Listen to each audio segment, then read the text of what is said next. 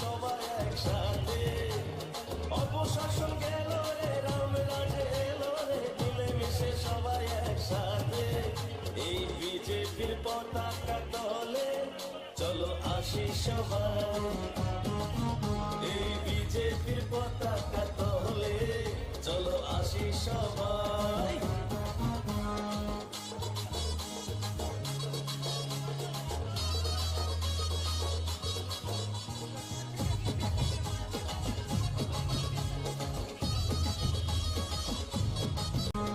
অপশাসন গেল রে, রাম রাজ এলো রে, মিলেমিশে সবাই একসাথে, অপশাসন গেল রে, রাম রাজ এলো রে, মিলেমিশে সবাই একসাথে। এই বিজেপির পতাকা তলে চলো আসি সবাই, এই বিজেপির পতাকা তলে চলো আসি সবাই।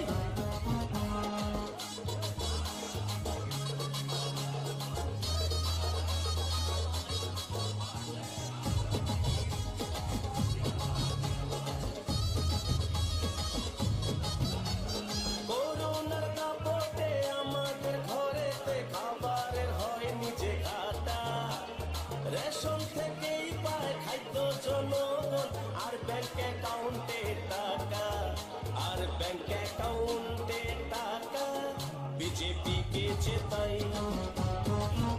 এই বিজেপির পতাকা তলে চলো আসি সবাই।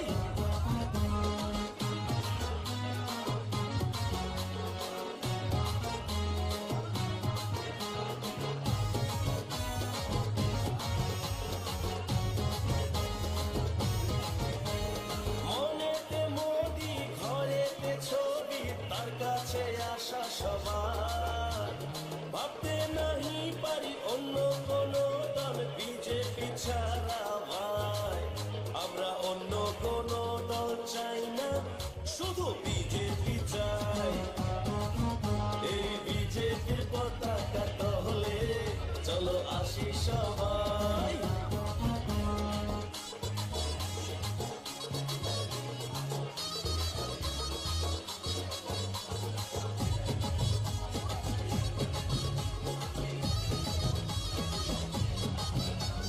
দিকে দিকে বিজেপি, চারিদিকে বিজেপি, সারা রাজ্যে বিজেপি ভাই। ত্রিপুরাতে বিজেপি, সারা দেশে বিজেপি, বিজেপি ছাড়া কেহ নাই। এই বিজেপির পতাকা তলে চলো আসি সবাই, এই বিজেপির পতাকা তলে চলো আসি সবাই। অপশাসন গেল রে, রাম রাজ এলো রে, মিলেমিশে সবাই একসাথে, অপশাসন গেল রে, রাম রাজ এলো রে, মিলেমিশে সবাই একসাথে।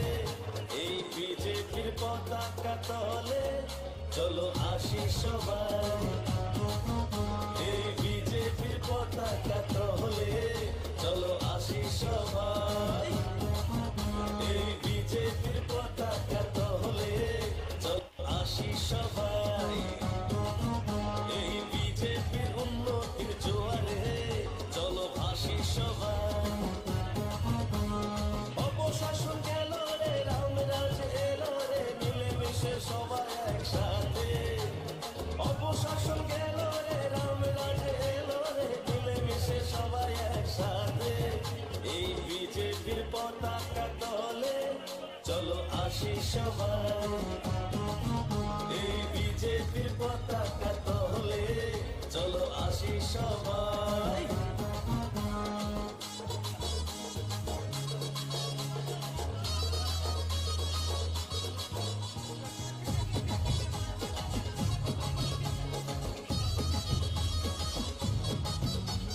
করোনার দাপটে আমাদের বিজেপির পতাকা তলে চলো আসি সবাই, এই বিজেপির পতাকা তলে।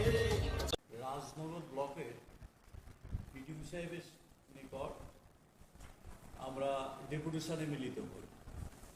সামগ্রিকভাবে রাজনগর ব্লক এলাকা শুধু সামাজিক ভাতা 4 মাস পর্যন্ত পায়। যেমন আমরা এই আমাদেরকে দেখলে এখন বলছে যে আমরা ভাতা পাচ্ছি না কেন। আরতি চৌধুরী, সে হচ্ছে একজন কি বলে মুখ বধির, কথা বলতে পারে। ওর ভাতা 4 মাসের উপরে পাচ্ছে, বয়স হয়ে গেছে। ও ছাড়া আর ওকে সাহায্য করার মতো কেউ নেই। ভাইয়ের সংসারে থাকে, কিন্তু এই ভাতার উপর নির্ভর করে থাকতে হয়। ওদের বাড়িতে যখন যায় মানে কান্নায় ভেঙে পড়েছে এই আরতি চৌধুরী। এছাড়া আছে দয়াবতী দাস, রেণুবালা দাস, কানন দাস, এরকম আরো বেশ কিছু এই ধরনের সমস্ত গাঁওসভাতে এটা এখন সারা রাজ্যের চেহারাই চলছে। কোথায় 2000 টাকা ভাতা, সেই ভাতা এখন প্রতি মাসে পাচ্ছে না, এরকম একটা অবস্থা। আমরা দাবি রাখছি অবিলম্বে ভাতা নিয়মিত দিতে হবে এবং যারা পাওয়ার উপযুক্ত তাদের সবাইকে ভাতা দেওয়ার ব্যবস্থা করতে হবে। এর বাইরে কন্যা সন্তানের যে ভাতা ছিল এটা প্রায় বন্ধ হয়ে গেছে, এখন আর নতুন করে অ্যাপ্লিকেশন নেওয়া হচ্ছে না, এই ব্যবস্থা চলছে। তারপরে আমরা বলেছি যে পিএমজিএসওয়াই যে ঘর, এটা আমরা দেখছি এই কিছু সমস্যা হচ্ছে। সেখানে যাদের নাম আছে সবাই সেই টাকা পাচ্ছে না। এটা যে সবটা অফিসিয়াল ইয়ের জন্য তা না, কিন্তু এটা দেখা গেছে যে রাজনৈতিক চাপ সৃষ্টি করে তাদেরকে একটা অংশের তাদেরকে ঘোরানো হচ্ছে যাতে সময় মতো টাকা না পায়, এই ধরনের তারা ব্যবস্থা করছে। আরেকটা সংকট হচ্ছে পিএমজিএস ওই ঘরের যে টাকা কম পাচ্ছে, এই টাকা দিয়ে ঘর করা খুব কঠিন। আমরা যদিও দাবি করেছি এই টাকার অঙ্কে বাড়াতে হবে, কিন্তু এই টাকা দিয়ে ঘর করতে পারছে না। এখন কেন ঘর করতে পারছে না? তার রেশন কার্ড আটকে রাখছে, তার রেগার কাজ দিচ্ছে না, রেগার কাজ দিচ্ছে না, রেগার একটা পোর্শন পাবে, এটা একটা দিক। কিন্তু এই রেশনের চাউল দিতে পারবে না এই ঘরের ইয়ের জন্য। সেটা হচ্ছে বিদ্যুৎ, ঘন ঘন বিদ্যুৎ চলে যাচ্ছে, তার কোনো তত্ত্বাবধানই নেই। আমাদের বামফ্রন্টের সময়ে রাজনগর ব্লকে আরো দুইটা সাবস্টেশন গড়ে ওঠার কাজ শুরু হয়েছিল। একটা একিমপুর, একটা হচ্ছে লক্ষ্মীপুর, বরপাথরের লক্ষ্মীপুর। এই দুইটা কাজে এখন পর্যন্ত কমপ্লিট করেনি, সেই কাজ এখনো পড়ে আছে। চিকিৎসা ব্যবস্থা তো প্রায় ভেঙে পড়েছে।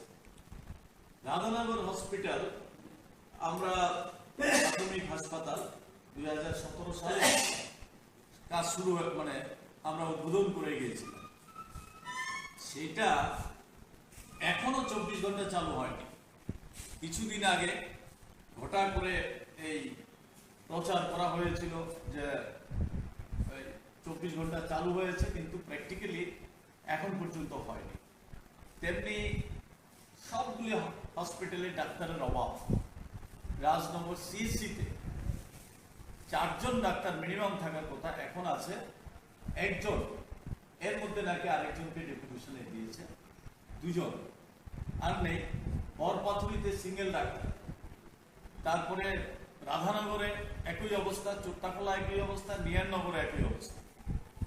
ডাক্তারের অভাব, অন্যান্য স্টাফের অভাব, সব মিলে চিকিৎসা ব্যবস্থা এই একেবারে ভেঙে পড়েছে। আমাদের যশপুরাতে একটা হাসপাতালের কাজ শুরু হয়েছিল বামফ্রন্টের সময়, সেই কাজটা বন্ধ করে দিয়েছে। আমরা বলেছি এই কাজটা আবার দ্রুত যাতে এই প্রাথমিক হাসপাতাল গড়ে তোলা হয়, সেই উদ্যোগ সরকারকে নিতে হবে। রাস্তাঘাট, মেইন রোড যেমন খারাপ হয়ে যাচ্ছে, তেমনি গ্রামীণ রাস্তাগুলি, কিছু আছে পিচ করা রাস্তা, কিছু আছে এইচলিং রাস্তা, একেবারে ভগ্নপ্রায়। অবিলম্বে যাতে এই রাস্তাগুলির সংস্কার করা হয়, সেই বিষয়গুলি আমরা উল্লেখ করেছি। পানি খুব খারাপ অবস্থার মধ্যে আছে, বিশেষ করে জলসেচ ভেঙে পড়েছে। এবার এমনিতেই সময় মতো বৃষ্টি না হওয়াতে কৃষকের অসুবিধা হয়েছে। আমরা দাবি করছি যে অবিলম্বে এই সমস্ত যে সোর্সগুলি ছিল জলসেচের সেগুলিকে ঠিকঠাক করতে হবে। আমাদের সময়ে ওই রাজনগরে দোয়াগাছড়া, বরপাথরিতে কাশারি ছড়াতে বড় বাঁধ দিয়ে জলসেচের প্রকল্প করা হয়েছিল, প্রায় কমপ্লিটের পথে ছিল। কিন্তু গত 5 বছর চলে গেছে, সেখান থেকে কৃষকদের জমিতে জল দেওয়ার জন্য যে ব্যবস্থাটা নেওয়া সেটা এখন পর্যন্ত নিচ্ছে না। এগুলি আমরা তাদের দপ্তরের মাধ্যমে নেওয়ার জন্য দাবি করছি। বামফ্রন্ট সরকার থাকার সময়ে রাজনগর ব্লক এলাকার মধ্যে বেশ কিছু প্রকল্প হাতে নেওয়া হয়েছে, এখনো সেগুলি কমপ্লিট করতে পারেনি। যেমন এর মধ্যে নিহাননগর হসপিটালে একটা হসপিটাল রোগীদের জন্য একটা বিল্ডিং তৈরি শুরু হয়েছিল, এখনো সেই বিল্ডিংটা তৈরি কমপ্লিট করে সেই কাজটা এখনো করতে পারে। তেমনি রাজনগরে আছে একটা ইনডোর স্টেডিয়াম, সেই সময়ে প্রায় শেষের পথে ছিল, এখনো সেই কাজটা কমপ্লিট করতে পারে। তো জলসেচের 2টা প্রকল্পের কথা বললাম, দোয়াগাছড়া এবং কাছারিছড়া, এগুলিতে এই কাজগুলি কমপ্লিট করে সে কাজ করতে পারেনি। এরকম আরও বেশ কিছু কাজ বকেয়া পড়ে আছে, সেগুলি করার জন্য আমরা বলছি। আমরা দেখছি যে এই এলাকার মধ্যে একটা চরম সংকটের মধ্যে দিয়ে আছে শ্রমিকরা, সাধারণ বেকার যুবকরা। আজকে কি দেখা যাচ্ছে, একদিকে দেখছি দুর্নীতি এই পুরা রাজ্যের মধ্যে, যেমন তেমনি এই যে উত্তর রাঙ্গামুড়া, ভবানীপুর, এই সমস্ত এলাকাতে, জয়চাঁদপুর, এই সমস্ত এলাকাতে দুর্নীতির নানান তথ্য আপনাদের সংবাদ মাধ্যমে বেরিয়ে আসছে। তেমনি এই যে নেশা কারবারিদের রমরমা সারাতে বড় রাজ্যে শুরু হয়েছে, তেমনি আজকে এই সমস্ত এলাকাতে কোনো কাজ নাই, বিকল্প অর্থ রোজগারের ব্যবস্থা নাই, যুবকরা ঝুঁকছে এই সমস্ত নেশা কারবারির জন্য।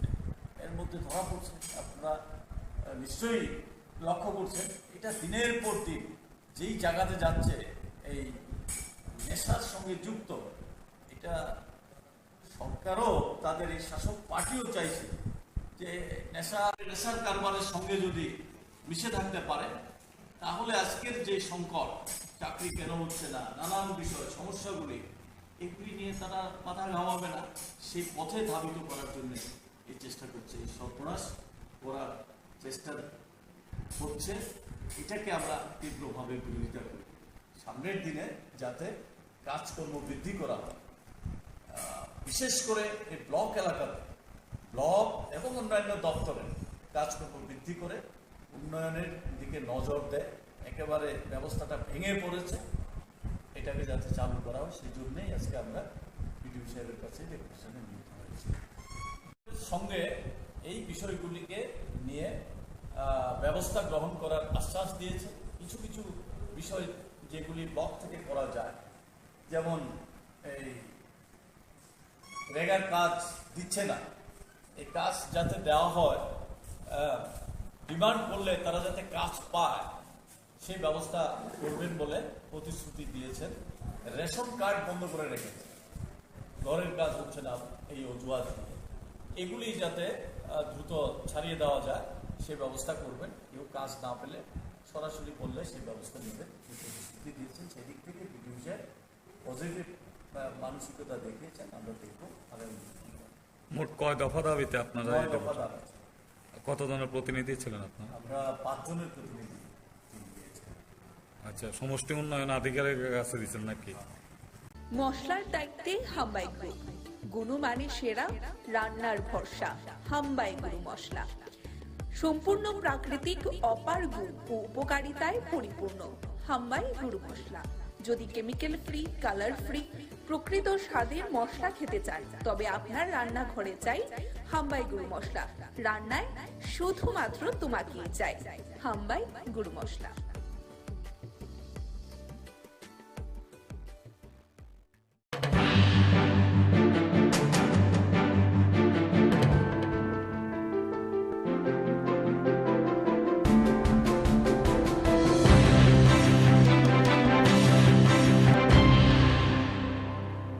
রেখে দিলে মাথাটা দেখতে একটু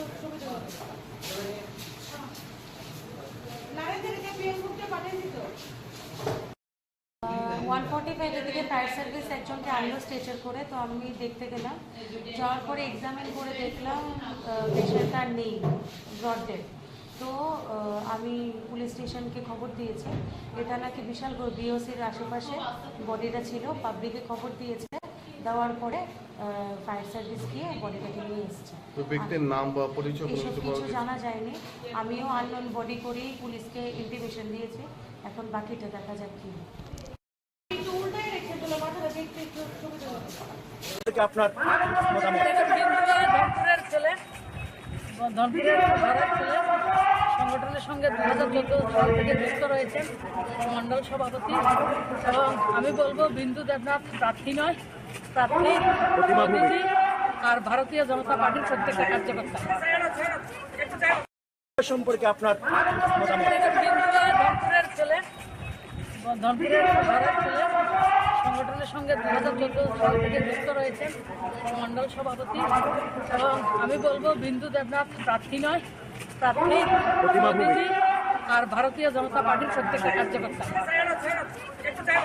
সম্পর্কে আপনার ধনপুরের ছেলে, ধনপুরের ঘরের ছেলে, সংগঠনের সঙ্গে 2014 সাল থেকে যুক্ত রয়েছেন, মণ্ডল সভাপতি। এবং আমি বলবো বিন্দু দেবনাথ প্রার্থী নয়, প্রার্থী মোদীজি আর ভারতীয় জনতা পার্টির প্রত্যেকটা কার্যকর্তা। অনুরোধ করবো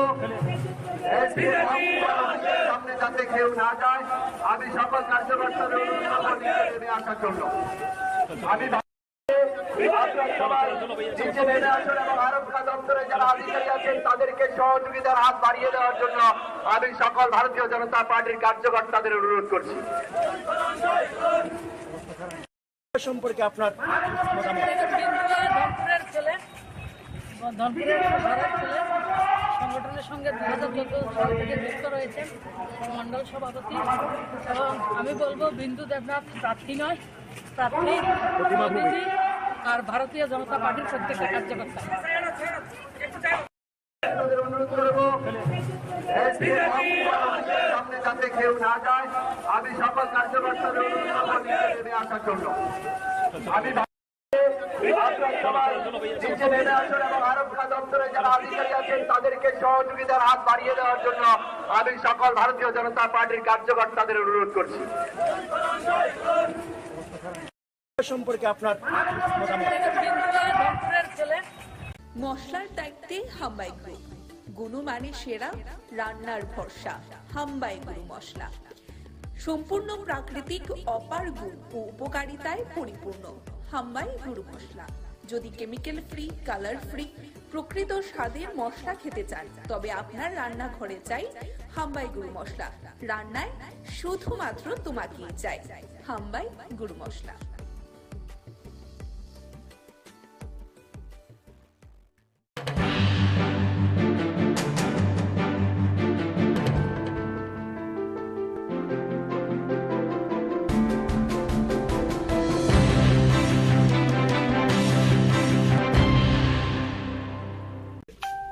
বাম বিরোধী এক অবিসংবাদিত নেতা এখনো আছেন, আগামী দিনেও থাকবেন।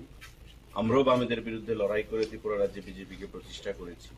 তো স্বাভাবিকভাবেই একজন বাম বিরোধী নেতা আরেকজন বাম বিরোধী নেতার বাড়িতে আসা, এটার অর্থ অন্যরকম ভাবে করবেন না। আমরা এসেছি সোনামুড়াতে, তো ভাবলাম এখানে এসে বিল্লালদা কেমন আছেন, অনেকদিন ধরে যোগাযোগ নেই, কথাবার্তা নেই, তো এসে একটু কথা বলে যাই, যাতে করে আগামী দিনে আমরা মানে জনগণের যে আশীর্বাদ, সেই জনগণের আশীর্বাদ প্রত্যেকের বাড়িতে আমরা যেতে পারি। সেটা বিল্লালদা বলতে পারবেন। এমনিতে দাদা যেটা বলবো যে কংগ্রেসেরই একটা অংশ বিশেষ করে বামেদের সঙ্গে সাপোর্ট করাতে কংগ্রেস এই উপনির্বাচনে মানে খুশি নয়। বিশেষ করে আমরা প্রাক্তন যিনি সভাপতি ছিলেন কংগ্রেসের বিরজিৎ সিনহা, তিনিও বলেছেন প্রচারে যাবেন কি যাবেন না এখনো কোনো ঠিক হয়নি। তো অনেকেই যদি অনুসারী বলি, বিল্লাল মিয়া বিরজিৎ সিনহার অনুসারী আমরা এতদিন জানি, তো সেই ক্ষেত্রে কি কোনো এখানে একটা কথা পরিষ্কার, কংগ্রেস যে বর্তমানে দেউলিয়া হয়ে গেছে সেটা পরিষ্কার হয়ে গেছে এবারকার বক্সনগর এবং ধনপুরের উপনির্বাচনে। এর আগেও তাদের দেউলিয়াপনার পরিচয় দিয়েছে বিগত বিধানসভা নির্বাচনে, যে 13টি আসনে সিপিআইএম এর কাছে আত্মসমর্পণ করেছে, 3টি আসনে জয়ী হয়েছে। তো স্বাভাবিকভাবেই এটা বলার পর নতুন করে কিছু নেই কংগ্রেস সম্পর্কে। আর বিরজিৎবাবু সম্পর্কে যেটা বলেছেন, বিরজিৎবাবু দীর্ঘদিনের বাম বিরোধী যোদ্ধা ছিলেন। আমরা যতটুকু জানি বিরজিৎবাবুর মনের ইচ্ছার বিরুদ্ধে গত নির্বাচনে সেখানে যে কোনো একটা অংশ জোট করেছে সিপিআইএম এর সঙ্গে। ধনপুরে মত আপনাদেরকে সমর্থন করবেন কিনা? মথা সমর্থন করবে কিনা এটা মথা পরবর্তী সময় জানাবেন। আজকেও সংবাদপত্রে আপনারা দেখেছেন তাদের স্ট্যান্ড কি হবে। কেউ সমর্থন করুক না করুক, আমরা এই যুদ্ধে আমরা অবতীর্ণ হয়েছি। আমরা এই বক্সনগর এবং ধনপুর উপনির্বাচনে বিগত মার্জিন থেকে আমরা বিপুল ভোটের ব্যবধানে জয়ী হব। এই সোনামুড়া মহকুমাতে আপনার ধনপুর কি ছিল, একসময় বামেদের দুর্ভেদ্য ঘাঁটি, সমর চৌধুরীর সাজানো বাগান। এই সমর চৌধুরীর সাজানো বাগান থেকে প্রাক্তন মুখ্যমন্ত্রী মানিক সরকার জয়ী হতেন। বক্সনগর দীর্ঘদিন ধরে বামেদের দখলে ছিল, মাঝখানে বিল্লাল বাবু মন্ত্রী ছিলেন, বিধায়ক ছিলেন। কিন্তু দেখুন এই যে মিথ ধনপুরে সিপিএম এর দুর্ভেদ্য ঘাঁটি, সেটাকে ভেঙে দিয়েছে গত নির্বাচনে বিজেপির প্রার্থী প্রতিমা ভৌমিক কেন্দ্রীয় মঞ্চে। তো স্বাভাবিকভাবেই এটাও ভাবার কোনো কারণ নেই যে বক্সনগরে সিপিআইএম জয়ী হয়েছে, বক্সনগরে কোনোদিন বাম বিরোধী প্রার্থী জয়ী হতে পারবে না, এটা ভাবার কোনো কারণ নেই। এবারে এই উপনির্বাচনে সেই মিথটাও আমরা ভাঙব।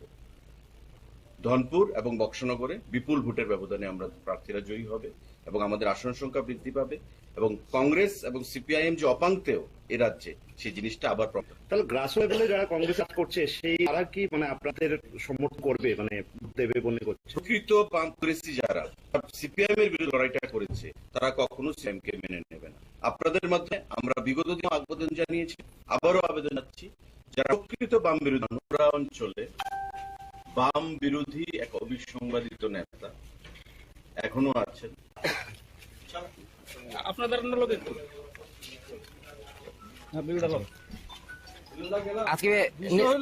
অন্য কিছু না, রকমদার আমি দীর্ঘদিন আমরা এক রাজনীতি করছি, সুশান্ত সহকারে একসাথে রাজনীতি করছি। আমার এইটা বন্ধু হইলো নারায়ণ দত্ত, সে আমার ইউথ কংগ্রেসে ছিল, আমরা সবাই একসাথে ছিল। সোনামুড়া আইসে তারা আমাদের এইটা সাক্ষাতে আইসে, আর মা মারা যাওয়ার পরে তারা আইসে না। আপনি কি বিজেপিতে জয়েন করছেন? আমি তো কংগ্রেস করি। কিন্তু আপনি প্রার্থী সম্পর্কে খুশি, কারণ কংগ্রেস কিন্তু মূলত ভাবে সমর্থন করেছে সিপিএম কে, কিন্তু সিপিএম প্রার্থী দিয়েছে। বিশেষ করে আমরাও সোনামুড়ার মানুষ সবাই, যে অনেকের আশা ছিল যে এবার নাকি বিল্লাল মিয়া প্রার্থী হতে পারে। এটা তো কংগ্রেস পার্টির ব্যাপার, কংগ্রেস কি করছে, কংগ্রেস সাইনবোর্ড উড্রু করলে তো আমার কিছু করার নাই। কিন্তু আজকে তো মানে যে একটা প্রচার আছে যে আপনি বিজেপিতে জয়েন করছেন, যে আজকে যে বিজেপি লিডাররা যে আসলো, এটা কি নিশ্চয়ই সৌজন্যতা না অন্য কিছু?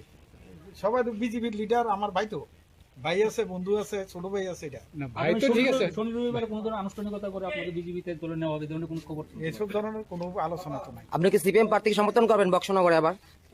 সিপিএম এটা হলো কংগ্রেসের ব্যাপার, কংগ্রেস আপনার ব্যক্তিগত, আপনি তো কংগ্রেসে আছেন, আপনার ব্যক্তিগত আমি তো বলুন এখন কংগ্রেসে আছেন। আলোচনা হইছে না, আলোচনা হইলে দেখা যাবে। দর্শক বন্ধু, এই মুহূর্তে সেই চিত্র সরাসরি আমরা কিন্তু মশলার দায়িত্বে হাম্বাই গ্রুপ, গুণমানে সেরা, রান্নার ভরসা, হাম্বাই গুরু মশলা। সম্পূর্ণ প্রাকৃতিক অপার গুণ ও উপকারিতায় পরিপূর্ণ হাম্বাই গুরু মশলা। যদি কেমিক্যাল ফ্রি, কালার ফ্রি, প্রকৃত স্বাদের মশলা খেতে চান, তবে আপনার রান্নাঘরে চাই হাম্বাই গুরু মশলা। রান্নায় শুধুমাত্র তোমাকেই চাই হাম্বাই গুরু মশলা।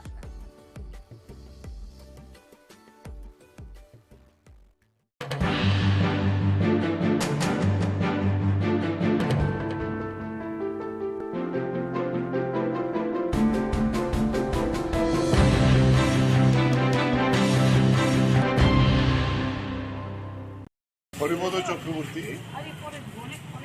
তিনি শিল্প দপ্তরের একজন অফিসার ছিলেন এবং আমাদের সরকার আসার পরে প্রথম যখন অনিল সরকার শিল্পমন্ত্রীর দায়িত্ব পান, দপ্তর থেকে একজন লোক আসে, দক্ষতার সঙ্গে কাজ করেছে এবং আমিও পরে যখন শিল্পমন্ত্রী হই আমার দপ্তরও ছিল এবং এখান থেকে রিটায়ারমেন্ট আমি যখন দপ্তরে ছিলাম, এরপরে আমরা ওনাকে মিউনিসিপ্যালিটিতে দাঁড় করাই কঠিন সময়তে, সেখান থেকে জিতে আসেন। মিউনিসিপ্যালিটিতে একটা সাংঘাতিক ভূমিকা গ্রহণ করেছিলেন ডেভেলপমেন্টের। উনি যে এলাকায় দাঁড়াতেন এটা কিন্তু শহরের একেবারে বর্ডার সংলগ্ন এলাকা, অনেক কাজ করেছেন এবং মিউনিসিপ্যালিটি পরিচালনা করার ক্ষেত্রেও শঙ্কর দাস তখন চেয়ারম্যান। শঙ্কর দাস বলতেন যে বাজেট যখন রাখা হতো, বাজেটের পক্ষে প্রথম বক্তব্যটা হরিপদ চক্রবর্তী রাখতেন, মানে এত ইকোনমিক বিষয়টা ভালো করে জানতেন এবং সেই জায়গায় দাঁড়িয়ে পরবর্তী সময়তে যিনি রিটায়ারমেন্টের পরে মিউনিসিপ্যালিটির পরেও আমরা ওনাকে আবার স্টেট কোঅপারেটিভ ব্যাংকের চেয়ারম্যানের দায়িত্ব দিই। দুইটা টার্ম খুব দক্ষতার সঙ্গে এই ব্যাংকটাকে অনেক উন্নতি করার জন্য কাজ করেছে। এরপরেও প্রতিদিন পার্টির নিয়মিত বিভিন্ন কর্মসূচিতে হরিপদ চক্রবর্তী থাকতেন। গত 2 বছর একটু অসুস্থ হয়ে যায়। অসুস্থ হয়ে যাওয়ার পরে নিয়মিত প্রতিদিন প্রায় এই পার্টির খোঁজাখোঁজ রাখতেন। যখন চলাফেরা করতে পারতেন না, সবাইকে ডাকতেন কীভাবে কাজ করা যায়। এরকম একটা নিরলস পার্টির দায়িত্বশীল একজন নেতৃত্ব ছিলেন। লোকাল কমিটির মেম্বার ছিলেন আগরতলা রামনগর লোকাল কমিটির। পরে এই জায়গায় দাঁড়িয়ে এই ধরনের একজন হয়তো বয়স হয়েছে 83, বয়স হলে তো সবাইকেই যেতে হবে, কিন্তু ওনাদের মতো এরকম যারা নেতৃত্ব তাদেরকে হারানোটা আমাদের একটা সম্পদ হারানো। ফলে সেই জায়গায় দাঁড়িয়ে আমরা ওনার স্মরণে যাতে ওই এলাকায় আরও বেশি কাজ আমরা করতে পারি তার জন্য এই কাজই করেই ওনার প্রতি সহমতা জানানো, সংহতি জানানো, স্মরণ করা, এই কাজটি আমরা করে যাব।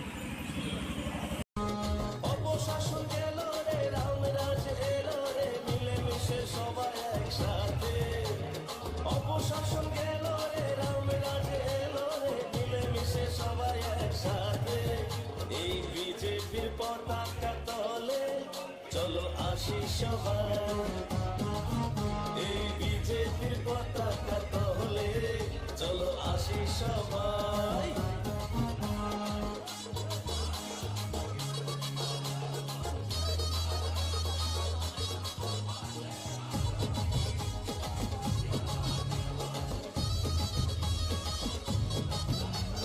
করোনার দাপটে আমাদের ঘরেতে খাবারের হয়নি যে খাতা, রেশন থেকেই পায় খাদ্য জনগণ, আর ব্যাংক অ্যাকাউন্টে টাকা, আর ব্যাংক অ্যাকাউন্টে টাকা বিজেপিকে জেতাই।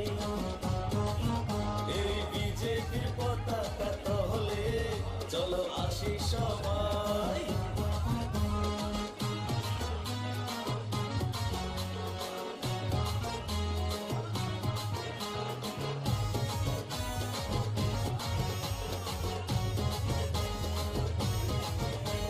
মনেতে মোদি, ঘরেতে ছবি, তার কাছে আসা সবার, ভাবতে নাহি পারি অন্য কোনো দল বিজেপি ছাড়া ভাই। আমরা অন্য কোনো দল চাই না, শুধু বিজেপি চাই। এই বিজেপির পতাকা তলে চলো আসি সবাই।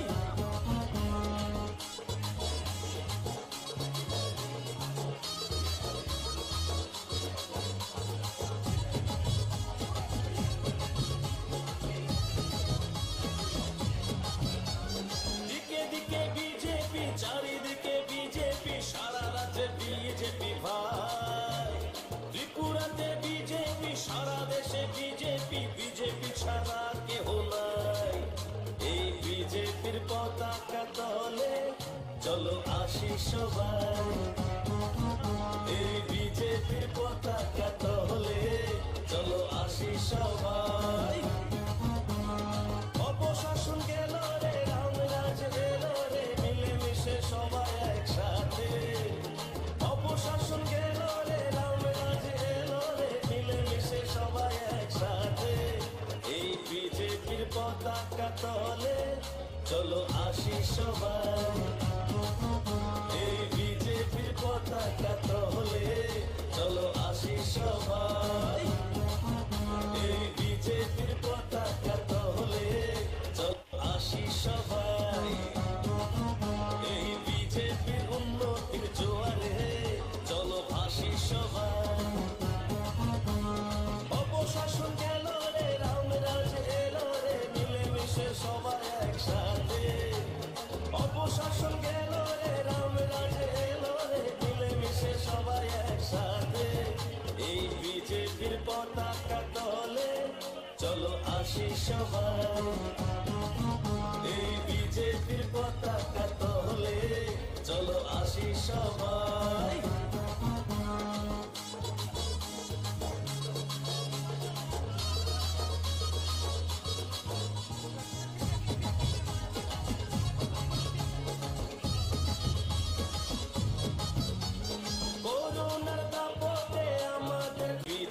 পতাকা তলে চলো আসি সবাই, এই বিজেপির পতাকা তলে।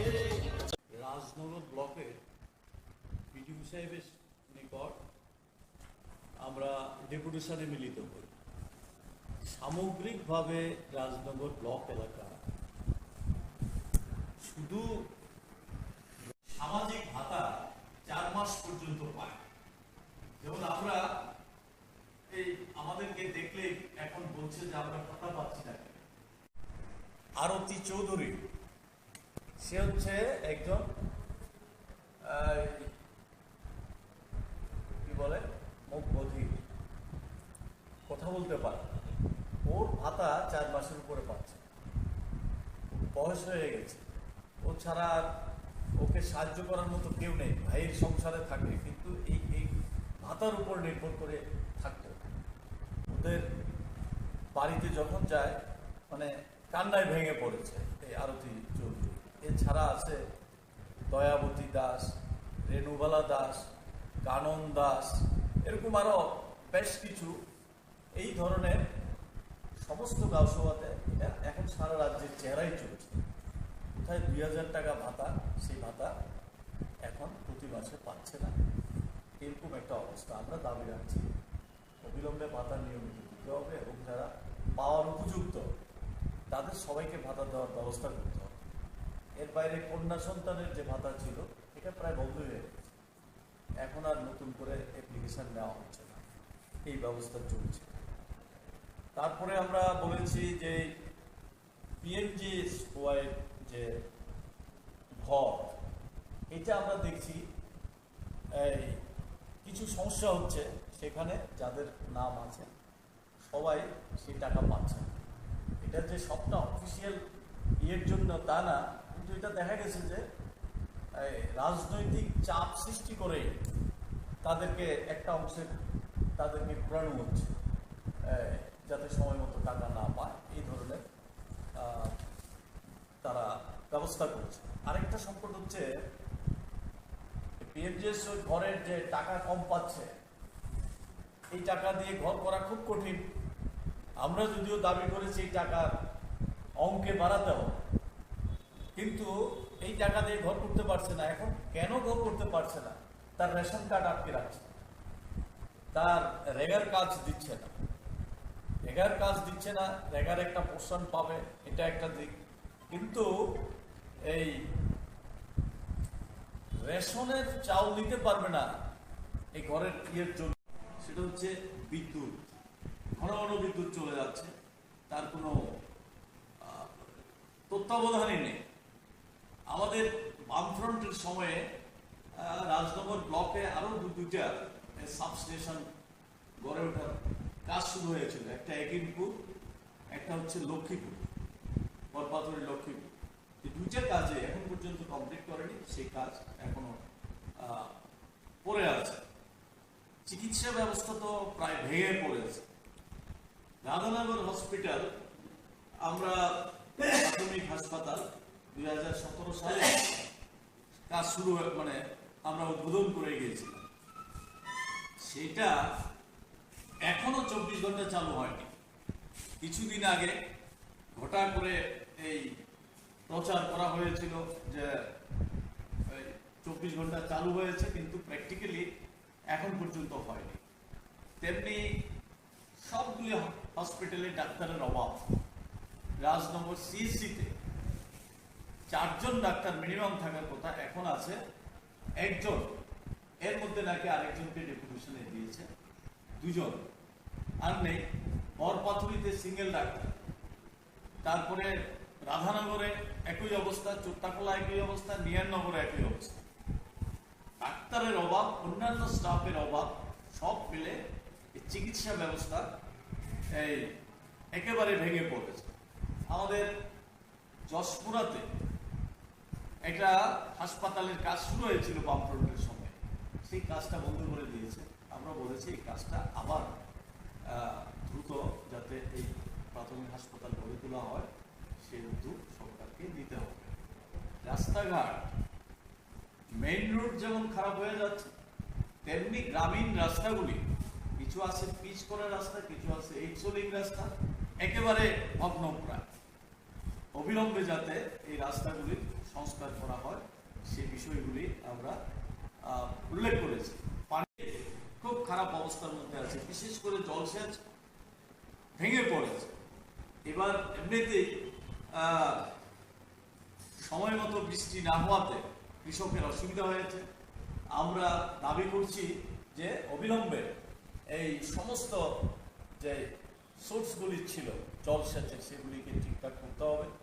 আমাদের সময়ে ওই রাজনগরে দোয়াগাছড়া, বরপাথরিতে কাছারি ছড়াতে বড় বাঁধ দিয়ে জলসেচের প্রকল্প করা হয়েছিল, প্রায় কমপ্লিটের পথে ছিল। গত 5 বছর চলে গেছে, সেখান থেকে কৃষকের জমিতে জল দেওয়ার জন্য যে ব্যবস্থাটা নেওয়া সেটা এখন পর্যন্ত নিচ্ছে না। এগুলি আমরা তাদের দপ্তরের মাধ্যমে নেওয়ার জন্য দাবি করছি। বামফ্রন্ট সরকার থাকার সময়ে রাজনগর ব্লক এলাকার মধ্যে বেশ কিছু প্রকল্প হাতে নেওয়া হয়েছে, এখনো সেগুলি কমপ্লিট করতে পারেনি। যেমন এর মধ্যে নিহাননগর হসপিটালে একটা হসপিটাল রোগীদের জন্য একটা বিল্ডিং তৈরি শুরু হয়েছিল, এখনো সেই বিল্ডিংটা তৈরি কমপ্লিট করে সেই কাজটা এখনো করতে পারে। তেমনি রাজনগরে আছে একটা ইনডোর স্টেডিয়াম, সেই সময়ে প্রায় শেষের পথে ছিল, এখনো সেই কাজটা কমপ্লিট করতে পারে।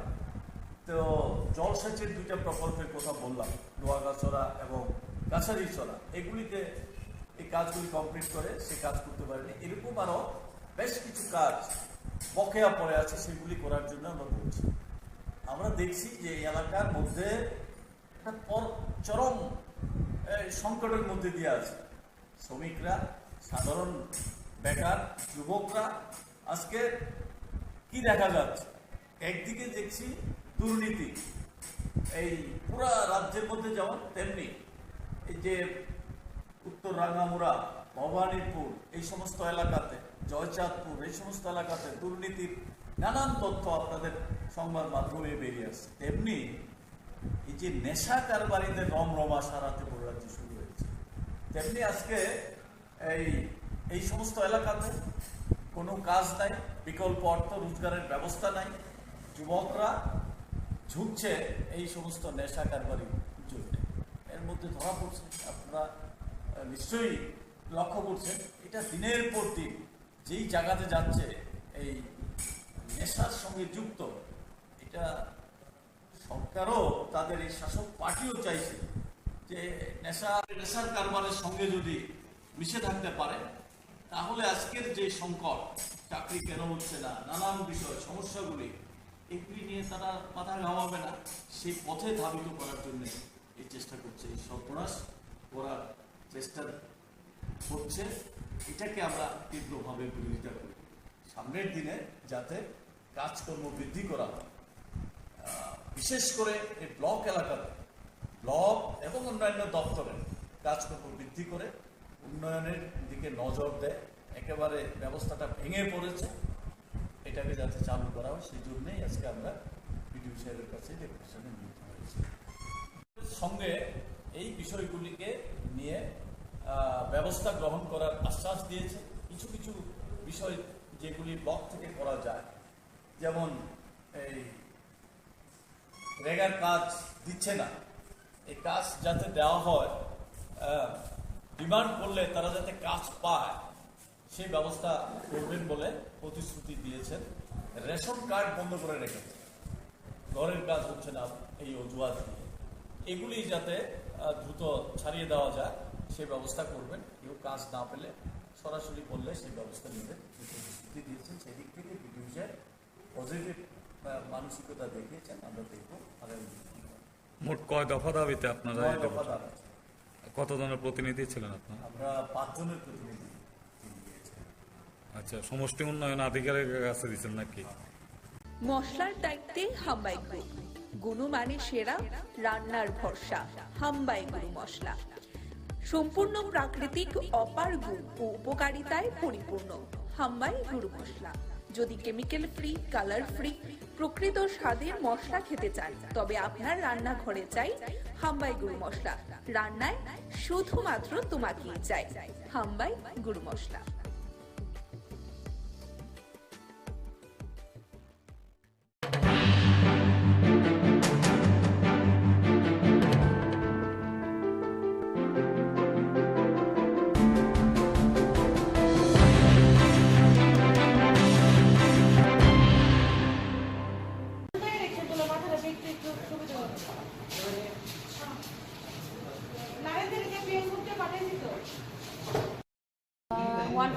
থেকে ফায়ার সার্ভিস একজনকে আনলো স্ট্রেচার করে, তো আমি দেখতে গেলাম। যাওয়ার পরে এক্সামিন করে দেখলাম পেশেন্টটা নেই, ব্রড ডেথ। তো আমি পুলিশ স্টেশনকে খবর দিয়েছি। এটা নাকি বিশাল বিওসির আশেপাশে বডিটা ছিল, পাবলিকে খবর দিয়েছে। দেওয়ার পরে ফায়ার সার্ভিস গিয়ে বডিটাকে নিয়ে এসছে। তো ব্যক্তির নাম বা পরিচয় কিছু জানা যায়নি। আমিও আননোন বডি করেই পুলিশকে ইন্টিমেশন দিয়েছি। এখন বাকিটা দেখা যাক কি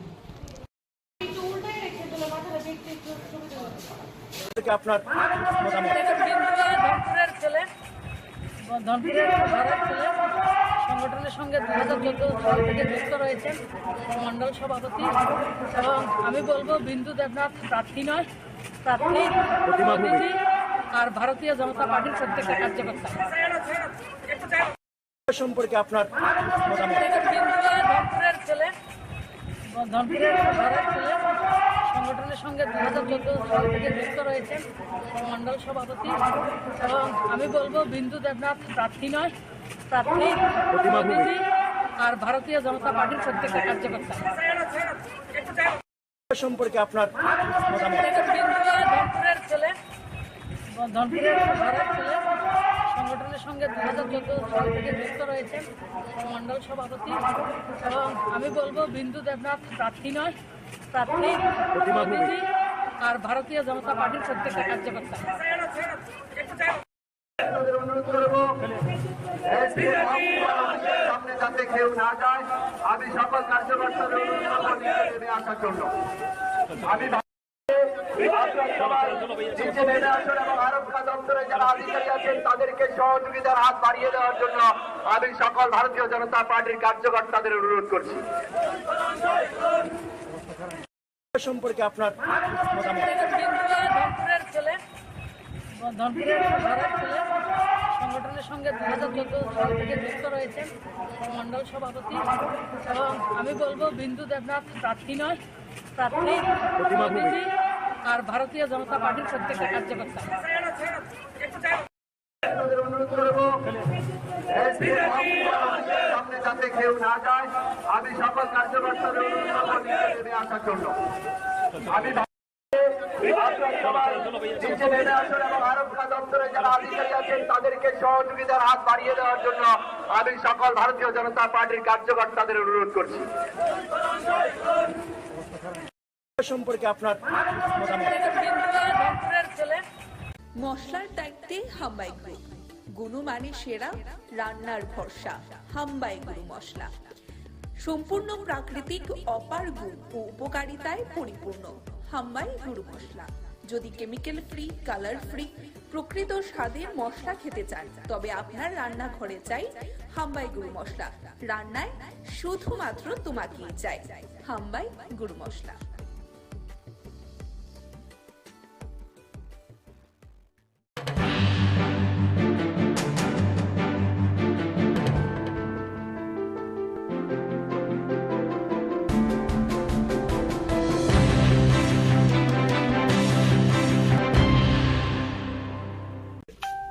বাম বিরোধী এক অবিসংবাদিত নেতা এখনো আছেন, আগামী দিনেও থাকবেন। আমরাও বামেদের বিরুদ্ধে লড়াই করে ত্রিপুরা রাজ্যে বিজেপিকে প্রতিষ্ঠা করেছি। তো স্বাভাবিকভাবেই একজন বাম বিরোধী নেতা আরেকজন বাম বিরোধী নেতার বাড়িতে আসা, এটার অর্থ অন্যরকম ভাবে করবেন না। আমরা এসেছি সোনামুড়াতে, তো ভাবলাম এখানে এসে বিল্লালদা কেমন আছেন, অনেকদিন ধরে যোগাযোগ নেই, কথাবার্তা নেই, তো এসে একটু কথা বলে যাই, যাতে করে আগামী দিনে আমরা মানে জনগণের যে আশীর্বাদ, সেই জনগণের আশীর্বাদ প্রত্যেকের বাড়িতে আমরা যেতে পারি। বিজিবিতে জয়েন করছে সেটা বিল্লালদা বলতে পারবেন। এমনিতে দাদা যেটা বলবো যে কংগ্রেসেরই একটা অংশ বিশেষ করে বামেদের সঙ্গে সাপোর্ট করাতে কংগ্রেস এই উপনির্বাচনে মানে খুশি নয়। বিশেষ করে আমরা প্রাক্তন যিনি সভাপতি ছিলেন কংগ্রেসের বীরজিৎ সিনহা, তিনিও বলেছেন প্রচারে যাবেন কি যাবেন না এখনো কোনো ঠিক হয়নি। তো অনেকেই যদি অনুসারী বলি, বিল্লাল মিয়া বীরজিৎ সিনহার অনুসারী আমরা এতদিন জানি। তো সেই ক্ষেত্রে কি কোনো এখানে সমীকরণ? একটা কথা পরিষ্কার, কংগ্রেস যে বর্তমানে দেউলিয়া হয়ে গেছে সেটা পরিষ্কার হয়ে গেছে এবারকার বক্সনগর এবং ধনপুরের উপনির্বাচনে। এর আগেও তাদের দেউলিয়াপনার পরিচয় দিয়েছে বিগত বিধানসভা নির্বাচনে, যে 13টি আসনে সিপিআইএম এর কাছে আত্মসমর্পণ করেছে, 3টি আসনে জয়ী হয়েছে। তো স্বাভাবিকভাবেই এটা বলার পর নতুন করে কিছু নেই কংগ্রেস সম্পর্কে। আর বিরজিৎ বাবু সম্পর্কে যেটা বলেছেন, বিরজিৎ বাবু দীর্ঘদিনের বাম বিরোধী যোদ্ধা ছিলেন। আমরা যতটুকু জানি বিরজিৎ বাবুর মনের ইচ্ছার বিরুদ্ধে গত নির্বাচনে সেখানে যে কোনো একটা অংশ জোট করেছে সিপিআইএম এর সঙ্গে। ধনপুরে মত আপনাদেরকে সমর্থন করবেন কিনা? মথা সমর্থন করবে কিনা এটা মথা পরবর্তী সময় জানাবেন। আজকেও সংবাদপত্রে আপনারা দেখেছেন তাদের স্ট্যান্ড কি হবে। কেউ সমর্থন করুক না করুক, আমরা এই যুদ্ধে আমরা অবতীর্ণ হয়েছি। আমরা এই বক্সনগর এবং ধনপুর উপনির্বাচনে বিগত মার্জিন থেকে আমরা বিপুল ভোটের ব্যবধানে জয়ী হব। এই সোনামুড়া মহকুমাতে আপনার ধনপুর কি ছিল? একসময় বামেদের দুর্ভেদ্য ঘাঁটি, সমর চৌধুরীর সাজানো বাগান। এই সমর চৌধুরীর সাজানো বাগান থেকে প্রাক্তন মুখ্যমন্ত্রী মানিক সরকার জয়ী হতেন। বক্সনগর দীর্ঘদিন ধরে বামেদের দখলে ছিল, মাঝখানে বিল্লাল বাবু মন্ত্রী ছিলেন, বিধায়ক ছিলেন। কিন্তু দেখুন এই যে মিথ ধনপুরে সিপিএম এর দুর্ভেদ্য ঘাঁটি, সেটাকে ভেঙে দিয়েছে গত নির্বাচনে বিজেপির প্রার্থী প্রতিমা ভৌমিক, কেন্দ্রীয় মন্ত্রী। তো স্বাভাবিকভাবেই এটাও ভাবার কোনো কারণ নেই যে বক্সনগরে সিপিআইএম জয়ী হয়েছে, বক্সনগরে কোনোদিন বাম বিরোধী প্রার্থী জয়ী হতে পারবে না, এটা ভাবার কোনো কারণ নেই। এবারে এই উপনির্বাচনে সেই মিথটাও আমরা ভাঙব। ধনপুর এবং বক্সনগরে বিপুল ভোটের ব্যবধানে আমরা প্রার্থীরা জয়ী হবে এবং আমাদের আসন সংখ্যা বৃদ্ধি পাবে এবং কংগ্রেস এবং সিপিআইএম যে অপাঙ্ক্তেও এ রাজ্যে সেই জিনিসটা আবার তাহলে গ্রাস লেভেলে যারা কংগ্রেস করছে সেই তারা কি মানে আপনাদের সমর্থন করবে, মানে দেবে মনে করছে? প্রকৃত কংগ্রেসী যারা সিপিআইএম এর বিরুদ্ধে লড়াইটা করেছে তারা কখনো সিএম কে মেনে নেবে না। আপনাদের মধ্যে আমরা বিগত দিনে আবেদন জানিয়েছি, আবারও আবেদন জানাচ্ছি, যারা প্রকৃত বাম বিরোধী অঞ্চলে বাম বিরোধী এক অবিসংবাদিত নেতা এখনো আছেন, আপনাদের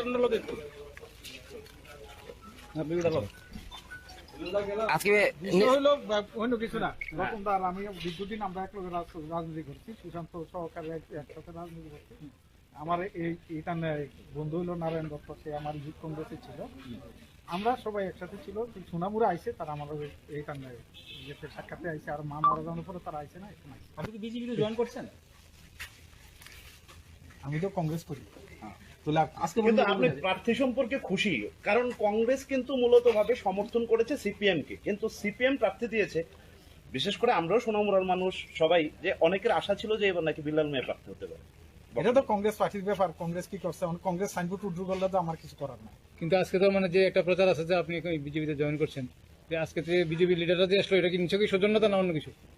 সবাই তো বিজেপির লিডার, আমার ভাই তো, ভাই আছে, বন্ধু আছে, ছোট ভাই আছে। এটা না ভাই তো ঠিক আছে, শনি রবিবারে কোনো ধরনের আনুষ্ঠানিকতা করে আপনাকে বিজেপিতে তুলে নেওয়া হবে, কোনো খবর এসব ধরনের কোনো আলোচনা তো নাই। আপনি কি সিপিএম প্রার্থীকে সমর্থন করবেন বক্সনগরে আবার? সিপিএম এটা হলো কংগ্রেসের ব্যাপার, কংগ্রেস আপনার ব্যক্তিগত, আপনি তো কংগ্রেসে আছেন, আপনার ব্যক্তিগত, আমি তো বলুন এখন কংগ্রেসে আছি। আলোচনা হইছে না, আলোচনা হইলে দেখা যাবে। দর্শক বন্ধু, এই মুহূর্তে সেই চিত্র সরাসরি আমরা কিন্তু মশলার দায়িত্বে হাম্বাই গ্রুপ, গুণমানে সেরা, রান্নার ভরসা, হাম্বাই গুরু মশলা। সম্পূর্ণ প্রাকৃতিক, অপার গুণ ও উপকারিতায় পরিপূর্ণ হাম্বাই গুরু মশলা। যদি কেমিক্যাল ফ্রি, কালার ফ্রি, প্রকৃত স্বাদের মশলা খেতে চান, তবে আপনার রান্নাঘরে চাই হাম্বাই গুরু মশলা। রান্নায় শুধুমাত্র তোমাকেই চাই হাম্বাই গুরু মশলা।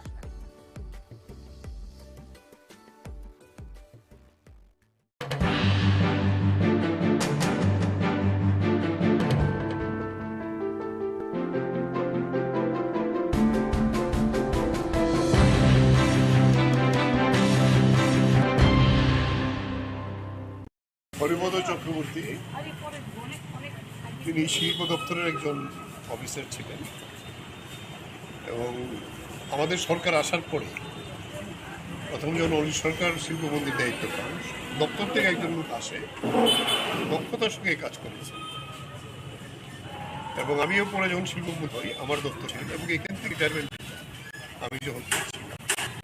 এরপর আমরা ওনাকে মিনিস্ট্রিতে দাঁড় করে কঠিন সময়তে সেখান থেকে যে আসে মিনিস্ট্রিতে একটা সাংঘাতিক ভূমিকা গ্রহণ করতে ডেভেলপমেন্টের। উনি যে এলাকায় দাঁড়িয়ে সকলে একেবারে সামনে এলাকা কাজ করেছেন। মিউনিসিপ্যালিটি পুনর্নির্মাণ করার সদাস্ত হচ্ছে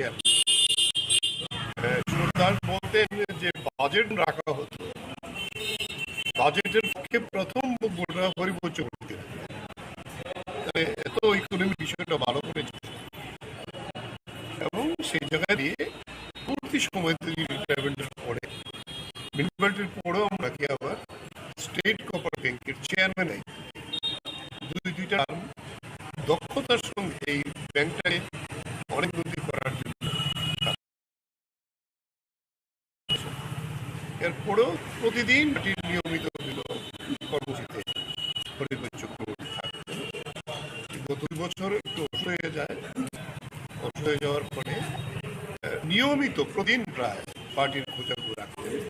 যখন চলাফেরা করতে পারতেন না সবকে ডাকতেন, কীভাবে কাজ করায়।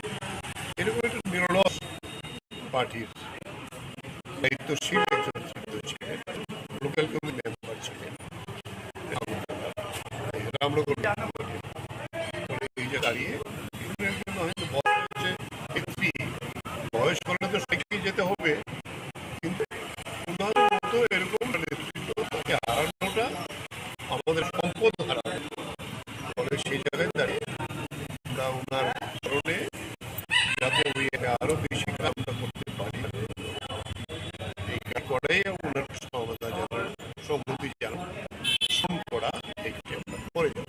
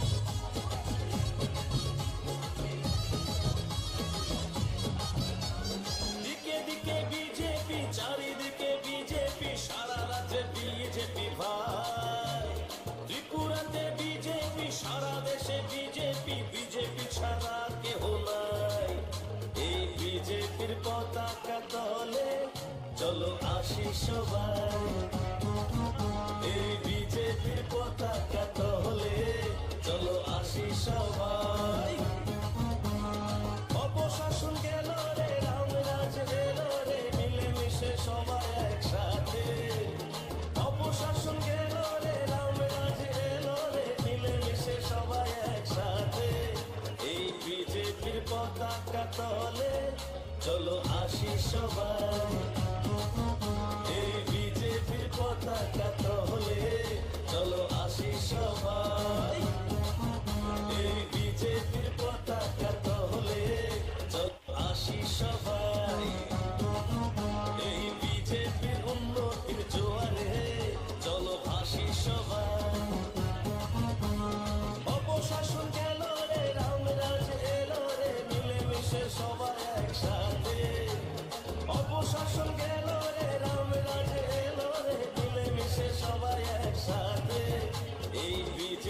পতাকা তলে চলো আসি সবাই, এই বিজেপির পতাকা তলে চলো আসি সবাই।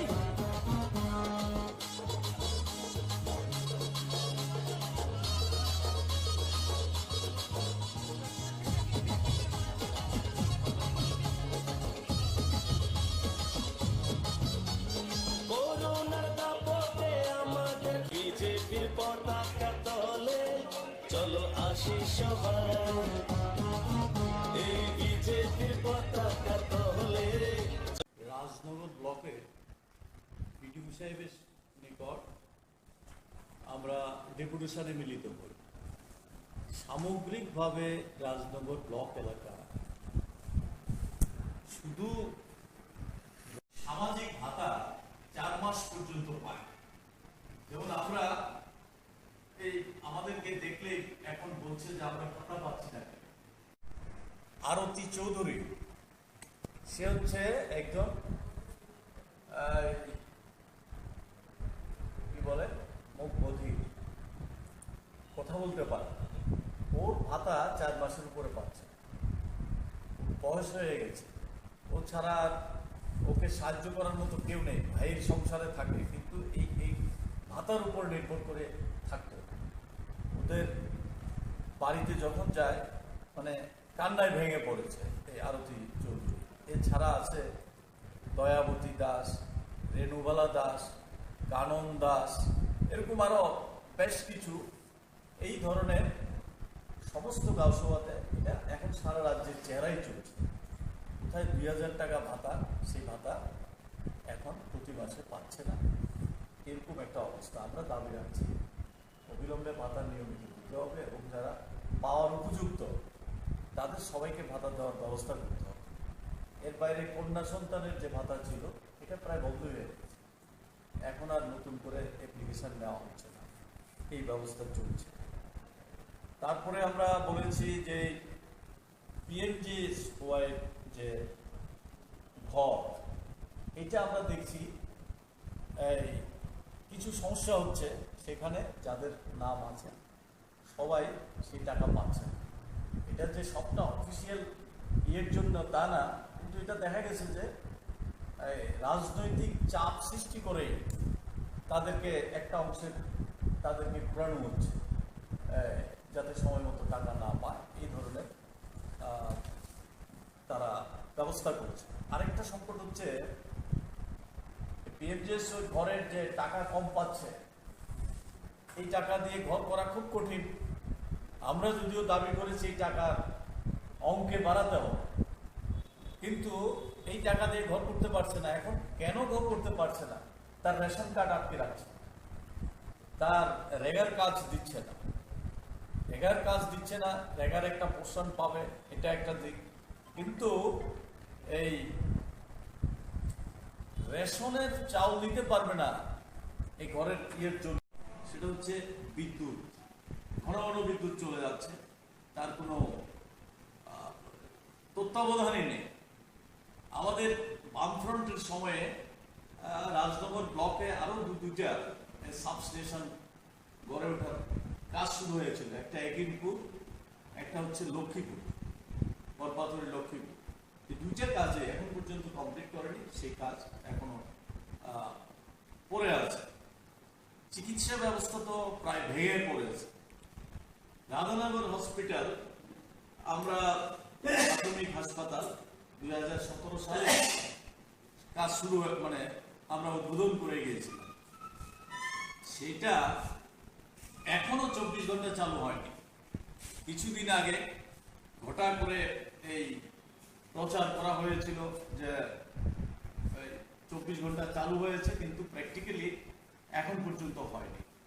তেমনি সবগুলি হসপিটালে ডাক্তারের অভাব। রাজনগর সিএসসিতে 4 জন ডাক্তার মিনিমাম থাকার কথা, এখন আছে 1 জন। এর মধ্যে নাকি আরেকজনকে ডেপুটেশনে দিয়েছে, 2 জন আর নেই। বরপাথুরিতে সিঙ্গেল ডাক্তার, তারপরে রাধানগরে একই অবস্থা, চোট্টাকলা একই অবস্থা, নিয়ারনগরে একই অবস্থা। ডাক্তারের অভাব, অন্যান্য স্টাফের অভাব, সব মিলে চিকিৎসা ব্যবস্থা এই একেবারে ভেঙে পড়েছে। আমাদের যশপুরাতে একটা হাসপাতালের কাজ শুরু হয়েছিল বামফ্রন্টের সময়, সেই কাজটা বন্ধ করে দিয়েছে। আমরা বলেছি এই কাজটা আবার দ্রুত যাতে এই প্রাথমিক হাসপাতাল গড়ে তোলা হয় সেই উদ্যোগ সরকারকে নিতে হবে। রাস্তাঘাট মেইন রোড যেমন খারাপ হয়ে যাচ্ছে, তেমনি গ্রামীণ রাস্তাগুলি কিছু আছে পিচ করা রাস্তা, কিছু আছে এইচলিং রাস্তা, একেবারে ভগ্নপ্রায়। অবিলম্বে যাতে এই রাস্তাগুলির সংস্কার করা হয় সেই বিষয়গুলি আমরা উল্লেখ করেছি। পানি খুব খারাপ অবস্থার মধ্যে আছে, বিশেষ করে জলসেচ ভেঙে পড়েছে। এবার এমনিতেই সময় মতো বৃষ্টি না হওয়াতে কৃষকের অসুবিধা হয়েছে। আমরা দাবি করছি যে অবিলম্বে এই সমস্ত যে সোর্সগুলি ছিল জলসেচের সেগুলিকে ঠিকঠাক করতে হবে। আমাদের সময়ে ওই রাজনগরে দোয়াগাছড়া, বরপাথরিতে কাশারি ছড়াতে বড় বাঁধ দিয়ে জলসেচের প্রকল্প করা হয়েছিল, প্রায় কমপ্লিটের পথে ছিল। কিন্তু গত 5 বছর চলে গেছে, সেখান থেকে কৃষকের জমিতে জল দেওয়ার জন্য যে ব্যবস্থাটা নেওয়া সেটা এখন পর্যন্ত নিচ্ছে না। এগুলি আমরা তাদের দপ্তরের মাধ্যমে নেওয়ার জন্য দাবি করছি। বামফ্রন্ট সরকার থাকার সময়ে রাজনগর ব্লক এলাকার মধ্যে বেশ কিছু প্রকল্প হাতে নেওয়া হয়েছে, এখনো সেগুলি কমপ্লিট করতে পারেনি। যেমন এর মধ্যে নিহাননগর হসপিটালে একটা হসপিটাল রোগীদের জন্য একটা বিল্ডিং তৈরি শুরু হয়েছে, এখনো সেই বিল্ডিংটা তৈরি কমপ্লিট করে সেই কাজটা এখনো করতে পারে। তেমনি রাজনগরে আছে একটা ইনডোর স্টেডিয়াম, সেই সময়ে প্রায় শেষের পথে ছিল, এখনো সেই কাজটা কমপ্লিট করতে পারে।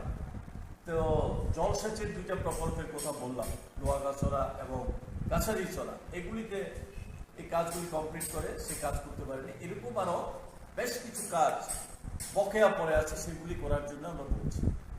আমরা দেখছি যে এই এলাকার মধ্যে একটা চরম সংকটের মধ্যে দিয়ে আছে।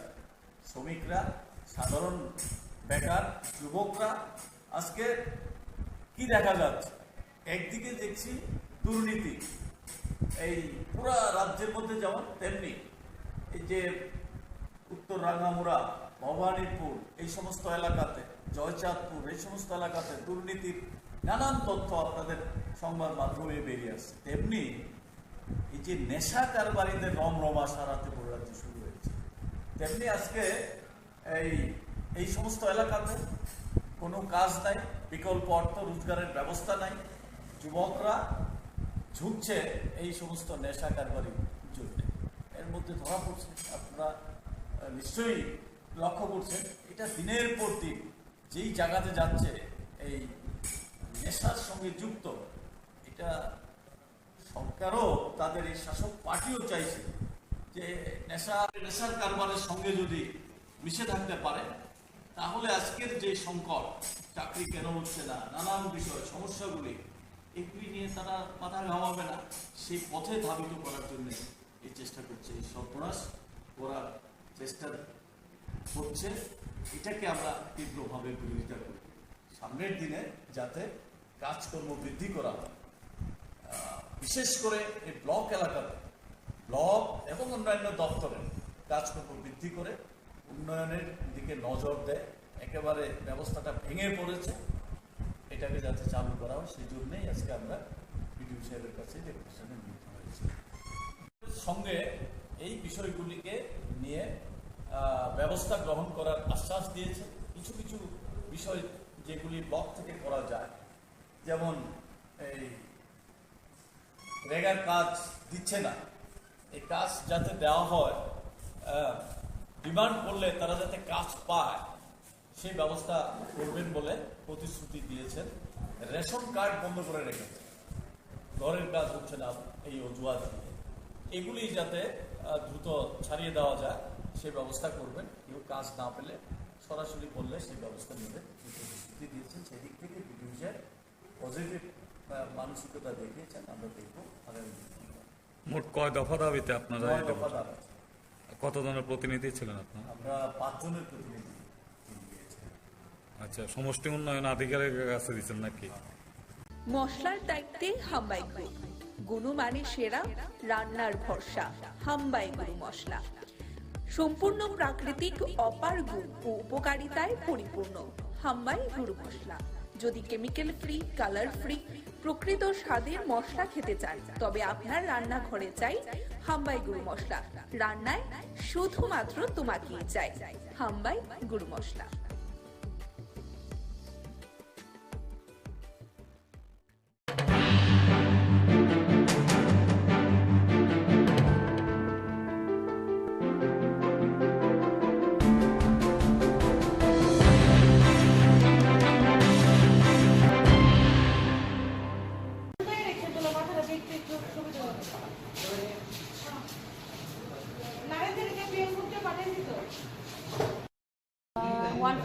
থেকে ফায়ার সার্ভিস একজনকে আনলো স্ট্রেচার করে, তো আমি দেখতে গেলাম। যাওয়ার পরে এক্সামিন করে দেখলাম পেশেন্ট আর নেই, ব্রড ডেথ। তো আমি পুলিশ স্টেশনকে খবর দিয়েছি। এটা নাকি বিশাল বিওসির আশেপাশে বডিটা ছিল, পাবলিকে খবর দিয়েছে। দেওয়ার পরে ফায়ার সার্ভিস গিয়ে বডিটাকে নিয়ে এসছে। তো ব্যক্তির নাম বা পরিচয় কিছু জানা যায়নি। আমিও আননোন বডি করেই পুলিশকে ইন্টিমেশন দিয়েছি। এখন বাকিটা দেখা যাক কি। আপনার ধনপুরের ছেলে, ধনপুরের ভাড়ার ছেলে, সংগঠনের সঙ্গে 2014 সাল থেকে যুক্ত রয়েছেন, মণ্ডল সভাপতি। এবং আমি বলবো বিন্দু দেবনাথ প্রার্থী নয়, প্রার্থী প্রতিনিধি আর ভারতীয় জনতা পার্টির প্রত্যেকটা কার্যকর্তা। সম্পর্কে আপনার ধনপুরের ছেলে, ধনপুরের ভাড়ার ছেলে, সংগঠনের সঙ্গে 2014 সাল থেকে যুক্ত রয়েছেন, মণ্ডল সভাপতি। এবং আমি বলবো বিন্দু দেবনাথ প্রার্থী নয়, প্রার্থী প্রতিনিধি আর ভারতীয় জনতা পার্টির প্রত্যেকটা কার্যকর্তা। সম্পর্কে আপনার ধনপুরের ছেলে, ধনপুরের ভাড়ার ছেলে, সংগঠনের সঙ্গে 2014 সাল থেকে যুক্ত রয়েছেন, মণ্ডল সভাপতি।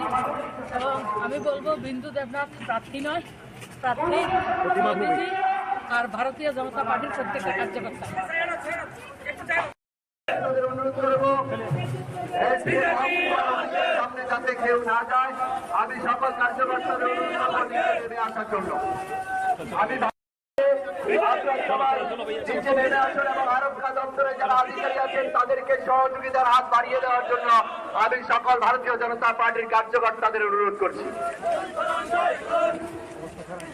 সম্পর্কে আপনার ধনপুরের ছেলে, ধনপুরের ভাড়ার ছেলে, সংগঠনের সঙ্গে 2014 সাল থেকে যুক্ত রয়েছেন, মণ্ডল সভাপতি। এবং আমি বলবো বিন্দু দেবনাথ প্রার্থী নয়, প্রার্থী প্রতিনিধি আর ভারতীয় জনতা পার্টির প্রত্যেকটা কার্যকর্তা। অনুরোধ করবো সামনে যাতে কেউ না যায়, আমি সকল কার্যকর্তাদের অনুরোধ করবো নেমে আসার জন্য। আমি নিচে নেমে আসুন এবং আরক্ষা দপ্তরে যারা আধিকারিক আছেন তাদেরকে সহযোগিতার হাত বাড়িয়ে দেওয়ার জন্য আমি সকল ভারতীয় জনতা পার্টির কার্যকর্তাদের অনুরোধ করছি। সম্পর্কে আপনার ধনপুরের ছেলে, মশলার দায়িত্বে হাম্বাই গ্রুপ, গুণমানে সেরা, রান্নার ভরসা হাম্বাই গুরু মশলা। সম্পূর্ণ প্রাকৃতিক অপার গুণ ও উপকারিতায় পরিপূর্ণ হাম্বাই গুরু মশলা। যদি কেমিক্যাল ফ্রি, কালার ফ্রি, প্রকৃত স্বাদের মশলা খেতে চান তবে আপনার রান্নাঘরে চাই হাম্বাই গুরু মশলা। রান্নায় শুধুমাত্র তোমাকেই চাই হাম্বাই গুরু মশলা।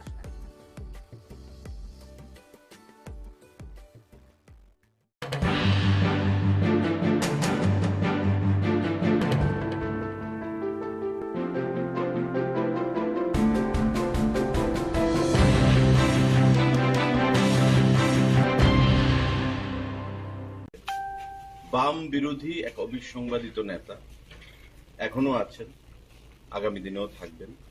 আমরাও বামেদের বিরুদ্ধে লড়াই করে ত্রিপুরা রাজ্যে বিজেপিকে প্রতিষ্ঠা করেছি। তো স্বাভাবিকভাবেই একজন বাম বিরোধী নেতা আরেকজন বাম বিরোধী নেতার বাড়িতে আসা, এটার অর্থ অন্যরকম ভাবে করবেন না। আমরা এসেছি সোনামুড়াতে, তো ভাবলাম এখানে এসে বিল্লাল দা কেমন আছেন, অনেকদিন ধরে যোগাযোগ নেই, কথাবার্তা নেই, তো এসে একটু কথা বলে যাই, যাতে করে আগামী দিনে আমরা মানে জনগণের যে আশীর্বাদ, সেই জনগণের আশীর্বাদ প্রত্যেকের বাড়িতে আমরা যেতে পারি। সেটা বিল্লাল দা বলতে পারবেন। এমনিতে দাদা যেটা বলবো যে কংগ্রেসেরই একটা অংশ বিশেষ করে বামেদের সঙ্গে সাপোর্ট করাতে কংগ্রেস এই উপনির্বাচনে মানে খুশি নয়। বিশেষ করে আমরা প্রাক্তন যিনি সভাপতি ছিলেন কংগ্রেসের বীরজিৎ সিনহা, তিনিও বলেছেন প্রচারে যাবেন কি যাবেন না এখনো কোনো ঠিক হয়নি। তো অনেকেই যদি অনুসারী বলি, বিল্লাল মিয়া বীরজিৎ সিনহার অনুসারী আমরা এতদিন জানি, তো সেই ক্ষেত্রে কি কোনো এখানে একটা কথা পরিষ্কার, কংগ্রেস যে বর্তমানে দেউলিয়া হয়ে গেছে সেটা পরিষ্কার হয়ে গেছে এবারকার বক্সনগর এবং ধনপুরের উপনির্বাচনে। এর আগেও তাদের দেউলিয়াপনার পরিচয় দিয়েছে বিগত বিধানসভা নির্বাচনে, যে 13টি আসনে সিপিআইএম এর কাছে আত্মসমর্পণ করেছে, 3টি আসনে জয়ী হয়েছে। তো স্বাভাবিকভাবেই এটা বলার পর নতুন করে কিছু নেই কংগ্রেস সম্পর্কে। আর বীরজিৎ বাবু সম্পর্কে যেটা বলেছেন, বীরজিৎ বাবু দীর্ঘদিনের বাম বিরোধী যোদ্ধা ছিলেন। আমরা যতটুকু জানি বীরজিৎ বাবুর মনের ইচ্ছার বিরুদ্ধে গত নির্বাচনে সেখানে যে কোনো একটা অংশ জোট করেছে সিপিআইএম এর সঙ্গে। ধনপুরে মতা আপনাদেরকে সমর্থন করবেন কিনা? মথা সমর্থন করবে কিনা এটা মথা পরবর্তী সময় জানাবেন। আজকেও সংবাদপত্রে আপনারা দেখেছেন তাদের স্ট্যান্ড কি হবে। কেউ সমর্থন করুক না করুক, আমরা এই যুদ্ধে আমরা অবতীর্ণ হয়েছি। আমরা এই বক্সনগর এবং ধনপুর উপনির্বাচনে বিগত মার্জিন থেকে আমরা বিপুল ভোটের ব্যবধানে জয়ী হব। এই সোনামুড়া মহকুমাতে আপনার ধনপুর কি ছিল, একসময় বামেদের দুর্ভেদ্য ঘাঁটি, সমর চৌধুরীর সাজানো বাগান। এই সমর চৌধুরীর সাজানো বাগান থেকে প্রাক্তন মুখ্যমন্ত্রী মানিক সরকার জয়ী হতেন। বক্সনগর দীর্ঘদিন ধরে বামেদের দখলে ছিল, মাঝখানে বিল্লাল বাবু মন্ত্রী ছিলেন, বিধায়ক ছিলেন। কিন্তু দেখুন এই যে মিথ ধনপুরে সিপিএম এর দুর্ভেদ্য ঘাঁটি, সেটাকে ভেঙে দিয়েছে গত নির্বাচনে বিজেপির প্রার্থী প্রতিমা ভৌমিক, কেন্দ্রীয় মন্ত্রী। তো স্বাভাবিকভাবেই এটাও ভাবার কোনো কারণ নেই যে বক্সনগরে সিপিআইএম জয়ী হয়েছে, বক্সনগরে কোনোদিন বাম বিরোধী প্রার্থী জয়ী হতে পারবে না, এটা ভাবার কোনো কারণ নেই। এবারে এই উপনির্বাচনে সেই মিথটাও আমরা ভাঙব। ধনপুর এবং বক্সনগরে বিপুল ভোটের ব্যবধানে আমরা প্রার্থীরা জয়ী হবে এবং আমাদের আসন সংখ্যা বৃদ্ধি পাবে এবং কংগ্রেস এবং সিপিআইএম যে অপাঙ্ক্তেয় এ রাজ্যে, সেই জিনিসটা আবার তাহলে গ্রাস লেভেলে যারা কংগ্রেস করছে সেই তারা কি মানে আপনাদের সমর্থন করবে, মানে দেবে মনে করছে? প্রকৃত কংগ্রেসী যারা সিপিআইএম এর বিরুদ্ধে লড়াইটা করেছে তারা কখনো সিপিআইএম কে মেনে নেবে না। আপনাদের মধ্যে আমরা বিগত দিনে আবেদন জানিয়েছি, আবারও আবেদন জানাচ্ছি, যারা প্রকৃত বাম বিরোধী অঞ্চলে বাম বিরোধী এক অবিসংবাদিত নেতা এখনো আছেন, আপনাদের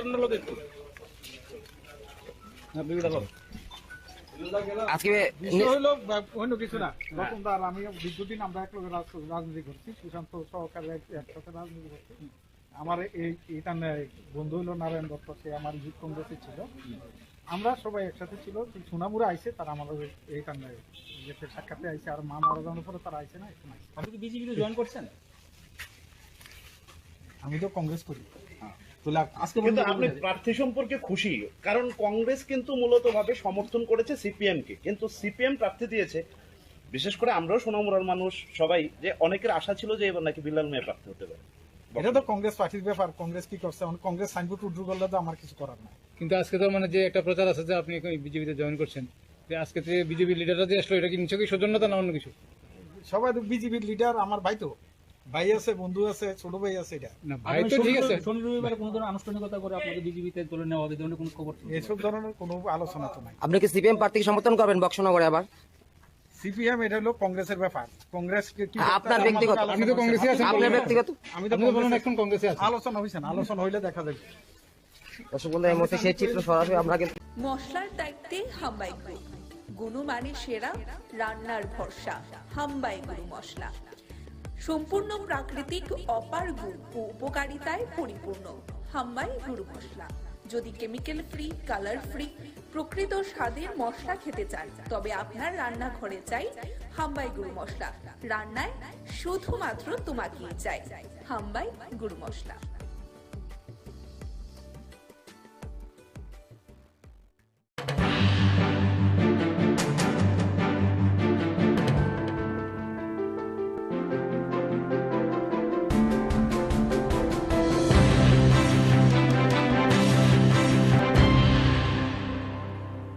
হরিপদ চক্রবর্তী,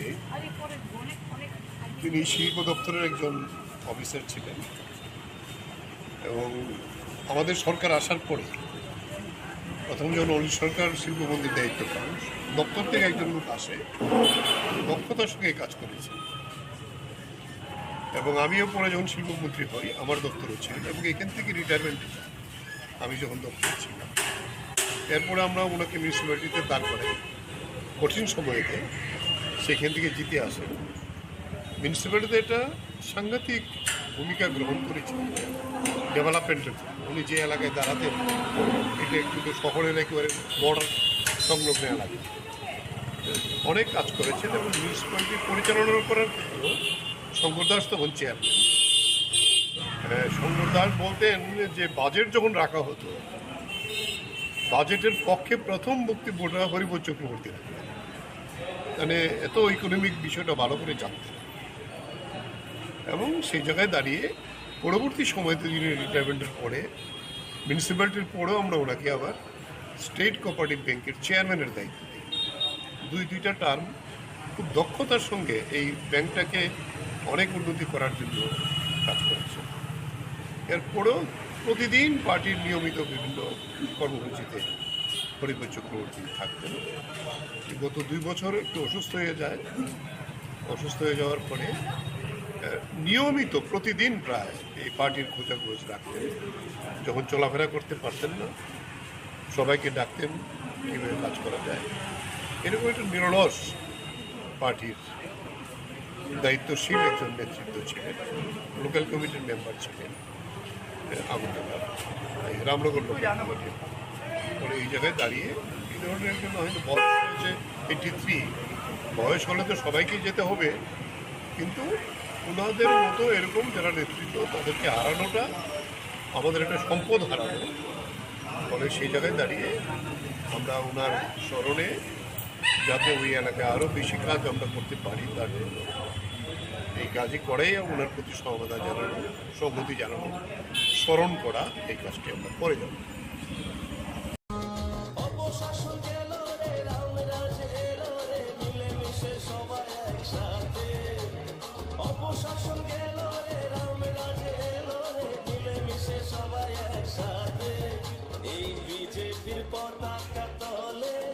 চলো আসি সবাই, এই বিজেপির পতাকা তলে চলো আসি সবাই।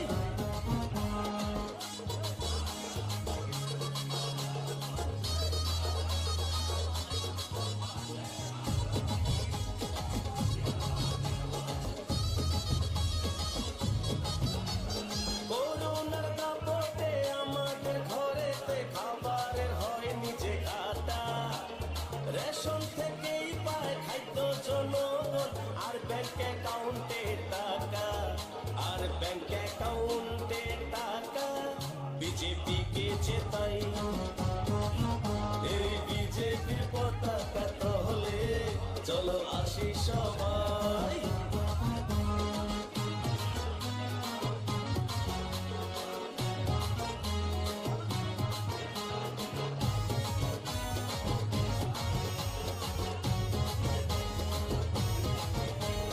মনেতে মোদি, ঘরেতে ছবি, তার কাছে আসা সবার। ভাবতে নাহি পারি অন্য কোন দল বিজেপি ছাড়া ভাই। আমরা অন্য কোন দল চাই না, শুধু বিজেপি চাই। এই বিজেপির পতাকা তলে চলো আসি সবাই।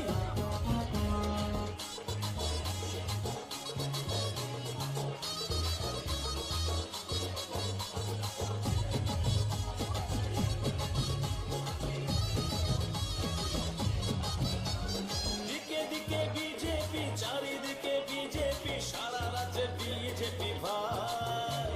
ত্রিপুরাতে বিজেপি, সারা দেশে বিজেপি, বিজেপি ছাড়া কেহ নাই। এই বিজেপির পতাকা তলে চলো আসি সবাই। এই বিজেপির পতাকা তলে চলো আসি সবাই। অপশাসন গেল রে, রামরাজ এলো রে, মিলেমিশে সবাই একসাথে। অপশাসন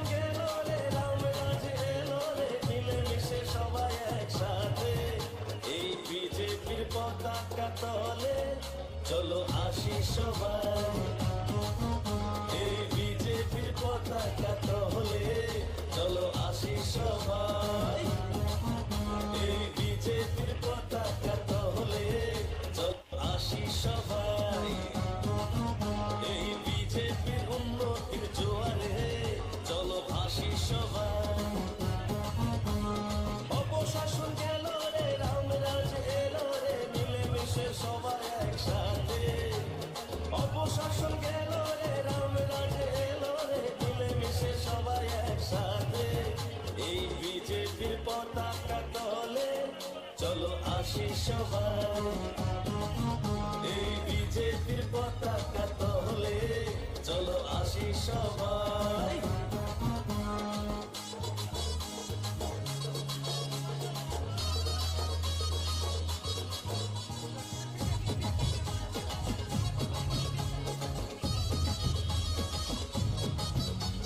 করোনার দাপটে আমাদের বিজেপির পতাকা তলে চলো আসি সবাই এই বিজেপির পতাকা তলে রাজনগর ব্লকের বিডিও সাহেবের নিকট আমরা ডেপুটেশনে মিলিত করি। সামগ্রিকভাবে রাজনগর ব্লক এলাকা শুধু সামাজিক ভাতা 4 মাস পর্যন্ত পায়। যেমন আমরা এই আমাদেরকে দেখলে এখন বলছে যে আমরা ভাতা পাচ্ছি না। আরতি চৌধুরী সে হচ্ছে একজন কি বলে মুখ বধির, কথা বলতে পারে, ওর ভাতা 4 মাসের উপরে পাচ্ছে। বয়স হয়ে গেছে, ও ছাড়া ওকে সাহায্য করার মতো কেউ নেই। ভাইয়ের সংসারে থাকে কিন্তু এই ভাতার উপর নির্ভর করে থাকতে হবে। ওদের বাড়িতে যখন যায় মানে কান্নায় ভেঙে পড়েছে এই আরতি চৌধুরী। এছাড়া আছে দয়াবতী দাস, রেণুবালা দাস, কানন দাস, এরকম আরো বেশ কিছু এই ধরনের সমস্ত গাঁওসভাতে এটা এখন সারা রাজ্যের চেহারাই চলছে। কোথায় 2000 টাকা ভাতা, সেই ভাতা এখন প্রতি মাসে পাচ্ছে না। এরকম একটা অবস্থা আমরা দাবি রাখছি। অবিলম্বে ভাতা নিয়মিত দিতে হবে এবং যারা পাওয়ার উপযুক্ত তাদের সবাইকে ভাতা দেওয়ার ব্যবস্থা করতে হবে। এর বাইরে কন্যা সন্তানের যে ভাতা ছিল এটা প্রায় বন্ধ হয়ে গেছে, এখন আর নতুন করে অ্যাপ্লিকেশন নেওয়া হচ্ছে না, এই ব্যবস্থা চলছে। তারপরে আমরা বলেছি যে পিএমজিএসওয়াই যে ঘর, এটা আমরা দেখছি এই কিছু সমস্যা হচ্ছে। সেখানে যাদের নাম আছে সবাই সেই টাকা পাচ্ছে না। এটা যে সবটা অফিসিয়াল ইয়ের জন্য তা না, কিন্তু এটা দেখা গেছে যে রাজনৈতিক চাপ সৃষ্টি করেই তাদেরকে একটা অংশের তাদেরকে ঘোরানো হচ্ছে যাতে সময় মতো টাকা না পায়, এই ধরনের তারা ব্যবস্থা করছে। আরেকটা সংকট হচ্ছে পিএমজিএস ওই ঘরের যে টাকা কম পাচ্ছে, এই টাকা দিয়ে ঘর করা খুব কঠিন। আমরা যদিও দাবি করেছি এই টাকা অঙ্কে বাড়াতে হবে, কিন্তু এই টাকা দিয়ে ঘর করতে পারছে না। এখন কেন ঘর করতে পারছে না? তার রেশন কার্ড আটকে রাখছে, তার রেগার কাজ দিচ্ছে না, রেগার কাজ দিচ্ছে না, রেগার একটা পোর্শন পাবে, এটা একটা দিক। কিন্তু এই রেশনের চাউল দিতে পারবে না এই ঘরের ইয়ের জন্য। সেটা হচ্ছে বিদ্যুৎ, ঘন ঘন বিদ্যুৎ চলে যাচ্ছে, তার কোনো তত্ত্বাবধানই নেই।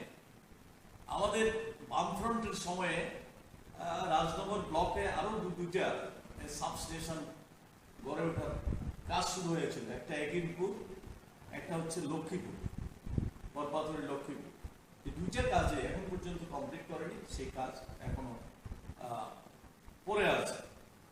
চিকিৎসা ব্যবস্থা তো প্রায় ভেঙে পড়েছে। রাধানগর হসপিটাল, আমরা প্রাথমিক হাসপাতাল 2017 সালে কাজ শুরু মানে আমরা উদ্বোধন করে গিয়েছিলাম।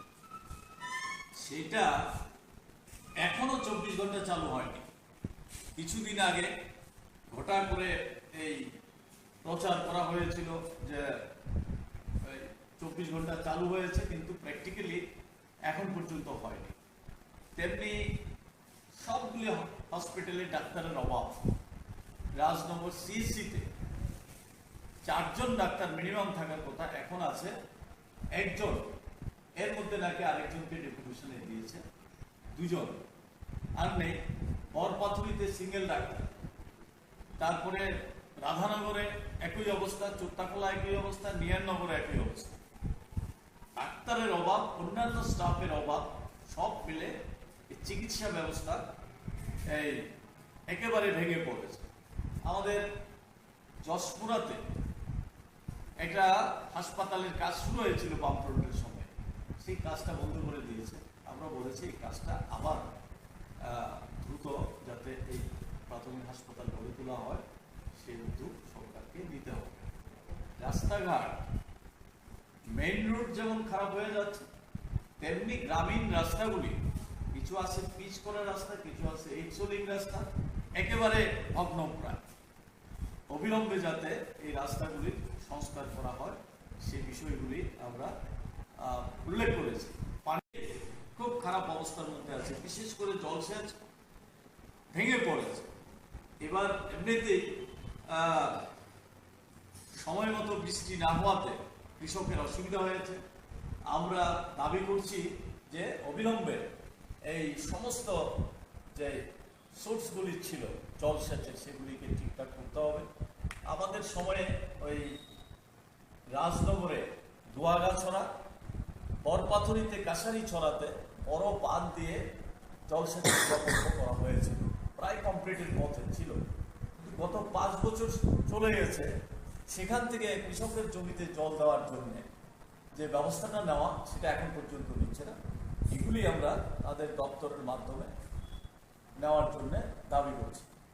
বামফ্রন্ট সরকার থাকার সময়ে রাজনগর ব্লক এলাকার মধ্যে বেশ কিছু প্রকল্প হাতে নেওয়া হয়েছে, এখনো সেগুলি কমপ্লিট করতে পারেনি। যেমন এর মধ্যে নিয়ারনগর হসপিটালে একটা হসপিটাল রোগীদের জন্য একটা বিল্ডিং তৈরি শুরু হয়েছিল, এখনো সেই বিল্ডিংটা তৈরি কমপ্লিট করে সেই কাজটা এখনো করতে পারে। তেমনি রাজনগরে আছে একটা ইনডোর স্টেডিয়াম, সেই সময়ে প্রায় শেষের পথে ছিল, এখনো সেই কাজটা কমপ্লিট করতে পারে। তো জলসেচের 2টা প্রকল্পের কথা বললাম, দোয়াগাছড়া এবং কাছারিছড়া, এগুলিতে এই কাজগুলি কমপ্লিট করে সে কাজ করতে পারেনি। এরকম আরও বেশ কিছু কাজ বকেয়া পড়ে আছে, সেগুলি করার জন্য আমরা বলছি। আমরা দেখছি যে এই এলাকার মধ্যে একটা চরম সংকটের মধ্যে দিয়ে আছে। শ্রমিকরা, সাধারণ বেকার, যুবকরা আজকে কি দেখা যাচ্ছে, একদিকে দেখছি দুর্নীতি এই পুরা রাজ্যের মধ্যে যেমন, তেমনি এই যে উত্তর রাঙ্গামুড়া, ভবানীপুর, এই সমস্ত এলাকাতে, জয়চাঁদপুর, এই সমস্ত এলাকাতে দুর্নীতির নানান তথ্য আপনাদের সংবাদ মাধ্যমে বেরিয়ে আসছে। তেমনি এই যে নেশা কারবারিদের রমরমা সারাতে পুরো রাজ্যে শুরু হয়েছে, তেমনি আজকে এই সমস্ত এলাকাতে কোনো কাজ নাই, বিকল্প অর্থ রোজগারের ব্যবস্থা নাই, যুবকরা ঝুঁকছে এই সমস্ত নেশা কারবারির জন্য। এর মধ্যে ধরা পড়ছে, আপনারা নিশ্চয়ই লক্ষ্য করছেন, এটা দিনের পর দিন যেই জায়গাতে যাচ্ছে এই নেশার সঙ্গে যুক্ত। এটা সরকারও, তাদের এই শাসক পার্টিও চাইছে যে নেশার কারবারের সঙ্গে যদি মিশে থাকতে পারে, তাহলে আজকের যে সংকট, চাকরি কেন হচ্ছে না, নানান বিষয় সমস্যাগুলি, এগুলি নিয়ে তারা মাথা ঘামাবে না, সেই পথে ধাবিত করার জন্য এই চেষ্টা করছে, এই সর্বনাশ করার চেষ্টা করছে। এটাকে আমরা তীব্রভাবে বিরোধিতা করি। সামনের দিনে যাতে কাজকর্ম বৃদ্ধি করা হয়, বিশেষ করে এই ব্লক এলাকাতে, ব্লক এবং অন্যান্য দপ্তরে কাজকর্ম বৃদ্ধি করে উন্নয়নের দিকে নজর দেয়। একেবারে ব্যবস্থাটা ভেঙে পড়েছে, এটাকে যাতে চালু করা হয়, সেই জন্যই আজকে আমরা বিডিও সাহেবের কাছে ডেপুটেশনে নিতে হয়েছে। সঙ্গে এই বিষয়গুলিকে নিয়ে ব্যবস্থা গ্রহণ করার আশ্বাস দিয়েছে। কিছু কিছু বিষয় যেগুলি ব্লক থেকে করা যায়, যেমন এই রেগার কাজ দিচ্ছে না, এই কাজ যাতে দেওয়া হয়, ডিমান্ড করলে তারা যাতে কাজ পায় সেই ব্যবস্থা করবেন বলে প্রতিশ্রুতি দিয়েছেন। রেশন কার্ড বন্ধ করে রেখেছে, ঘরের কাজ হচ্ছে না এই অজুহাত দিয়ে, এগুলি যাতে দ্রুত ছাড়িয়ে দেওয়া যায় সেই ব্যবস্থা করবেন। কেউ কাজ না পেলে সরাসরি বললে সেই ব্যবস্থা নেবেন প্রতিশ্রুতি দিয়েছেন। সেই দিক থেকে বিডিও পজিটিভ মানসিকতা দেখিয়েছেন। আমরা দেখব আগামী মোট কয় দফা দাবিতে আপনারা? 9 দফা দাবি। কতজনের প্রতিনিধি ছিলেন আপনারা? আমরা 5 জনের প্রতিনিধি দিয়েছি। আচ্ছা, সমষ্টি উন্নয়ন আধিকারিকের কাছে দিচ্ছেন নাকি? মশলার দায়িত্বে হাম্বাই গ্রুপ, গুণমানে সেরা, রান্নার ভরসা, হাম্বাই গুরু মশলা। সম্পূর্ণ প্রাকৃতিক অপার গুণ ও উপকারিতায় পরিপূর্ণ হাম্বাই গুরু মশলা। যদি কেমিক্যাল ফ্রি, কালার ফ্রি, প্রকৃত স্বাদের মশলা খেতে চান তবে আপনার রান্নাঘরে চাই হাম্বাই গুরু মশলা। রান্নায় শুধুমাত্র তোমাকেই চাই হাম্বাই গুরু মশলা।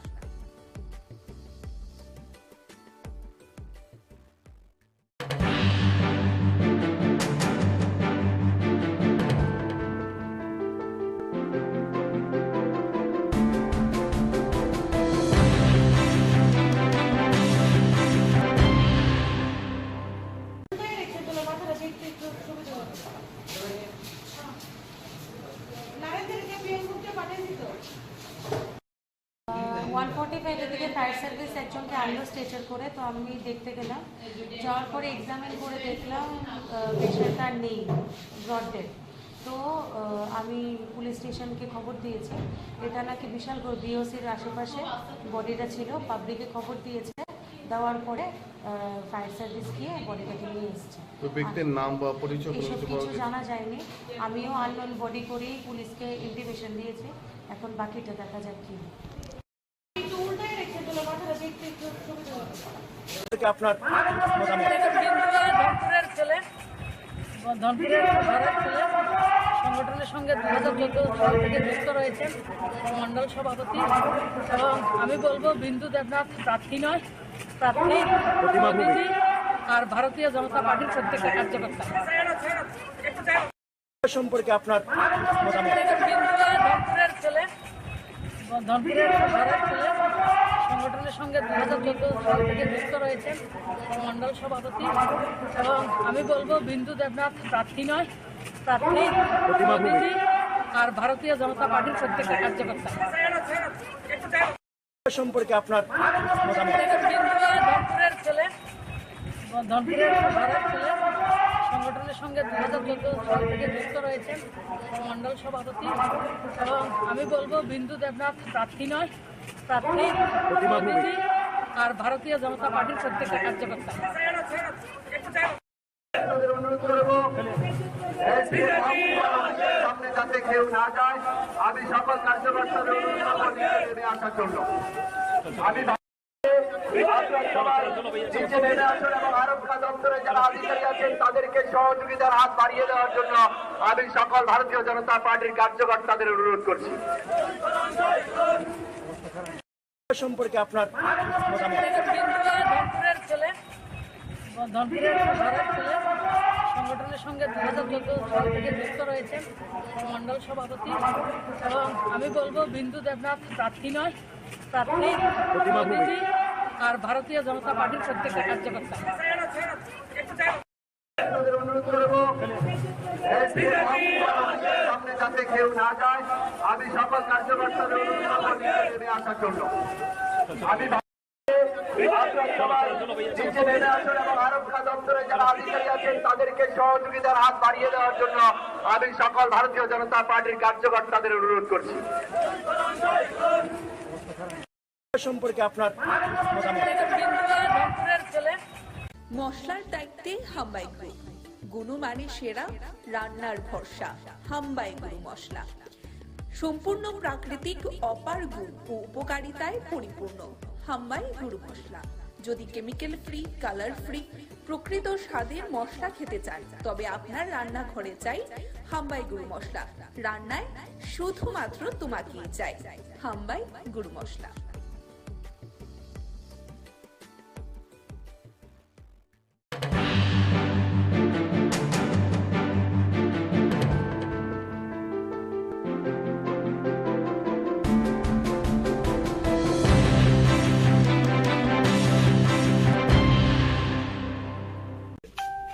বাম বিরোধী এক অবিসংবাদিত নেতা এখনো আছেন, আগামী দিনেও থাকবেন। আমরাও বামেদের বিরুদ্ধে লড়াই করে ত্রিপুরা রাজ্যে বিজেপিকে প্রতিষ্ঠা করেছি। তো স্বাভাবিকভাবেই একজন বাম বিরোধী নেতা আরেকজন বাম বিরোধী নেতার বাড়িতে আসা, এটার অর্থ অন্যরকম ভাবে করবেন না। আমরা এসেছি সোনামুড়াতে, তো ভাবলাম এখানে এসে বিল্লালদা কেমন আছেন, অনেকদিন ধরে যোগাযোগ নেই, কথাবার্তা নেই, তো এসে একটু কথা বলে যাই, যাতে করে আগামী দিনে আমরা মানে জনগণের যে আশীর্বাদ, সেই জনগণের আশীর্বাদ প্রত্যেকের বাড়িতে আমরা যেতে পারি। সেটা বিল্লালদা বলতে পারবেন।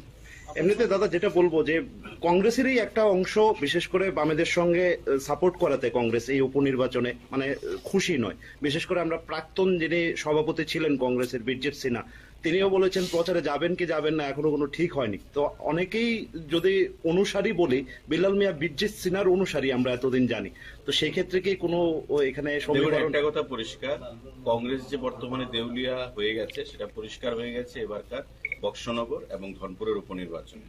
এর আগেও তাদের দেউলিয়াপনার পরিচয় দিয়েছে বিগত বিধানসভা নির্বাচনে, যে 13টি আসনে সিপিআইএম এর কাছে আত্মসমর্পণ করেছে, 3টি আসনে জয়ী হয়েছে। তো স্বাভাবিকভাবেই এটা বলার পর নতুন করে কিছু নেই কংগ্রেস সম্পর্কে। আর বিরজিৎ বাবু সম্পর্কে যেটা বলেছেন, বিরজিৎ বাবু দীর্ঘদিনের বাম বিরোধী যোদ্ধা ছিলেন। আমরা যতটুকু জানি বিরজিৎ বাবুর মনের ইচ্ছার বিরুদ্ধে গত নির্বাচনে সেখানে যে কোনো একটা অংশ জোট করেছে সিপিআইএম এর সঙ্গে। ধনপুরে মত আপনাদেরকে সমর্থন করবেন কিনা?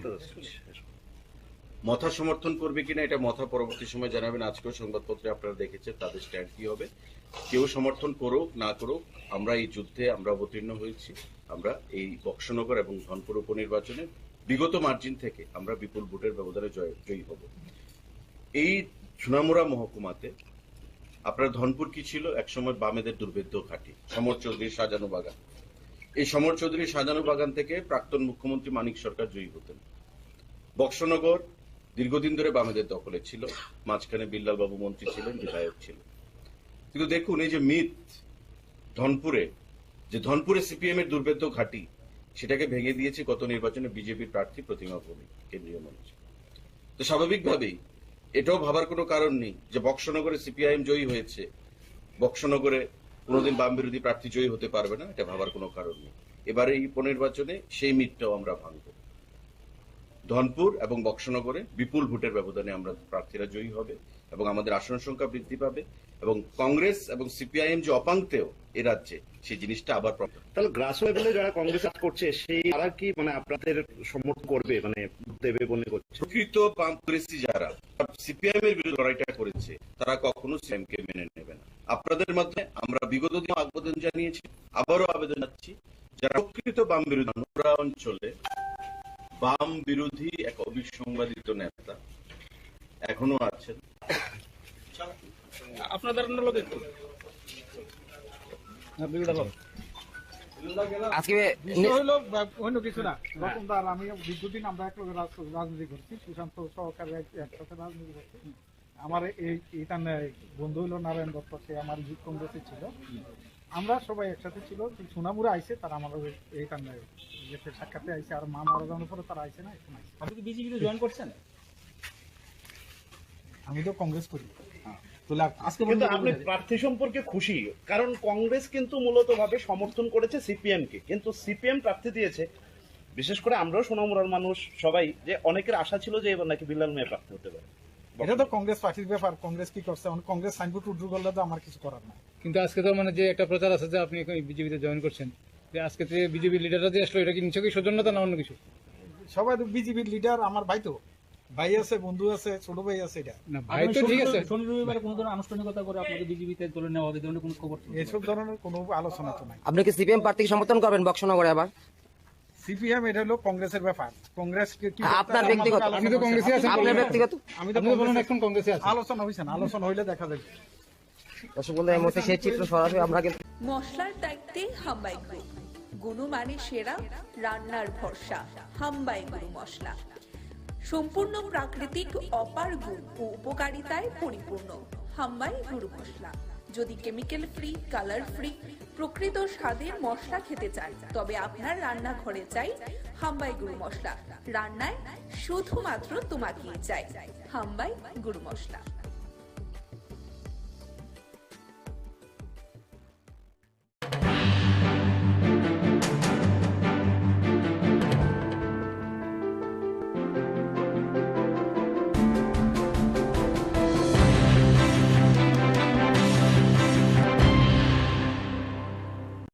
হরিপদ চক্রবর্তী, তিনি শিল্প দপ্তরের একজন অফিসার ছিলেন এবং আমাদের সরকার আসার পরে প্রথম যখন অনিল সরকার শিল্পমন্ত্রীর দায়িত্ব পান, দপ্তর থেকে একজন লোক আসে, দক্ষতার সঙ্গে কাজ করেছে এবং আমিও পরে যখন শিল্পমন্ত্রী হই আমার দপ্তরও ছিল এবং এখান থেকে রিটায়ারমেন্ট আমি যখন দপ্তরে ছিলাম, এরপরে আমরা ওনাকে মিউনিসিপ্যালিটিতে দাঁড় করাই কঠিন সময়তে, সেখান থেকে জিতে আসে। মিউনিসিপ্যালিটিতে একটা সাংঘাতিক ভূমিকা গ্রহণ করেছেন ডেভেলপমেন্টের।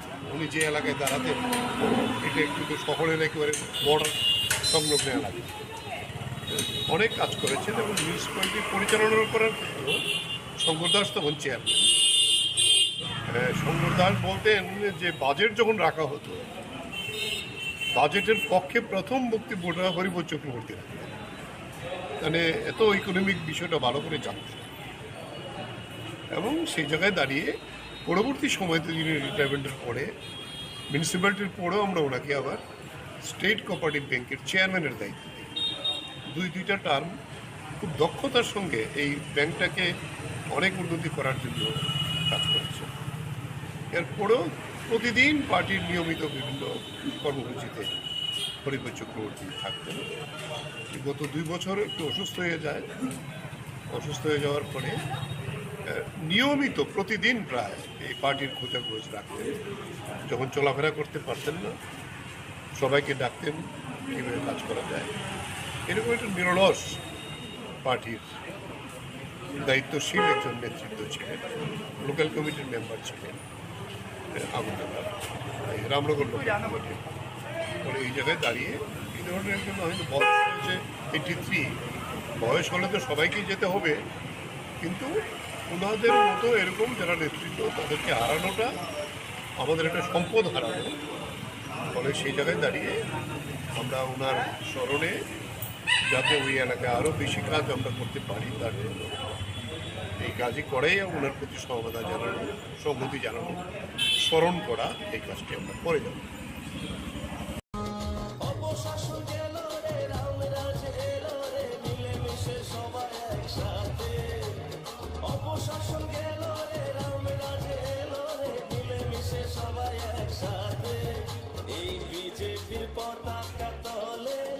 চলো আসি সবাই, এই বিজেপির পতাকা তলে চলো আসি সবাই।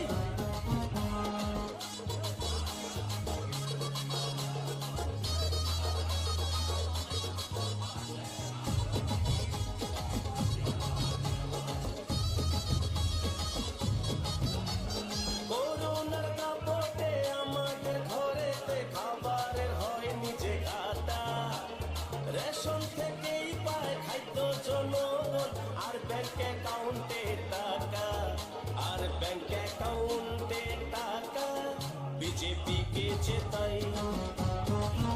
এই বিজেপির পতাকা তলে চলো আসি সবাই।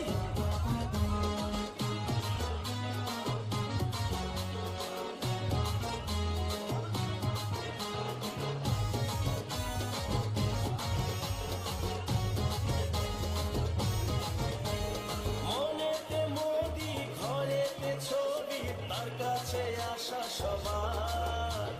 ভাবতে নাহি পারি অন্য কোনো দল বিজেপি ছাড়া ভাই। আমরা অন্য কোনো দল চাই না, শুধু বিজেপি চাই। এই বিজেপির পতাকা তলে চলো আসি সবাই।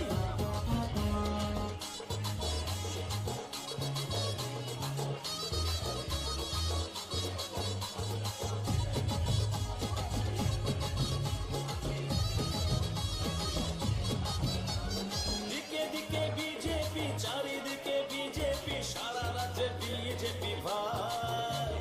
ত্রিপুরাতে বিজেপি, সারা দেশে বিজেপি, বিজেপি ছাড়া কেহ নাই।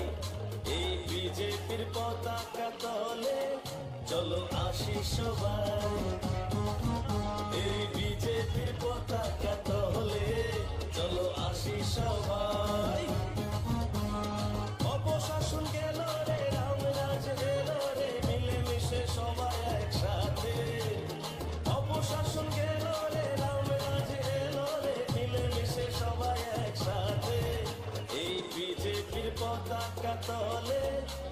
চলো আসি সবাই এই বিজেপির পতাকা তলে চলো আসি সবাই এই বিজেপির পতাকা তলে চলো আসি সবাই এই বিজেপির উন্নতির জোয়ারে চলো ভাসি সবাই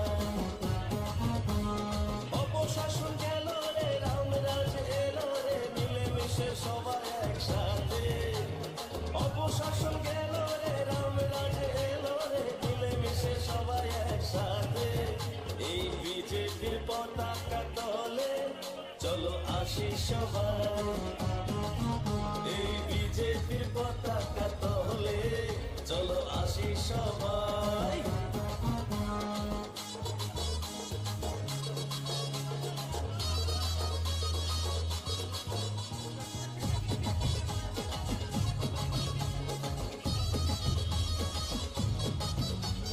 করোনার দাপটে আমাদের বিজেপির পতাকা তলে চলো আসি সবাই এই বিজেপির পতাকা তলে রাজনগর ব্লকে বিডিও সাহেবের নিকট আমরা ডেপুটেশনে মিলিত করি। সামগ্রিকভাবে রাজনগর ব্লক এলাকা শুধু সামাজিক ভাতা 4 মাস পর্যন্ত পায়। যেমন আমরা এই আমাদেরকে দেখলে এখন বলছে যে আমরা ভাতা পাচ্ছি না। আরতি চৌধুরী সে হচ্ছে একজন কি বলে মুখ বধির, কথা বলতে পারে, ওর ভাতা 4 মাসের উপরে পাচ্ছে, বয়স হয়ে গেছে, ও ছাড়া আর ওকে সাহায্য করার মতো কেউ নেই। ভাইয়ের সংসারে থাকে কিন্তু এই ভাতার উপর নির্ভর করে থাকতো। ওদের বাড়িতে যখন যায় মানে কান্নায় ভেঙে পড়েছে এই আরতি চৌধুরী। এছাড়া আছে দয়াবতী দাস, রেণুবালা দাস, কানন দাস, এরকম আরো বেশ কিছু এই ধরনের সমস্ত গাঁওসভাতে এটা এখন সারা রাজ্যের চেহারাই চলছে। কোথায় 2000 টাকা ভাতা, সেই ভাতা এখন প্রতি মাসে পাচ্ছে না, এরকম একটা অবস্থা। আমরা দাবি রাখছি অবিলম্বে ভাতা নিয়মিত দিতে হবে এবং যারা পাওয়ার উপযুক্ত তাদের সবাইকে ভাতা দেওয়ার ব্যবস্থা করতে হবে। এর বাইরে কন্যা সন্তানের যে ভাতা ছিল এটা প্রায় বন্ধ হয়ে গেছে, এখন আর নতুন করে অ্যাপ্লিকেশন নেওয়া হচ্ছে না, এই ব্যবস্থা চলছে। তারপরে আমরা বলেছি যে পিএমজিএসওয়াই যে ঘর, এটা আমরা দেখছি কিছু সমস্যা হচ্ছে, সেখানে যাদের নাম আছে সবাই সেই টাকা পাচ্ছে না। এটা যে সবটা অফিসিয়াল ইয়ের জন্য তা না, কিন্তু এটা দেখা গেছে যে রাজনৈতিক চাপ সৃষ্টি করে তাদেরকে একটা অংশের তাদেরকে ঘোরানো হচ্ছে যাতে সময় মতো টাকা না পায়, এই ধরনের তারা ব্যবস্থা করছে। আরেকটা সংকট হচ্ছে পিএসও ঘরে যে টাকা কম পাচ্ছে, এইটা দিয়ে ঘর করা কঠিন। আমরা যদি দাবি করেছি এটা অঙ্কে বাড়াতে, কিন্তু এই টাকা দিয়ে করতে পারছে না। কেন করতে পারছে না? রেশন কার্ড আছে, তার রেগার কাজ দিচ্ছে না, রেগার কাজ দিচ্ছে না, রেগার একটা পোষণ হবে, এটা একদিক। কিন্তু এই রেশনের চাল দিতে পারবে না এর জন্য, সেটা হচ্ছে বিদ্যুৎ। ঘন ঘন বিদ্যুৎ চলে যাচ্ছে, তার কোনো তত্ত্বাবধানে আমাদের বামফ্রন্টের সঙ্গে রাজনগর ব্লকে আরো 2টা স্টেশন গড়ে ওঠার কাজ শুরু হয়েছিল। একটা একইপুর, একটা হচ্ছে লক্ষ্মী পরপাতরের লক্ষ্মী। এই দুটো কাজে এখন পর্যন্ত কমপ্লিট করেনি, সেই কাজ এখন আছে। চিকিৎসা ব্যবস্থা তো ভেঙে পড়েছে।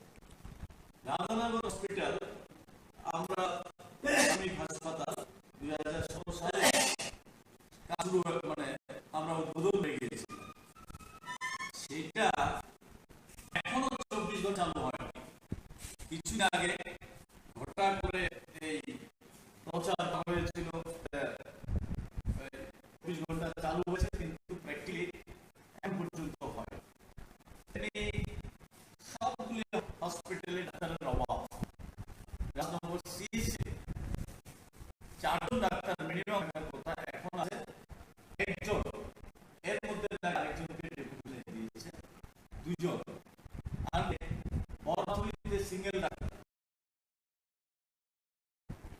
তারপরে রাধানামে একই অবস্থা, চোত্তাকলা এই অবস্থা, নিয়ানোর একই অবস্থা। ডাক্তারের অভাব, অন্যান্য স্টাফ অভাব, সব মিলে চিকিৎসা ব্যবস্থা একেবারে ভেঙে পড়েছে। আমাদের যশোরে একটা হাসপাতাল কাজ শুরু হয়েছে বামফ্রন্টের সঙ্গে, সেই কাজ বন্ধ করে দিয়েছে। আমরা বলেছি এক্সট্রা আবার দ্রুত এই হাসপাতাল খোলা হয়, সেই উদ্যোগ সরকারকে নিতে হবে। রাস্তাঘাট, মেইন রোড যেমন খারাপ হয়ে যাচ্ছে, তেমনি গ্রামীণ রাস্তা, কিছু আছে পিচ করা রাস্তা, কিছু আছে সোলিং রাস্তা, একেবারে ভগ্ন প্রায়। অবিলম্বে যাতে এই রাস্তাগুলি সংস্কার করা হয় সেগুলি আমরা উল্লেখ করেছি। পানি খুব খারাপ অবস্থার মধ্যে আছে, বিশেষ করে জলসেচ ভেঙে পড়েছে। এবার এমনিতে সময় মতো বৃষ্টি না হওয়াতে কৃষকের অসুবিধা হয়েছে। আমরা দাবি করছি যে অবিলম্বে এই সমস্ত যে সোর্সগুলি ছিল জলসেচের, সেগুলিকে করতে হবে। আমাদের সময়ে ওই রাজনগরে দোয়াগাছা, বরপাথরি, কাশারি ছড়াতে বড় পা দিয়ে জলসেচ করা হয়েছে, প্রায় কমপ্লিট পথে ছিল। গত 5 বছর হয়েছে, সেখান থেকে কৃষকদের জমিতে জল দেওয়ার জন্য যে ব্যবস্থা নেওয়া সেটা এখন পর্যন্ত নিচ্ছে না। এগুলি তাদের দপ্তরের মাধ্যমে দেওয়ার জন্য দাবি করছে। বামফ্রন্ট সরকার থাকার সময়ে রাজনগর এলাকার মধ্যে কিছু প্রকল্প হাতে হয়ে গেছে, এখন সেগুলি কমপ্লিট করতে পারে। যেমন এর মধ্যে হসপিটাল রোগীদের জন্য একটা বিল্ডিং তৈরি শুরু হয়েছে, এখন সেই বিল্ডিংটা তৈরি কমপ্লিট করে সেই কাজটা এখনো করতে পারে। তেমনি রাজনগরে আছে একটা ইনডোর স্টেডিয়াম, সেই সময়ই প্রায় সেই পথে ছিল, এখনো সেই কাজটা কমপ্লিট করতে পারে। তো জলসেচের দুইটা প্রকল্পের কথা বলি, লোহাগাছা এবং কাছারি ছড়া, এগুলিতে এই কাজগুলি কমপ্লিট করে সেই কাজগুলো পারেনি। এরকম বেশ কাজ বকেয়া পড়ে, সেগুলি করার জন্য আমরা করছি। আমরা দেখি যে এই এলাকার মধ্যে একটা চরম সংকটের মধ্যে দিয়ে আছে। শ্রমিকরা, চরম বেকার যুবকরা, আজকে কি দেখা যাচ্ছে, একদিকে দেখছি দুর্নীতি এই পুরো রাজ্যের মধ্যে, যেমন এই যে উত্তর রামুরা, ভবানীপুর, এই সমস্ত এলাকাতে, জয়চাঁদ, এই সমস্ত এলাকাতে দুর্নীতির নানান তথ্য আমাদের সংবাদ মাধ্যমে বেরিয়ে আসে। তেমনি এই যে নেশা কারবারের রমরমা সাথে রাজ্য শুরু হচ্ছে। আজকে এই সমস্ত এলাকাতে কোনো কাজ নেই, বিকল্প রোজগারের ব্যবস্থা নাই, যুবকরা ঝুঁকে এই সমস্ত নেশা কারবারি ঝুঁকে এর মধ্যে ধরা পড়ছে। আপনারা নিশ্চয়ই লক্ষ্য করছেন, এটা যেই জায়গা যাচ্ছে এই নেশার সঙ্গে যুক্ত, এটা সরকারও তাদের এইসব পার্টিও চাই যে নেশার কারবারের সঙ্গে যদি মিশে থাকতে পারে, তাহলে আজকের যে সব চাকরি কেন হচ্ছে না, নানান বিষয় সমস্যাগুলি, এগুলি নিয়ে তারা মাথা ঘামাবে না, সেই পথ ধাবিত করার জন্য এই চেষ্টা হচ্ছে, এই সর্বনাশ করার চেষ্টা করতে। এটা আমরা তীব্রভাবে বিরোধিতা করি। সামনে যাতে কাজকর্ম বৃদ্ধি করা হয়, বিশেষ করে ব্লক এলাকায়, ব্লক এবং অন্যান্য দপ্তরে কাজকর্ম বৃদ্ধি করে উন্নয়নের দিকে নজর দেয়। একেবারে ব্যবস্থা ভেঙে পড়েছে, এটাকে যাতে চালনা হয়, সেই জন্যই আমরা কাছে সঙ্গে এই বিষয়গুলিকে ব্যবস্থা গ্রহণ করার আশ্বাস দিয়েছে। কিছু কিছু বিষয় যেগুলি ব্লকে করা যায়, যেমন এই রেগা কাজ দিতে না, এই কাজ যাতে না হয়, ডিমান্ড করলে ওরা যাতে কাজ পায়, সেই ব্যবস্থা করবেন বলে প্রতিশ্রুতি দিয়েছে। রেশন কার্ড বন্ধ করে ঘরের কাজ না, এই ওরা এগুলি যাতে দ্রুত ছাড়িয়ে দেওয়া যায়, সে ব্যবস্থা করবেন। কেউ কাজ পেলে সরাসরি করলে সে ব্যবস্থা নিতে প্রতিশ্রুতি দিয়েছেন। সেক্ষেত্রে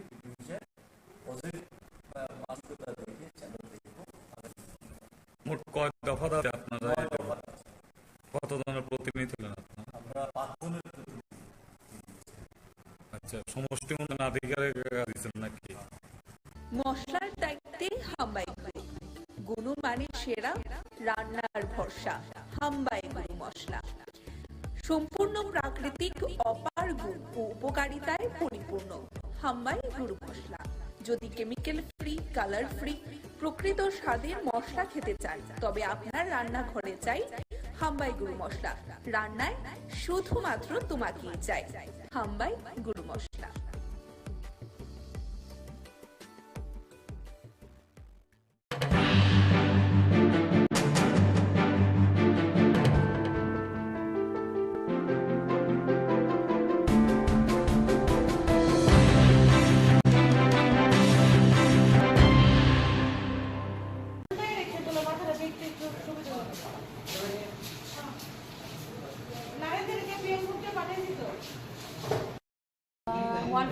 থেকে ফায়ার সার্ভিস একজনকে আনলো স্ট্রেচার করে, তো আমি দেখতে গেলাম। যাওয়ার পরে এক্সামিন করে দেখলাম পেশেন্টটা নেই, ব্রড ডেথ। তো আমি পুলিশ স্টেশনকে খবর দিয়েছি। এটা নাকি বিশাল বিওসির আশেপাশে বডিটা ছিল, পাবলিকে খবর দিয়েছে। দেওয়ার পরে ফায়ার সার্ভিস গিয়ে বডিটাকে নিয়ে এসছে। তো ব্যক্তির নাম বা পরিচয় এসব কিছু জানা যায়নি। আমিও আননোন বডি করেই পুলিশকে ইন্টিমেশন দিয়েছি। এখন বাকিটা দেখা যাক কি আপনার ধনপুরের ছেলে, ধনপুরের ভারত ছেলে, সংগঠনের সঙ্গে 2014 সাল থেকে যুক্ত রয়েছেন, মন্ডল সভাপতি। এবং আমি বলবো বিন্দু দেবনাথ প্রার্থী নয়, প্রার্থী প্রতিনিধি আর ভারতীয় জনতা পার্টির প্রত্যেকটা কার্যকর্তা। সম্পর্কে আপনার ধনপুরের ছেলে, ধনপুরের ভারত ছেলে, সংগঠনের সঙ্গে 2014 সাল থেকে যুক্ত রয়েছেন, মন্ডল সভাপতি। এবং আমি বলবো বিন্দু দেবনাথ প্রার্থী নয়, প্রার্থী প্রতিনিধি আর ভারতীয় জনতা পার্টির প্রত্যেকটা কার্যকর্তা। সম্পর্কে আপনার ধনপুরের ছেলে, ধনপুরের ভারত ছেলে, সংগঠনের সঙ্গে 2014 সাল থেকে যুক্ত রয়েছেন, মন্ডল সভাপতি। এবং আমি বলবো বিন্দু দেবনাথ প্রার্থী নয়, প্রার্থী প্রতিনিধি আর ভারতীয় জনতা পার্টির প্রত্যেকটা কার্যকর্তা। অনুরোধ করবো সামনে যাতে কেউ না যায়, আমি সকল কার্যকর্তাদের অনুরোধ করবো নেমে আসার জন্য। আমি নিচে নেমে আসুন এবং আরক্ষা দপ্তরে যারা আধিকারিক আছেন তাদেরকে সহযোগিতার হাত বাড়িয়ে দেওয়ার জন্য আমি সকল ভারতীয় জনতা পার্টির কার্যকর্তাদের অনুরোধ করছি। সম্পর্কে আপনার ধনপুরের ছেলে, ধনপুরের ভারত ছেলে, সংগঠনের সঙ্গে 2014 সাল থেকে যুক্ত রয়েছেন, মন্ডল সভাপতি। এবং আমি বলবো বিন্দু দেবনাথ প্রার্থী নয়, প্রার্থী প্রতিনিধি আর ভারতীয় জনতা পার্টির প্রত্যেকটা কার্যকর্তা। অনুরোধ করবো সামনে যাতে কেউ না যায়, আমি সকল কার্যকর্তাদের অনুরোধ করবো নেমে আসার জন্য। আমি নিচে নেমে আসুন এবং আরক্ষা দপ্তরে যারা আধিকারিক আছেন তাদেরকে সহযোগিতার হাত বাড়িয়ে দেওয়ার জন্য আমি সকল ভারতীয় জনতা পার্টির কার্যকর্তাদের অনুরোধ করছি। সম্পর্কে আপনার ধনপুরের ছেলে, মশলার দায়িত্বে হাম্বাই গ্রুপ, গুণমানের সেরা, রান্নার ভরসা, হাম্বাই গুরু মশলা। সম্পূর্ণ প্রাকৃতিক অপার গুণ ও উপকারিতায় পরিপূর্ণ হাম্বাই গুরু মশলা। যদি কেমিক্যাল ফ্রি, কালার ফ্রি, প্রকৃত স্বাদের মশলা খেতে চান, তবে আপনার রান্নাঘরে চাই হাম্বাই গুরু মশলা। রান্নায় শুধুমাত্র তোমাকেই চাই হাম্বাই গুরু মশলা।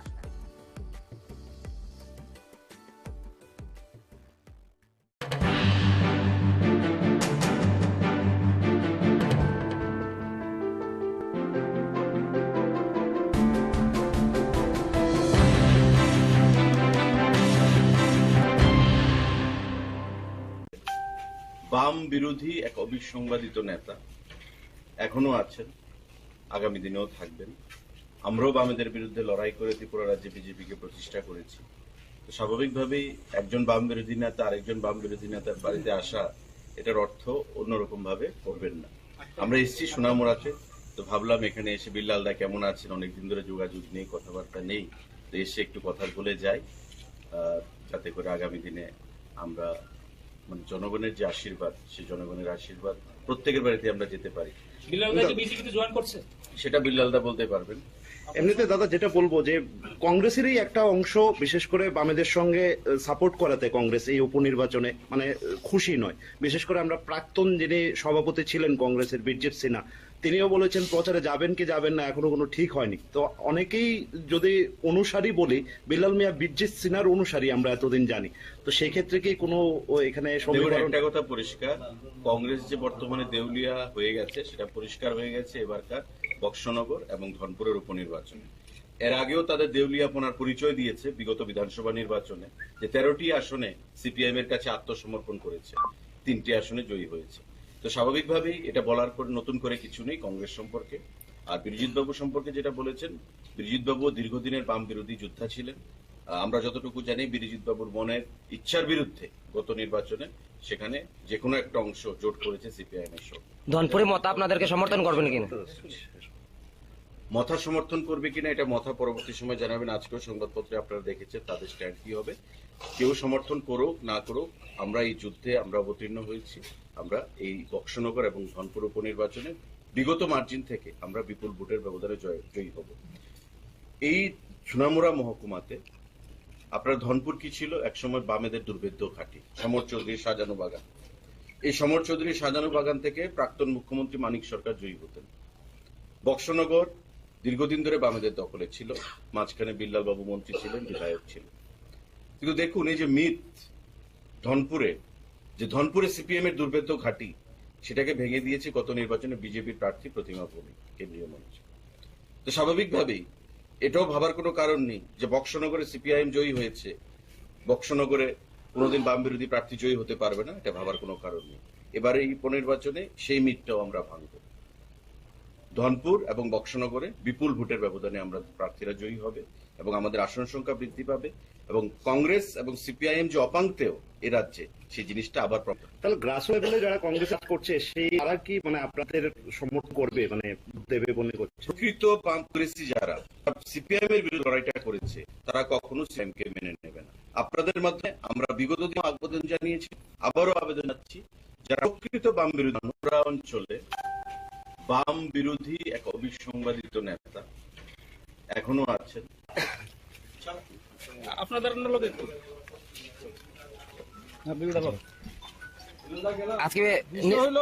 অন্য কিছু না। রতনদার আমি দীর্ঘদিন আমরা একলগে রাজনীতি করছি, সুশান্ত সহকারে একসাথে রাজনীতি করছি। আমার এইটা বন্ধু হইলো নারায়ণ দত্ত, সে আমার যুব কংগ্রেসে ছিল, আমরা সবাই একসাথে ছিল। সোনামুড়া আইসে তারা আমার এইটা সাক্ষাতে আইসে, আর মা মারা যাওয়ার পরে তারা আইসে না। আপনি কি বিজেপিতে জয়েন করছেন? আমি তো কংগ্রেস করি। কিন্তু আপনি প্রার্থী সম্পর্কে খুশি, কারণ কংগ্রেস কিন্তু মূলত ভাবে সমর্থন করেছে সিপিএম কে, কিন্তু সিপিএম প্রার্থী দিয়েছে। বিশেষ করে আমরাও সোনামুড়ার মানুষ সবাই, যে অনেকের আশা ছিল যে এবার নাকি বিল্লাল মিয়া প্রার্থী হতে পারে। এটা তো কংগ্রেস পার্টির ব্যাপার, কংগ্রেস কি করছে, কংগ্রেস সাইনবোর্ড উদ্রু করলে তো আমার কিছু করার নাই। কিন্তু আজকে তো মানে যে একটা প্রচার আছে যে আপনি বিজেপিতে জয়েন করছেন, যে আজকে থেকে বিজেপি লিডাররা যে আসলো, এটা কি নিশ্চয়ই সৌজন্যতা না অন্য কিছু? সবাই তো বিজেপির লিডার, আমার ভাই তো, ভাই আছে, বন্ধু আছে, ছোট ভাই আছে। এটা না ভাই তো ঠিক আছে, শনি রবিবারে কোনো ধরনের আনুষ্ঠানিকতা করে আপনাকে বিজেপিতে তুলে নেওয়া হবে, ধরনের কোনো খবর, এসব ধরনের কোনো আলোচনা তো নাই। আপনি কি সিপিএম প্রার্থীকে সমর্থন করবেন বক্সনগরে? আবার সিপিএম এটা হলো কংগ্রেসের ব্যাপার, কংগ্রেস আপনার ব্যক্তিগত, আপনি তো কংগ্রেসে আছেন, আপনার ব্যক্তিগত, আমি তো বলুন এখন কংগ্রেসে আছি। আলোচনা হইছে না, আলোচনা হইলে দেখা যাবে। দর্শক বন্ধু, এই মুহূর্তে সেই চিত্র সরাসরি আমরা কিন্তু মশলার দায়িত্বে হাম্বাই গ্রুপ, গুণমানে সেরা, রান্নার ভরসা, হাম্বাই গুরু মশলা। সম্পূর্ণ প্রাকৃতিক, অপার গুণ ও উপকারিতায় পরিপূর্ণ হাম্বাই গুরু মশলা। যদি কেমিক্যাল ফ্রি, কালার ফ্রি, প্রকৃত স্বাদের মশলা খেতে চাই, তবে আপনার রান্নাঘরে চাই হাম্বাই গুরু মশলা। রান্নায় শুধুমাত্র তোমাকেই চাই হাম্বাই গুরু মশলা।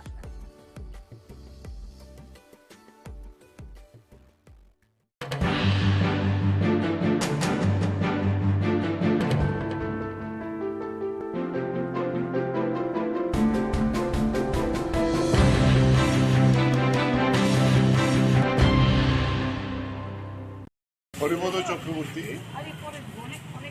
তিনি শিল্প দপ্তরের একজন অফিসার ছিলেন এবং আমাদের সরকার আসার পরে প্রথম যখন অনিল সরকার শিল্পমন্ত্রীর দায়িত্ব পান দপ্তর থেকে একজন লোক আসে দক্ষতার সঙ্গে কাজ করেছে এবং আমিও পরে যখন শিল্পমন্ত্রী হই আমার দপ্তরও ছিলেন এবং এখান থেকে রিটায়ারমেন্টে যান আমি যখন দপ্তরে ছিলাম।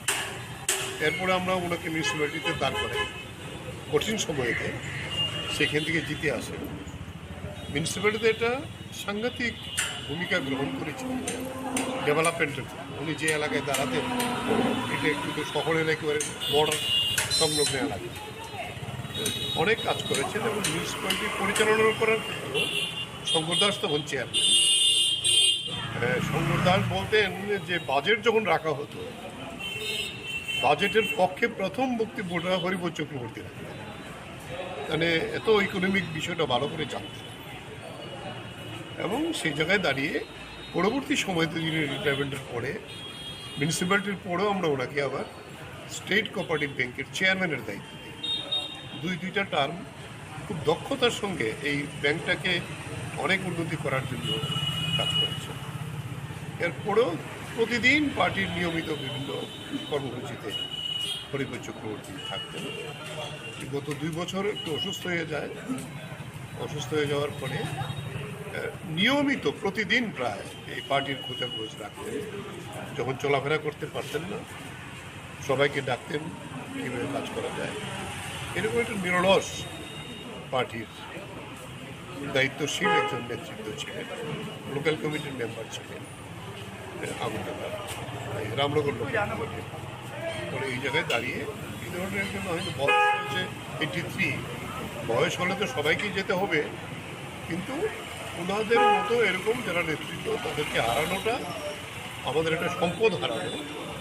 ফলে সেই জায়গায় দাঁড়িয়ে আমরা ওনার স্মরণে যাতে ওই এলাকায় আরও বেশি কাজ আমরা করতে পারি তার জন্য এই কাজই করাই ওনার প্রতি সহমতা জানানো, সম্মতি জানানো, স্মরণ করা, এই কাজটি আমরা করে যাব।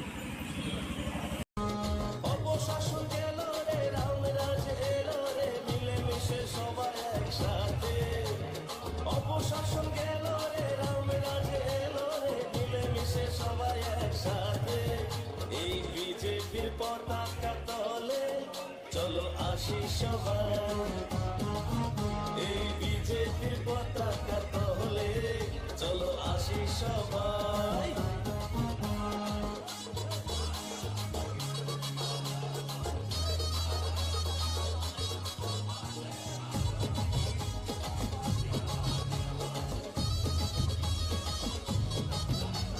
করোনার দাপটে আমাদের ঘরেতে খাবারের হয় নিচে কাটা, রেশন থেকেই পায় খাদ্য জনগণ আর ব্যাংক অ্যাকাউন্টে টাকা, আর ব্যাংক অ্যাকাউন্টে টাকা বিজেপিকে জেতাই, এই বিজেপির পতাকা তলে চলো আসি সবাই।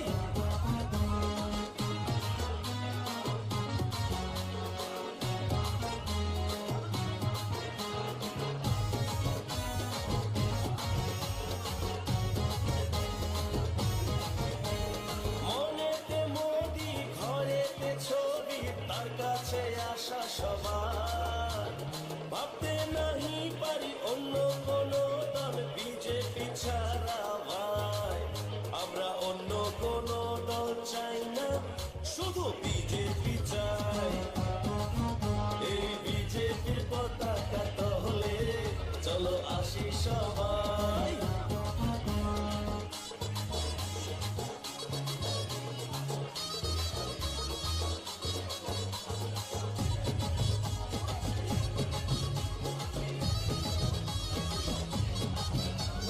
দিকে দিকে বিজেপি, চারিদিকে বিজেপি, সারা রাজ্যে বিজেপি ভাই, ত্রিপুরাতে বিজেপি, সারা দেশে বিজেপি, বিজেপি ছাড়া কেহ নাই, এই বিজেপির পতাকা তলে চলো আসি সবাই, এই বিজেপির পতাকা তলে চলো আসি সবাই। অপশাসন গেল রে, রামরাজ এল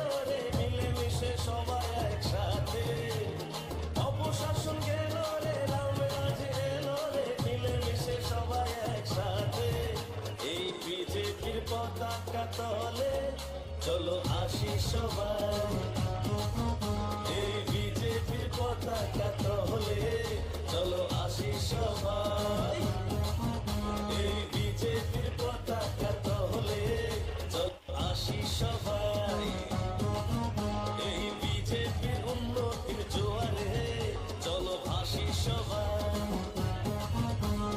অপশাসন গেল রে রামরাজ এলো রে মিলেমিশে সবাই একসাথে অপশাসন গেল রে রামরাজ এলো রে মিলেমিশে সবাই একসাথে এই বিজেপির পতাকা তলে চলো আসি সবাই এই বিজেপির পতাকা তলে চলো আসি সবাই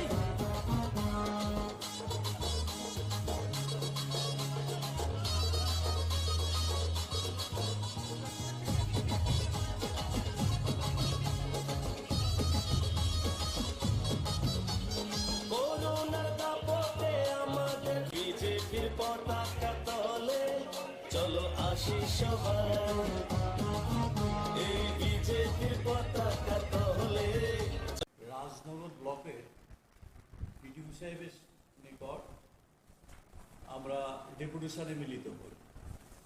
সামগ্রিকভাবে রাজনগর ব্লক এলাকা শুধু সামাজিক ভাতা 4 মাস পর্যন্ত পায়।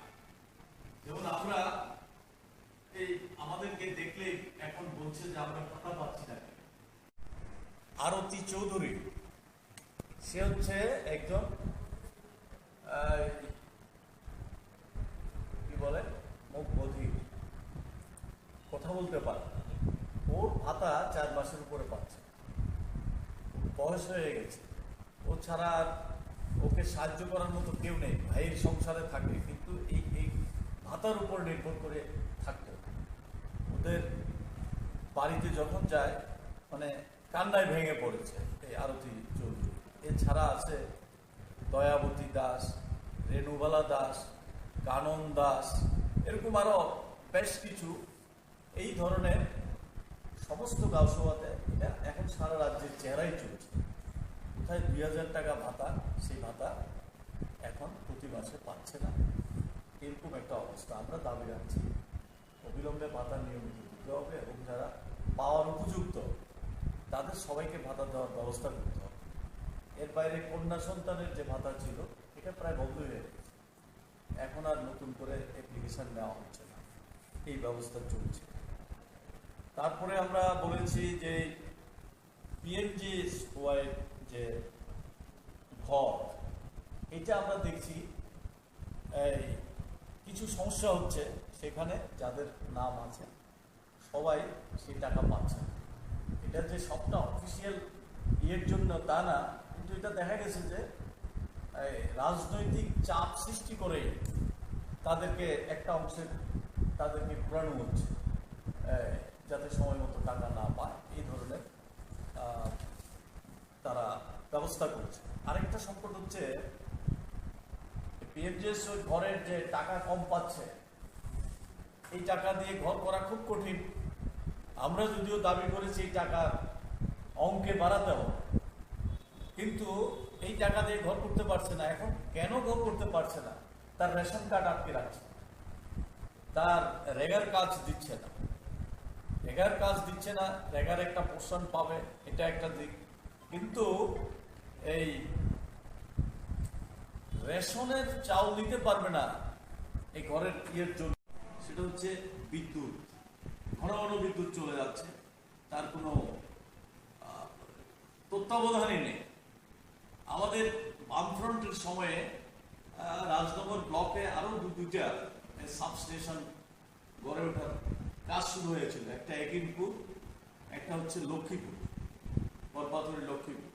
এই দুইটা কাজে এখন পর্যন্ত কমপ্লিট করেনি, সেই কাজ এখনো পড়ে আছে। চিকিৎসা ব্যবস্থা তো প্রায় ভেঙে পড়েছে। রাধানগর হসপিটাল, আমরা প্রাথমিক হাসপাতাল 2017 সালে কাজ শুরু মানে আমরা উদ্বোধন করে গিয়েছিলাম। সেটা এখনো 24 ঘন্টা চালু হয়নি। কিছুদিন আগে ঘটা করে এই প্রচার করা হয়েছিল যে 24 ঘন্টা চালু হয়েছে, কিন্তু প্র্যাকটিক্যালি এখন পর্যন্ত হয়নি। তেমনি সবগুলি হসপিটালে ডাক্তারের অভাব। রাজনগর সিএসসিতে 4 জন ডাক্তার মিনিমাম থাকার কথা, এখন আছে 1 জন। এর মধ্যে নাকি আরেকজনকে ডেপুটেশনে দিয়েছে 2 জন, আর নেই। বরপাথুরিতে সিঙ্গেল ডাক্তার, তারপরে রাধানগরে একই অবস্থা, চোত্তাকলা একই অবস্থা, নিয়ারনগরে একই অবস্থা। ডাক্তারের অভাব, অন্যান্য স্টাফের অভাব, সব মিলে চিকিৎসা ব্যবস্থা এই একেবারে ভেঙে পড়েছে। আমাদের যশপুরাতে একটা হাসপাতালের কাজ শুরু হয়েছিল বামফ্রন্টের সময়, সেই কাজটা বন্ধ করে দিয়েছে। আমরা বলেছি এই কাজটা আবার দ্রুত যাতে এই প্রাথমিক হাসপাতাল গড়ে তোলা হয়, সেই উদ্যোগ সরকারকে নিতে হবে।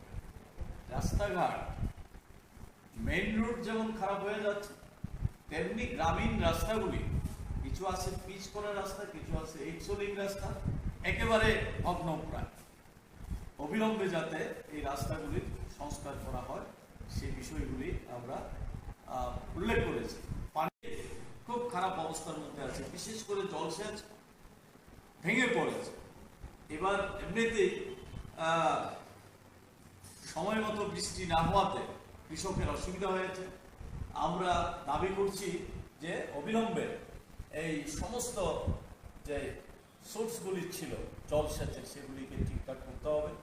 আমাদের সময়ে ওই রাজনগরে দোয়াগাছড়া, বরপাথরিতে কাছারি ছড়াতে বড় বাঁধ দিয়ে জলসেচের প্রকল্প করা হয়েছিল, প্রায় কমপ্লিটের পথে ছিল। কিন্তু গত 5 বছর চলে গেছে, সেখান থেকে কৃষকের জমিতে জল দেওয়ার জন্য যে ব্যবস্থাটা নেওয়া, সেটা এখন পর্যন্ত নিচ্ছে না। এগুলি আমরা তাদের দপ্তরের মাধ্যমে নেওয়ার জন্য দাবি করছি।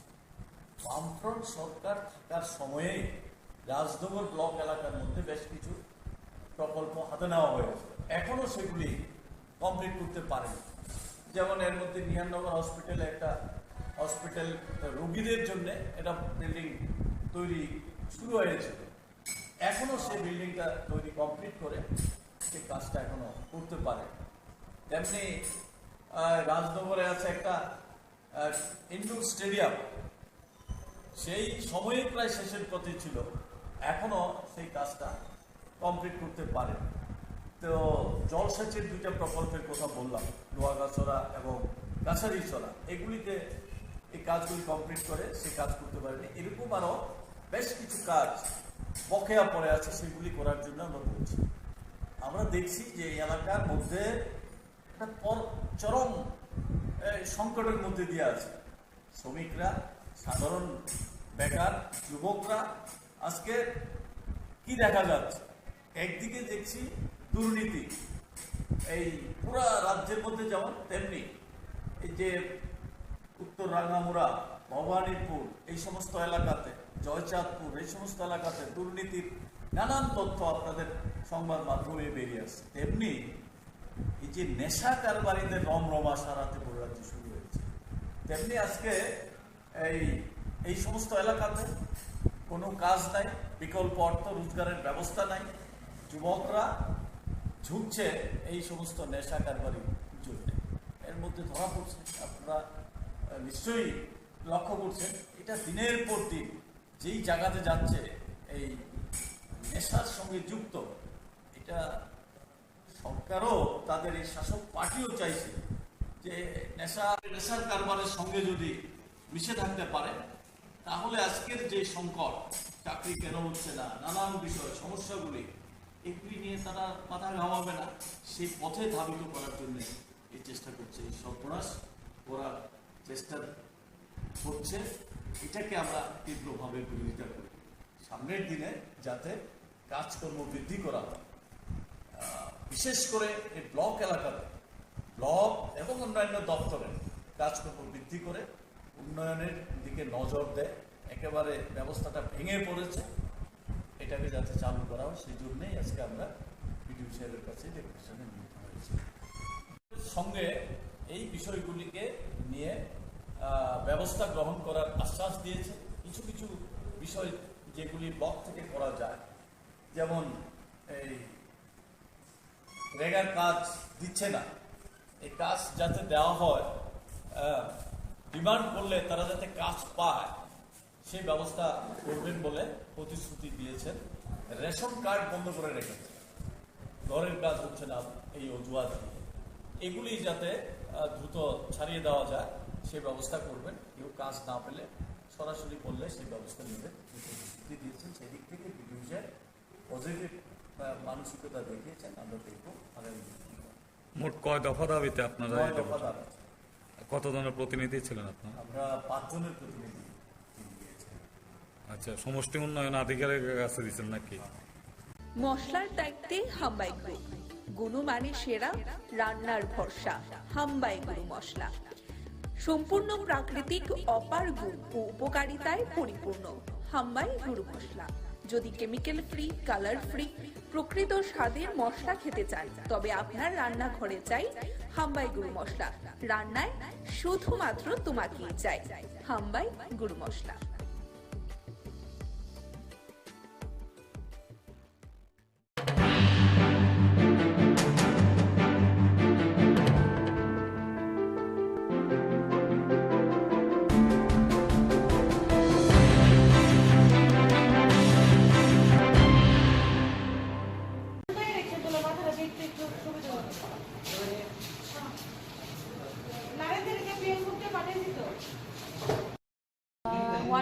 এদিকে ফায়ার সার্ভিস একজনকে আনলো স্ট্রেচার করে, তো আমি দেখতে গেলাম।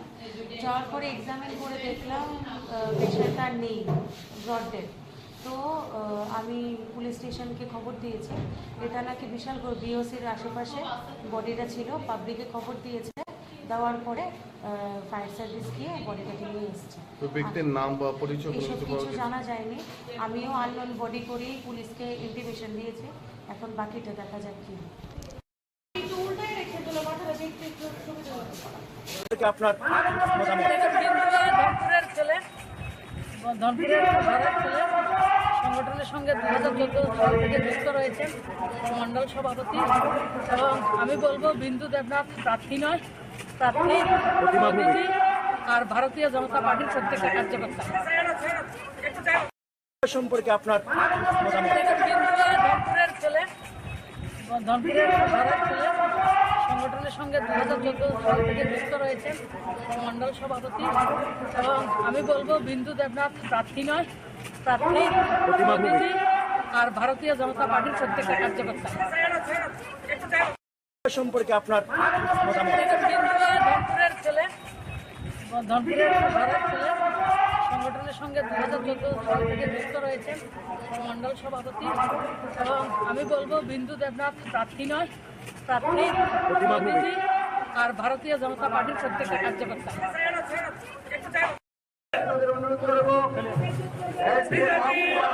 সামনে যাতে কেউ না যায়, আমি সকল কার্যকর্তাদের অনুরোধ করবো নেমে আসার জন্য। আমি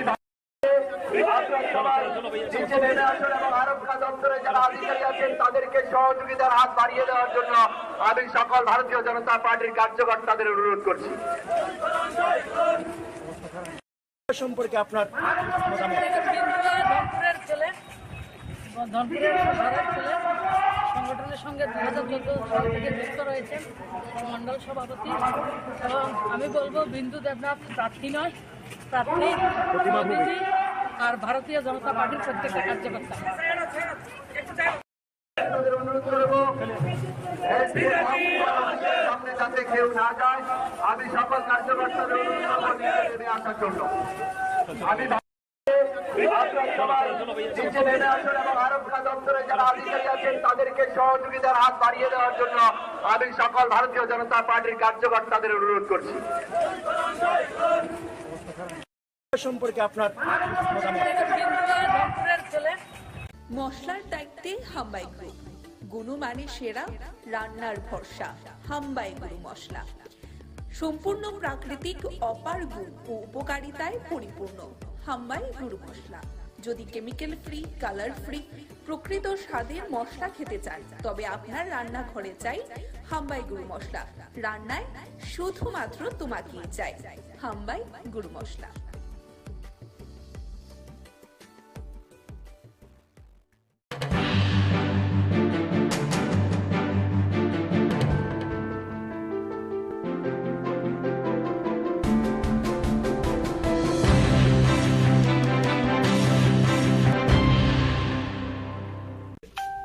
বাম বিরোধী এক অবিসংবাদিত নেতা এখনো আছেন, আগামী দিনেও থাকবেন। আমরাও বামেদের বিরুদ্ধে লড়াই করে ত্রিপুরা রাজ্যে বিজেপিকে প্রতিষ্ঠা করেছি। তো স্বাভাবিকভাবেই একজন বাম বিরোধী নেতা আরেকজন বাম বিরোধী নেতার বাড়িতে আসা, এটার অর্থ অন্যরকম ভাবে করবেন না। আমরা এসেছি সোনামুড়াতে, তো ভাবলাম এখানে এসে বিল্লালদা কেমন আছেন, অনেকদিন ধরে যোগাযোগ নেই, কথাবার্তা নেই, তো এসে একটু কথা বলে যাই, যাতে করে আগামী দিনে আমরা মানে জনগণের যে আশীর্বাদ, সেই জনগণের আশীর্বাদ প্রত্যেকের বাড়িতে আমরা যেতে পারি। সেটা বিল্লালদা বলতে পারবেন। এমনিতে দাদা যেটা বলবো যে কংগ্রেসেরই একটা অংশ বিশেষ করে বামেদের সঙ্গে সাপোর্ট করাতে কংগ্রেস এই উপনির্বাচনে মানে খুশি নয়। বিশেষ করে আমরা প্রাক্তন যিনি সভাপতি ছিলেন কংগ্রেসের বীরজিৎ সিনহা, তিনিও বলেছেন প্রচারে যাবেন কি যাবেন না এখনো কোনো ঠিক হয়নি। তো অনেকেই যদি অনুসারী বলি, বিল্লাল মিয়া বীরজিৎ সিনহার অনুসারী আমরা এতদিন জানি, তো সেই ক্ষেত্রে কি কোনো এখানে একটা কথা পরিষ্কার, কংগ্রেস যে বর্তমানে দেউলিয়া হয়ে গেছে সেটা পরিষ্কার হয়ে গেছে এবারকার বক্সনগর এবং ধনপুরের উপনির্বাচনে। এর আগেও তাদের দেউলিয়াপনার পরিচয় দিয়েছে বিগত বিধানসভা নির্বাচনে, যে 13টি আসনে সিপিআইএম এর কাছে আত্মসমর্পণ করেছে, 3টি আসনে জয়ী হয়েছে। তো স্বাভাবিকভাবেই এটা বলার পর নতুন করে কিছু নেই কংগ্রেস সম্পর্কে। আর বিরজিৎ বাবু সম্পর্কে যেটা বলেছেন, বিরজিৎ বাবু দীর্ঘদিনের বাম বিরোধী যোদ্ধা ছিলেন। আমরা যতটুকু জানি বিরজিৎ বাবুর মনের ইচ্ছার বিরুদ্ধে গত নির্বাচনে সেখানে যে কোনো একটা অংশ জোট করেছে সিপিআইএম এর সঙ্গে। ধনপুরে মত আপনাদেরকে সমর্থন করবেন কিনা? মথা সমর্থন করবে কিনা এটা মথা পরবর্তী সময় জানাবেন। আজকেও সংবাদপত্রে আপনারা দেখেছেন তাদের স্ট্যান্ড কি হবে। কেউ সমর্থন করুক না করুক, আমরা এই যুদ্ধে আমরা অবতীর্ণ হয়েছি। আমরা এই বক্সনগর এবং ধনপুর উপনির্বাচনে বিগত মার্জিন থেকে আমরা বিপুল ভোটের ব্যবধানে জয়ী হব। এই সোনামুড়া মহকুমাতে আপনার ধনপুর কি ছিল, একসময় বামেদের দুর্ভেদ্য ঘাঁটি, সমর চৌধুরীর সাজানো বাগান। এই সমর চৌধুরীর সাজানো বাগান থেকে প্রাক্তন মুখ্যমন্ত্রী মানিক সরকার জয়ী হতেন। বক্সনগর দীর্ঘদিন ধরে বামেদের দখলে ছিল, মাঝখানে বিল্লাল বাবু মন্ত্রী ছিলেন, বিধায়ক ছিলেন। কিন্তু দেখুন এই যে মিথ ধনপুরে সিপিএম এর দুর্ভেদ্য ঘাঁটি, সেটাকে ভেঙে দিয়েছে গত নির্বাচনে বিজেপির প্রার্থী প্রতিমা ভৌমিক, কেন্দ্রীয় মন্ত্রী। তো স্বাভাবিকভাবেই এটাও ভাবার কোনো কারণ নেই যে বক্সনগরে সিপিআইএম জয়ী হয়েছে, বক্সনগরে কোনোদিন বাম বিরোধী প্রার্থী জয়ী হতে পারবে না, এটা ভাবার কোনো কারণ নেই। এবারে এই উপনির্বাচনে সেই মিথটাও আমরা ভাঙব। ধনপুর এবং বক্সনগরে বিপুল ভোটের ব্যবধানে আমরা প্রার্থীরা জয়ী হবে এবং আমাদের আসন সংখ্যা বৃদ্ধি পাবে এবং কংগ্রেস এবং সিপিআইএম যে অপাঙ্ক্তেয় এ রাজ্যে, সেই জিনিসটা আবার তাহলে গ্রাস লেভেলে যারা কংগ্রেস করছে সেই তারা কি মানে আপনাদের সমর্থন করবে, মানে দেবে মনে করছে? প্রকৃত কংগ্রেসী যারা সিপিআইএম এর বিরুদ্ধে লড়াইটা করেছে তারা কখনো সিপিআইএম কে মেনে নেবে না। আপনাদের মাধ্যমে আমরা বিগত দিনে আবেদন জানিয়েছি, আবারও আবেদন জানাচ্ছি, যারা প্রকৃত বাম বিরোধী অঞ্চলে বাম বিরোধী এক অবিসংবাদিত নেতা এখনো আছেন। আপনাদের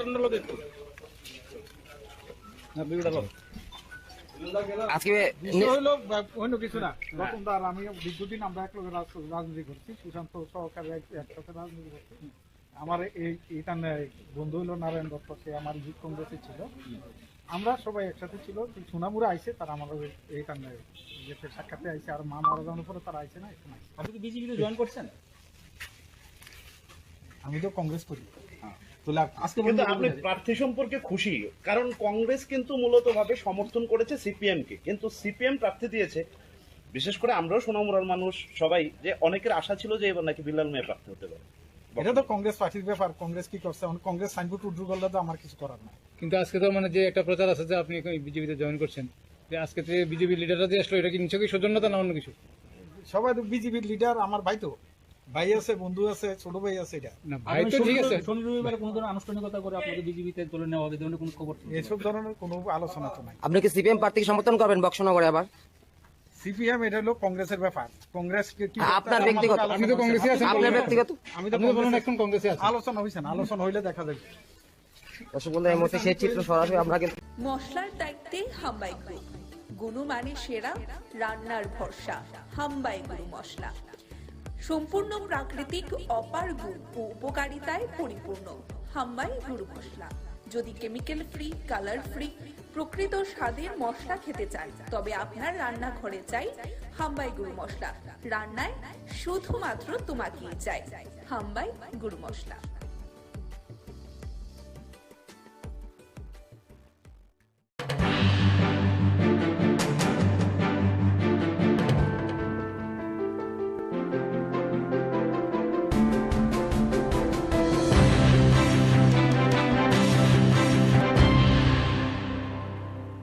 হরিপদ চক্রবর্তী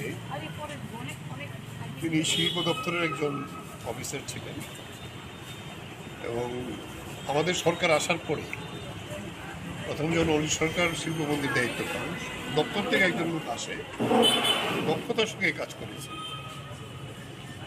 এবং আমিও পরে যখন শিল্পমন্ত্রী হই আমার দপ্তরও ছিলেন এবং এখান থেকে রিটায়ারমেন্ট আমি যখন দপ্তরে ছিলাম এরপরে আমরা ওনাকে মিউনিসিপ্যালিটিতে দাঁড় করাই কঠিন সময়েতে সেখান থেকে জিতে আসেন মিউনিসিপ্যালিটিতে একটা সাংঘাতিক ভূমিকা গ্রহণ করেছিলেন ডেভেলপমেন্টের। উনি যে এলাকায় দাঁড়াতেন এটা কিন্তু শহরের একেবারে বর্ডার সংলগ্ন এলাকা অনেক কাজ করেছেন এবং মিউনিসিপ্যালিটি পরিচালনার করার ক্ষেত্রেও শঙ্কর দাস তখন চেয়ারম্যান। শঙ্কর দাস বলতেন যে বাজেট যখন রাখা হতো বাজেটের পক্ষে প্রথম বক্তব্যটা হরিপদ চক্রবর্তী রাখতেন, মানে এত ইকোনমিক বিষয়টা ভালো করে জানতেন এবং সেই জায়গায় দাঁড়িয়ে পরবর্তী সময়তে যিনি রিটায়ারমেন্টের পরে মিউনিসিপ্যালিটির পরেও আমরা ওনাকে আবার স্টেট কোঅপারেটিভ ব্যাংকের চেয়ারম্যানের দায়িত্ব দিই। দুইটা টার্ম খুব দক্ষতার সঙ্গে এই ব্যাংকটাকে অনেক উন্নতি করার জন্য কাজ করেছে। এরপরেও প্রতিদিন পার্টির নিয়মিত বিভিন্ন কর্মসূচিতে হরিপদ চক্রবর্তী থাকতেন।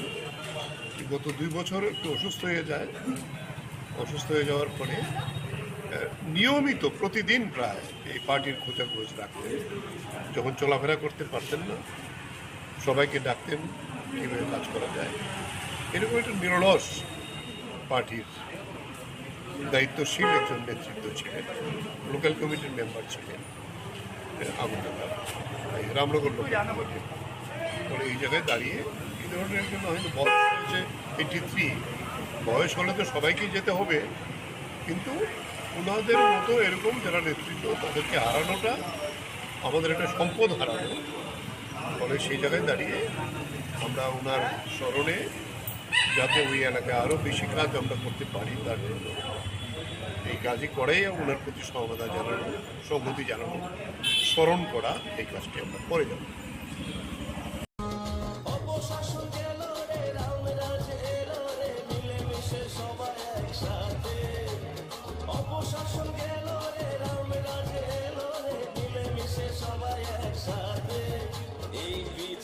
পতাকা তলে চলো আসি সবাই, এই বিজেপির পতাকা তলে চলো আসি সবাই।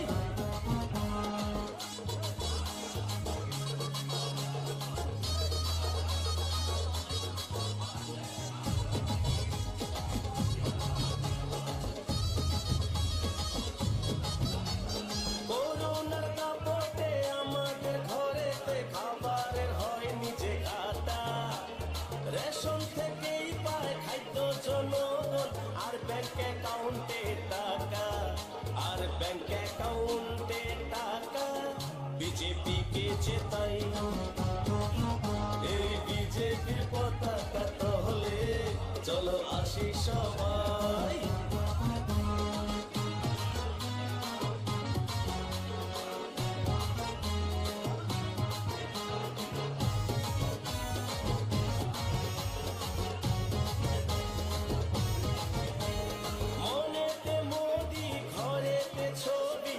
কাছে আসা সবার ভাবতে নাহি পারি অন্য কোন দল বিজেপি ছাড়া ভাই। আমরা অন্য কোন দল চাই না, শুধু বিজেপি চাই।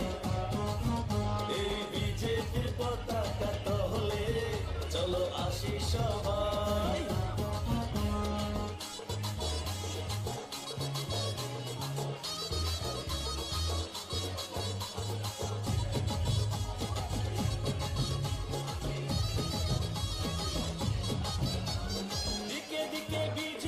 চারিদিকে বিজেপি, সারা রাজ্যে বিজেপি ভাই।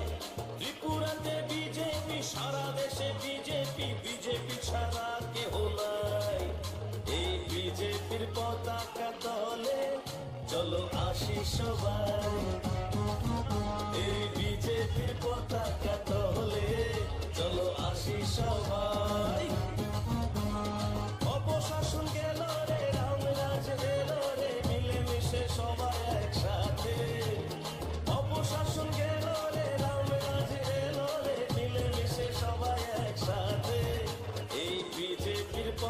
পতাকা তলে চলো আসি সবাই, এই বিজেপির পতাকা তলে চলো আসি সবাই, এই বিজেপির পতাকা তলে চলো আসি সবাই, এই বিজেপির উন্নতির জোয়ারে চলো ভাসি সবাই। অপশাসন গেল রে, রামরাজ এলো রে, মিলেমিশে সবাই একসাথে। অপশাসন গেল রে, রামরাজ এলো রে, মিলেমিশে সবাই একসাথে। এই বিজেপির পতাকা তলে চলো আসি সবাই, এই বিজেপির পতাকা তলে চলো আসি সবাই।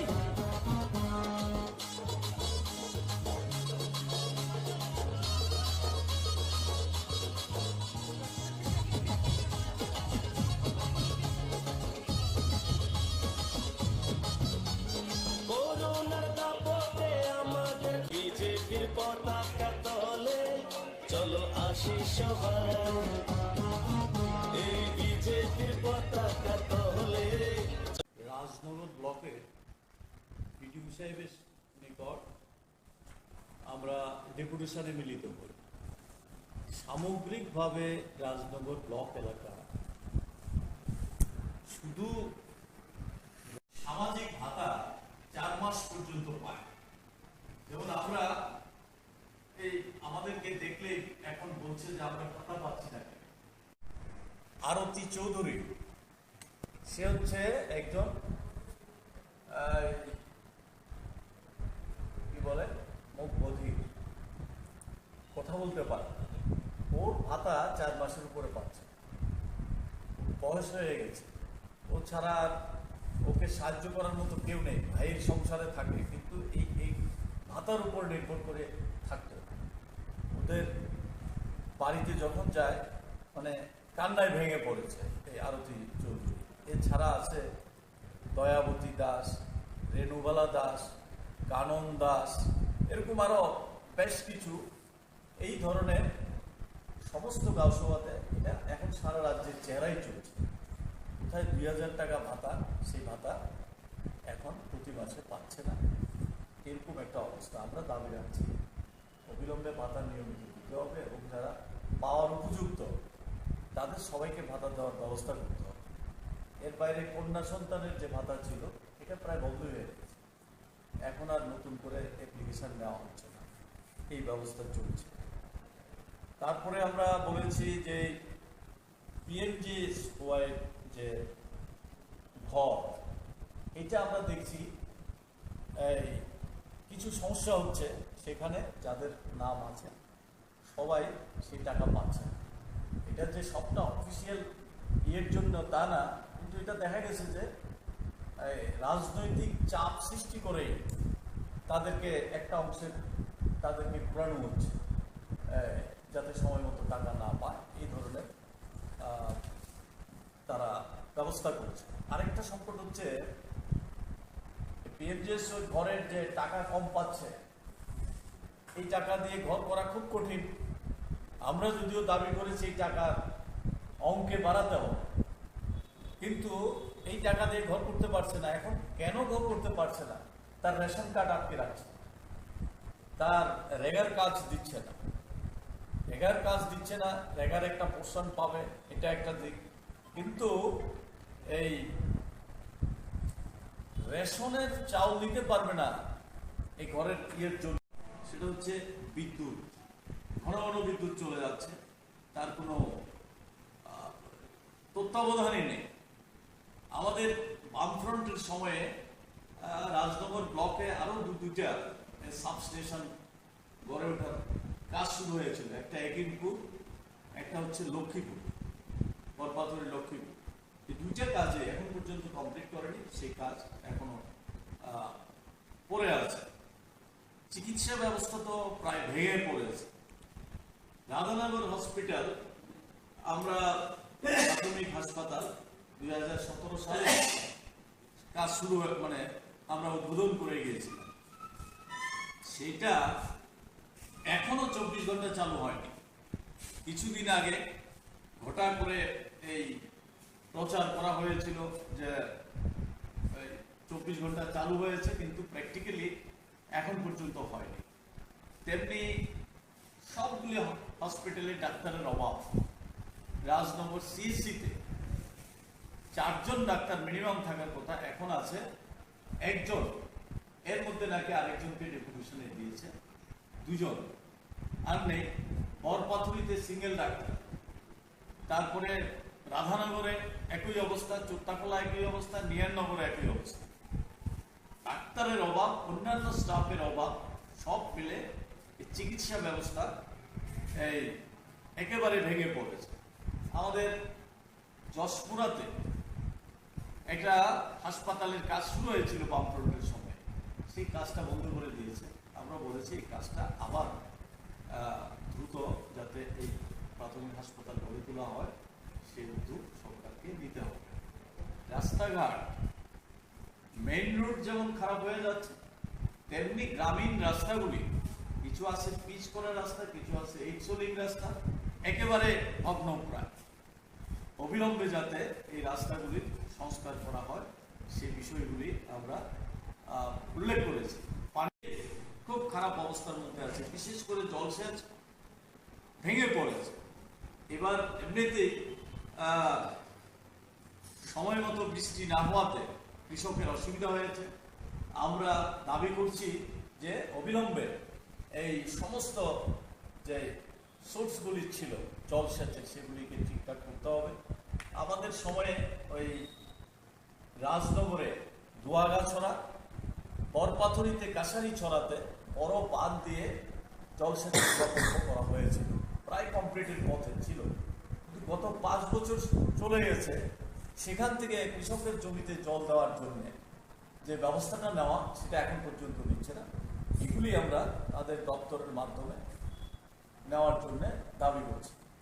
বামফ্রন্ট সরকার থাকার সময়ে রাজনগর ব্লক এলাকার মধ্যে বেশ কিছু প্রকল্প হাতে নেওয়া হয়েছে, এখনো সেগুলি কমপ্লিট করতে পারেনি।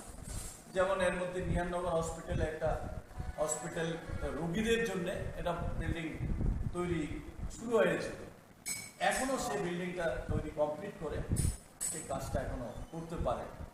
তেমনি রাজনগরে আছে একটা ইনডোর স্টেডিয়াম, সেই সময়ে প্রায় শেষের পথে ছিল, এখনো সেই কাজটা কমপ্লিট করতে পারে। তো জলসেচের 2টা প্রকল্পের কথা বললাম, দোয়াগাছড়া এবং কাছারিছড়া, এগুলিতে এই কাজগুলি কমপ্লিট করে সে কাজ করতে পারেনি। এরকম আরও বেশ কিছু কাজ বকেয়া পড়ে আছে, সেগুলি করার জন্য আমরা বলছি। আমরা দেখছি যে এই এলাকার মধ্যে একটা চরম সংকটের মধ্যে দিয়ে আছে। শ্রমিকরা, সাধারণ বেকার, যুবকরা আজকে কি দেখা যাচ্ছে, একদিকে দেখছি দুর্নীতি এই পুরা রাজ্যের মধ্যে, যেমন তেমনি এই যে উত্তর রাঙ্গামুড়া, ভবানীপুর, এই সমস্ত এলাকাতে, জয়চাঁদপুর, এই সমস্ত এলাকাতে দুর্নীতির নানান তথ্য আপনাদের সংবাদ মাধ্যমে বেরিয়ে আসছে। তেমনি এই যে নেশা কারবারিদের রমরমা সারাতে রাজ্যে শুরু হয়েছে, তেমনি আজকে এই সমস্ত এলাকাতে কোনো কাজ নাই, বিকল্প অর্থ রোজগারের ব্যবস্থা নাই, যুবকরা ঝুঁকছে এই সমস্ত নেশা কারবারির জন্য। এর মধ্যে ধরা পড়ছে, আপনারা নিশ্চয়ই লক্ষ্য করছেন, এটা দিনের পর দিন যেই জায়গাতে যাচ্ছে এই নেশার সঙ্গে যুক্ত। এটা সরকারও, তাদের এই শাসক পার্টিও চাইছে যে নেশার কারবারের সঙ্গে যদি মিশে থাকতে পারে, তাহলে আজকের যে সংকট, চাকরি কেন হচ্ছে না, নানান বিষয় সমস্যাগুলি, এগুলি নিয়ে তারা মাথা ঘামাবে না, সেই পথে ধাবিত করার জন্য এই চেষ্টা করছে, এই সর্বনাশ করার চেষ্টা করছে। এটাকে আমরা তীব্রভাবে বিরোধিতা করি। সামনের দিনে যাতে কাজকর্ম বৃদ্ধি করা হয়, বিশেষ করে এই ব্লক এলাকাতে ব্লক এবং অন্যান্য দপ্তরে কাজকর্ম বৃদ্ধি করে উন্নয়নের দিকে নজর দেয়। একেবারে ব্যবস্থাটা ভেঙে পড়েছে, এটাকে যাতে চালু করা হয়, সেই জন্যই আজকে আমরা বিডিও সাহেবের কাছে ডেপুটেশনে নিতে হয়েছে। সঙ্গে এই বিষয়গুলিকে নিয়ে ব্যবস্থা গ্রহণ করার আশ্বাস দিয়েছে। কিছু কিছু বিষয় যেগুলি ব্লক থেকে করা যায়, যেমন এই রেগার কাজ দিচ্ছে না, এই কাজ যাতে দেওয়া হয়, ডিমান্ড করলে তারা যাতে কাজ পায় সেই ব্যবস্থা করবেন বলে প্রতিশ্রুতি দিয়েছেন। রেশন কার্ড বন্ধ করে রেখেছে, ঘরের কাজ হচ্ছে না এই অজুহাত দিয়ে, এগুলি যাতে দ্রুত ছাড়িয়ে দেওয়া যায় সেই ব্যবস্থা করবেন। কেউ কাজ না পেলে সরাসরি করলে সেই ব্যবস্থা নেবেন প্রতিশ্রুতি দিয়েছেন। সেদিক থেকে বিডিও সাহেব পজিটিভ মানসিকতা দেখিয়েছেন। আমরা দেখব আগামী মোট কয় দফা দাবিতে আপনারা 9 দফা দাবি। কতজনের প্রতিনিধি ছিলেন আপনারা? আমরা 5 জনের প্রতিনিধি দিয়েছি। আচ্ছা, সমষ্টি উন্নয়ন আধিকারিকের কাছে দিচ্ছেন নাকি? মশলার দায়িত্বে হাম্বাই গ্রুপ, গুণমানে সেরা, রান্নার ভরসা। হাম্বাই গুরু মশলা সম্পূর্ণ প্রাকৃতিক, অপার গুণ ও উপকারিতায় পরিপূর্ণ। হাম্বাই গুরু মশলা। যদি কেমিক্যাল ফ্রি, কালার ফ্রি, প্রকৃত স্বাদের মশলা খেতে চান তবে আপনার রান্নাঘরে চাই হাম্বাই গুরু মশলা। রান্নায় শুধুমাত্র তোমাকেই চাই হাম্বাই গুরু মশলা।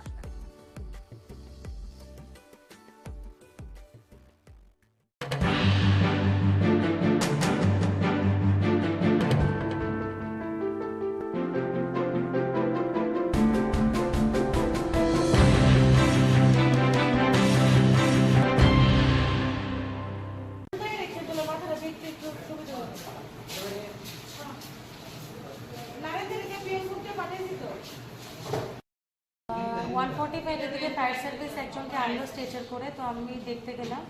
যাওয়ার পরে এক্সামিন করে দেখলাম পেশেন্টটা নেই, ব্রড ডেড। তো আমি পুলিশ স্টেশনকে খবর দিয়েছি। এটা নাকি বিশাল বিওসির আশেপাশে বডিটা ছিল, পাবলিকে খবর দিয়েছে। দেওয়ার পরে ফায়ার সার্ভিস গিয়ে বডিটাকে এসেছে। নাম বা পরিচয় কিছু জানা নেই। আমি আননোন বডি করে পুলিশকে ইনফরমেশন দিয়েছি। এখন বাকি দেখা যায় কি আপনার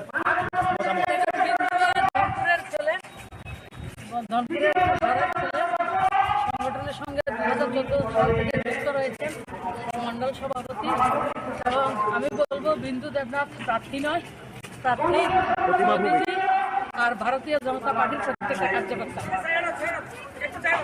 সম্পর্কে আপনার ধনপুরের ছেলে, ধনপুরের ভারত ছেলে, সংগঠনের সঙ্গে 2014 সাল থেকে যুক্ত রয়েছেন মন্ডল সভাপতি, এবং আমি বলবো বিন্দু দেবনাথ প্রার্থী নয়, প্রার্থী প্রতিনিধি আর ভারতীয় জনতা পার্টির প্রত্যেকটা কার্যকর্তা সম্পর্কে আপনার ধনপুরের ছেলে, ধনপুরের ভারত ছেলে, সংগঠনের সঙ্গে 2014 সাল থেকে যুক্ত রয়েছেন মন্ডল সভাপতি, এবং আমি বলবো বিন্দু দেবনাথ প্রার্থী নয়, প্রার্থী প্রতিনিধি আর ভারতীয় জনতা পার্টির প্রত্যেকটা কার্যকর্তা অনুরোধ করবো সামনে যাতে কেউ না যায়। আমি সকল কার্যকর্তাদের অনুরোধ করবো নেমে আসার জন্য। আমি নিচে নেমে আসুন এবং আরক্ষা দপ্তরে যারা আধিকারিক আছেন তাদেরকে সহযোগিতার হাত বাড়িয়ে দেওয়ার জন্য আমি সকল ভারতীয় জনতা পার্টির কার্যকর্তাদের অনুরোধ করছি। সম্পর্কে আপনার ধনপুরের ছেলে, ধনপুরের ভারত ছেলে, সংগঠনের সঙ্গে 2014 সাল থেকে যুক্ত রয়েছেন মন্ডল সভাপতি, এবং আমি বলবো বিন্দু দেবনাথ প্রার্থী নয়, প্রার্থী প্রতিনিধি আর ভারতীয় জনতা পার্টির প্রত্যেকটা কার্যকর্তা অনুরোধ করবো সামনে যাতে কেউ না যায়। আমি সকল কার্যকর্তাদের অনুরোধ করবো নেমে আসার জন্য। আমি নিচে নেমে আসুন এবং আরক্ষা দপ্তরে যারা আধিকারিক আছেন তাদেরকে সহযোগিতার হাত বাড়িয়ে দেওয়ার জন্য আমি সকল ভারতীয় জনতা পার্টির কার্যকর্তাদের অনুরোধ করছি। সম্পর্কে আপনার ধনপুরের ছেলে, মশলার দায়িত্বে হাম্বাই গ্রুপ, গুণমানে সেরা, রান্নার ভরসা। হাম্বাই গুরু মশলা সম্পূর্ণ প্রাকৃতিক, অপার গুণ ও উপকারিতায় পরিপূর্ণ। হাম্বাই গুরু মশলা। যদি কেমিক্যাল ফ্রি, কালার ফ্রি, প্রকৃত স্বাদের মশলা খেতে চান তবে আপনার রান্নাঘরে চাই হাম্বাই গুরু মশলা। রান্নায় শুধুমাত্র তোমাকেই চাই হাম্বাই গুরু মশলা।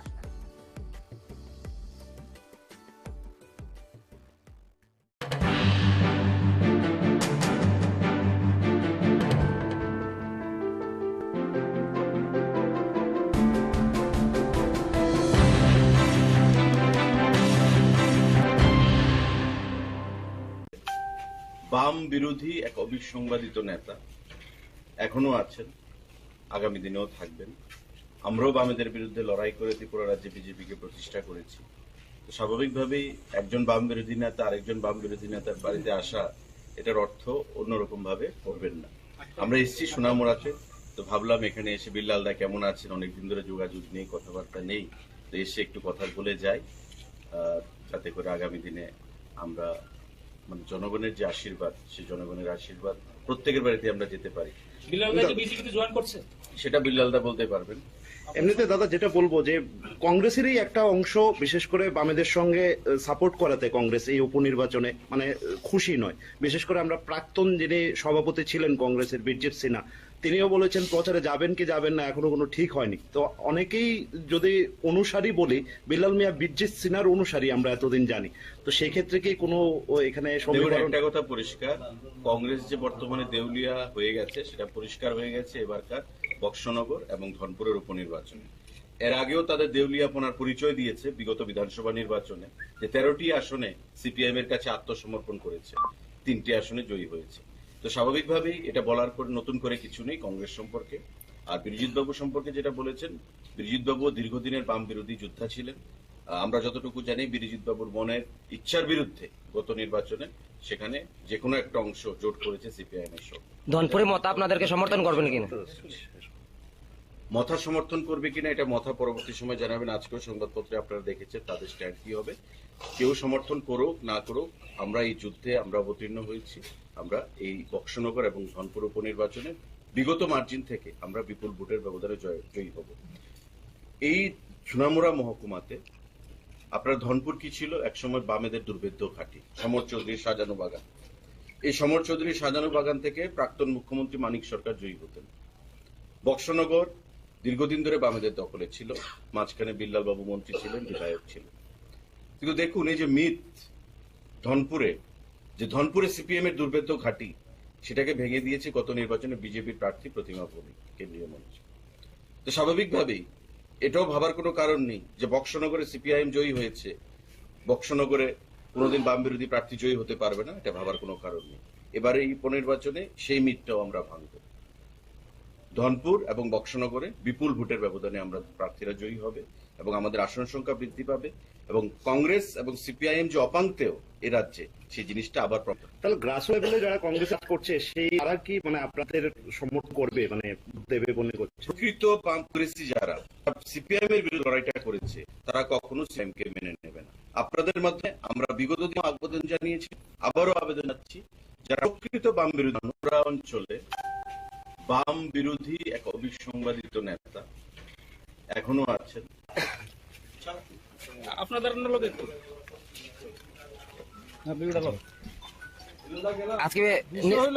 অন্য কিছু না, রতনদার আমি দীর্ঘদিন আমরা একলগে রাজনীতি করছি, সুশান্ত সহকারে একসাথে রাজনীতি করছি।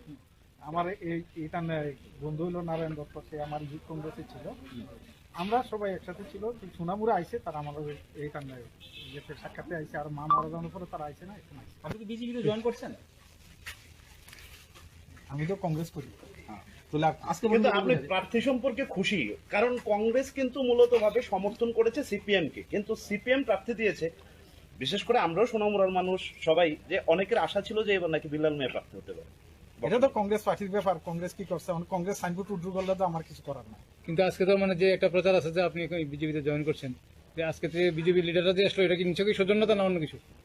সবাই তো বিজেপির লিডার, আমার ভাই তো, ভাই আছে, বন্ধু আছে, ছোট ভাই আছে। এটা ভাই তো ঠিক আছে, শনি রবিবারে কোনো ধরনের আনুষ্ঠানিকতা করে আপনাদের বিজেপিতে তুলে নেওয়া হবে, ধরনের কোনো খবর? এসব ধরনের কোনো আলোচনা তো নাই। আপনি কি সিপিএম প্রার্থীকে সমর্থন করবেন বক্সনগরে আবার? সিপিএম এটা হলো কংগ্রেসের ব্যাপার, কংগ্রেস আপনার ব্যক্তিগত, আপনি তো কংগ্রেসে আছেন, আপনার ব্যক্তিগত, আমি তো বলেন এখন কংগ্রেসে আছেন। আলোচনা হইছে না, আলোচনা হইলে দেখা যাবে। দর্শক বন্ধু, এই মুহূর্তে সেই চিত্র সরাসরি আমরা কিন্তু মশলার দায়িত্বে হাম্বাই গ্রুপ, গুণমানে সেরা, রান্নার ভরসা, হাম্বাই গুরু মশলা। সম্পূর্ণ প্রাকৃতিক, অপার গুণ ও উপকারিতায় পরিপূর্ণ হাম্বাই গুরু মশলা। যদি কেমিক্যাল ফ্রি, কালার ফ্রি, প্রকৃত স্বাদের মশলা খেতে চান, তবে আপনার রান্নাঘরে চাই হাম্বাই গুরু মশলা। রান্নায় শুধুমাত্র তোমাকেই চাই হাম্বাই গুরু মশলা।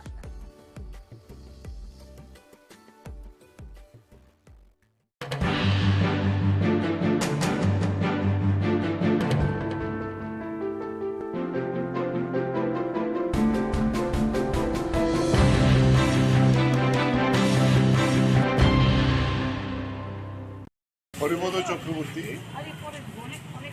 তিনি শিল্প দপ্তরের একজন অফিসার ছিলেন এবং আমাদের সরকার আসার পরে প্রথম যখন অলি সরকার শিল্পমন্ত্রীর দায়িত্ব পান দপ্তর থেকে একজন লোক আসে দক্ষতার সঙ্গে কাজ করেছে এবং আমিও পরে যখন শিল্পমন্ত্রী হই আমার দপ্তরও ছিল এবং এখান থেকে রিটায়ারমেন্ট আমি যখন দপ্তরে ছিলাম এরপরে আমরা ওনাকে মিউনিসিপ্যালিটিতে দাঁড় করাই কঠিন সময়েতে সেখান থেকে জিতে আসেন মিউনিসিপ্যালিটিতে এটা সাংঘাতিক ভূমিকা গ্রহণ করেছিল ডেভেলপমেন্টের উনি যে এলাকায় দাঁড়াতেন এটা একটু তো শহরের একেবারে বর্ডার সংলগ্ন এলাকা অনেক কাজ করেছেন এবং মিউনিসিপ্যালিটি পরিচালনা করার ক্ষেত্রেও শঙ্কর দাস তখন চেয়ারম্যান শঙ্কর দাস বলতেন যে বাজেট যখন রাখা হতো বাজেটের পক্ষে প্রথম বক্তব্যটা হরিবোধ চক্রবর্তী রাখতেন মানে এত ইকোনমিক বিষয়টা ভালো করে জানত এবং সেই জায়গায় দাঁড়িয়ে পরবর্তী সময়তে যিনি রিটায়ারমেন্টের পরে মিউনিসিপ্যালিটির পরেও আমরা ওনাকে আবার স্টেট কোঅপারেটিভ ব্যাংকের চেয়ারম্যানের দায়িত্ব দিই দুইটা টার্ম খুব দক্ষতার সঙ্গে এই ব্যাংকটাকে অনেক উন্নতি করার জন্য কাজ করেছে এরপরেও প্রতিদিন পার্টির নিয়মিত বিভিন্ন কর্মসূচিতে হরিবোধ চক্রবর্তী থাকতেন গত 2 বছর একটু অসুস্থ হয়ে যায় অসুস্থ হয়ে যাওয়ার পরে নিয়মিত প্রতিদিন প্রায় এই পার্টির খোঁজাখোঁজ রাখতেন যখন চলাফেরা করতে পারতেন না সবাইকে ডাকতেন কীভাবে কাজ করা যায় এরকম একটা নিরলস পার্টির দায়িত্বশীল একজন নেতৃত্ব ছিলেন লোকাল কমিটির মেম্বার ছিলেন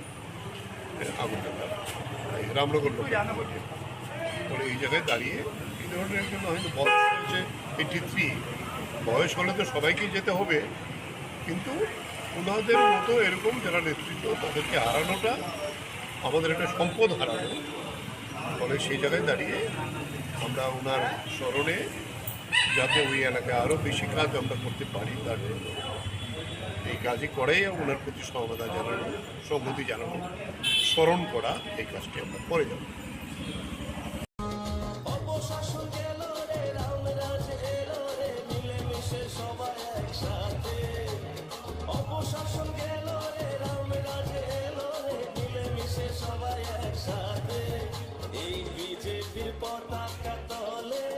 চলো আসি সবাই এই বিজেপির পতাকা তলে চলো আসি সবাই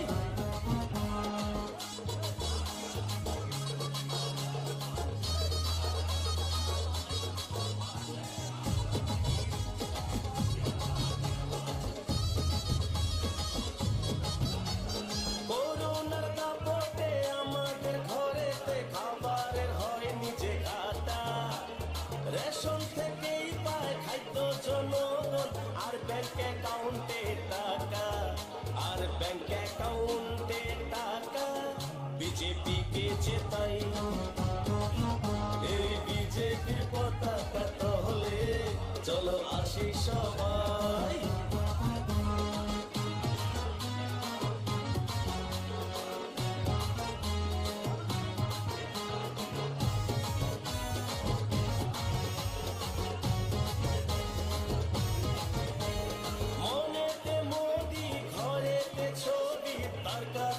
আশা সবার ভাবতে নাহি পারি অন্য কোন দল বিজেপি ছাড়া ভাই আমরা অন্য কোন দল চাই না শুধু বিজেপি চাই এই বিজেপির পতাকা তলে চলো আসি সবাই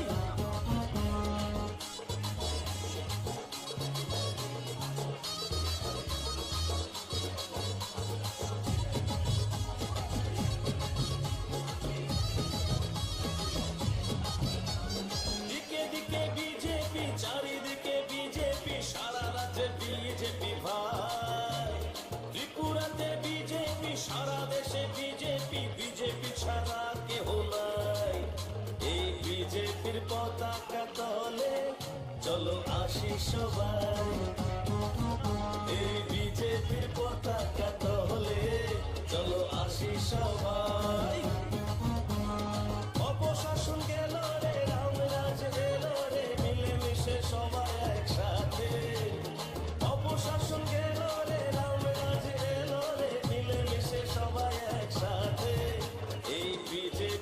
পতাকা তলে চলো আসি সবাই, এই বিজেপির পতাকা তলে চলো আসি সবাই, এই বিজেপির পতাকা তলে চলো আসি সবাই, এই বিজেপির উন্নতির জোয়ারে চলো ভাসি সবাই। অপশাসন গেল রে, রামরাজ এলো রে, মিলেমিশে সবাই একসাথে। অপশাসন গেল রে, রামরাজ এলো রে, মিলেমিশে সবাই একসাথে। এই বিজেপির পতাকা তলে চলো আসি সবাই, এই বিজেপির পতাকা তলে চলো আসি সবাই।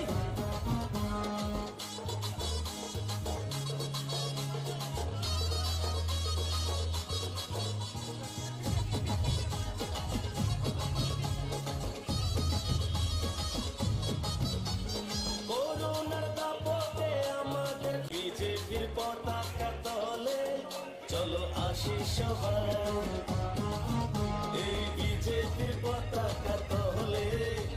রাজনগর ব্লকের বিডিও সাহেবের নিকট আমরা ডেপুটেশনে মিলিত হই।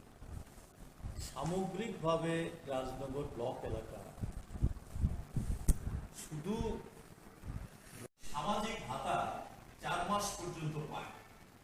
যেমন আমরা এই আমাদেরকে দেখলে এখন বলছে যে আমরা ভাতা পাচ্ছি না। আরতি চৌধুরী, সে হচ্ছে একজন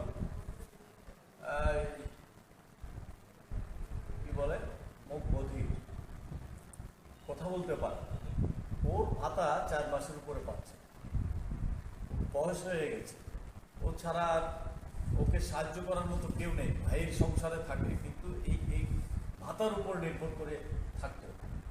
ওদের বাড়িতে যখন যায় মানে কান্নায় ভেঙে পড়েছে এই আরতি চৌধুরী। এছাড়া আছে দয়াবতী দাস, রেণুবালা দাস, কানন দাস, এরকম আরো বেশ কিছু এই ধরনের সমস্ত গাঁওসভাতে এটা এখন সারা রাজ্যের চেহারাই চলছে। কোথায় 2000 টাকা ভাতা, সেই ভাতা এখন প্রতি মাসে পাচ্ছে না, এরকম একটা অবস্থা। আমরা দাবি রাখছি অবিলম্বে ভাতা নিয়মিত দিতে হবে এবং যারা পাওয়ার উপযুক্ত তাদের সবাইকে ভাতা দেওয়ার ব্যবস্থা করতে হবে। এর বাইরে কন্যা সন্তানের যে ভাতা ছিল এটা প্রায় বন্ধ হয়ে গেছে, এখন আর নতুন করে অ্যাপ্লিকেশন নেওয়া হচ্ছে না, এই ব্যবস্থা চলছে। তারপরে আমরা বলেছি যে পিএমজিএসওয়াই যে ঘর, এটা আমরা দেখছি এই কিছু সমস্যা হচ্ছে, সেখানে যাদের নাম আছে সবাই সেই টাকা পাচ্ছে না। এটা যে সবটা অফিসিয়াল ইয়ের জন্য তা না, কিন্তু এটা দেখা গেছে যে রাজনৈতিক চাপ সৃষ্টি করে তাদেরকে একটা অংশের তাদেরকে ঘোরানো হচ্ছে যাতে সময় মতো টাকা না পায়, এই ধরনের তারা ব্যবস্থা করছে। আরেকটা সংকট হচ্ছে পিএমজিএস ঘরের যে টাকা কম পাচ্ছে, এই টাকা দিয়ে ঘর করা খুব কঠিন। আমরা যদিও দাবি করেছি এই টাকার অঙ্কে বাড়াতে হবে, কিন্তু এই টাকা দিয়ে ঘর করতে পারছে না। এখন কেন ঘর করতে পারছে না? তার রেশন কার্ড আটকে রাখছে, তার রেগার কাজ দিচ্ছে না, রেগার কাজ দিচ্ছে না, রেগার একটা পোর্শন পাবে, এটা একটা দিক। কিন্তু এই রেশনের চাউল দিতে পারবে না এই ঘরের ইয়ের জন্য, সেটা হচ্ছে বিদ্যুৎ। ঘন ঘন বিদ্যুৎ চলে যাচ্ছে, তার কোনো তত্ত্বাবধানই নেই। আমাদের বামফ্রন্টের সময়ে রাজনগর ব্লকে আরো দুইটা সাবস্টেশন গড়ে ওঠার কাজ শুরু হয়েছিল, একটা একিমপুর, একটা হচ্ছে লক্ষ্মীপুর, বরপাথরের লক্ষ্মীপুর। এই দুইটা কাজে এখন পর্যন্ত কমপ্লিট করেনি, সেই কাজ এখনো পড়ে আছে। চিকিৎসা ব্যবস্থা তো প্রায় ভেঙে পড়েছে। রাধানগর হসপিটাল, আমরা প্রাথমিক হাসপাতাল 2017 সালে কাজ শুরু মানে আমরা উদ্বোধন করে গিয়েছিলাম, সেটা এখনো 24 ঘন্টা চালু হয়নি। কিছুদিন আগে ঘটা করে এই প্রচার করা হয়েছিল যে 24 ঘন্টা চালু হয়েছে, কিন্তু প্র্যাকটিক্যালি এখন পর্যন্ত হয়নি। তেমনি সবগুলি হসপিটালে ডাক্তারের অভাব। রাজনগর সিএসসিতে 4 জন ডাক্তার মিনিমাম থাকার কথা, এখন আছে 1 জন। এর মধ্যে নাকি আরেকজনকে ডেপুটেশনে দিয়েছে, 2 জন আর নেই। বরপাথুরিতে সিঙ্গেল ডাক্তার, তারপরে রাধানগরে একই অবস্থা, চোট্টাখোলা একই অবস্থা, নিয়ারনগরে একই অবস্থা। ডাক্তারের অভাব, অন্যান্য স্টাফের অভাব, সব মিলে চিকিৎসা ব্যবস্থা এই একেবারে ভেঙে পড়েছে।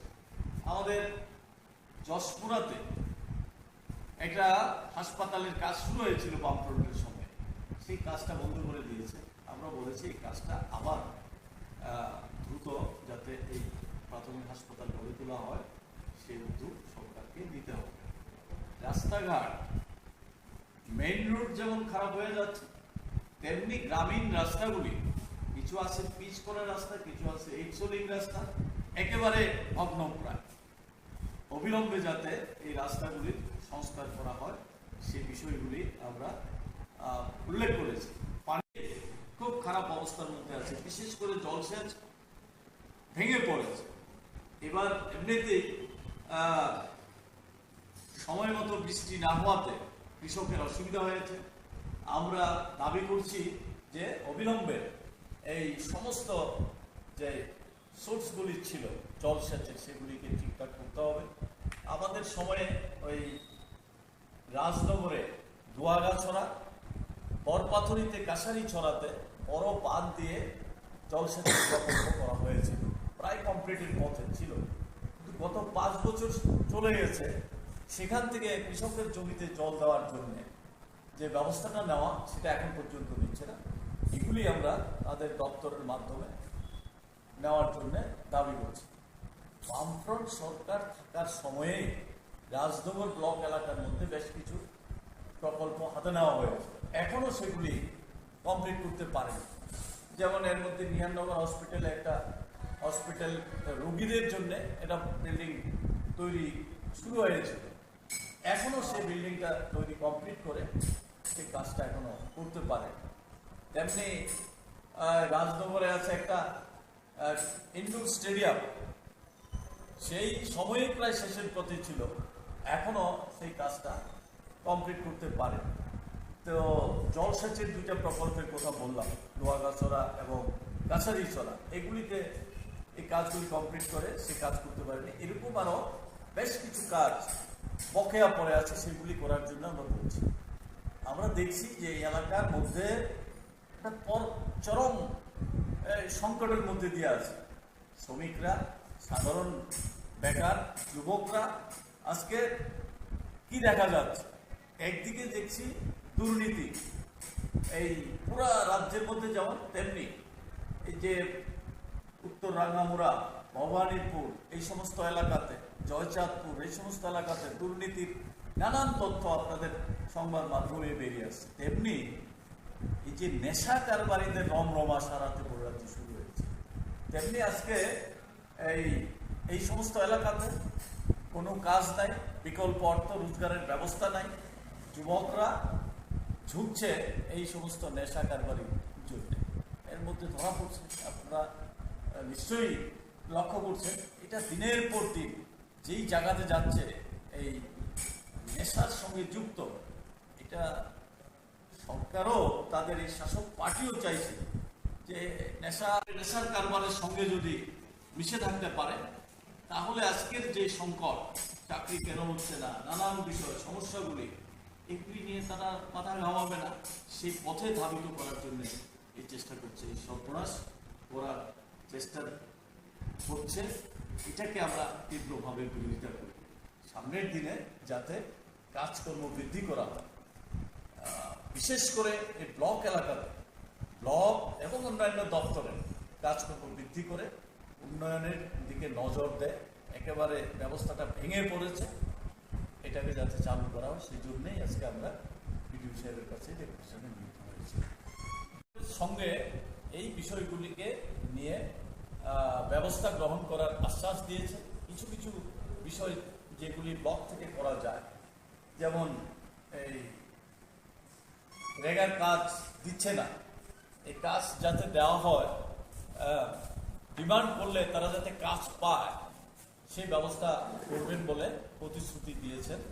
রেশন কার্ড বন্ধ করে রেখেছে, ঘরের কাজ হচ্ছে না এই অজুহাত দিয়ে, এগুলি যাতে দ্রুত ছাড়িয়ে দেওয়া যায় সেই ব্যবস্থা করবেন। কেউ কাজ না পেলে সরাসরি করলে সেই ব্যবস্থা নেবেন প্রতিশ্রুতি দিয়েছেন। সেদিক থেকে বিডিও পজিটিভ মানসিকতা দেখিয়েছেন। আমরা দেখব আগামী মোট কয় দফা দাবিতে আপনারা কয় দফা দাবি।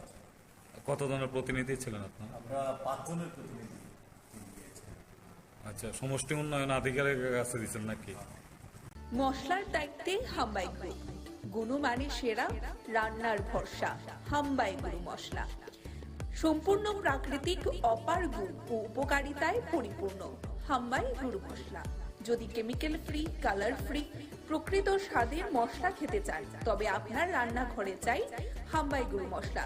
রান্নায় শুধুমাত্র তোমাকেই চাই হাম্বাই গুরু মশলা।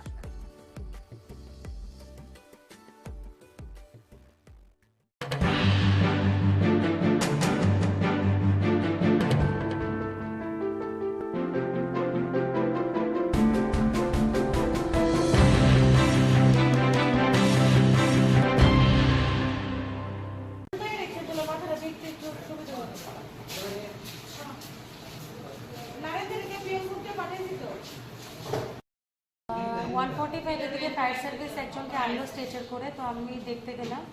যাওয়ার পরে এক্সামিন করে দেখলাম পেশেন্ট আর নেই, ব্রড ডেড। তো আমি পুলিশ স্টেশনকে খবর দিয়েছি।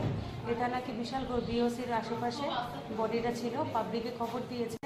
দেওয়ার পরে ফায়ার সার্ভিস গিয়ে বডিটাকে নিয়ে এসছে। তো ব্যক্তির নাম বা পরিচয় এসব কিছু জানা যায়নি। আমিও আননোন বডি করেই পুলিশকে ইন্টিমেশন দিয়েছি। এখন বাকিটা দেখা যাক কি। আপনার ধনপুরের ছেলে, ধনপুরের ভাড়ার ছেলে, সংগঠনের সঙ্গে 2014 সাল থেকে যুক্ত রয়েছেন, মন্ডল সভাপতি। এবং আমি বলবো বিন্দু দেবনাথ প্রার্থী নয়, প্রার্থী প্রতিনিধি আর ভারতীয় জনতা পার্টির প্রত্যেকটা কার্যকর্তা। সম্পর্কে আপনার ধনপুরের ছেলে, ধনপুরের ভাড়ার ছেলে, সংগঠনের সঙ্গে 2014 সাল থেকে যুক্ত রয়েছেন, মন্ডল সভাপতি। এবং আমি বলবো বিন্দু দেবনাথ প্রার্থী নয়, প্রার্থী প্রতিনিধি আর ভারতীয় জনতা পার্টির প্রত্যেকটা কার্যকর্তা। সম্পর্কে আপনার ধনপুরের ছেলে, ধনপুরের ভাড়ার ছেলে, সংগঠনের সঙ্গে 2014 সাল থেকে যুক্ত রয়েছেন, মন্ডল সভাপতি। এবং আমি বলবো বিন্দু দেবনাথ প্রার্থী নয়, প্রার্থী প্রতিনিধি আর ভারতীয় জনতা পার্টির প্রত্যেকটা কার্যকর্তা। অনুরোধ করবো সামনে যাতে কেউ না যায়, আমি সকল কার্যকর্তাদের অনুরোধ করবো নেমে আসার জন্য। আমি নিচে নেমে আসুন এবং আরক্ষা দপ্তরে যারা আধিকারিক আছেন তাদেরকে সহযোগিতার হাত বাড়িয়ে দেওয়ার জন্য আমি সকল ভারতীয় জনতা পার্টির কার্যকর্তাদের অনুরোধ করছি। সম্পর্কে আপনার ধনপুরের ছেলে, ধনপুরের ভাড়ার ছেলে, সংগঠনের সঙ্গে 2014 সাল থেকে যুক্ত রয়েছেন, মন্ডল সভাপতি। এবং আমি বলবো বিন্দু দেবনাথ প্রার্থী নয়, প্রার্থী প্রতিনিধি আর ভারতীয় জনতা পার্টির প্রত্যেকটা কার্যকর্তা। অনুরোধ করবো সামনে যাতে কেউ না যায়, আমি সকল কার্যকর্তাদের অনুরোধ করবো নেমে আসার জন্য। আমি নিচে নেমে আসুন এবং আরক্ষা দপ্তরে যারা আধিকারিক আছেন তাদেরকে সহযোগিতার হাত বাড়িয়ে দেওয়ার জন্য আমি সকল ভারতীয় জনতা পার্টির কার্যকর্তাদের অনুরোধ করছি। সম্পর্কে আপনার ধনপুরের ছেলে, মশলার দায়িত্বে হাম্বাই গ্রুপ, গুণমানে সেরা, রান্নার ভরসা। হাম্বাই গুরু মশলা সম্পূর্ণ প্রাকৃতিক, অপার গুণ ও উপকারিতায় পরিপূর্ণ। হাম্বাই গুরু মশলা। যদি কেমিক্যাল ফ্রি, কালার ফ্রি, প্রকৃত স্বাদের মশলা খেতে চান তবে আপনার রান্নাঘরে চাই হাম্বাই গুরু মশলা। রান্নায় শুধুমাত্র তোমাকেই চাই হাম্বাই গুরু মশলা।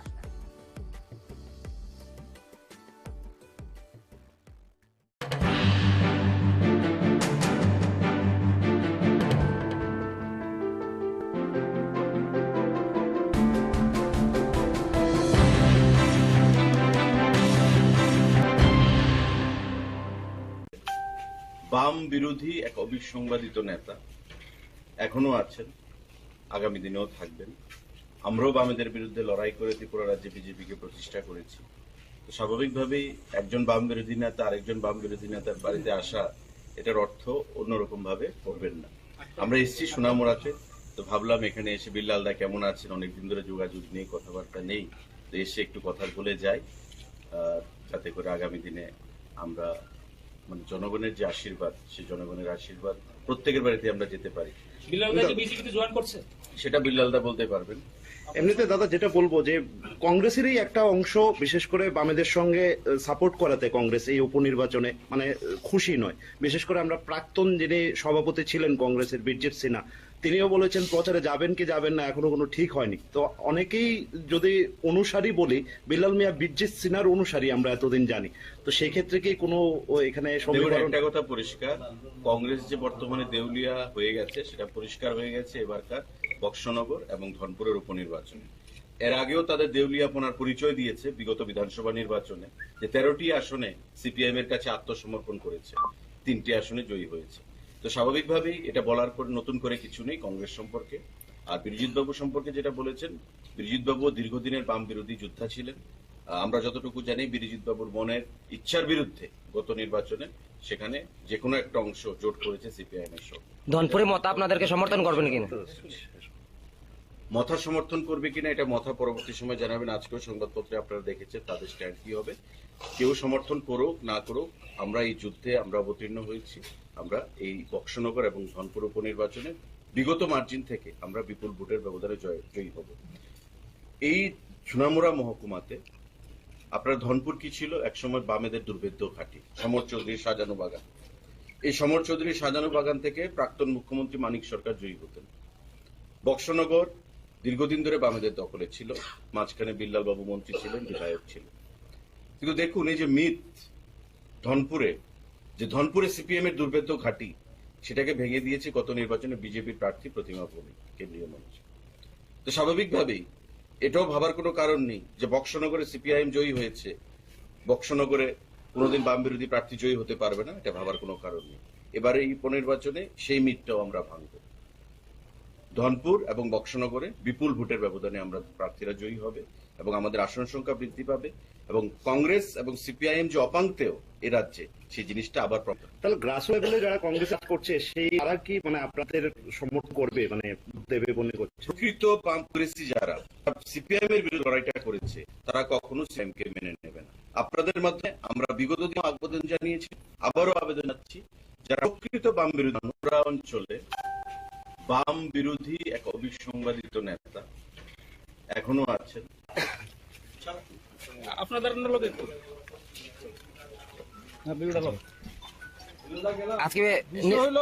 অন্য কিছু না। রতনদার আমি দীর্ঘদিন আমরা একলগে রাজনীতি করছি, সুশান্ত সহকারে একসাথে রাজনীতি করছি। আমার এইটা বন্ধু হইলো নারায়ণ দত্ত, সে আমার ইউথ কংগ্রেসে ছিল, আমরা সবাই একসাথে ছিল। সোনামুড়া আইসে তারা আমাদের এইটা সাক্ষাতে আইসে, আর মা মারা যাওয়ার পরে তারা আইসে না। আপনি কি বিজেপিতে জয়েন করছেন? আমি তো কংগ্রেস করি। কিন্তু আপনি প্রার্থী সম্পর্কে খুশি, কারণ কংগ্রেস কিন্তু মূলত ভাবে সমর্থন করেছে সিপিএম কে, কিন্তু সিপিএম প্রার্থী দিয়েছে। বিশেষ করে আমরাও সোনামুড়ার মানুষ সবাই, যে অনেকের আশা ছিল যে এবার নাকি বিল্লাল মিয়া প্রার্থী হতে পারে। এটা তো কংগ্রেস পার্টির ব্যাপার, কংগ্রেস কি করছে, কংগ্রেস সাইনবোর্ড উদ্রু করলে তো আমার কিছু করার নাই। কিন্তু আজকে তো মানে যে একটা প্রচার আছে যে আপনি বিজেপিতে জয়েন করছেন, যে আজকে থেকে বিজেপি লিডাররা যে আসলো, এটা কি নিশ্চয়ই সৌজন্যতা না অন্য কিছু? সবাই তো বিজেপির লিডার, আমার ভাই তো, ভাই আছে, বন্ধু আছে, ছোট ভাই আছে। এটা না ভাই তো ঠিক আছে, শনি রবিবারে কোনো ধরনের আনুষ্ঠানিকতা করে আপনাদের বিজেপিতে তুলে নেওয়া হবে, ধরনের কোনো খবর, এসব ধরনের কোনো আলোচনা তো নাই। আপনি কি সিপিএম প্রার্থীকে সমর্থন করবেন বক্সনগরে আবার? সিপিএম এটা হলো কংগ্রেসের ব্যাপার, কংগ্রেস আপনার ব্যক্তিগত, আপনি তো কংগ্রেসে আছেন, আপনার ব্যক্তিগত, আমি তো বলেন এখন কংগ্রেসে আছি। আলোচনা হইছে না, আলোচনা হইলে দেখা যাবে। দর্শক বন্ধু, এই মুহূর্তে সেই চিত্র সরাসরি আমরা কিন্তু মশলার দায়িত্বে হাম্বাই গ্রুপ, গুণমানে সেরা, রান্নার ভরসা, হাম্বাই গুরু মশলা।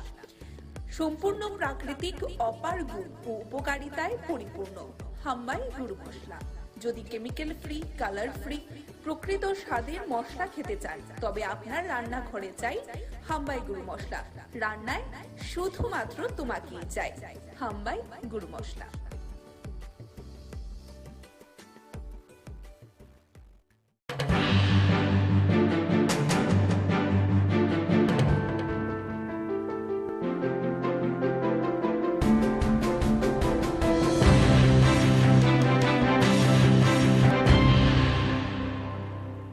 হরিপদ চক্রবর্তী তিনি শিল্প দপ্তরের একজন অফিসার ছিলেন এবং আমাদের সরকার আসার পরে প্রথম যখন অনিল সরকার শিল্পমন্ত্রীর দায়িত্ব পান দপ্তর থেকে একজন লোক আসে দক্ষতার সঙ্গে কাজ করেছে এবং আমিও পরে যখন শিল্পমন্ত্রী হই আমার দপ্তরও ছিলেন এবং এখান থেকে রিটায়ারমেন্ট আমি যখন দপ্তরে ছিলাম এরপরে আমরা ওনাকে মিউনিসিপ্যালিটিতে দাঁড় করাই কঠিন সময়েতে সেখান থেকে জিতে আসেন মিউনিসিপ্যালিটিতে একটা সাংঘাতিক ভূমিকা গ্রহণ করেছেন ডেভেলপমেন্টের জন্য উনি যে এলাকায় দাঁড়াতেন এটা একটু তো শহরের একেবারে বর্ডার সংলগ্ন এলাকা অনেক কাজ করেছেন এবং মিউনিসিপ্যালিটি পরিচালনা করার ক্ষেত্রেও শঙ্কর দাস তখন চেয়ারম্যান শঙ্কর দাস বলতেন যে বাজেট যখন রাখা হতো বাজেটের পক্ষে প্রথম বক্তব্যটা হরিপদ চক্রবর্তী রাখতেন মানে এত ইকোনমিক বিষয়টা ভালো করে জানতেন এবং সেই জায়গায় দাঁড়িয়ে পরবর্তী সময়তে যিনি রিটায়ারমেন্টের পরে মিউনিসিপ্যালিটির পরেও আমরা ওনাকে আবার স্টেট কোঅপারেটিভ ব্যাংকের চেয়ারম্যানের দায়িত্ব দিই দুইটা টার্ম খুব দক্ষতার সঙ্গে এই ব্যাংকটাকে অনেক উন্নতি করার জন্য কাজ করেছে এরপরেও প্রতিদিন পার্টির নিয়মিত বিভিন্ন কর্মসূচিতে হরিপদ চক্রবর্তী থাকতেন গত 2 বছর একটু অসুস্থ হয়ে যায় অসুস্থ হয়ে যাওয়ার পরে নিয়মিত প্রতিদিন প্রায় এই পার্টির খোঁজাখোঁজ রাখতেন যখন চলাফেরা করতে পারতেন না সবাইকে ডাকতেন কীভাবে কাজ করা যায় এরকম একটা নিরলস পার্টির দায়িত্বশীল একজন নেতৃত্ব ছিলেন লোকাল কমিটির মেম্বার ছিলেন আগরতলা রামনগর লোকাল কমিটির পরে এই জায়গায় দাঁড়িয়ে এই ধরনের একজন হয়তো বয়স হয়েছে 83 বয়স হলে তো সবাইকে যেতে হবে কিন্তু ওনাদের মতো এরকম যারা নেতৃত্ব তাদেরকে হারানোটা আমাদের একটা সম্পদ হারানো ফলে সেই জায়গায় দাঁড়িয়ে আমরা ওনার স্মরণে যাতে ওই এলাকায় আরও বেশি কাজ আমরা করতে পারি তার জন্য এই কাজই করেই ওনার প্রতি সহমতা জানানো সংহতি জানানো স্মরণ করা এই কাজটি আমরা করে যাব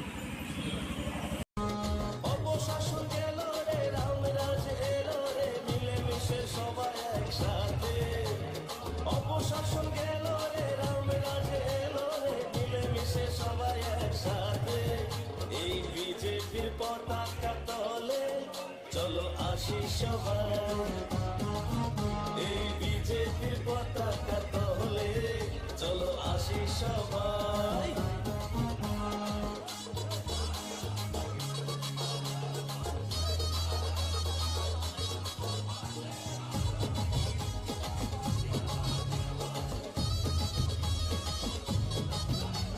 করোনার দাপটে আমাদের ঘরেতে খাবারের হয় নিজে ঘাটা রেশন থেকেই পায় খাদ্য জনগণ আর ব্যাংক অ্যাকাউন্টে টাকা বিজেপিকে জেতাই এই বিজেপির পতাকা তলে চলো আসি সবাই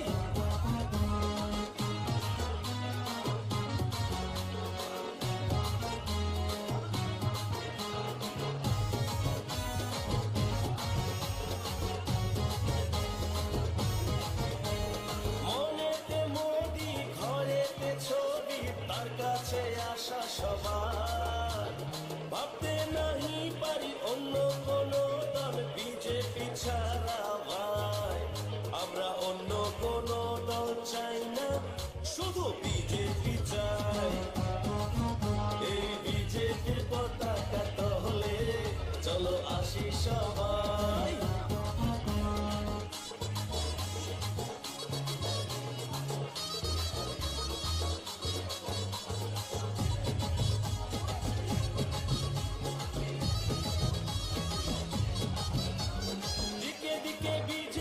চারিদিকে বিজেপি সারা রাজ্যে বিজেপি ভাই ত্রিপুরাতে বিজেপি সারা দেশে বিজেপি বিজেপি ছাড়া কেহ নাই এই বিজেপির পতাকা তলে চলো আসি সবাই এই বিজেপির পতাকা তলে চলো আসি সবাই অপশাসন গেল রে রামরাজ গেল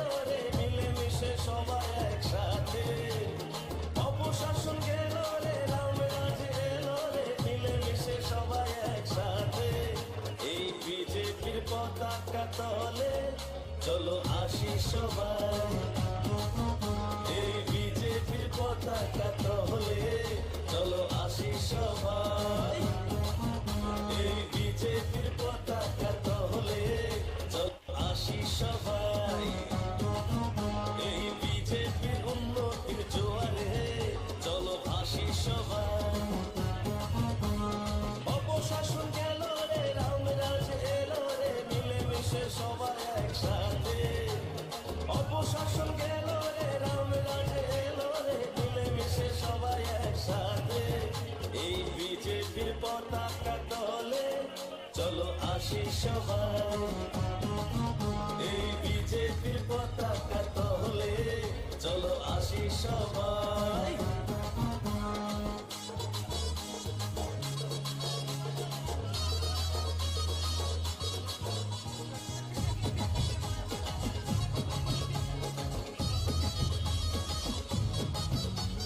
করোনার দাপটে আমাদের বিজেপির পতাকা তলে চলো আসি সবাই এই বিজেপির পতাকা তলে রাজনগর ব্লকের বিডিও সাহেবের নিকট আমরা ডেপুটেশনে মিলিত করি।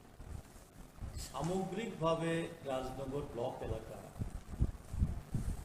শুধু সামাজিক ভাতা 4 মাস পর্যন্ত পায়।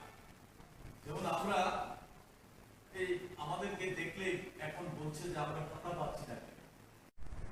আরতি চৌধুরী সে হচ্ছে একজন কি বলে মুখ বধির, কথা বলতে পারে, ওর ভাতা 4 মাসের উপরে পাচ্ছে, বয়স হয়ে গেছে, ও ছাড়া আর ওকে সাহায্য করার মতো কেউ নেই। ভাইয়ের সংসারে থাকে কিন্তু এই ভাতার উপর নির্ভর করে থাকতে ওদের বাড়িতে যখন যায় মানে কান্নায় ভেঙে পড়েছে এই আরতি চৌধুরী। এছাড়া আছে দয়াবতী দাস, রেণুবালা দাস, কানন দাস, এরকম আরো বেশ কিছু এই ধরনের সমস্ত গাঁওসভাতে এটা এখন সারা রাজ্যের চেহারাই চলছে।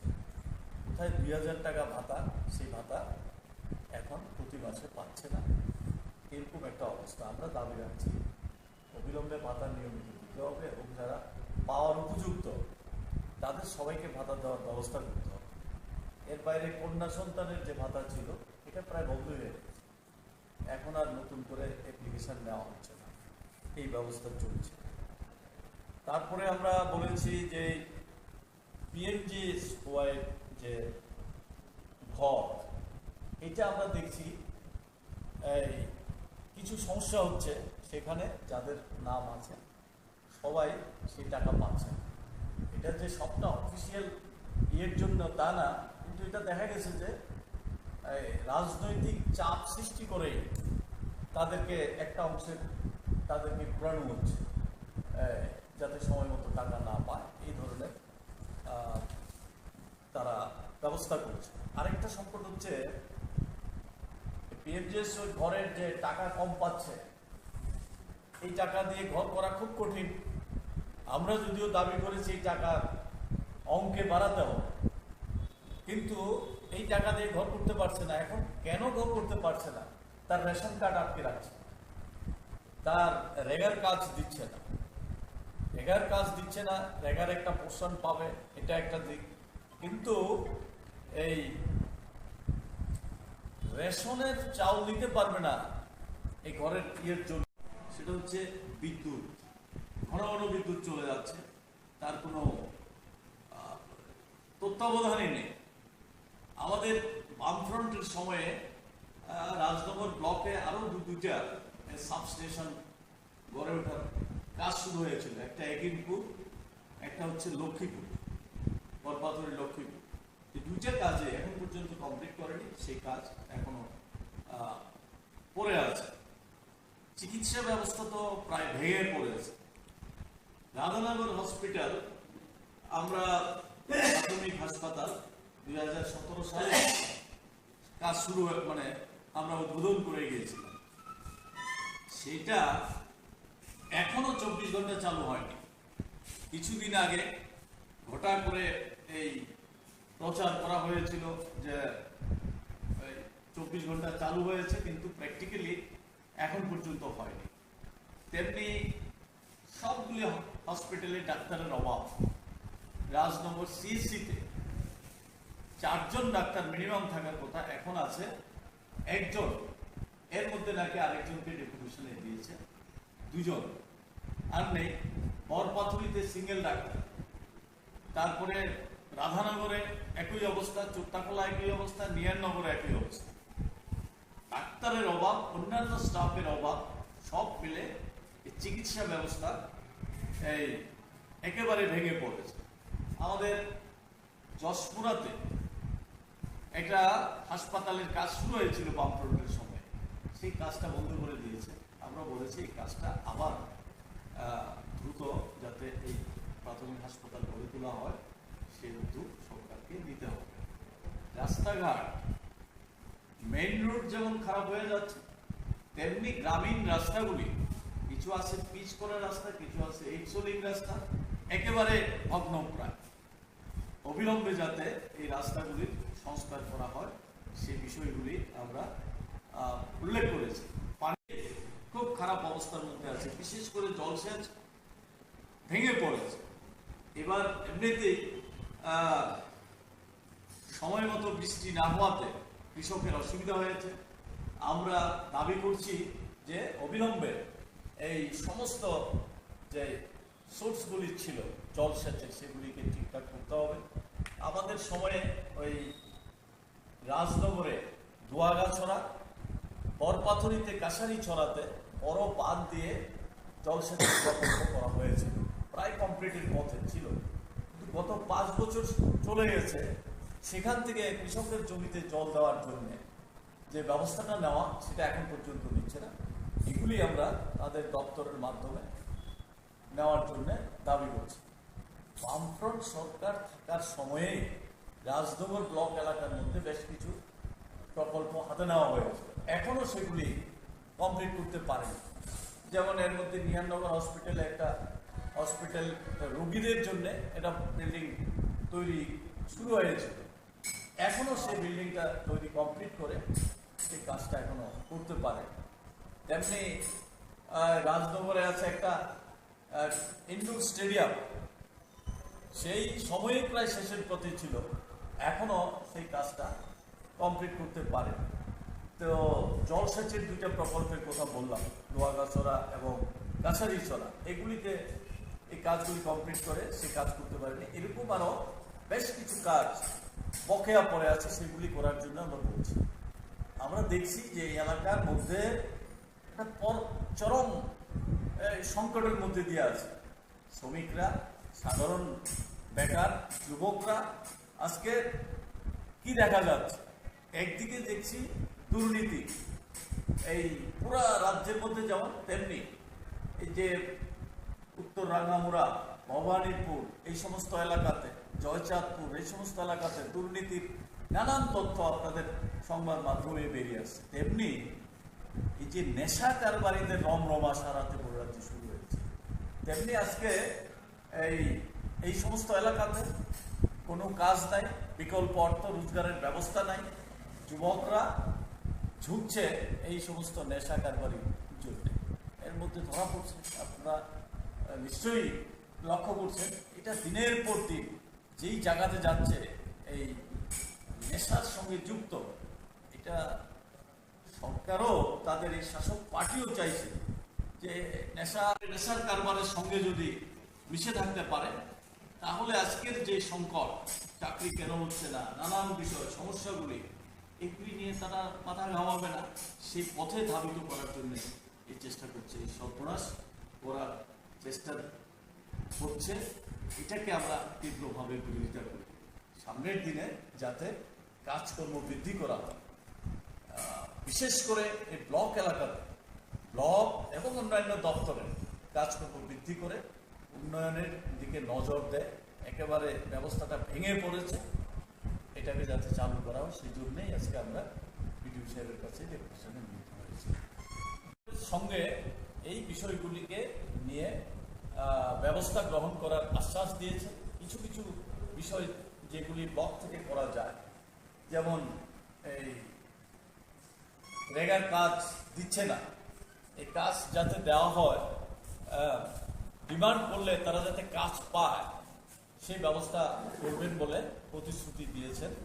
রেশন কার্ড বন্ধ করে রেখেছে, ঘরের কাজ হচ্ছে না এই অজুহাত দিয়ে, এগুলি যাতে দ্রুত ছাড়িয়ে দেওয়া যায় সেই ব্যবস্থা করবেন। কেউ কাজ না পেলে সরাসরি বললে সেই ব্যবস্থা নেবেন প্রতিশ্রুতি দিয়েছেন। সেই দিক থেকে বিডিও সাহেব পজিটিভ মানসিকতা দেখিয়েছেন। আমরা দেখবো আগামী মোট কয় দফা দাবিতে আপনারা? 9 দফা দাবি। কতজনের প্রতিনিধি ছিলেন আপনারা? আমরা 5 জনের প্রতিনিধি দিয়েছি। আচ্ছা, সমষ্টি উন্নয়ন আধিকারিকের কাছে দিচ্ছেন নাকি? মশলার দায়িত্বে হাম্বাই গ্রুপ, গুণমানে সেরা, রান্নার ভরসা। হাম্বাই গুরু মশলা সম্পূর্ণ প্রাকৃতিক, অপার গুণ ও উপকারিতায় পরিপূর্ণ। হাম্বাই গুরু মশলা। যদি কেমিক্যাল ফ্রি, কালার ফ্রি, প্রকৃত স্বাদের মশলা খেতে চান তবে আপনার রান্নাঘরে চাই হাম্বাই গুরু মশলা। রান্নায় শুধুমাত্র তোমাকেই চাই হাম্বাই গুরু মশলা।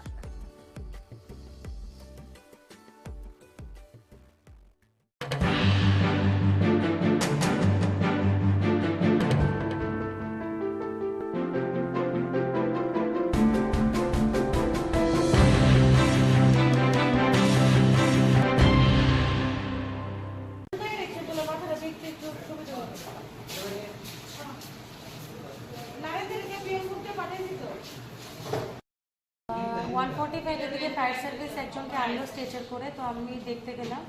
যাওয়ার পরে এক্সামিন করে দেখলাম পেশেন্টটা নেই, ব্রড ডেথ। তো আমি পুলিশ স্টেশনকে খবর দিয়েছি। এটা নাকি বিশাল বিওসির আশেপাশে বডিটা ছিল, পাবলিকে খবর দিয়েছে।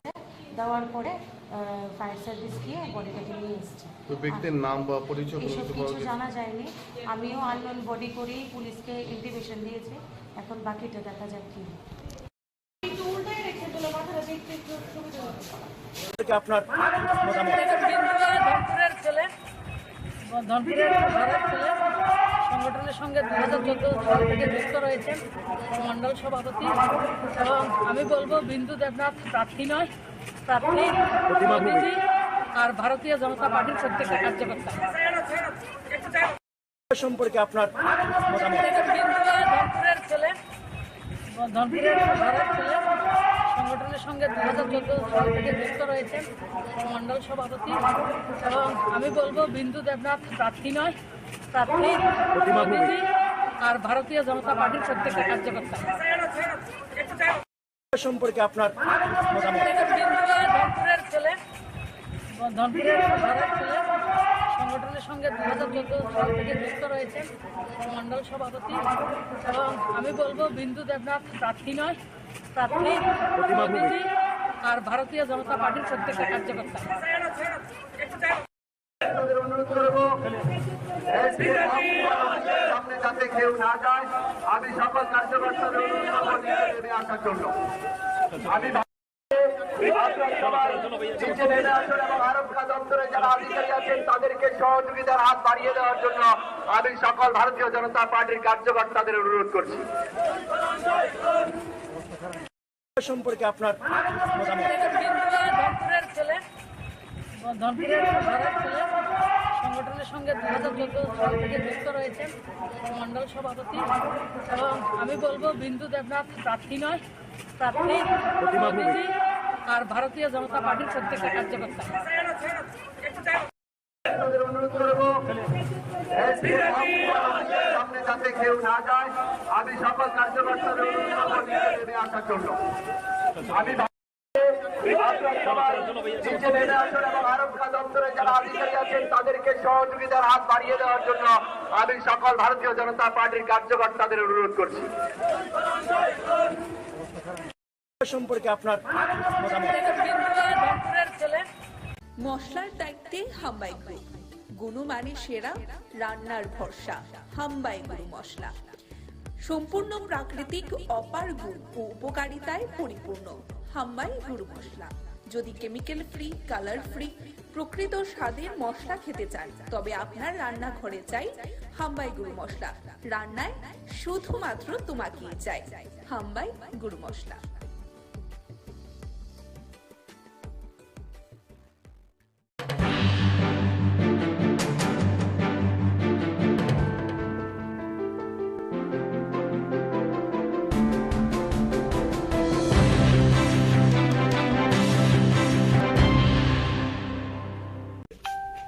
বাম বিরোধী এক অবিসংবাদিত নেতা এখনো আছেন, আগামী দিনেও থাকবেন।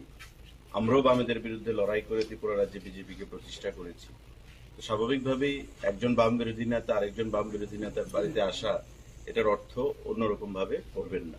আমরা এসেছি সোনামুড়াতে, তো ভাবলাম এখানে এসে বিল্লালদা কেমন আছেন, অনেকদিন ধরে যোগাযোগ নেই, কথাবার্তা নেই, তো এসে একটু কথা বলে যাই, যাতে করে আগামী দিনে আমরা মানে জনগণের যে আশীর্বাদ, সেই জনগণের আশীর্বাদ প্রত্যেকের বাড়িতে আমরা যেতে পারি।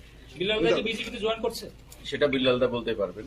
এমনিতে দাদা যেটা বলবো যে কংগ্রেসেরই একটা অংশ বিশেষ করে বামেদের সঙ্গে সাপোর্ট করাতে কংগ্রেস এই উপনির্বাচনে মানে খুশি নয়। বিশেষ করে আমরা প্রাক্তন যিনি সভাপতি ছিলেন কংগ্রেসের বীরজিৎ সিনহা, তিনিও বলেছেন প্রচারে যাবেন কি যাবেন না এখনো কোনো ঠিক হয়নি। তো অনেকেই যদি অনুসারী বলি, বিল্লাল মিয়া বীরজিৎ সিনহার অনুসারী আমরা এতদিন জানি, তো সেই ক্ষেত্রে কি কোনো এখানে একটা কথা পরিষ্কার, কংগ্রেস যে বর্তমানে দেউলিয়া হয়ে গেছে সেটা পরিষ্কার হয়ে গেছে এবারকার বক্সনগর এবং ধনপুরের উপনির্বাচনে।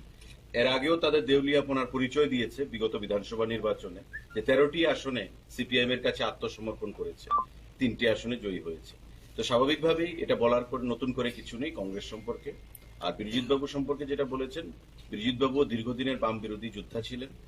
আমরা যতটুকু জানি বিরজিৎ বাবুর মনের ইচ্ছার বিরুদ্ধে গত নির্বাচনে সেখানে যে কোনো একটা অংশ জোট করেছে সিপিআইএম এর সঙ্গে। ধনপুরে মতা আপনাদেরকে সমর্থন করবেন কিনা? মথা সমর্থন করবে কিনা এটা মথা পরবর্তী সময় জানাবেন। আজকেও সংবাদপত্রে আপনারা দেখেছেন তাদের স্ট্যান্ড কি হবে। কেউ সমর্থন করুক না করুক, আমরা এই যুদ্ধে আমরা অবতীর্ণ হয়েছি। আমরা এই বক্সনগর এবং ধনপুর উপনির্বাচনে বিগত মার্জিন থেকে আমরা বিপুল ভোটের ব্যবধানে জয়ী হব।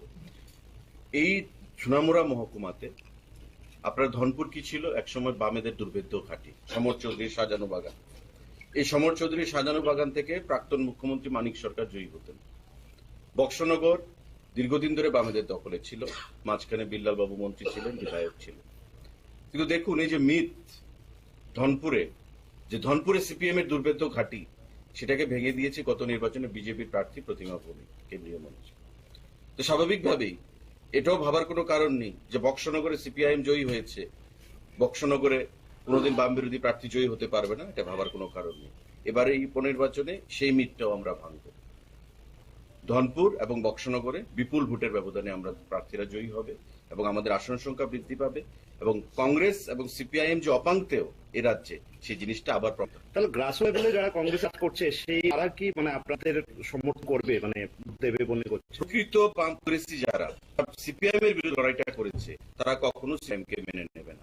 আপনাদের মধ্যে আমরা বিগত দিনে আবেদন জানিয়েছি, আবারও আবেদন জানাচ্ছি, যারা প্রকৃত বাম বিরোধী অঞ্চলে বাম বিরোধী এক অবিসংবাদিত নেতা এখনো আছেন। আপনাদের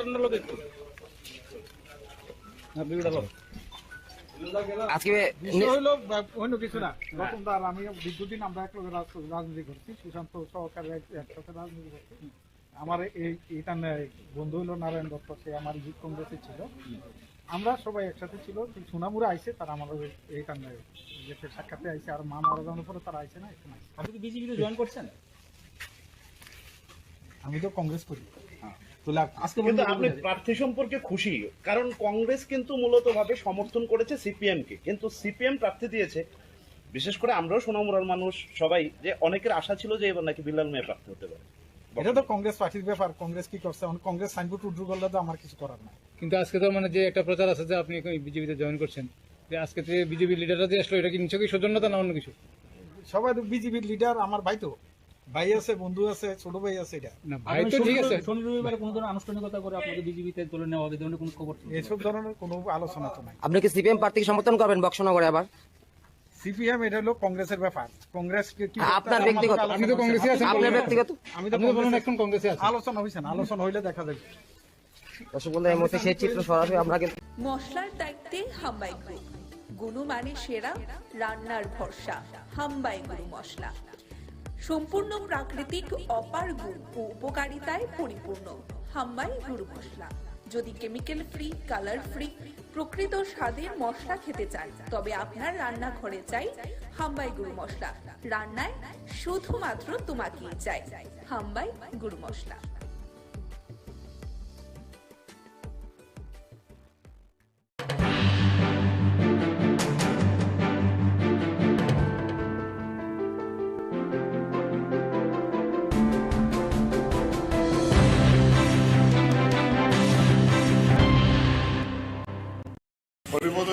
ব্যক্তি, তিনি শিল্প দপ্তরের একজন অফিসার ছিলেন এবং আমাদের সরকার আসার পরে প্রথম যখন অনিল সরকার শিল্পমন্ত্রীর দায়িত্ব পান, দপ্তর থেকে একজন লোক আসে, দক্ষতার সঙ্গে কাজ করেছে এবং আমিও পরে যখন শিল্পমন্ত্রী হই আমার দপ্তরও ছিলেন এবং এখান থেকে রিটায়ারমেন্টে যান আমি যখন দপ্তরে ছিলাম। এরপরে আমরা ওনাকে মিউনিসিপ্যালিটিতে দাঁড় করাই, কঠিন সময়েতে সেখান থেকে জিতে আসেন। মিউনিসিপ্যালিটিতে একটা সাংঘাতিক ভূমিকা গ্রহণ করেছেন ডেভেলপমেন্টের। উনি যে এলাকায় দাঁড়াতেন এটা কিন্তু শহরের একেবারে বর্ডার সংলগ্ন এলাকা, অনেক কাজ করেছেন এবং মিউনিসিপ্যালিটি পরিচালনার করার ক্ষেত্রেও শঙ্কর দাস তখন চেয়ারম্যান। শঙ্কর দাস বলতেন যে বাজেট যখন রাখা হতো, বাজেটের পক্ষে প্রথম বক্তব্যটা হরিবোধ চক্রবর্তী রাখতেন, মানে এত ইকোনমিক বিষয়টা ভালো করে জানতেন এবং সেই জায়গায় দাঁড়িয়ে পরবর্তী সময়তে যিনি রিটায়ারমেন্টের পরে মিউনিসিপ্যালিটির পরেও আমরা ওনাকে আবার স্টেট কোঅপারেটিভ ব্যাংকের চেয়ারম্যানের দায়িত্ব দিই। দুইটা টার্ম খুব দক্ষতার সঙ্গে এই ব্যাংকটাকে অনেক উন্নতি করার জন্য কাজ করেছে। এরপরেও প্রতিদিন পার্টির নিয়মিত বিভিন্ন কর্মসূচিতে হরিবোধ চক্রবর্তী থাকতেন। গত 2 বছর একটু অসুস্থ হয়ে যায়, অসুস্থ হয়ে যাওয়ার পরে নিয়মিত প্রতিদিন প্রায় এই পার্টির খোঁজাখোঁজ রাখতেন। যখন চলাফেরা করতে পারতেন না সবাইকে ডাকতেন কীভাবে কাজ করা যায়। এরকম একটা নিরলস পার্টির দায়িত্বশীল একজন নেতৃত্ব ছিলেন। লোকাল কমিটির মেম্বার ছিলেন আগরতলা রামনগর লোকাল কমিটির। পরে এই জায়গায় দাঁড়িয়ে এই ধরনের জন্য হয়তো বয়স হয়েছে 83, বয়স হলে তো সবাইকেই যেতে হবে, কিন্তু ওনাদের মতো এরকম যারা নেতৃত্ব তাদেরকে হারানোটা আমাদের একটা সম্পদ হারানো। ফলে সেই জায়গায় দাঁড়িয়ে আমরা ওনার স্মরণে যাতে ওই এলাকায় আরও বেশি কাজ আমরা করতে পারি তার জন্য এই কাজই করাই ওনার প্রতি সমবেদনা জানানো, সংহতি জানানো, স্মরণ করা, এই কাজটি আমরা করে যাব।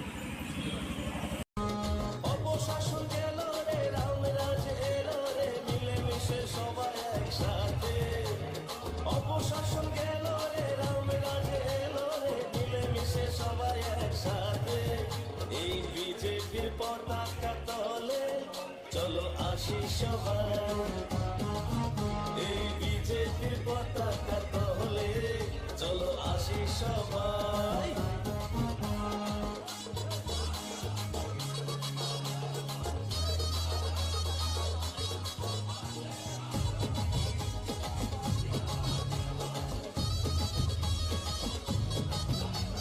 করোনার দাপটে আমাদের ঘরেতে খাবারের হয়নি যে ঘাটা, রেশন থেকেই পায় খাদ্য জনগণ আর ব্যাংক অ্যাকাউন্টে টাকা, আর ব্যাংক অ্যাকাউন্টে টাকা বিজেপিকে জেতাই।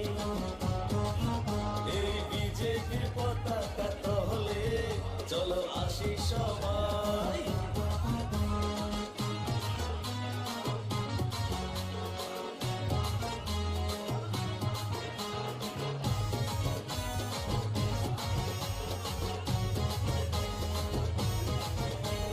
মনেতে মোদি ঘরেতে ছবি, তার কাছে আসা সবার ভাবতে নাহি পারি অন্য কোনো দল বিজেপি ছাড়া ভাই। আমরা অন্য কোনো দল চাই না, শুধু বিজেপি চাই। এই বিজেপির পতাকা তলে চলো আসি সবাই।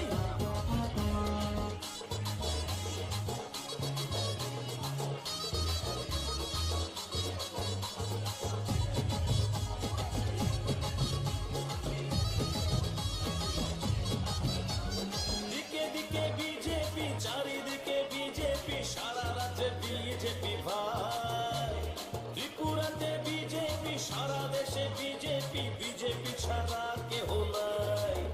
এই বিজেপির পতাকা তলে চলো আসি সবাই। এই বিজেপির পতাকা তলে চলো আসি সবাই। অপশাসন গেল রে, রামরাজ এলো রে,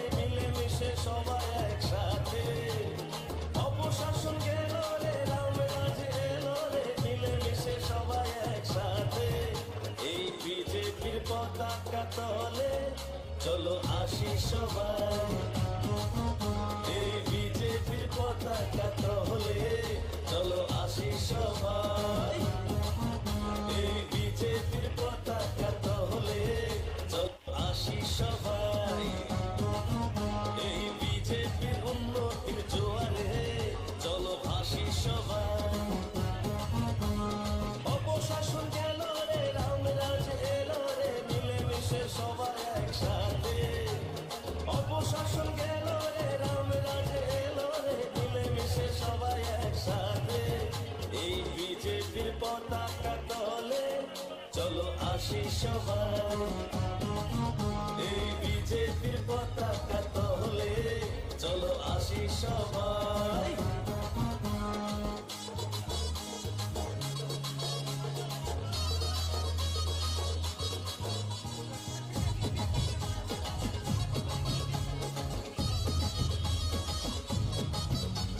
করোনার দাপটে আমাদের বিজেপির পতাকা তলে চলো আসি সবাই এই বিজেপির পতাকা তলে রাজনগর ব্লকের বিডিও সাহেবের নিকট আমরা ডেপুটেশনে মিলিত করি।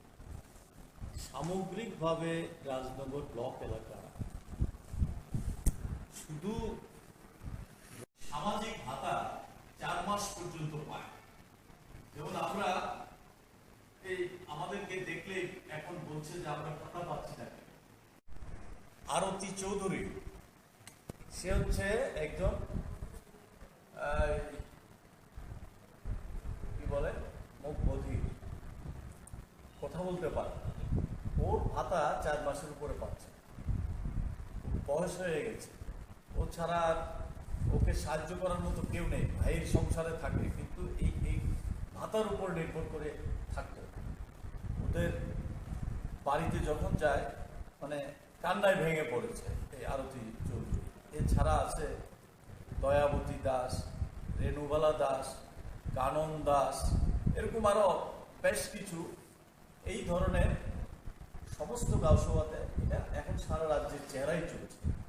কোথায় 2000 টাকা ভাতা, সেই ভাতা এখন প্রতি মাসে পাচ্ছে না, এরকম একটা অবস্থা। আমরা দাবি রাখছি অবিলম্বে ভাতা নিয়মিত দিতে হবে এবং যারা পাওয়ার উপযুক্ত তাদের সবাইকে ভাতা দেওয়ার ব্যবস্থা করতে হবে।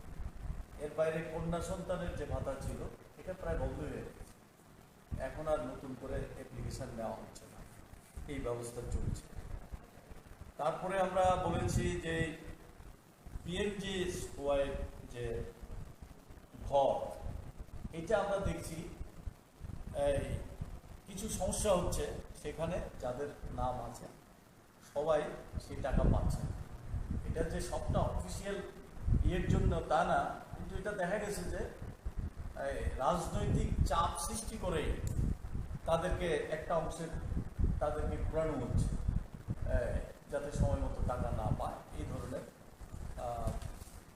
তারা ব্যবস্থা করছে। আরেকটা সংকট হচ্ছে পিএমজিএস ওই ঘরের যে টাকা কম পাচ্ছে, এই টাকা দিয়ে ঘর করা খুব কঠিন। আমরা যদিও দাবি করেছি এই টাকার অঙ্কে বাড়াতে হবে, কিন্তু এই টাকা দিয়ে ঘর করতে পারছে না। এখন কেন ঘর করতে পারছে না? তার রেশন কার্ড আটকে রাখছে, তার রেগার কাজ দিচ্ছে না, রেগার কাজ দিচ্ছে না, রেগার একটা পোর্শন পাবে, এটা একটা দিক। কিন্তু এই রেশনের চাল দিতে পারবে না এই ঘরের ইয়ের জন্য, সেটা হচ্ছে বিদ্যুৎ। ঘন ঘন বিদ্যুৎ চলে যাচ্ছে, তার কোনো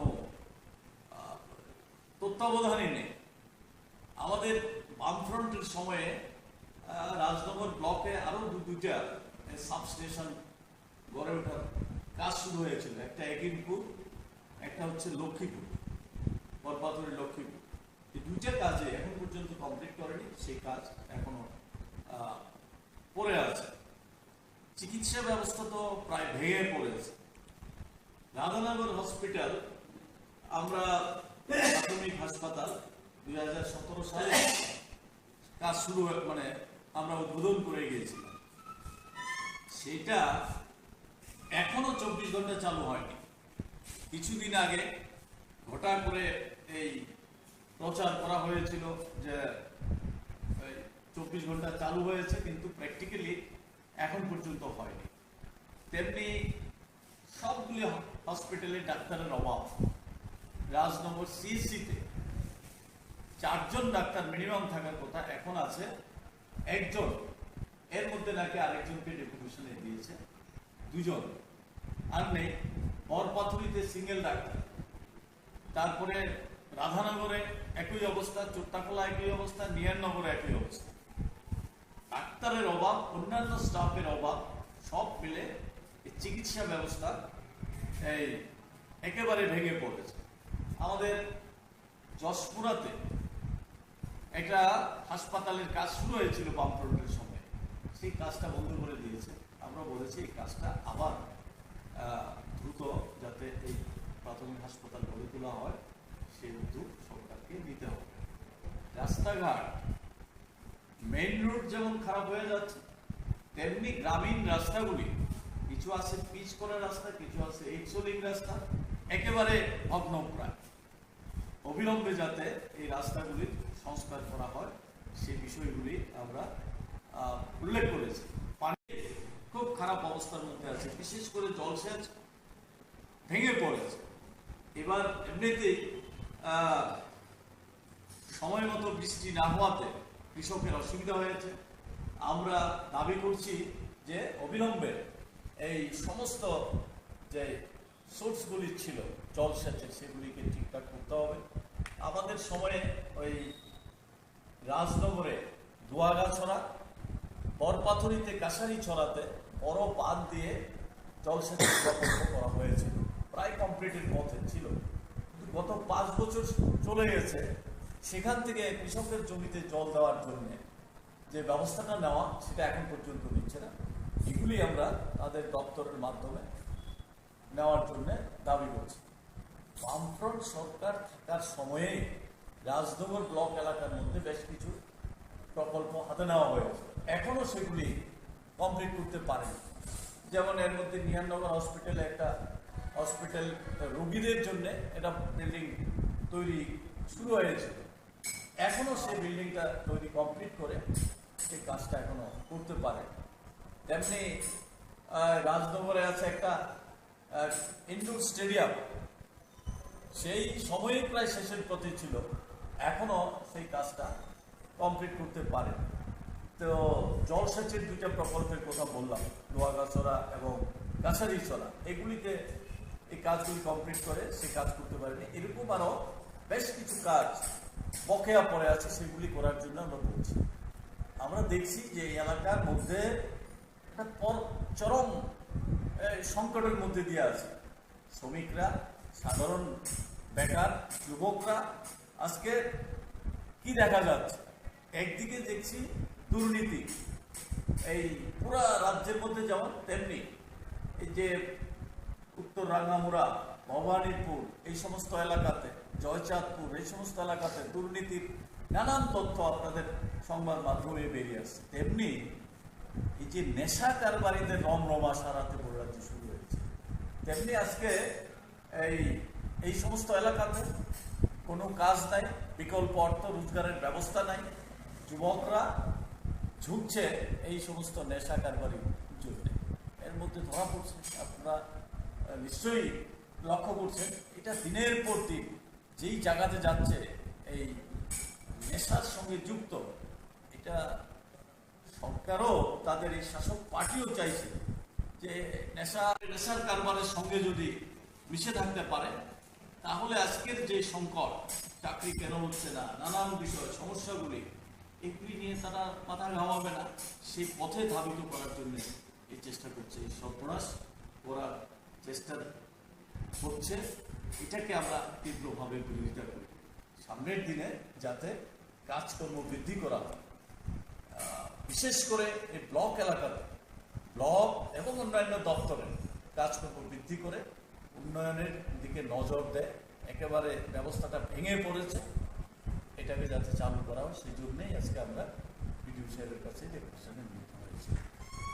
সঙ্গে এই বিষয়গুলিকে নিয়ে ব্যবস্থা গ্রহণ করার আশ্বাস দিয়েছে। কিছু কিছু বিষয় যেগুলি ব্লক থেকে করা যায়, যেমন এই রেগার কাজ দিচ্ছে না, এই কাজ যাতে দেওয়া হয়, ডিমান্ড করলে তারা যাতে কাজ পায় সেই ব্যবস্থা করবেন বলে প্রতিশ্রুতি দিয়েছেন। রেশন কার্ড বন্ধ করে রেখেছে, ঘরের কাজ হচ্ছে না এই অজুহাত দিয়ে, এগুলি যাতে দ্রুত ছাড়িয়ে দেওয়া যায় সেই ব্যবস্থা করবেন। কেউ কাজ না পেলে সরাসরি করলে সেই ব্যবস্থা নেবে প্রতিশ্রুতি দিয়েছেন। সেদিক থেকে বিডিও সাহেব পজিটিভ মানসিকতা দেখিয়েছেন। আমরা দেখব আগামী মোট কয় দফা দাবিতে আপনারা 9 দফা দাবি। কতজনের প্রতিনিধি ছিলেন আপনারা? আমরা 5 জনের প্রতিনিধি দিয়েছি। আচ্ছা, সমষ্টি উন্নয়ন আধিকারিকের কাছে দিচ্ছেন নাকি? মশলার দায়িত্বে হাম্বাই গ্রুপ, গুণমানে সেরা, রান্নার ভরসা। হাম্বাই গুরু মশলা সম্পূর্ণ প্রাকৃতিক, অপার গুণ ও উপকারিতায় পরিপূর্ণ। হাম্বাই গুরু মশলা। যদি কেমিক্যাল ফ্রি, কালার ফ্রি, প্রকৃত স্বাদের মশলা খেতে চান, তবে আপনার রান্নাঘরে চাই হাম্বাই গুরু মশলা। রান্নায় শুধুমাত্র তোমাকেই চাই। হাম্বাই গুরু মশলা।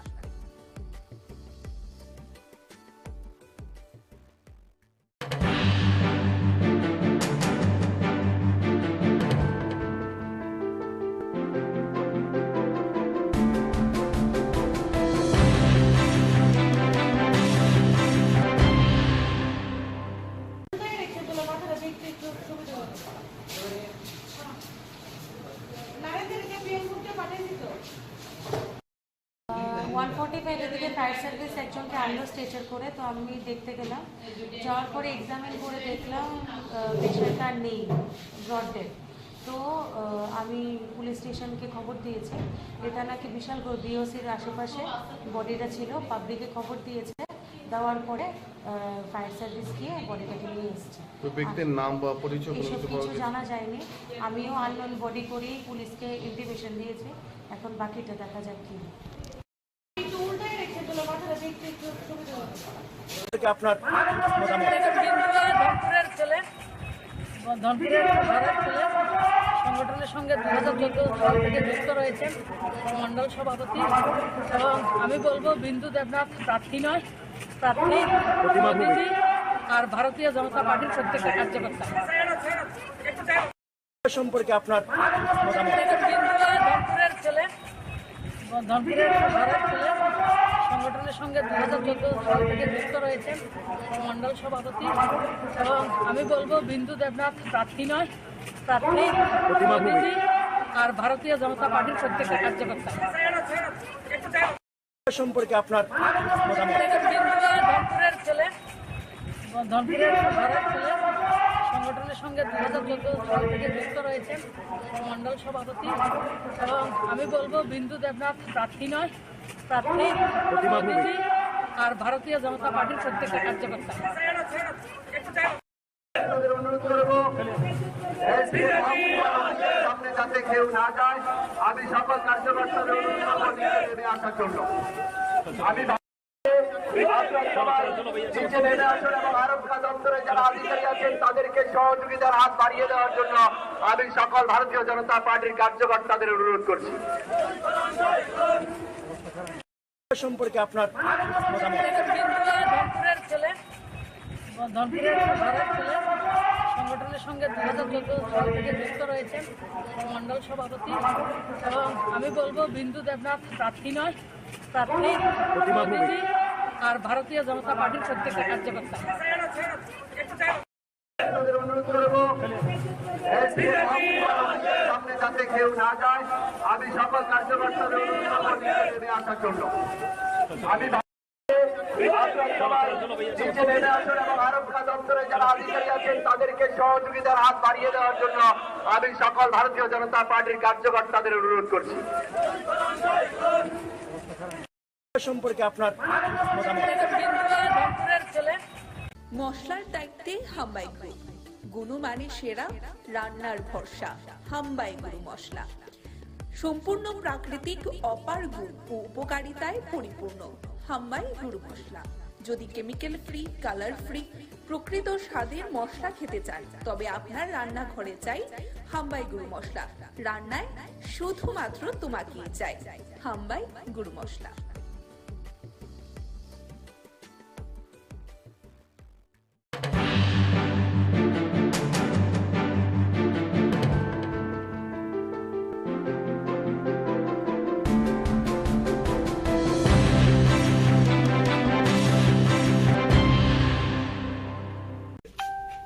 বাম বিরোধী এক অবিসংবাদিত নেতা এখনো আছেন, আগামী দিনেও থাকবেন। আমরাও বামেদের বিরুদ্ধে লড়াই করে ত্রিপুরা রাজ্যে বিজেপিকে প্রতিষ্ঠা করেছি। তো স্বাভাবিকভাবেই একজন বাম বিরোধী নেতা আরেকজন বাম বিরোধী নেতার বাড়িতে আসা, এটার অর্থ অন্যরকম ভাবে করবেন না। আমরা এসেছি সোনামুড়াতে, তো ভাবলাম এখানে এসে বিল্লালদা কেমন আছেন, অনেকদিন ধরে যোগাযোগ নেই, কথাবার্তা নেই, তো এসে একটু কথা বলে যাই, যাতে করে আগামী দিনে আমরা মানে জনগণের যে আশীর্বাদ, সেই জনগণের আশীর্বাদ প্রত্যেকের বাড়িতে আমরা যেতে পারি। সেটা বিল্লালদা বলতে পারবেন। এমনিতে দাদা যেটা বলবো যে কংগ্রেসেরই একটা অংশ বিশেষ করে বামেদের সঙ্গে সাপোর্ট করাতে কংগ্রেস এই উপনির্বাচনে মানে খুশি নয়। বিশেষ করে আমরা প্রাক্তন যিনি সভাপতি ছিলেন কংগ্রেসের বীরজিৎ সিনহা, তিনিও বলেছেন প্রচারে যাবেন কি যাবেন না এখনো কোনো ঠিক হয়নি। তো অনেকেই যদি অনুসারী বলি, বিল্লাল মিয়া বীরজিৎ সিনহার অনুসারী আমরা এতদিন জানি, তো সেই ক্ষেত্রে কি কোনো এখানে একটা কথা পরিষ্কার, কংগ্রেস যে বর্তমানে দেউলিয়া হয়ে গেছে সেটা পরিষ্কার হয়ে গেছে এবারকার বক্সনগর এবং ধনপুরের উপনির্বাচনে। এর আগেও তাদের দেউলিয়াপনার পরিচয় দিয়েছে বিগত বিধানসভা নির্বাচনে, যে 13টি আসনে সিপিআইএম এর কাছে আত্মসমর্পণ করেছে, 3টি আসনে জয়ী হয়েছে। তো স্বাভাবিকভাবেই এটা বলার পর নতুন করে কিছু নেই কংগ্রেস সম্পর্কে। আর বিরজিৎ বাবু সম্পর্কে যেটা বলেছেন, বিরজিৎ বাবু দীর্ঘদিনের বাম বিরোধী যোদ্ধা ছিলেন। আমরা যতটুকু জানি বিরজিৎ বাবুর মনের ইচ্ছার বিরুদ্ধে গত নির্বাচনে সেখানে যে কোনো একটা অংশ জোট করেছে সিপিআইএম এর সঙ্গে। ধনপুরে মতা আপনাদেরকে সমর্থন করবেন কিনা? মথা সমর্থন করবে কিনা এটা মথা পরবর্তী সময় জানাবেন। আজকেও সংবাদপত্রে আপনারা দেখেছেন তাদের স্ট্যান্ড কি হবে। কেউ সমর্থন করুক না করুক, আমরা এই যুদ্ধে আমরা অবতীর্ণ হয়েছি। আমরা এই বক্সনগর এবং ধনপুর উপনির্বাচনে বিগত মার্জিন থেকে আমরা বিপুল ভোটের ব্যবধানে জয়ী হব।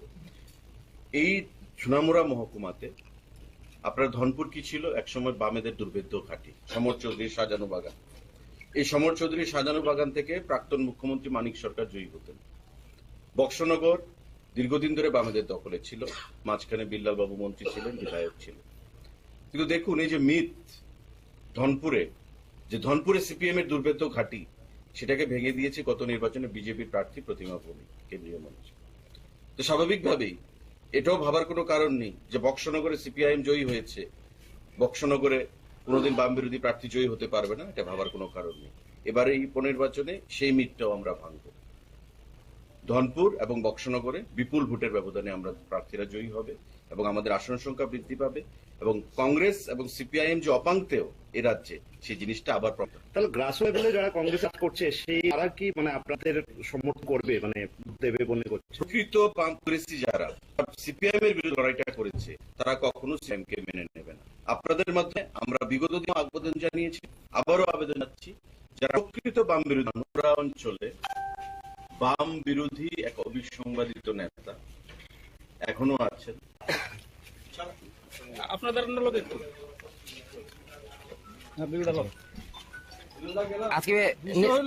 অন্য কিছু না, রকমদার আমি দীর্ঘদিন আমরা একলগে রাজনীতি করছি, সুশান্ত সহকারে একসাথে রাজনীতি করছি।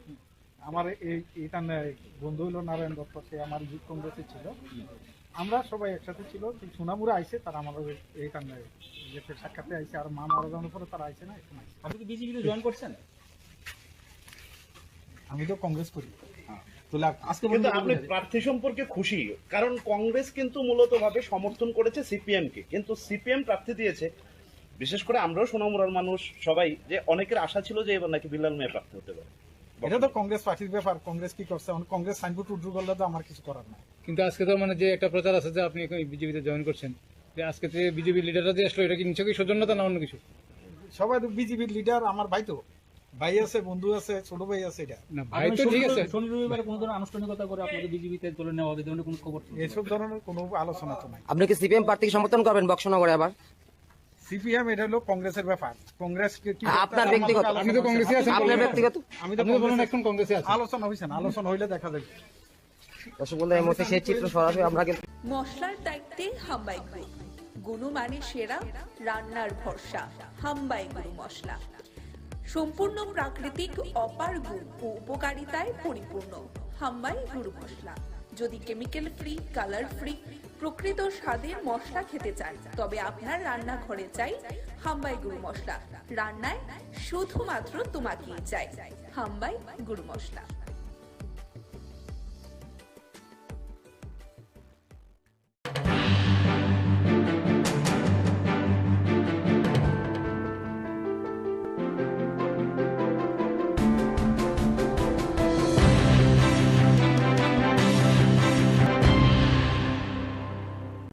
হরিপদ চক্রবর্তী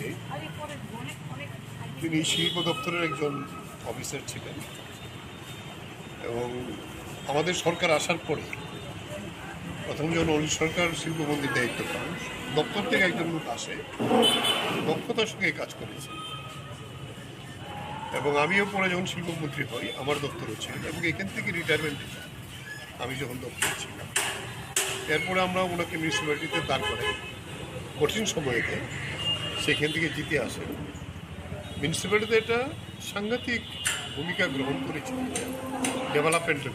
উনি যে এলাকায় দাঁড়াতেন এটা একটু শহরের একেবারে বর্ডার সংলগ্ন এলাকা, অনেক কাজ করেছেন এবং মিউনিসিপ্যালিটি পরিচালনা করার ক্ষেত্রেও শঙ্কর দাস তখন চেয়ারম্যান।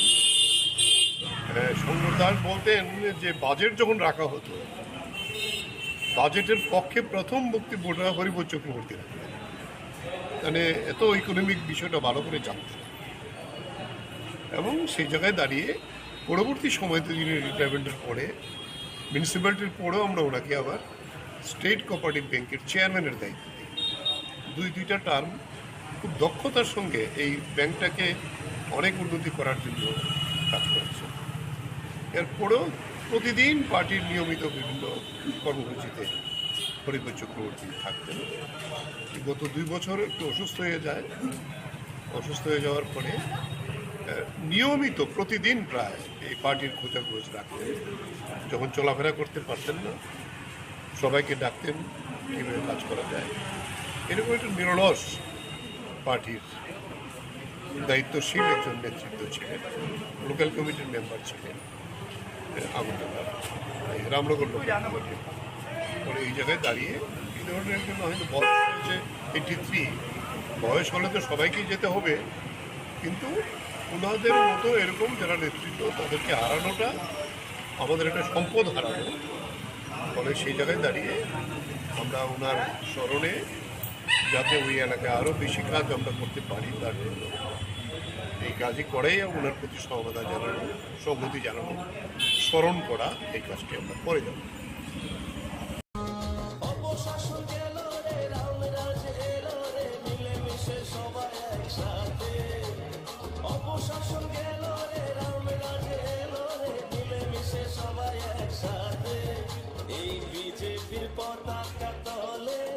চলো আসি সবাই এই বিজেপির পতাকা তলে, চলো আসি সবাই।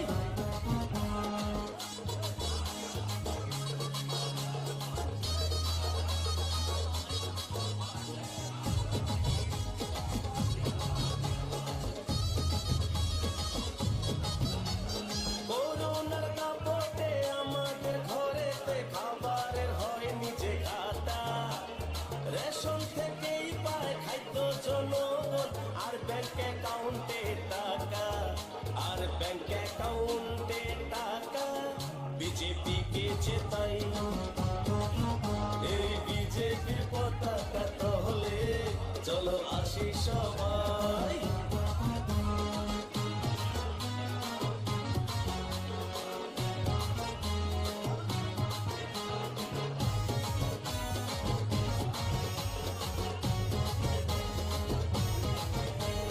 মনেতে মোদি, ঘরেতে ছবি, তার কাছে আসা সবার, ভাবতে নাহি পারি অন্য কোনো দল বিজেপি ছাড়া ভাই।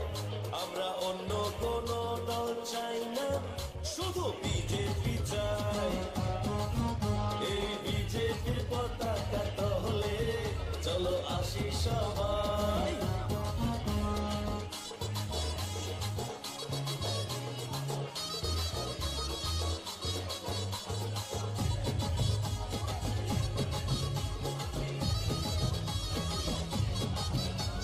দিকে দিকে বিজেপি, চারিদিকে বিজেপি, সারা রাজ্যে বিজেপি ভাই। ত্রিপুরাতে বিজেপি, সারা দেশে বিজেপি, বিজেপি ছাড়া কেহ নাই। এই বিজেপির পতাকা তলে, চলো আসি সবাই। এই বিজেপির পতাকা তলে, চলো আসি সবাই। অপশাসন গেল রে, রামরাজ এলো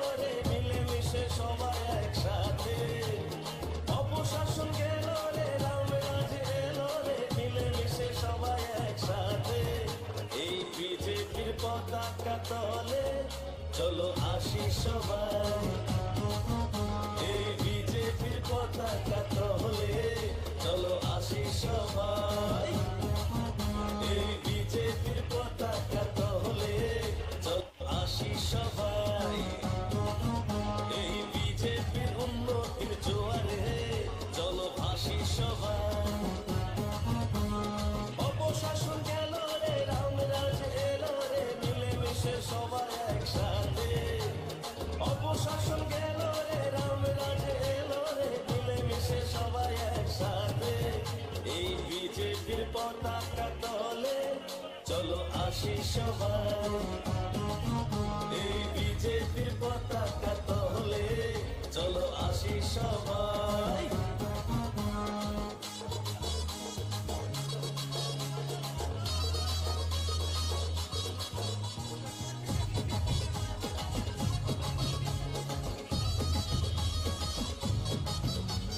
করোনার দাপটে আমাদের বিজেপির পতাকা তলে চলো আসি সবাই এই বিজেপির পতাকা তলে রাজনগর ব্লকের বিডিও সাহেবের নিকট আমরা ডেপুটেশনে মিলিত হই।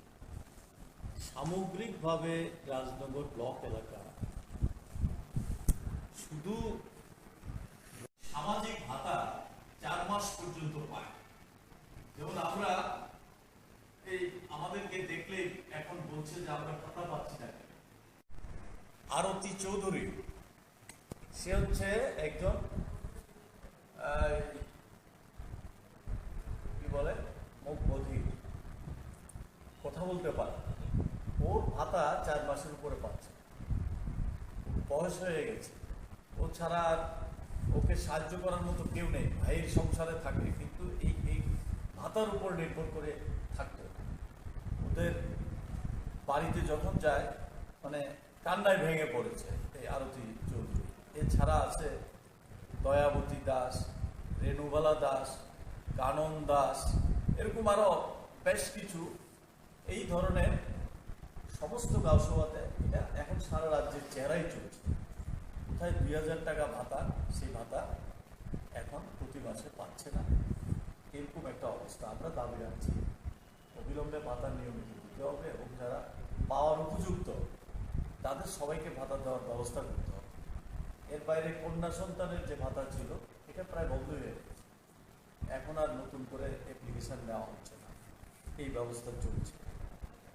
তারপরে আমরা বলেছি যে পিএমজিএসওয়াই যে ঘর, এটা আমরা দেখছি এই কিছু সমস্যা হচ্ছে সেখানে যাদের নাম আছে সবাই সেই টাকা পাচ্ছে না। এটা যে সবটা অফিসিয়াল ইয়ের জন্য তা না, কিন্তু এটা দেখা গেছে যে রাজনৈতিক চাপ সৃষ্টি করে তাদেরকে একটা অংশের তাদেরকে ঘোরানো হচ্ছে যাতে সময় মতো টাকা না পায়, এই ধরনের তারা ব্যবস্থা করছে। আরেকটা সংকট হচ্ছে পিএমজিএস ঘরের যে টাকা কম পাচ্ছে, এই টাকা দিয়ে ঘর করা খুব কঠিন। আমরা যদিও দাবি করেছি এই টাকা অঙ্কে বাড়াতে হবে, কিন্তু এই টাকা দিয়ে ঘর করতে পারছে না। এখন কেন ঘর করতে পারছে না? তার রেশন কার্ড আটকে রাখছে, তার রেগার কাজ দিচ্ছে না, রেগার একটা পোর্শন পাবে, এটা একটা দিক। কিন্তু এই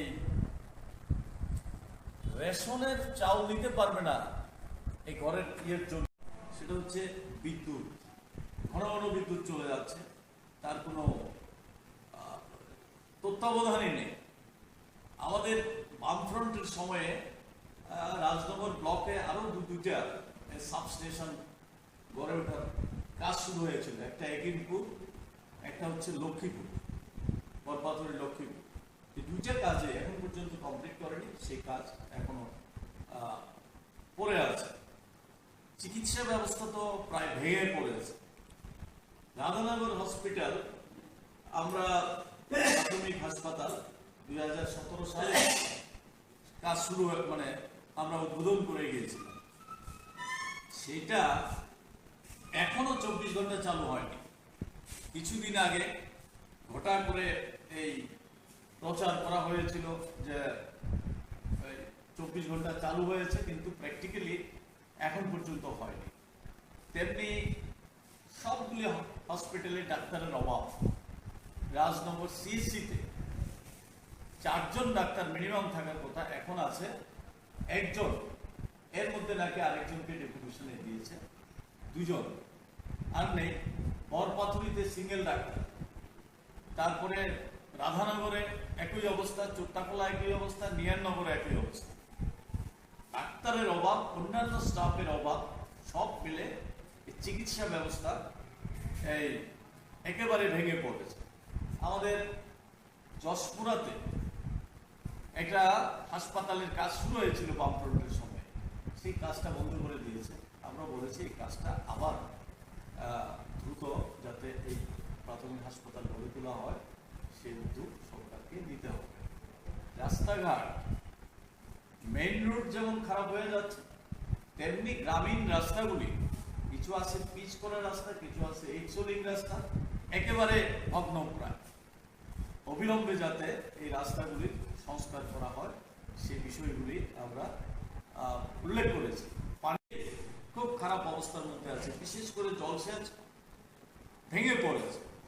এবার এমনিতেই সময় মতো বৃষ্টি না হওয়াতে কৃষকের অসুবিধা হয়েছে। আমরা দাবি করছি যে অবিলম্বে এই সমস্ত যে সোর্সগুলি ছিল জলসেচের, সেগুলিকে ঠিকঠাক করতে হবে।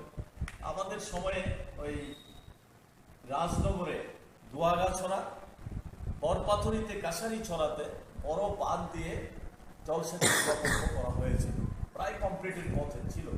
কিন্তু গত 5 বছর চলে গেছে, সেখান থেকে কৃষকের জমিতে জল দেওয়ার জন্য যে ব্যবস্থাটা নেওয়া, সেটা এখন পর্যন্ত নিচ্ছে না। এগুলি আমরা তাদের দপ্তরের মাধ্যমে নেওয়ার জন্য দাবি করছি। বামফ্রন্ট সরকার থাকার সময়েই রাজনগর ব্লক এলাকার মধ্যে বেশ কিছু প্রকল্প হাতে নেওয়া হয়েছে, এখনো সেগুলি কমপ্লিট করতে পারেনি। যেমন এর মধ্যে নিহাননগর হসপিটালে একটা হসপিটাল রোগীদের জন্য একটা বিল্ডিং তৈরি শুরু হয়েছিল, এখনো সেই বিল্ডিংটা তৈরি কমপ্লিট করে সেই কাজটা এখনো করতে পারে। তেমনি রাজনগরে আছে একটা ইনডোর স্টেডিয়াম, সেই সময়ে প্রায় শেষের পথে ছিল, এখনো সেই কাজটা কমপ্লিট করতে পারে। তো জলসেচের 2টা প্রকল্পের কথা বললাম, লোহাগাছড়া এবং কাছারিছড়া, এগুলিতে এই কাজগুলি কমপ্লিট করে সে কাজ করতে পারেনি। এরকম আরও বেশ কিছু কাজ বকেয়া পড়ে আছে, সেগুলি করার জন্য আমরা বলছি। আমরা দেখছি যে এই এলাকার মধ্যে একটা চরম সংকটের মধ্যে দিয়ে আছে। শ্রমিকরা, সাধারণ বেকার, যুবকরা আজকে কি দেখা যাচ্ছে, একদিকে দেখছি দুর্নীতি এই পুরা রাজ্যের মধ্যে যেমন, তেমনি এই যে উত্তর রাঙ্গামুড়া, ভবানীপুর, এই সমস্ত এলাকাতে, জয়চাঁদপুর, এই সমস্ত এলাকাতে দুর্নীতির নানান তথ্য আপনাদের সংবাদ মাধ্যমে বেরিয়ে আসছে। তেমনি এই যে নেশা কারবারিদের রমরমা সারাতে বড় রাজ্যে শুরু হয়েছে, তেমনি আজকে এই সমস্ত এলাকাতে কোনো কাজ নাই, বিকল্প অর্থ রোজগারের ব্যবস্থা নাই, যুবকরা ঝুঁকছে এই সমস্ত নেশা কারবারির জন্য। এর মধ্যে ধরা পড়ছে, আপনারা নিশ্চয়ই লক্ষ্য করছেন, এটা দিনের পর দিন যেই জায়গাতে যাচ্ছে এই নেশার সঙ্গে যুক্ত। এটা সরকারও, তাদের এই শাসক পার্টিও চাইছে যে নেশার কারবারের সঙ্গে যদি মিশে থাকতে পারে, তাহলে আজকের যে সংকট, চাকরি কেন হচ্ছে না, নানান বিষয় সমস্যাগুলি, এগুলি নিয়ে তারা মাথা ঘামাবে না, সেই পথে ধাবিত করার জন্য এই চেষ্টা করছে, এই সর্বনাশ করার চেষ্টা করছে। এটাকে আমরা তীব্রভাবে বিরোধিতা করি। সামনের দিনে যাতে কাজকর্ম বৃদ্ধি করা হয়, বিশেষ করে এই ব্লক এলাকাতে, ব্লক এবং অন্যান্য দপ্তরে কাজকর্ম বৃদ্ধি করে উন্নয়নের দিকে নজর দেয়। একেবারে ব্যবস্থাটা ভেঙে পড়েছে, এটাকে যাতে চালু করা হয়, সেই জন্যই আজকে আমরা বিডিও সাহেবের কাছে ডেপুটেশনে নিতে হয়েছে। সঙ্গে এই বিষয়গুলিকে নিয়ে ব্যবস্থা গ্রহণ করার আশ্বাস দিয়েছে। কিছু কিছু বিষয় যেগুলি ব্লক থেকে করা যায়, যেমন এই রেগার কাজ দিচ্ছে না, এই কাজ যাতে দেওয়া হয়, ডিমান্ড করলে তারা যাতে কাজ পায় সেই ব্যবস্থা করবেন বলে প্রতিশ্রুতি দিয়েছেন। রেশন কার্ড বন্ধ করে রেখেছে, ঘরের কাজ হচ্ছে না এই অজুহাত দিয়ে, এগুলি যাতে দ্রুত ছাড়িয়ে দেওয়া যায় সেই ব্যবস্থা করবেন। কেউ কাজ না পেলে সরাসরি বললে সেই ব্যবস্থা নেবেন প্রতিশ্রুতি দিয়েছেন। সেই দিক থেকে বিডিও পজিটিভ মানসিকতা দেখিয়েছেন। আমরা দেখব আগামী মোট কয় দফা দাবিতে আপনারা 9 দফা দাবি। কতজনের প্রতিনিধি ছিলেন আপনারা? আমরা 5 জনের প্রতিনিধি দিয়েছি। আচ্ছা, সমষ্টি উন্নয়ন আধিকারিকের কাছে দিচ্ছেন নাকি? মশলার দায়িত্বে হাম্বাই গ্রুপ, গুণমানে সেরা, রান্নার ভরসা হাম্বাই গুরু মশলা। সম্পূর্ণ প্রাকৃতিক অপার গুণ ও উপকারিতায় পরিপূর্ণ হাম্বাই গুরু মশলা। যদি কেমিক্যাল ফ্রি, কালার ফ্রি, প্রকৃত স্বাদের মশলা খেতে চান তবে আপনার রান্নাঘরে চাই হাম্বাই গুরু মশলা। রান্নায় শুধুমাত্র তোমাকেই চাই হাম্বাই গুরু মশলা।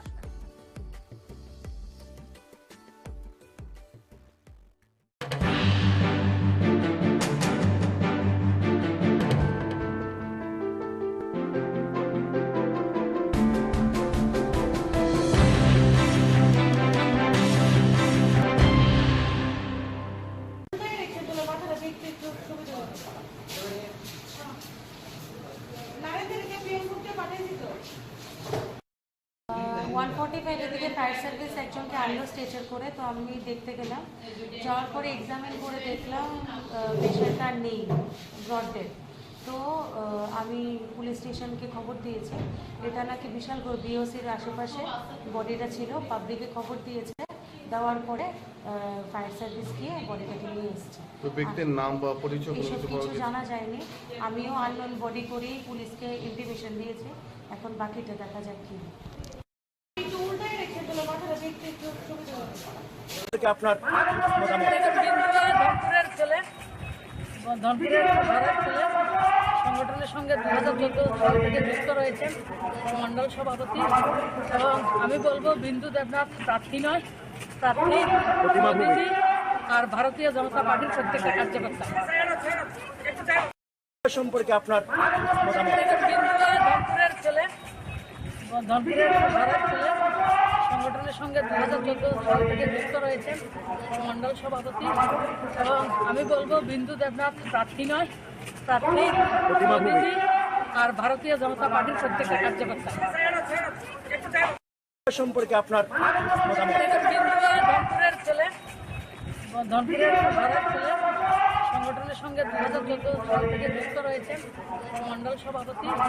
এবং আমি বলবো বিন্দু দেবনাথ প্রার্থী নয়, প্রার্থী প্রতিনিধি আর ভারতীয় জনতা পার্টির প্রত্যেকটা কার্যকর্তা। অনুরোধ করবো সামনে যাতে কেউ না যায়, আমি সকল কার্যকর্তাদের অনুরোধ করবো নেমে আসার জন্য। আমি নিচে নেমে আসুন এবং আরক্ষা দপ্তরের যারা আধিকারিক আছেন তাদেরকে সহযোগিতার হাত বাড়িয়ে দেওয়ার জন্য আমি সকল ভারতীয় জনতা পার্টির কার্যকর্তাদের অনুরোধ করছি। সম্পর্কে আপনার ধনপুরের ছেলে, ধনপুরের ভাড়ার ছেলে, সংগঠনের সঙ্গে 2014 সাল থেকে যুক্ত রয়েছেন, মন্ডল সভাপতি। এবং আমি বলবো বিন্দু দেবনাথ প্রার্থী নয়, প্রার্থী প্রতিনিধি আর ভারতীয় জনতা পার্টির প্রত্যেকটা কার্যকর্তা। অনুরোধ করবো সামনে যাতে কেউ না যায়, আমি সকল কার্যকর্তাদের অনুরোধ করবো নেমে আসার জন্য। আমি নিচে নেমে আসুন এবং আরক্ষা দপ্তরের যারা আধিকারিক আছেন তাদেরকে সহযোগিতার হাত বাড়িয়ে দেওয়ার জন্য আমি সকল ভারতীয় জনতা পার্টির কার্যকর্তাদের অনুরোধ করছি। সম্পর্কে আপনার ধনপুরের ছেলে, মশলার দায়িত্বে হাম্বাই গ্রুপ, গুণমানে সেরা, রান্নার ভরসা হাম্বাই গুরু মশলা। সম্পূর্ণ প্রাকৃতিক অপার গুণ ও উপকারিতায় পরিপূর্ণ হাম্বাই গুরু মশলা। যদি কেমিক্যাল ফ্রি, কালার ফ্রি, প্রকৃত স্বাদের মশলা খেতে চান তবে আপনার রান্নাঘরে চাই হাম্বাই গুরু মশলা। রান্নায় শুধুমাত্র তোমাকেই চাই হাম্বাই গুরু মশলা।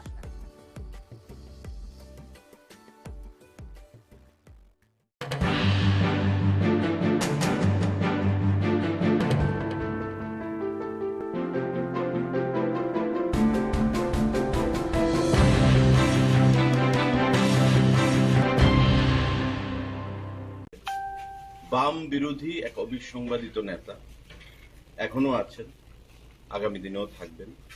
আমরাও বামেদের বিরুদ্ধে লড়াই করে ত্রিপুরা রাজ্যে বিজেপিকে প্রতিষ্ঠা করেছি। তো স্বাভাবিকভাবেই একজন বাম বিরোধী নেতা আরেকজন বাম বিরোধী নেতার বাড়িতে আসা, এটার অর্থ অন্যরকম ভাবে করবেন না। আমরা এসেছি সোনামুড়াতে, তো ভাবলাম এখানে এসে বিল্লালদা কেমন আছেন, অনেকদিন ধরে যোগাযোগ নেই, কথাবার্তা নেই, তো এসে একটু কথা বলে যাই, যাতে করে আগামী দিনে আমরা মানে জনগণের যে আশীর্বাদ, সেই জনগণের আশীর্বাদ প্রত্যেকের বাড়িতে আমরা যেতে পারি। সেটা বিল্লালদা বলতে পারবেন। এমনিতে দাদা যেটা বলবো যে কংগ্রেসেরই একটা অংশ বিশেষ করে বামেদের সঙ্গে সাপোর্ট করাতে কংগ্রেস এই উপনির্বাচনে মানে খুশি নয়। বিশেষ করে আমরা প্রাক্তন যিনি সভাপতি ছিলেন কংগ্রেসের বীরজিৎ সিনহা, তিনিও বলেছেন প্রচারে যাবেন কি যাবেন না এখনো কোনো ঠিক হয়নি। তো অনেকেই যদি অনুসারী বলি, বিল্লাল মিয়া বীরজিৎ সিনহার অনুসারী আমরা এতদিন জানি, তো সেই ক্ষেত্রে কি কোনো এখানে একটা কথা পরিষ্কার, কংগ্রেস যে বর্তমানে দেউলিয়া হয়ে গেছে সেটা পরিষ্কার হয়ে গেছে এবারকার বক্সনগর এবং ধনপুরের উপনির্বাচনে। এর আগেও তাদের দেউলিয়াপনার পরিচয় দিয়েছে বিগত বিধানসভা নির্বাচনে, যে 13টি আসনে সিপিআইএম এর কাছে আত্মসমর্পণ করেছে, 3টি আসনে জয়ী হয়েছে। তো স্বাভাবিকভাবেই এটা বলার পর নতুন করে কিছু নেই কংগ্রেস সম্পর্কে।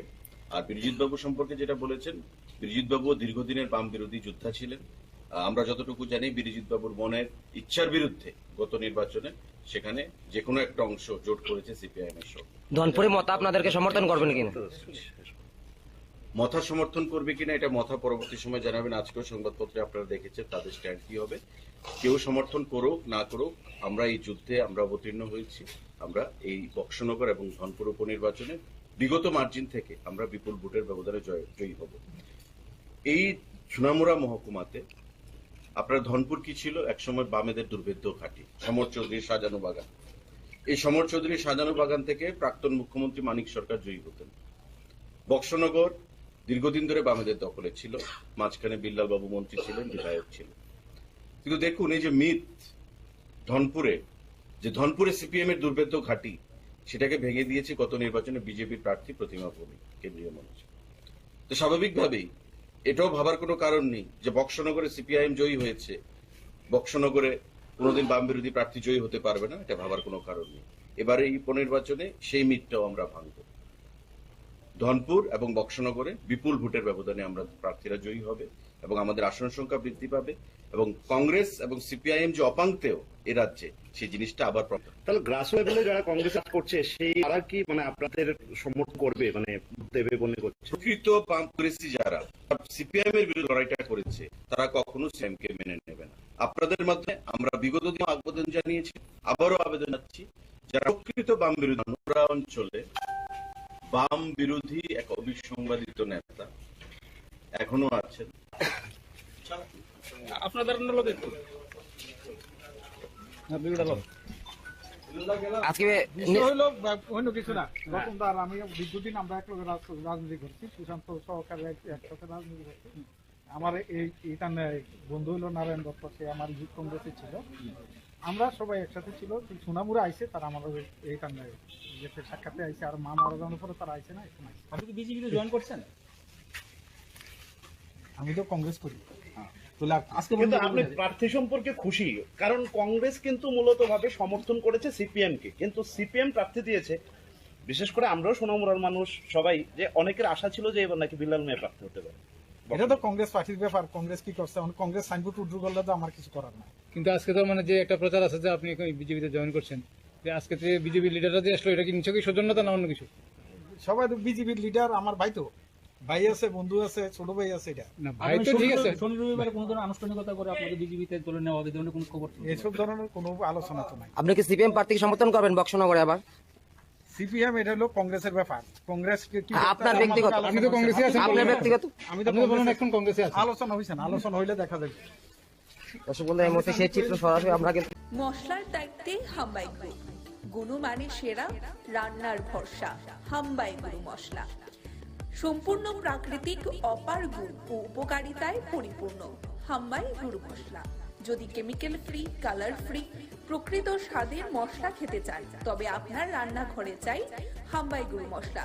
রান্নায় শুধুমাত্র তোমাকেই চাই হাম্বাই গুরু মশলা।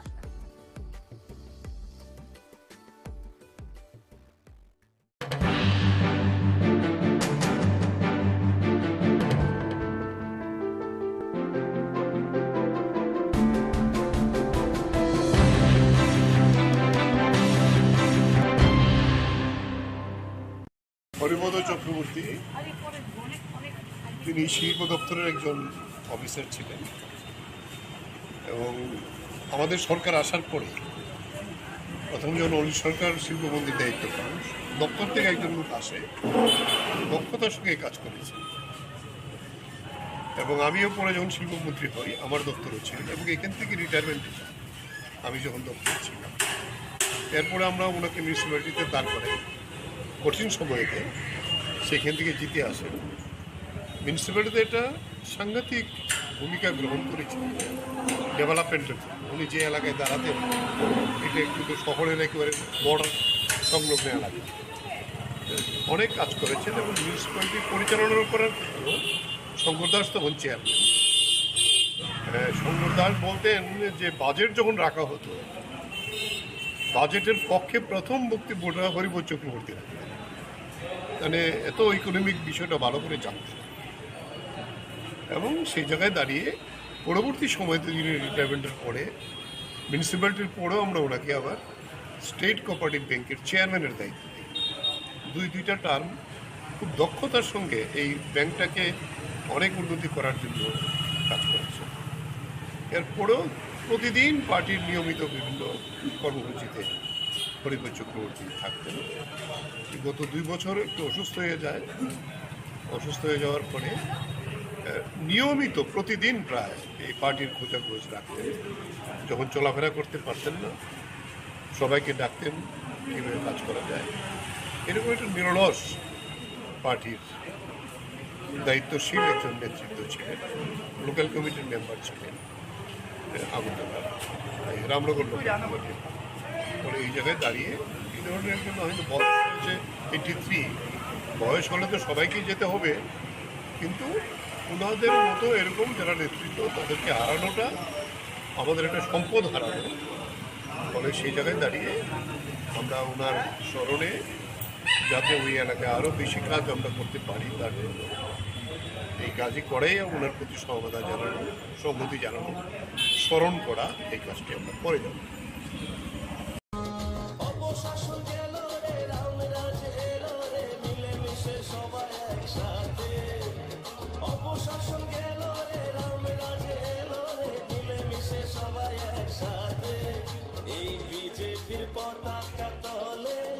চলো আসি সবাই, এই বিজেপির পতাকা তলে চলো আসি সবাই।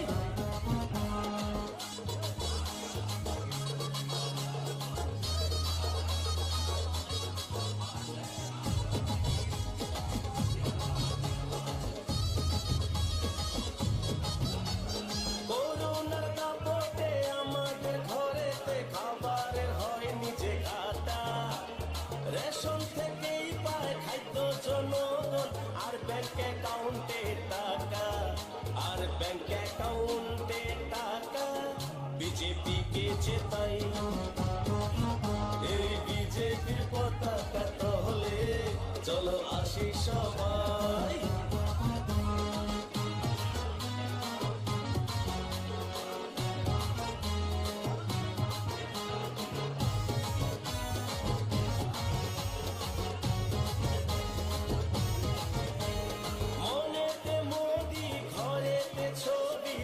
কাছে আসা সবার ভাবতে নাহি পারি অন্য কোন দল বিজেপি ছাড়া ভাই।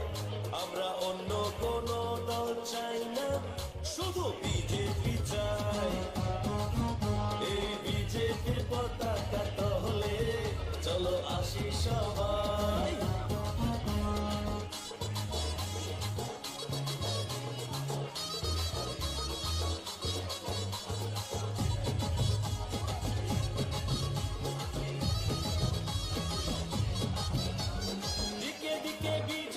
চারিদিকে বিজেপি, সারা রাজ্যে বিজেপি ভাই।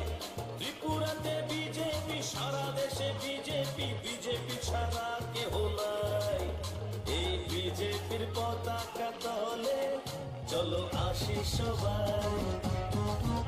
এই বিজেপির পতাকা তলে চলো আসি সবাই। অপশাসন গেল রে, রামরাজ এলো রে,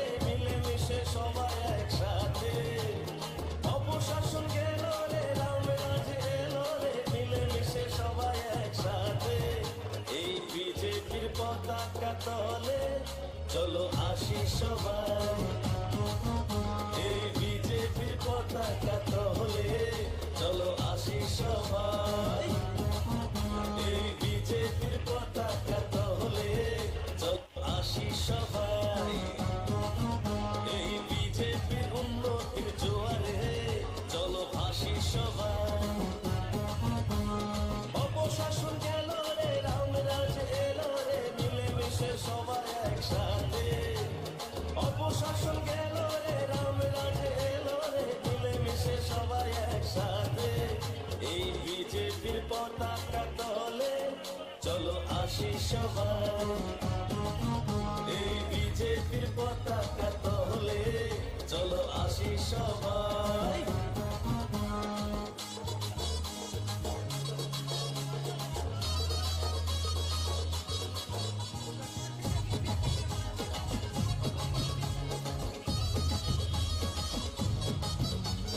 করোনার দাপটে আমাদের বিজেপির পতাকা তলে চলো আসি সবাই এই বিজেপির পতাকা তলে রাজনগর ব্লকের বিডিও সাহেবের নিকট আমরা ডেপুটেশনে মিলিত হই।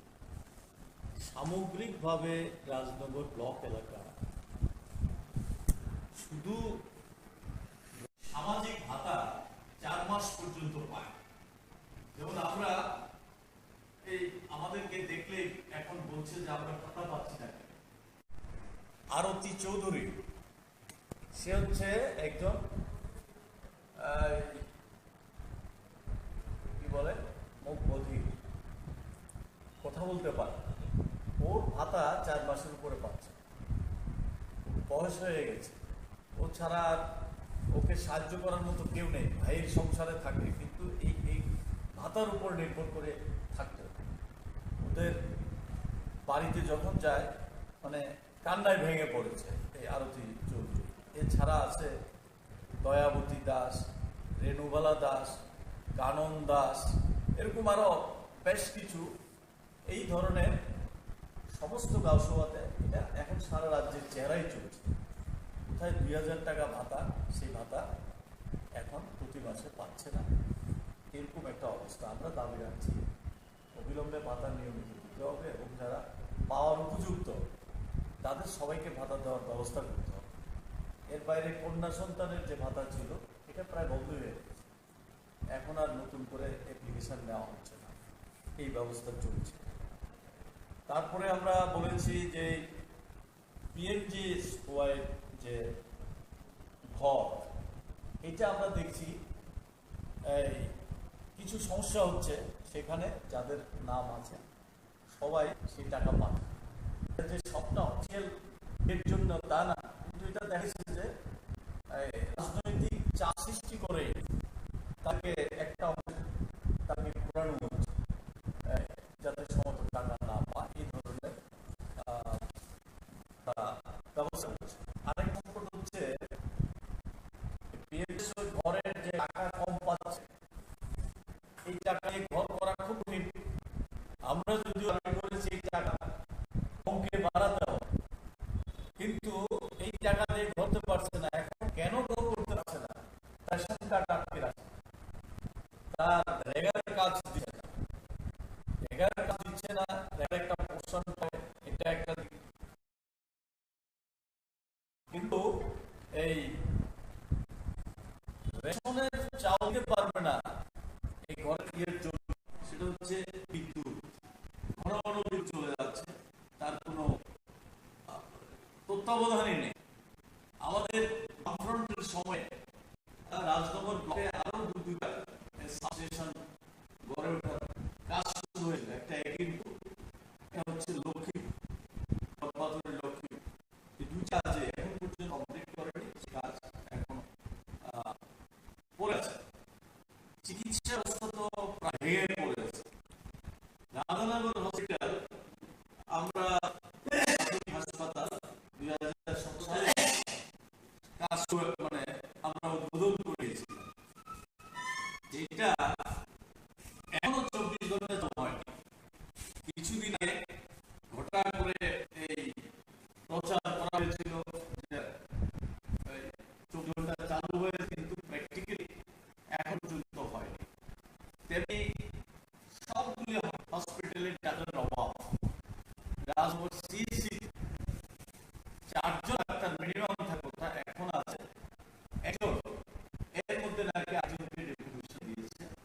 2 জন, আর নেই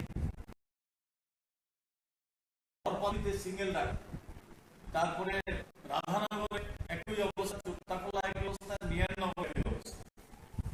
ডাক্তারের অভাব, অন্যান্য স্টাফের অভাব, সব মিলে চিকিৎসা ব্যবস্থা একেবারে ভেঙে পড়ছে।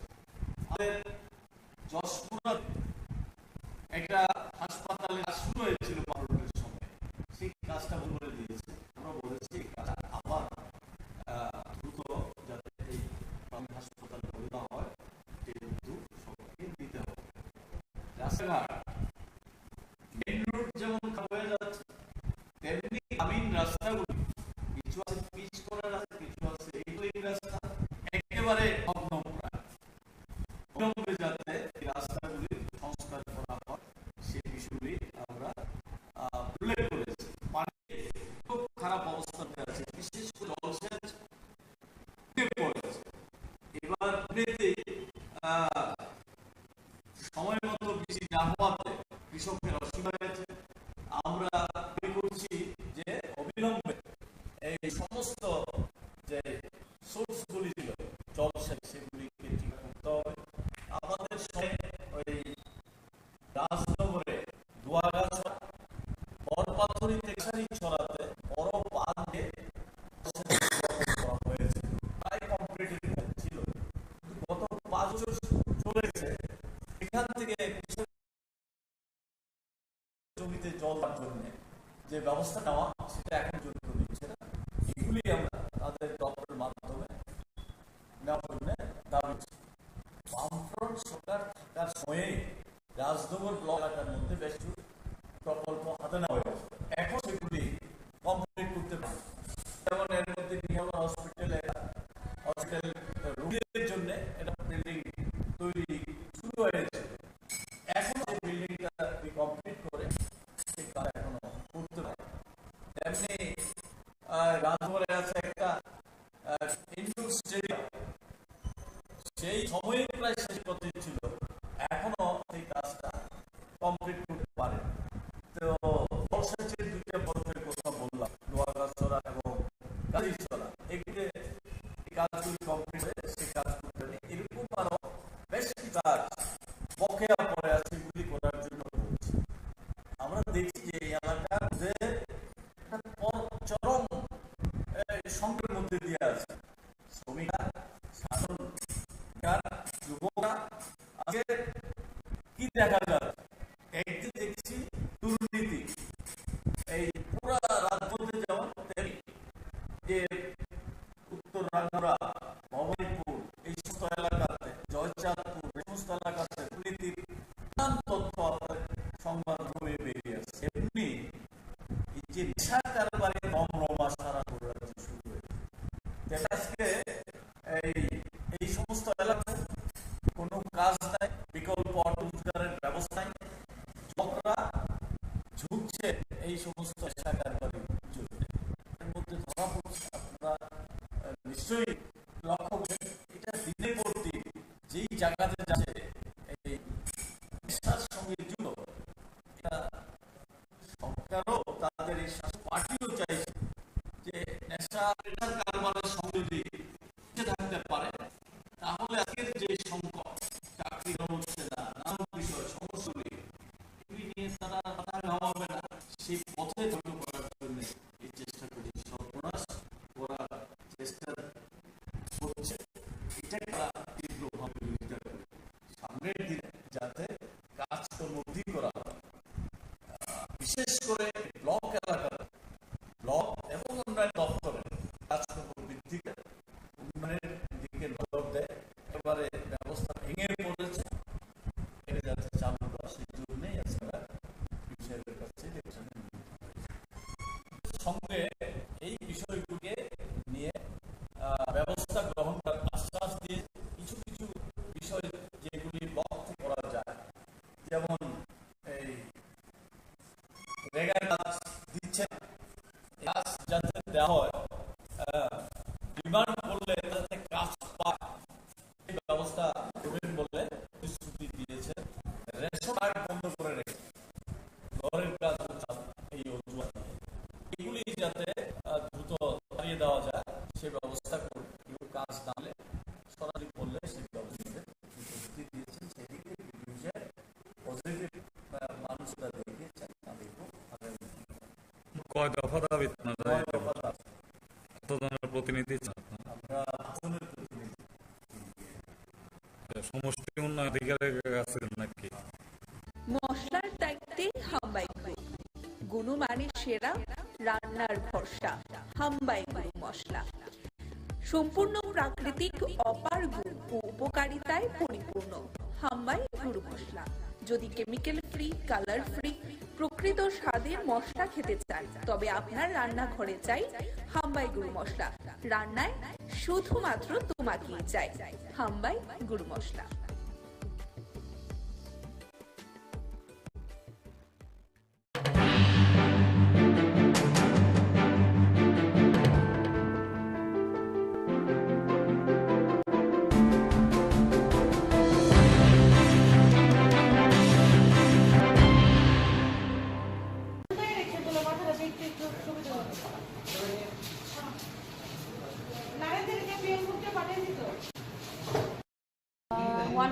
এদিকে ফায়ার সার্ভিস একজনকে আনলো স্ট্রেচার করে, তো আমি দেখতে গেলাম।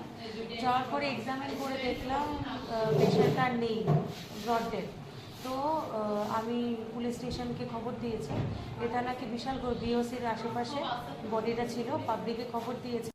দেওয়ার পরে ফায়ার সার্ভিস গিয়ে বডিটাকে নিয়ে এসছে। ব্যক্তির নাম বা পরিচয় কিছু জানা যায়নি। আমিও আননোন বডি করেই পুলিশকে ইন্টিমেশন দিয়েছি। এখন বাকিটা দেখা যাক কি। আপনার ধনপুরের ছেলে, ধনপুরের ভাড়ার ছেলে, সংগঠনের সঙ্গে 2014 সাল থেকে যুক্ত রয়েছেন, মণ্ডল সভাপতি। এবং আমি বলবো বিন্দু দেবনাথ প্রার্থী নয়, প্রার্থী প্রতিনিধি আর ভারতীয় জনতা পার্টির প্রত্যেকটা কার্যকর্তা সম্পর্কে আপনার ধনপুরের ছেলে, ধনপুরের ভাড়ার ছেলে, সংগঠনের সঙ্গে 2014 সাল থেকে যুক্ত রয়েছেন, মণ্ডল সভাপতি। এবং আমি বলবো বিন্দু দেবনাথ প্রার্থী নয়, প্রার্থী প্রতিনিধি আর ভারতীয় জনতা পার্টির প্রত্যেকটা কার্যকর্তা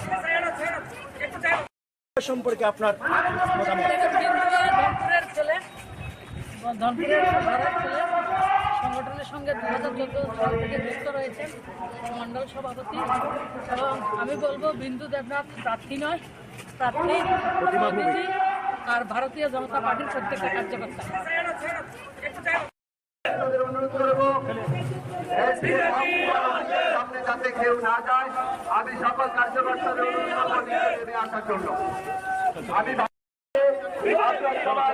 নিচে নেমে আসুন এবং আরক্ষা দপ্তরে যারা আধিকারিক আছেন তাদেরকে সহযোগিতার হাত বাড়িয়ে দেওয়ার জন্য আমি সকল ভারতীয় জনতা পার্টির কার্যকর্তাদের অনুরোধ করছি। সম্পর্কে আপনার ধনপুরের ছেলে, ধনপুরের ভাড়ার ছেলে, সংগঠনের সঙ্গে 2014 সাল থেকে যুক্ত রয়েছেন, মণ্ডল সভাপতি। এবং আমি বলবো বিন্দু দেবনাথ প্রার্থী নয়, প্রার্থী প্রতিনিধি আর ভারতীয় জনতা পার্টির প্রত্যেকটা কার্যকর্তা অনুরোধ করবো সামনে যাতে কেউ না যায়। আমি সকল কার্যকর্তাদের অনুরোধ করবো নিচে নেমে আসার জন্য। আমি নিচে নেমে আসুন এবং আরক্ষা দপ্তরে যারা আধিকারিক আছেন তাদেরকে সহযোগিতার হাত বাড়িয়ে দেওয়ার জন্য আমি সকল ভারতীয় জনতা পার্টির কার্যকর্তাদের অনুরোধ করছি। সম্পর্কে আপনার ধনপুরের ছেলে, মশলার দায়িত্বে হাম্বাই গ্রুপ, গুণমানের সেরা, রান্নার ভরসা, হাম্বাই গুরু মশলা। সম্পূর্ণ প্রাকৃতিক, অপার গুণ ও উপকারিতায় পরিপূর্ণ হাম্বাই গুরু মশলা। যদি কেমিক্যাল ফ্রি, কালার ফ্রি, প্রকৃত স্বাদের মশলা খেতে চান তবে আপনার রান্নাঘরে চাই হাম্বাই গুরু মশলা। রান্নায় শুধুমাত্র তোমাকেই চাই হাম্বাই গুরু মশলা।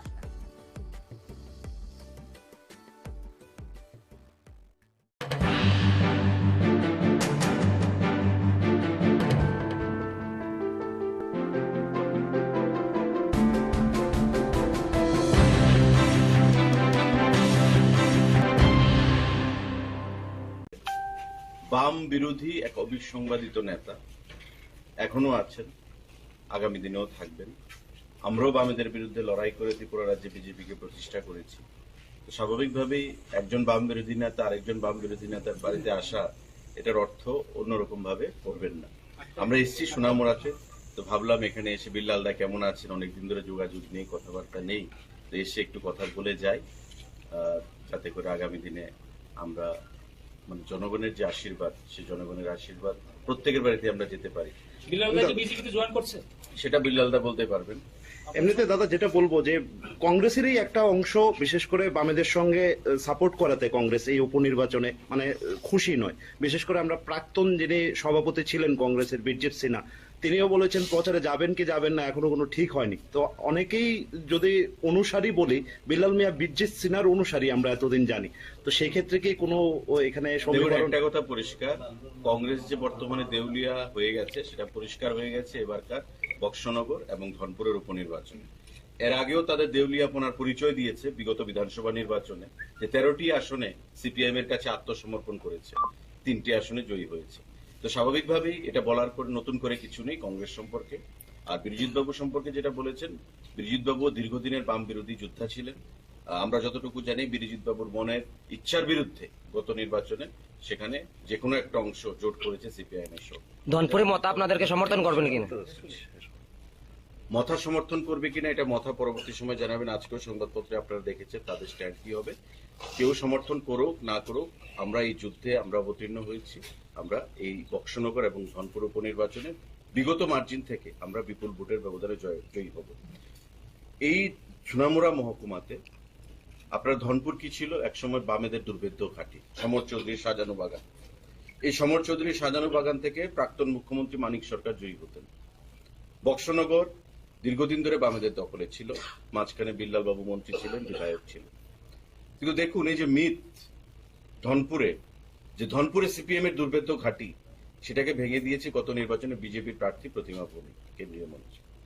তো স্বাভাবিকভাবেই এটাও ভাবার কোনো কারণ নেই যে বক্সনগরে সিপিআইএম জয়ী হয়েছে, বক্সনগরে কোনোদিন বাম বিরোধী প্রার্থী জয়ী হতে পারবে না, এটা ভাবার কোনো কারণ নেই। এবারে এই উপনির্বাচনে সেই মিথটাও আমরা ভাঙব। ধনপুর এবং বক্সনগরে বিপুল ভোটের ব্যবধানে আমরা প্রার্থীরা জয়ী হবে এবং আমাদের আসন সংখ্যা বৃদ্ধি পাবে এবং কংগ্রেস এবং সিপিআইএম যে অপাঙ্ক্তেয় এ রাজ্যে, সেই জিনিসটা আবার তাহলে গ্রাস লেভেলে যারা কংগ্রেস করছে সেই তারা কি মানে আপনাদের সমর্থন করবে, মানে দেবে মনে করছে? প্রকৃত কংগ্রেসী যারা সিপিআইএম এর বিরুদ্ধে লড়াইটা করেছে তারা কখনো সিপিআইএম কে মেনে নেবে না। আপনাদের মধ্যে আমরা বিগত দিনে আবেদন জানিয়েছি, আবারও আবেদন জানাচ্ছি, যারা প্রকৃত বাম বিরোধী অঞ্চলে বাম বিরোধী এক অবিসংবাদিত নেতা এখনো আছেন, আপনাদের আজকে অন্য কিছু না, রকমদার আমি দীর্ঘদিন আমরা এক রাজনীতি করছি, সুশান্ত সহকারে একসাথে রাজনীতি করছি। আমার এইটা বন্ধু হইলো নারায়ণ দত্ত, সে আমার যুব কংগ্রেসে ছিল, আমরা সবাই একসাথে ছিল। সোনামুড়া আইসে তারা আমাদের এইটা সাক্ষাতে আইসে, আর মা মারা যাওয়ার পরে তারা আইসে না। আপনি কি বিজেপিতে জয়েন করছেন? আমি তো কংগ্রেস করি। কিন্তু আপনি প্রার্থী সম্পর্কে খুশি, কারণ কংগ্রেস কিন্তু মূলত ভাবে সমর্থন করেছে সিপিএম কে, কিন্তু সিপিএম প্রার্থী দিয়েছে। বিশেষ করে আমরাও সোনামুড়ার মানুষ সবাই, যে অনেকের আশা ছিল যে এবার নাকি বিল্লাল মিয়া প্রার্থী হতে পারে। এটা তো কংগ্রেস পার্টির ব্যাপার, কংগ্রেস কি করছে, কংগ্রেস সাইনবোর্ড উড্রু করলে তো আমার কিছু করার নাই। কিন্তু আজকে তো মানে যে একটা প্রচার আছে যে আপনি বিজেপিতে জয়েন করছেন, যে আজকে যে বিজেপি লিডাররা যে আসলো, এটা কি নিশ্চয়ই সৌজন্যতা না অন্য কিছু? সবাই তো বিজেপির লিডার, আমার ভাই তো, ভাই আছে, বন্ধু আছে, ছোট ভাই আছে। এটা না ভাই তো ঠিক আছে, শনি রবিবারে কোনো ধরনের আনুষ্ঠানিকতা করে আপনাদের বিজেপিতে দলে নেওয়া হবে, ধরনের কোনো খবর এসব ধরনের কোনো আলোচনা তো নাই। আপনি কি সিপিএম প্রার্থীকে সমর্থন করবেন বক্সনগরে? আবার সিপিএম এটা হলো কংগ্রেসের ব্যাপার, কংগ্রেস আপনার ব্যক্তিগত, আপনি তো কংগ্রেসে আছেন, আপনার ব্যক্তিগত, আমি তো বলেন এখন কংগ্রেসে আছি। আলোচনা হইছে না, আলোচনা হইলে দেখা যাবে। দর্শক বন্ধু, এই মুহূর্তে সেই চিত্র সরাসরি আমরা কিন্তু মশলার দায়িত্বে হাম্বাই গ্রুপ, গুণমানে সেরা, রান্নার ভরসা, হাম্বাই গুরু মশলা। সম্পূর্ণ প্রাকৃতিক অপার গুণ ও উপকারিতায় পরিপূর্ণ হাম্বাই গুরু মশলা। যদি কেমিক্যাল ফ্রি, কালার ফ্রি, প্রকৃত স্বাদের মশলা খেতে চান, তবে আপনার রান্নাঘরে চাই হাম্বাই গুরু মশলা। রান্নায় শুধুমাত্র তোমাকেই চাই হাম্বাই গুরু মশলা।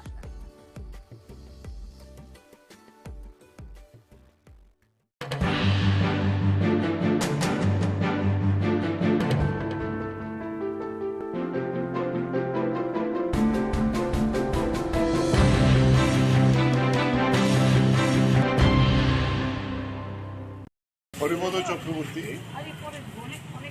তিনি শিল্প দপ্তরের একজন অফিসার ছিলেন এবং আমাদের সরকার আসার পরে প্রথম যখন অনিল সরকার শিল্পমন্ত্রীর দায়িত্ব পান দপ্তর থেকে একজন লোক আসে দক্ষতার সঙ্গে কাজ করেছে এবং আমিও পরে যখন শিল্পমন্ত্রী হই আমার দপ্তরও ছিল এবং এখান থেকে রিটায়ারমেন্ট আমি যখন দপ্তর ছিলাম এরপরে আমরা ওনাকে মিউনিসিপ্যালিটিতে দাঁড় করে কঠিন সময়েতে সেখান থেকে জিতে আসে মিউনিসিপ্যালিটিতে এটা সাংঘাতিক ভূমিকা গ্রহণ করেছিলেন ডেভেলপমেন্টের উনি যে এলাকায় দাঁড়াতেন এটা কিন্তু শহরের একেবারে বর্ডার সংলগ্ন এলাকা অনেক কাজ করেছেন এবং মিউনিসিপ্যালিটি পরিচালনা করার ক্ষেত্রেও শঙ্কর দাস তখন চেয়ারম্যান শঙ্কর দাস বলতেন যে বাজেট যখন রাখা হতো বাজেটের পক্ষে প্রথম বক্তব্য হরিবোধ চক্রবর্তী রাখতেন মানে এত ইকোনমিক বিষয়টা ভালো করে জানতেন এবং সেই জায়গায় দাঁড়িয়ে পরবর্তী সময়তে যিনি রিটায়ারমেন্টের পরে মিউনিসিপ্যালিটির পরেও আমরা ওনাকে আবার স্টেট কোঅপারেটিভ ব্যাংকের চেয়ারম্যানের দায়িত্ব দিই দুইটা টার্ম খুব দক্ষতার সঙ্গে এই ব্যাংকটাকে অনেক উন্নতি করার জন্য কাজ করেছে এরপরেও প্রতিদিন পার্টির নিয়মিত বিভিন্ন কর্মসূচিতে হরিবোধ চক্রবর্তী থাকতেন গত 2 বছর একটু অসুস্থ হয়ে যায় অসুস্থ হয়ে যাওয়ার পরে নিয়মিত প্রতিদিন প্রায় এই পার্টির খোঁজাখোঁজ রাখতেন যখন চলাফেরা করতে পারতেন না সবাইকে ডাকতেন কীভাবে কাজ করা যায় এরকম একটা নিরলস পার্টির দায়িত্বশীল একজন নেতৃত্ব ছিলেন লোকাল কমিটির মেম্বার ছিলেন আগরতলা রামনগর লোকাল কমিটির ফলে এই জায়গায় দাঁড়িয়ে এই ধরনের জন্য হয়তো বয়স হচ্ছে 83 বয়স হলে তো সবাইকেই যেতে হবে কিন্তু ওনাদের মতো এরকম যারা নেতৃত্ব তাদেরকে হারানোটা আমাদের একটা সম্পদ হারানো ফলে সেই জায়গায় দাঁড়িয়ে আমরা ওনার স্মরণে যাতে ওই এলাকায় আরও বেশি কাজ আমরা করতে পারি তার জন্য এই কাজই করেই ওনার প্রতি সমবেদনা জানানো সংহতি জানানো স্মরণ করা এই কাজটি আমরা করে যাব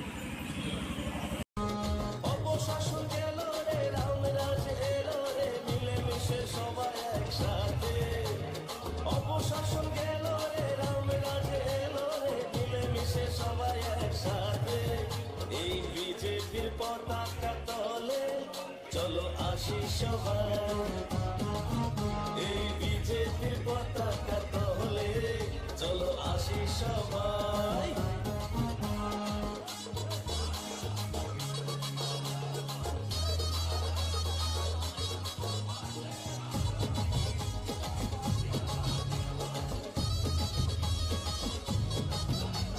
করোনার দাপটে আমাদের ঘরেতে খাবারের হয়নি যে ঘাটা রেশন থেকেই পায় খাদ্য জনগণ আর ব্যাংক অ্যাকাউন্টে টাকা আর ব্যাংক অ্যাকাউন্টে টাকা বিজেপিকে জেতাই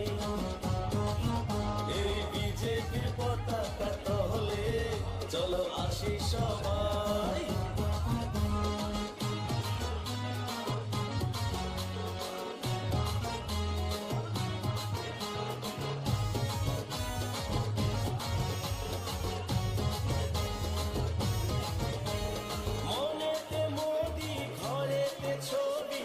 কাছে আসা সবার ভাবতে নাহি পারি অন্য কোন দল বিজেপি ছাড়া ভাই আমরা অন্য কোন দল চাই না শুধু বিজেপি চাই এই বিজেপির পতাকা তলে চলো আসি সবাই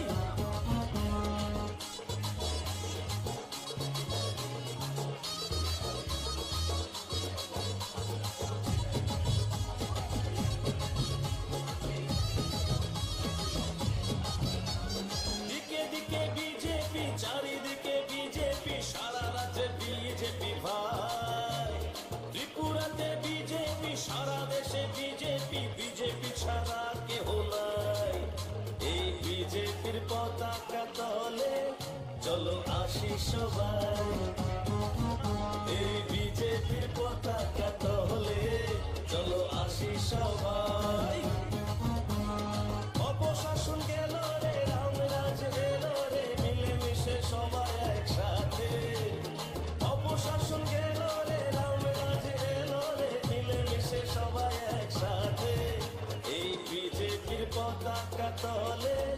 চলো আসি সবাই এই বিজেপির পতাকা তলে চলো আসি সবাই এই বিজেপির পতাকা তলে চলো আসি সবাই এই বিজেপির উন্নতির জোয়ারে চলো ভাসি সবাই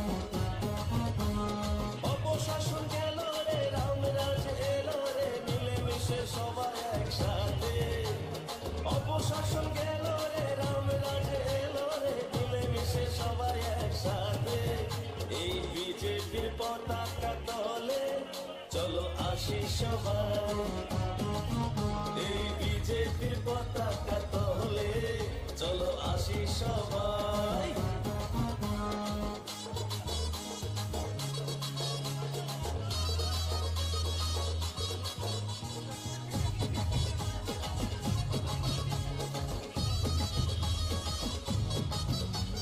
করোনার দাপটে আমাদের বিজেপির পতাকা তলে চলো আসি সবাই এই বিজেপির পতাকা তলে রাজনগর ব্লকে বিডিও সাহেবের নিকট আমরা ডেপুটেশনে মিলিত করি। সামগ্রিকভাবে রাজনগর ব্লক এলাকা শুধু সামাজিক ভাতা 4 মাস পর্যন্ত পায়। যেমন আমরা এই আমাদেরকে দেখলে এখন বলছে যে আমরা ভাতা পাচ্ছি না। আরতি চৌধুরী সে হচ্ছে একজন কি বলে মুখ বধির, কথা বলতে পারে, ওর ভাতা 4 মাসের উপরে পাচ্ছে। বয়স হয়ে গেছে, ও ছাড়া আর ওকে সাহায্য করার মতো কেউ নেই। ভাইয়ের সংসারে থাকে কিন্তু এই ভাতার উপর নির্ভর করে থাকতো। ওদের বাড়িতে যখন যায় মানে কান্নায় ভেঙে পড়েছে এই আরতি চৌধুরী। এছাড়া আছে দয়াবতী দাস, রেণুবালা দাস, কানন দাস, এরকম আরো বেশ কিছু এই ধরনের সমস্ত গাঁওসভাতে এটা এখন সারা রাজ্যের চেহারাই চলছে।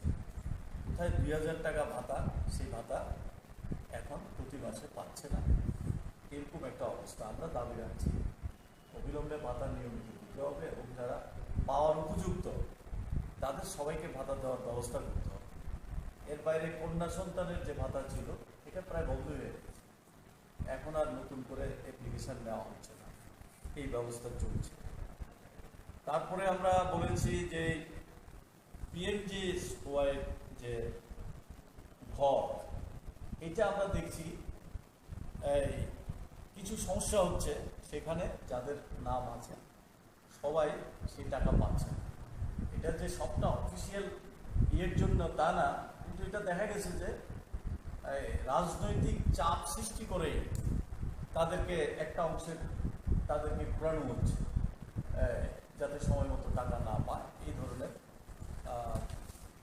তারা ব্যবস্থা করছে। আরেকটা সংকট হচ্ছে পিএমজিএস ওই ঘরের যে টাকা কম পাচ্ছে, এই টাকা দিয়ে ঘর করা খুব কঠিন।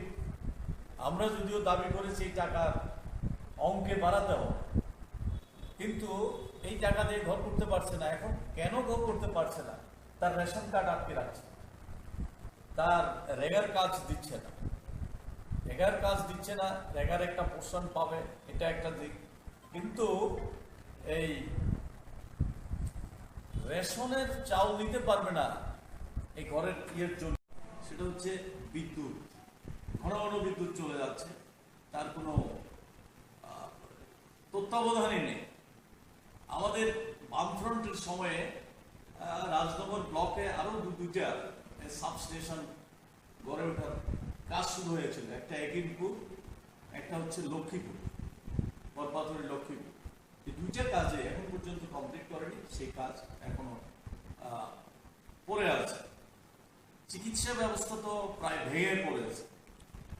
রাধানগর হসপিটাল, আমরা প্রাথমিক হাসপাতাল 2017 সালে কাজ শুরু মানে আমরা উদ্বোধন করে গিয়েছিলাম, সেটা এখনো 24 ঘন্টা চালু হয়নি। কিছুদিন আগে ঘটা করে এই প্রচার করা হয়েছিল যে 24 ঘন্টা চালু হয়েছে, কিন্তু প্র্যাকটিক্যালি এখন পর্যন্ত হয়নি। তেমনি সবগুলি হসপিটালে ডাক্তারের অভাব। রাজনগর সিএসসিতে 4 জন ডাক্তার মিনিমাম থাকার কথা, এখন আছে 1 জন। এর মধ্যে নাকি আরেকজনকে ডেপুটেশনে দিয়েছে, 2 জন আর নেই।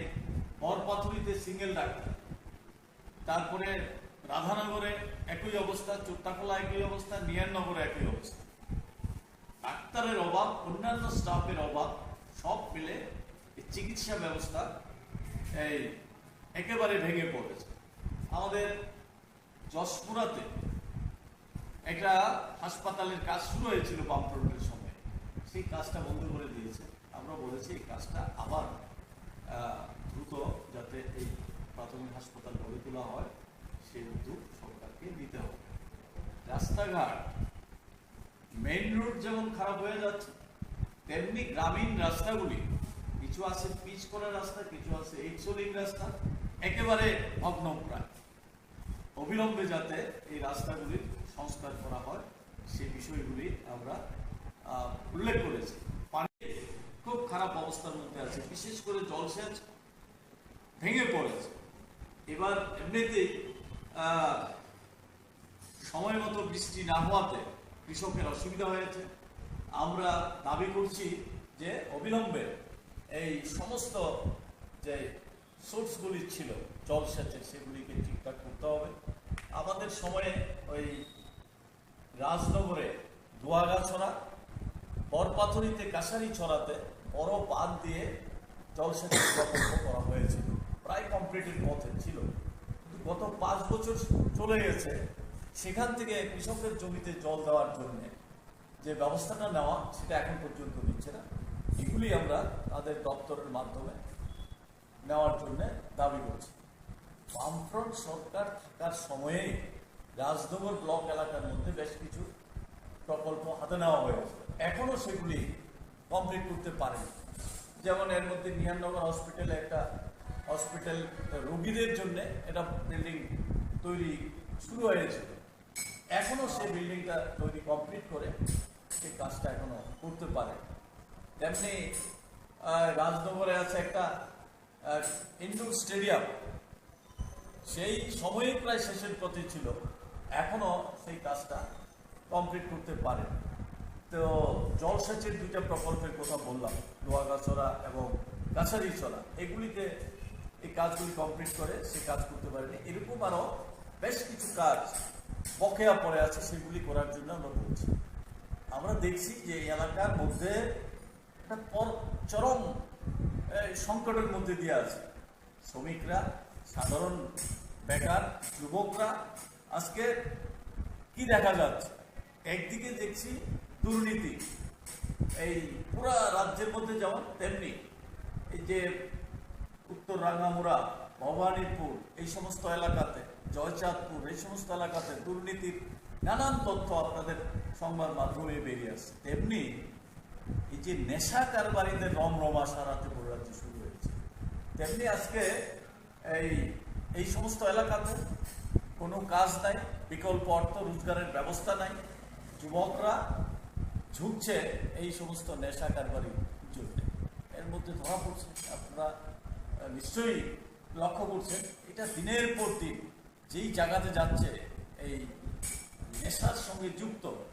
এটা সরকারও, তাদের এই শাসক পার্টিও চাইছে যে নেশার কারবারের সঙ্গে যদি মিশে থাকতে পারে, তাহলে আজকের যে সংকট, চাকরি কেন হচ্ছে না, নানান বিষয় সমস্যাগুলি, এগুলি নিয়ে তারা মাথা ঘামাবে না, সেই পথে ধাবিত করার জন্য এই চেষ্টা করছে, এই সর্বনাশ করার চেষ্টা হচ্ছে। এটাকে আমরা তীব্রভাবে বিরোধিতা করি। সামনের দিনে যাতে কাজকর্ম বৃদ্ধি করা হয়, বিশেষ করে এই ব্লক এলাকাতে, ব্লক এবং অন্যান্য দপ্তরে কাজকর্ম বৃদ্ধি করে উন্নয়নের দিকে নজর দেয়। একেবারে ব্যবস্থাটা ভেঙে পড়েছে, এটাকে যাতে চালু করা হয়, সেই জন্যই আজকে আমরা বিডিও সাহেবের কাছে ডেপুটেশনে নিতে হয়েছে। সঙ্গে এই বিষয়গুলিকে নিয়ে ব্যবস্থা গ্রহণ করার আশ্বাস দিয়েছে। কিছু কিছু বিষয় যেগুলি ব্লক থেকে করা যায়, যেমন এই রেগার কাজ দিচ্ছে না, এই কাজ যাতে দেওয়া হয়, ডিমান্ড করলে তারা যাতে কাজ পায় সেই ব্যবস্থা করবেন বলে প্রতিশ্রুতি দিয়েছেন। রেশন কার্ড বন্ধ করে রেখেছে, ঘরের কাজ হচ্ছে না এই অজুহাত দিয়ে, এগুলি যাতে দ্রুত ছাড়িয়ে দেওয়া যায় সেই ব্যবস্থা করবেন। কেউ কাজ না পেলে সরাসরি করলে সেই ব্যবস্থা নেবেন প্রতিশ্রুতি দিয়েছেন। সেদিক থেকে বিডিও সাহেব পজিটিভ মানসিকতা দেখিয়েছেন। আমরা দেখব আগামী মোট কয় দফা দাবিতে আপনারা 9 দফা দাবি। কতজনের প্রতিনিধি ছিলেন আপনারা? আমরা 5 জনের প্রতিনিধি দিয়েছি। আচ্ছা, সমষ্টি উন্নয়ন আধিকারিকের কাছে দিচ্ছেন নাকি? মশলার দায়িত্বে হাম্বাই গ্রুপ, গুণমানে সেরা, রান্নার ভরসা। হাম্বাই গুরু মশলা সম্পূর্ণ প্রাকৃতিক, অপার গুণ ও উপকারিতায় পরিপূর্ণ। হাম্বাই গুরু মশলা। যদি কেমিক্যাল ফ্রি, কালার ফ্রি, প্রকৃত স্বাদের মশলা খেতে চান তবে আপনার রান্নাঘরে চাই হাম্বাই গুরু মশলা। রান্নায় শুধুমাত্র তোমাকেই চাই। হাম্বাই গুরু মশলা।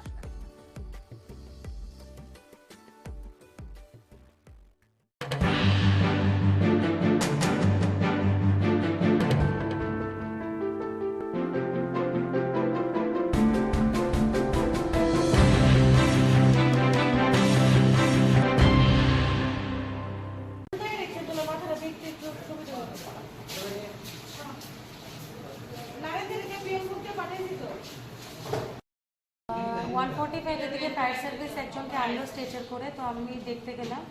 যাওয়ার পরে এক্সামিন করে দেখলাম পেশেন্টটা নেই, ব্রড ডেথ। তো আমি পুলিশ স্টেশনকে খবর দিয়েছি। এটা নাকি বিশাল বিওসির আশেপাশে বডিটা ছিল, পাবলিকে খবর দিয়েছে।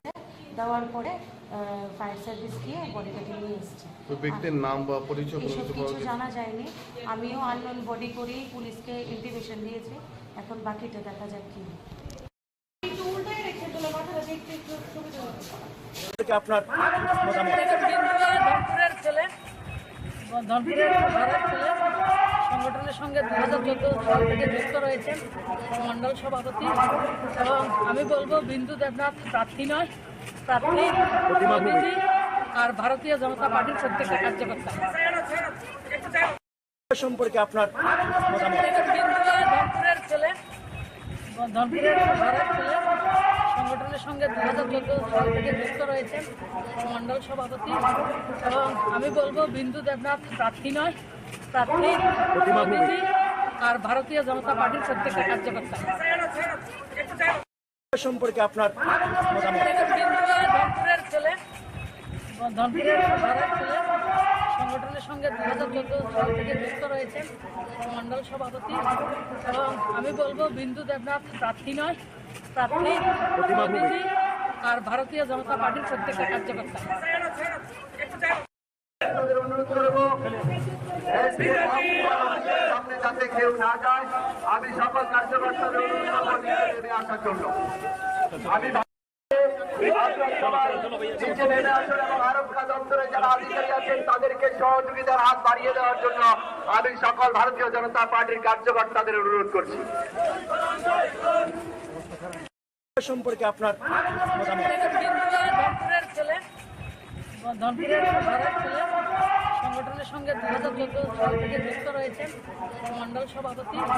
এবং আমি বলবো বিন্দু দেবনাথ প্রার্থী নয়, প্রার্থী মোদীজি আর ভারতীয় জনতা পার্টির প্রত্যেকটা কার্যকর্তা অনুরোধ করবো সামনে যাতে কেউ না যায়।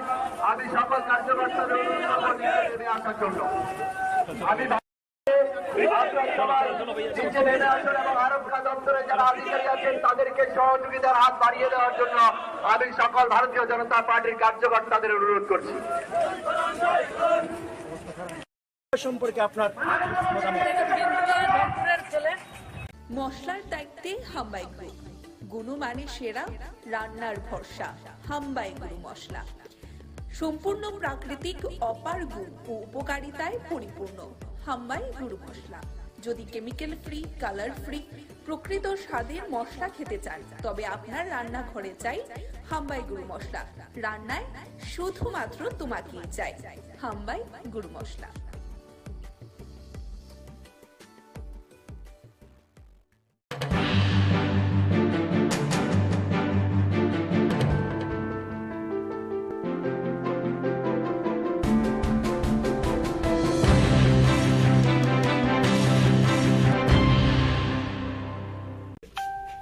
বাম বিরোধী এক অবিসংবাদিত নেতা এখনো আছেন, আগামী দিনেও থাকবেন। আমরাও বামেদের বিরুদ্ধে লড়াই করে ত্রিপুরা রাজ্যে বিজেপিকে প্রতিষ্ঠা করেছি।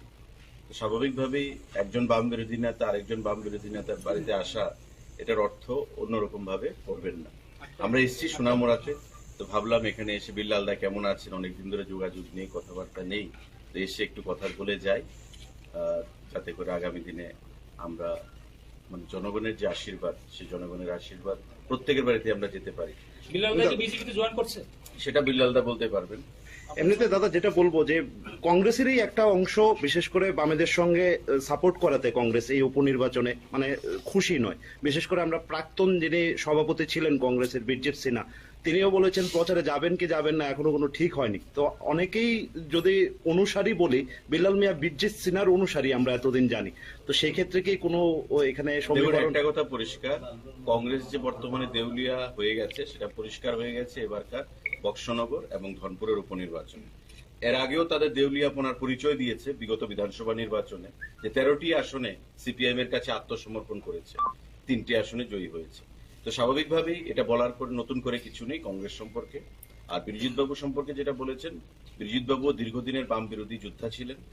আমরা যতটুকু জানি বিরজিৎ বাবুর মনের ইচ্ছার বিরুদ্ধে গত নির্বাচনে সেখানে যে কোনো একটা অংশ জোট করেছে সিপিআইএম এর সঙ্গে। ধনপুরে মতা আপনাদেরকে সমর্থন করবেন কিনা? মথা সমর্থন করবে কিনা এটা মথা পরবর্তী সময় জানাবেন। আজকেও সংবাদপত্রে আপনারা দেখেছেন তাদের স্ট্যান্ড কি হবে।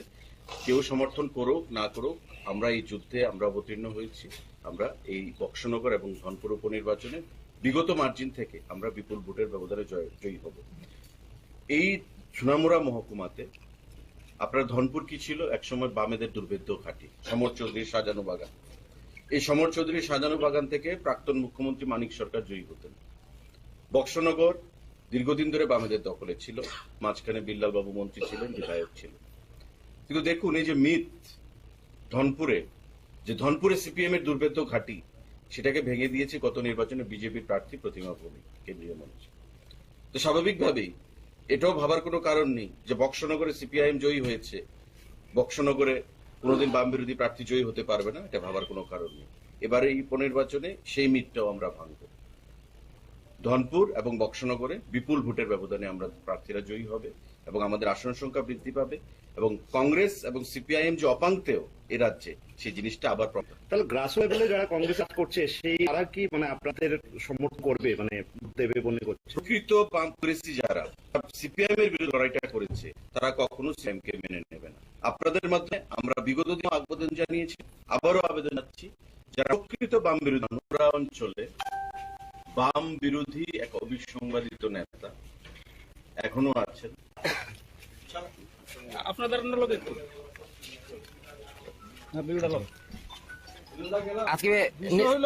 অন্য কিছু না, রকমদার আমি দীর্ঘদিন আমরা একলগে রাজনীতি করছি, সুশান্ত সহকারে একসাথে রাজনীতি করছি।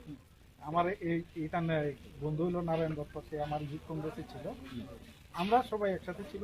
সোনামুড়া আইসে তারা আমার এইটা সাক্ষাতে আইসে, আর মা মারা যাওয়ার পরে তারা আইসে না, এখন আইসে। আপনি কি বিজেপিতে জয়েন করছেন? আমি তো কংগ্রেস করি। কিন্তু আপনি প্রার্থী সম্পর্কে খুশি, কারণ কংগ্রেস কিন্তু মূলত ভাবে সমর্থন করেছে সিপিএম কে, কিন্তু সিপিএম প্রার্থী দিয়েছে। বিশেষ করে আমরাও সোনামুড়ার মানুষ সবাই, যে অনেকের আশা ছিল যে এবার নাকি বিল্লাল মিয়া প্রার্থী হতে পারে। এটা তো কংগ্রেস পার্টির ব্যাপার, কংগ্রেস কি করছে, কংগ্রেস সাইনবোর্ড উদ্যোগ করলে তো আমার কিছু করার নাই। কিন্তু আজকে তো মানে যে একটা প্রচার আছে যে আপনি বিজেপিতে জয়েন করছেন, যে আজকে যে বিজেপি লিডাররা যে আসলো, এটা কি নিশ্চয়ই সৌজন্যতা না অন্য কিছু? সবাই তো বিজেপির লিডার, আমার ভাই তো ভাই আছে, বন্ধু আছে, ছোট ভাই আছে। এটা না ভাই তো ঠিক আছে, শনি রবিবারে কোনো ধরনের আনুষ্ঠানিকতা করে আপনাকে বিজেপিতে তুলে নেওয়া হবে, কোনো খবর এসব ধরনের কোনো আলোচনা তো নাই। আপনি কি সিপিএম প্রার্থীকে সমর্থন করবেন বক্সনগরে আবার? সিপিএম এটা হলো কংগ্রেসের ব্যাপার, কংগ্রেস আপনার ব্যক্তিগত, আপনি তো কংগ্রেসে আছেন, আপনার ব্যক্তিগত আমি তো বলুন এখন কংগ্রেসে আছি। আলোচনা হইছে না, আলোচনা হইলে দেখা যাবে। দর্শক বন্ধু, এই মুহূর্তে সেই চিত্র সরাসরি আমরা কিন্তু মশলার দায়িত্বে হাম্বাই গ্রুপ, গুণমানে সেরা, রান্নার ভরসা, হাম্বাই গুরু মশলা। সম্পূর্ণ প্রাকৃতিক, অপার গুণ ও উপকারিতায় পরিপূর্ণ হাম্বাই গুরু মশলা। যদি কেমিক্যাল ফ্রি, কালার ফ্রি, প্রকৃত স্বাদের মশলা খেতে চান, তবে আপনার রান্নাঘরে চাই হাম্বাই গুরু মশলা। রান্নায় শুধুমাত্র তোমাকেই চাই হাম্বাই গুরু মশলা।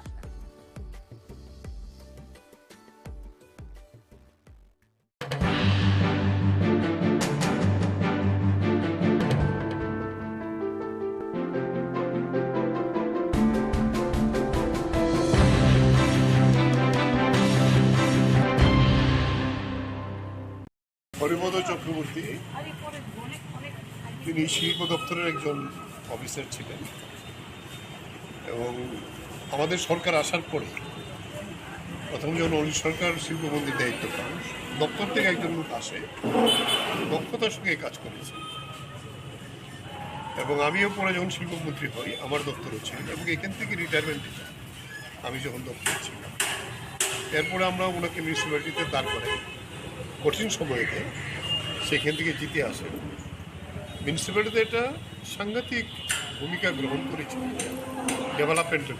উনি যে এলাকায় দাঁড়াতেন এটা কিন্তু শহরের একেবারে বর্ডার সংলগ্ন এলাকা, অনেক কাজ করেছেন এবং মিউনিসিপ্যালিটি পরিচালনা করার ক্ষেত্রেও শঙ্কর দাস তখন চেয়ারম্যান।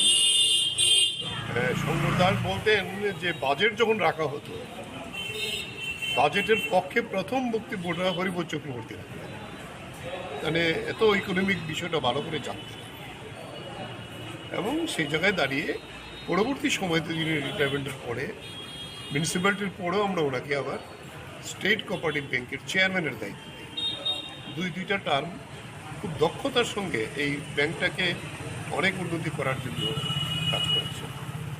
এরপরেও প্রতিদিন পার্টির নিয়মিত বিভিন্ন কর্মসূচিতে হরিপদ চক্রবর্তী থাকতেন। গত 2 বছর একটু অসুস্থ হয়ে যায়, অসুস্থ হয়ে যাওয়ার পরে নিয়মিত প্রতিদিন প্রায় এই পার্টির খোঁজাখোঁজ রাখতেন।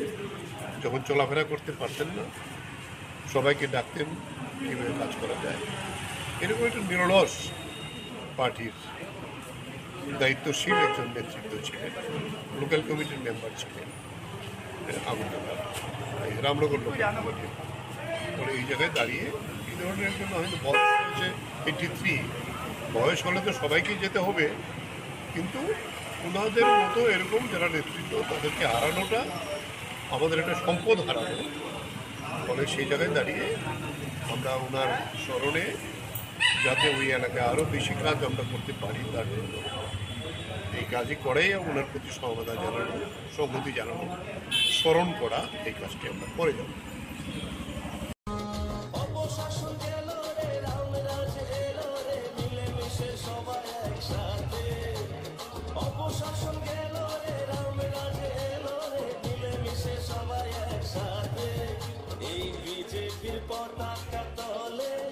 চলো আসি সবাই এই বিজেপির পতাকা তলে, চলো আসি সবাই।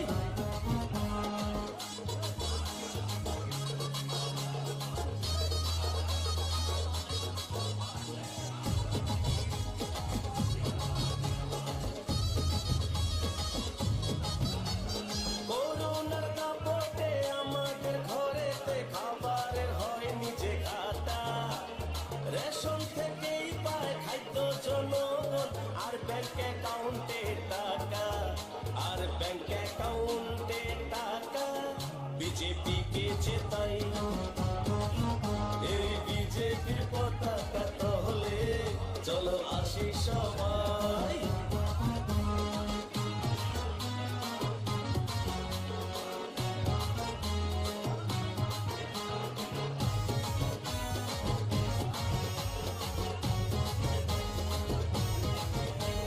মনেতে মোদি, ঘরেতে ছবি, তার কাছে আসা সবার, ভাবতে নাহি পারি অন্য কোনো দল বিজেপি ছাড়া ভাই।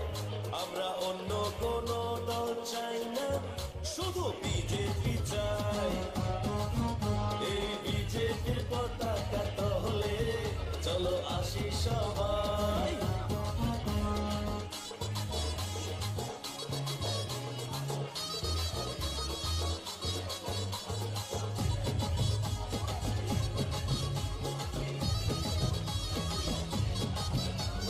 দিকে দিকে বিজেপি, চারিদিকে বিজেপি, সারা রাজ্যে বিজেপি ভাই।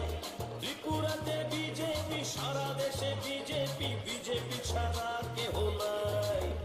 এই বিজেপির পতাকা তলে, চলো আসি সবাই। এই বিজেপির পতাকা তলে, চলো আসি সবাই। অপশাসন গেল রে, রামরাজ এলো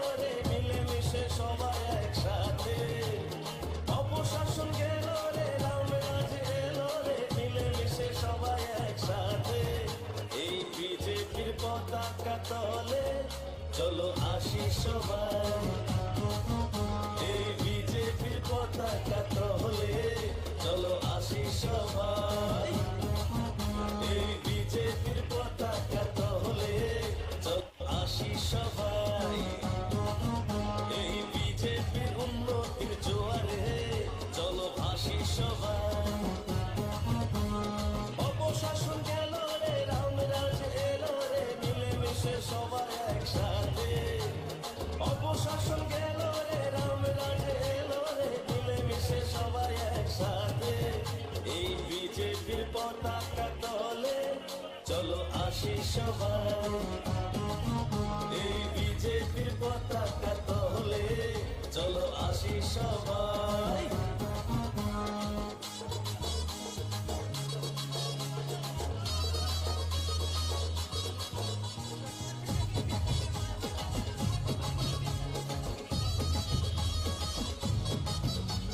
করোনার দাপটে আমাদের বিজেপির পতাকা তলে চলো আসি সবাই এই বিজেপির পতাকা তলে রাজনগর ব্লকের বিডিও সাহেবের নিকট আমরা ডেপুটেশনে মিলিত হই। সামগ্রিকভাবে রাজনগর ব্লক এলাকা শুধু সামাজিক ভাতা 4 মাস পর্যন্ত পায়। যেমন আমরা এই আমাদেরকে দেখলে এখন বলছে যে আমরা ভাতা পাচ্ছি না। আরতি চৌধুরী সে হচ্ছে একজন কি বলে মুখ বধির, কথা বলতে পারে, ওর ভাতা 4 মাসের উপরে পাচ্ছে, বয়স হয়ে গেছে, ও ছাড়া আর ওকে সাহায্য করার মতো কেউ নেই। ভাইয়ের সংসারে থাকে কিন্তু এই ভাতার উপর নির্ভর করে থাকতে ওদের বাড়িতে যখন যায় মানে কান্নায় ভেঙে পড়েছে এই আরতি চৌধুরী। এছাড়া আছে দয়াবতী দাস, রেণুবালা দাস, কানন দাস, এরকম আরো বেশ কিছু এই ধরনের সমস্ত গাঁওসভাতে এটা এখন সারা রাজ্যের চেহারাই চলছে। কোথায় 2000 টাকা ভাতা, সেই ভাতা এখন প্রতি মাসে পাচ্ছে না, এরকম একটা অবস্থা। আমরা দাবি রাখছি অবিলম্বে ভাতা নিয়মিত দিতে হবে এবং যারা পাওয়ার উপযুক্ত তাদের সবাইকে ভাতা দেওয়ার ব্যবস্থা করতে হবে। এর বাইরে কন্যা সন্তানের যে ভাতা ছিল এটা প্রায় বন্ধ হয়ে গেছে, এখন আর নতুন করে অ্যাপ্লিকেশন নেওয়া হচ্ছে না, এই ব্যবস্থা চলছে। তারপরে আমরা বলেছি যে পিএমজিএসওয়াই যে ঘর, এটা আমরা দেখছি এই কিছু সমস্যা হচ্ছে, সেখানে যাদের নাম আছে সবাই সেই টাকা পাচ্ছে না। এটা যে সবটা অফিসিয়াল ইয়ের জন্য তা না, কিন্তু এটা দেখা গেছে যে রাজনৈতিক চাপ সৃষ্টি করেই তাদেরকে একটা অংশের তাদেরকে ঘোরানো হচ্ছে যাতে সময় মতো টাকা না পায়, এই ধরনের তারা ব্যবস্থা করছে। আরেকটা সংকট হচ্ছে পিএমজিএস ঘরের যে টাকা কম পাচ্ছে, এই টাকা দিয়ে ঘর করা খুব কঠিন। আমরা যদিও দাবি করেছি এই টাকার অঙ্কে বাড়াতে হবে, কিন্তু এই টাকা দিয়ে ঘর করতে পারছে না। এখন কেন ঘর করতে পারছে না? তার রেশন কার্ড আটকে রাখছে, তার রেগার কাজ দিচ্ছে না, রেগার একটা পোর্শন পাবে, এটা একটা দিক। কিন্তু এই রেশনের চাউল দিতে পারবে না এই ঘরের ইয়ের জন্য, সেটা হচ্ছে বিদ্যুৎ। ঘন ঘন বিদ্যুৎ চলে যাচ্ছে, তার কোনো তত্ত্বাবধানই নেই। আমাদের বামফ্রন্টের সময়ে রাজনগর ব্লকে আরো দুইটা সাবস্টেশন গড়ে ওঠার কাজ শুরু হয়েছিল, একটা একিমপুর, একটা হচ্ছে লক্ষ্মীপুর, বরপাথরি লক্ষ্মীপুর। এই দুইটা কাজে এখন পর্যন্ত কমপ্লিট করেনি, সেই কাজ এখনো পড়ে আছে। চিকিৎসা ব্যবস্থা তো প্রায় ভেঙে পড়ে আছে। রাধানগর হসপিটাল, আমরা প্রাথমিক হাসপাতাল 2017 সালে কাজ শুরু মানে আমরা উদ্বোধন করে গিয়েছিলাম, সেটা এখনো 24 ঘন্টা চালু হয়নি। কিছুদিন আগে ঘটা করে এই প্রচার করা হয়েছিল যে 24 ঘন্টা চালু হয়েছে, কিন্তু প্র্যাকটিক্যালি এখন পর্যন্ত হয়নি। তেমনি সবগুলি হসপিটালে ডাক্তারের অভাব। রাজনগর সিএসসিতে 4 জন ডাক্তার মিনিমাম থাকার কথা, এখন আছে 1 জন। এর মধ্যে নাকি আরেকজনকে ডেপুটেশনে দিয়েছে, 2 জন আর নেই। বরপাথুরিতে সিঙ্গেল ডাক্তার, তারপরে রাধানগরে একই অবস্থা, চোত্তাখোলা একই অবস্থা, নিয়ারনগরে একই অবস্থা। ডাক্তারের অভাব, অন্যান্য স্টাফের অভাব, সব মিলে চিকিৎসা ব্যবস্থা এই একেবারে ভেঙে পড়েছে। আমাদের যশপুরাতে একটা হাসপাতালের কাজ শুরু হয়েছিল বামফ্রন্টের সময়, সেই কাজটা বন্ধ করে দিয়েছে। আমরা বলেছি এই কাজটা আবার দ্রুত যাতে এই প্রাথমিক হাসপাতাল গড়ে তোলা হয়, সেই উদ্যোগ সরকারকে নিতে হবে। রাস্তাঘাট, মেইন রোড যেমন খারাপ হয়ে যাচ্ছে, তেমনি গ্রামীণ রাস্তাগুলি, কিছু আছে পিচ করা রাস্তা, কিছু আছে এইচোলিং রাস্তা, একেবারে ভগ্নপ্রায়। অবিলম্বে যাতে এই রাস্তাগুলির সংস্কার করা হয়, সেই বিষয়গুলি আমরা উল্লেখ করেছি। পানি খুব খারাপ অবস্থার মধ্যে আছে, বিশেষ করে জলসেচ ভেঙে পড়েছে। এবার এমনিতেই সময় মতো বৃষ্টি না হওয়াতে কৃষকের অসুবিধা হয়েছে। আমরা দাবি করছি যে অবিলম্বে এই সমস্ত যে সোর্সগুলি ছিল জলসেচের, সেগুলিকে ঠিকঠাক করতে হবে। আমাদের সময়ে ওই রাজনগরে দোয়াগাছড়া, বরপাথুরিতে কাছারি ছড়াতে বড় বাঁধ দিয়ে জলসেচের প্রকল্প করা হয়েছে, প্রায় কমপ্লিটের পথে ছিল। কিন্তু গত 5 বছর চলে গেছে, সেখান থেকে কৃষকের জমিতে জল দেওয়ার জন্য যে ব্যবস্থাটা নেওয়া, সেটা এখন পর্যন্ত নিচ্ছে না। এগুলি আমরা তাদের দপ্তরের মাধ্যমে নেওয়ার জন্য দাবি করছি। বামফ্রন্ট সরকার থাকার সময়েই রাজনগর ব্লক এলাকার মধ্যে বেশ কিছু প্রকল্প হাতে নেওয়া হয়েছে, এখনো সেগুলি কমপ্লিট করতে পারেনি। যেমন এর মধ্যে নিহারনগর হসপিটালে একটা হসপিটাল রোগীদের জন্য একটা বিল্ডিং তৈরি শুরু হয়েছে, এখনো সেই বিল্ডিংটা তৈরি কমপ্লিট করে সেই কাজটা এখনো করতে পারে। তেমনি রাজনগরে আছে একটা ইনডোর স্টেডিয়াম, সেই সময়ে প্রায় শেষের পথে ছিল, এখনো সেই কাজটা কমপ্লিট করতে পারে।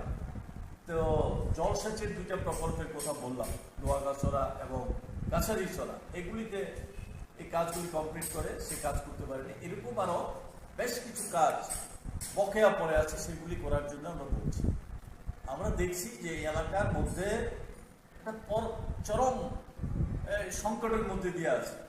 শ্রমিকরা, সাধারণ বেকার, যুবকরা আজকে কি দেখা যাচ্ছে, একদিকে দেখছি দুর্নীতি এই পুরা রাজ্যের মধ্যে যেমন, তেমনি এই যে উত্তর রাঙ্গামুড়া, ভবানীপুর, এই সমস্ত এলাকাতে, জয়চাঁদপুর, এই সমস্ত এলাকাতে দুর্নীতির নানান তথ্য আপনাদের সংবাদ মাধ্যমে বেরিয়ে আসছে। তেমনি এই যে নেশা কারবারিদের রমরমা সারাতে পুরো রাজ্যে শুরু হয়েছে, তেমনি আজকে এই সমস্ত এলাকাতে কোনো কাজ নাই, বিকল্প অর্থ রোজগারের ব্যবস্থা নাই, যুবকরা ঝুঁকছে এই সমস্ত নেশা কারবারির জন্য।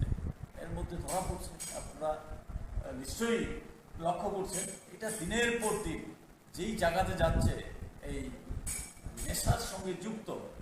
এটা সরকারও, তাদের এই শাসক পার্টিও চাইছে যে নেশার কারবারের সঙ্গে যদি মিশে থাকতে পারে, তাহলে আজকের যে সংকট, চাকরি কেন হচ্ছে না, নানান বিষয় সমস্যাগুলি, এগুলি নিয়ে তারা মাথা ঘামাবে না, সেই পথে ধাবিত করার জন্য এই চেষ্টা করছে, এই সর্বনাশ করার চেষ্টা করছে। এটাকে আমরা তীব্রভাবে বিরোধিতা করি। সামনের দিনে যাতে কাজকর্ম বৃদ্ধি করা হয়, বিশেষ করে এই ব্লক এলাকাতে, ব্লক এবং অন্যান্য দপ্তরে কাজকর্ম বৃদ্ধি করে উন্নয়নের দিকে নজর দেয়। একেবারে ব্যবস্থাটা ভেঙে পড়েছে, এটাকে যাতে চালু করা হয়, সেই জন্যই আজকে আমরা বিডিও সাহেবের কাছে ডেপুটেশনে নিতে হয়েছে। সঙ্গে এই বিষয়গুলিকে নিয়ে ব্যবস্থা গ্রহণ করার আশ্বাস দিয়েছে। কিছু কিছু বিষয় যেগুলি ব্লক থেকে করা যায়, যেমন এই রেগার কাজ দিচ্ছে না, এই কাজ যাতে দেওয়া হয়, ডিমান্ড করলে তারা যাতে কাজ পায় সেই ব্যবস্থা করবেন বলে প্রতিশ্রুতি দিয়েছেন। রেশন কার্ড বন্ধ করে রেখেছে, ঘরের কাজ হচ্ছে না এই অজুহাত দিয়ে, এগুলি যাতে দ্রুত ছাড়িয়ে দেওয়া যায় সেই ব্যবস্থা করবেন। কেউ কাজ না পেলে সরাসরি বললে সেই ব্যবস্থা নেবেন প্রতিশ্রুতি দিয়েছেন। সেদিক থেকে বিডিও পজিটিভ মানসিকতা দেখিয়েছেন। আমরা দেখব আগামী মোট কয় দফা দাবিতে আপনারা 9 দফা দাবি। কত জনের প্রতিনিধি ছিলেন আপনারা? আমরা 5 জনের প্রতিনিধি দিয়েছি। আচ্ছা, সমষ্টি উন্নয়ন আধিকারিকের কাছে দিচ্ছেন নাকি? মশলার দায়িত্বে হাম্বাই গ্রুপ, গুণমানে সেরা, রান্নার ভরসা, হাম্বাই গুরু মশলা। সম্পূর্ণ প্রাকৃতিক, অপার গুণ ও উপকারিতায় পরিপূর্ণ হাম্বাই গুরু মশলা। যদি কেমিক্যাল ফ্রি, কালার ফ্রি, প্রকৃত স্বাদের মশলা খেতে চান তবে আপনার রান্নাঘরে চাই হাম্বাই গুরু মশলা। রান্নায় শুধুমাত্র তোমাকেই চাই হাম্বাই গুরু মশলা।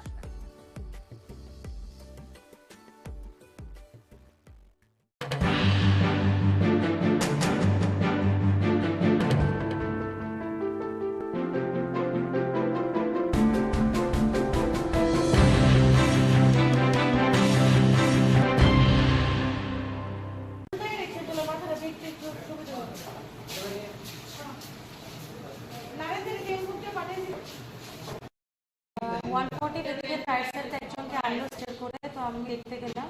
যাওয়ার পরে এক্সাম করে দেখলাম পেশেন্ট নেই, ব্রড ডেথ।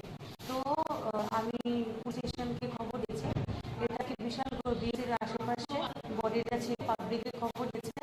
তারপরে ফায়ার সার্ভিসে বডিটাকে নিয়েছে। কিছু জানা যায়, আমিও বডি করে পুলিশকে এভিডেন্স দিয়েছি, এখন বাকিটা দেখাচ্ছি। আপনার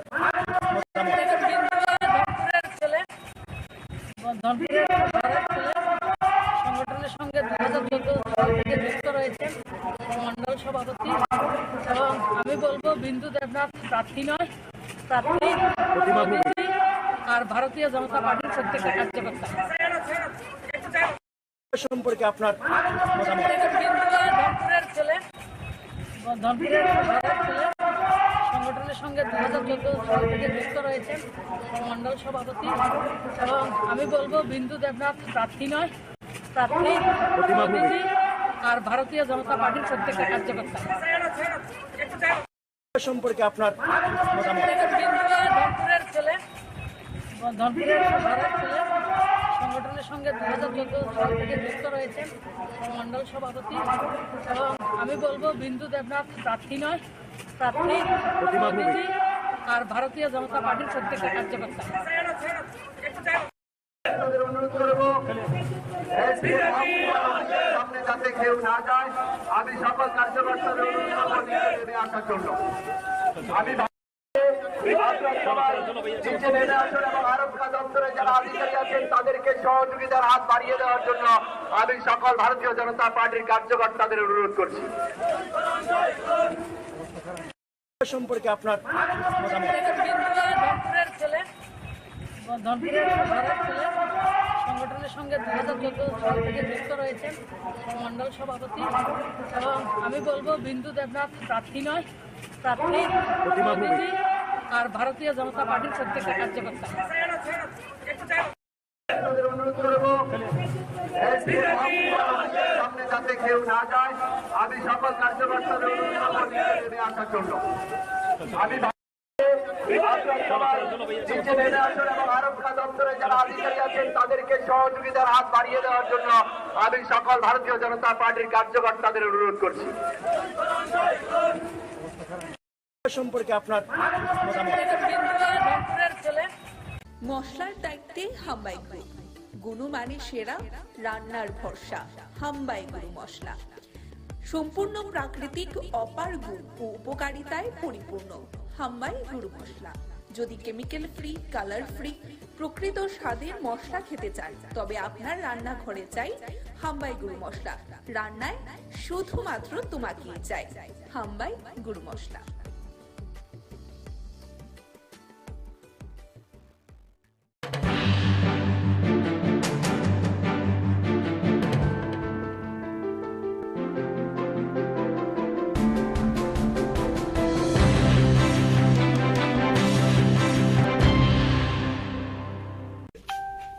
বাম বিরোধী এক অবিসংবাদিত নেতা এখনো আছেন, আগামী দিনেও থাকবেন। আমরাও বামেদের বিরুদ্ধে লড়াই করে ত্রিপুরা রাজ্যে বিজেপিকে প্রতিষ্ঠা করেছি। তো স্বাভাবিকভাবেই একজন বাম বিরোধী নেতা আরেকজন বাম বিরোধী নেতার বাড়িতে আসা, এটার অর্থ অন্যরকম ভাবে করবেন না। আমরা এসেছি সোনামুড়াতে, তো ভাবলাম এখানে এসে বিল্লালদা কেমন আছেন, অনেকদিন ধরে যোগাযোগ নেই, কথাবার্তা নেই, তো এসে একটু কথা বলে যাই, যাতে করে আগামী দিনে আমরা মানে জনগণের যে আশীর্বাদ, সেই জনগণের আশীর্বাদ প্রত্যেকের বাড়িতে আমরা যেতে পারি। সেটা বিল্লালদা বলতে পারবেন।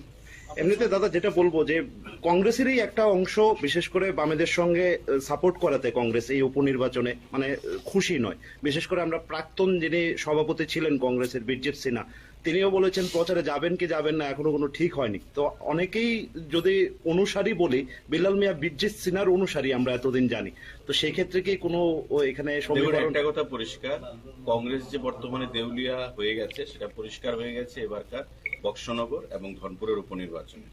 এর আগেও তাদের দেউলিয়াপনার পরিচয় দিয়েছে বিগত বিধানসভা নির্বাচনে, যে 13টি আসনে সিপিআইএম এর কাছে আত্মসমর্পণ করেছে, 3টি আসনে জয়ী হয়েছে। তো স্বাভাবিকভাবেই এটা বলার পর নতুন করে কিছু নেই কংগ্রেস সম্পর্কে। আর বীরজিৎ বাবু সম্পর্কে যেটা বলেছেন, বীরজিৎ বাবু দীর্ঘদিনের বাম বিরোধী যোদ্ধা ছিলেন।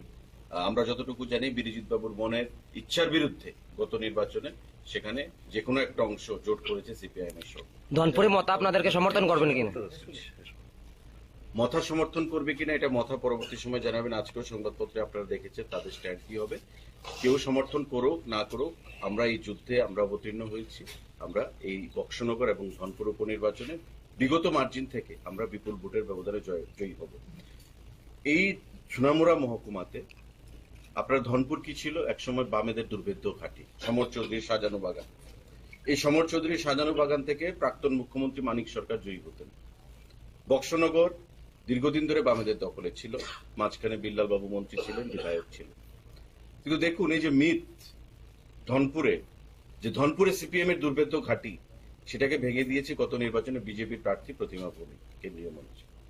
তো স্বাভাবিকভাবেই এটাও ভাবার কোনো কারণ নেই যে বক্সনগরে সিপিআইএম জয়ী হয়েছে, বক্সনগরে কোনোদিন বাম বিরোধী প্রার্থী জয়ী হতে পারবে না, এটা ভাবার কোনো কারণ নেই।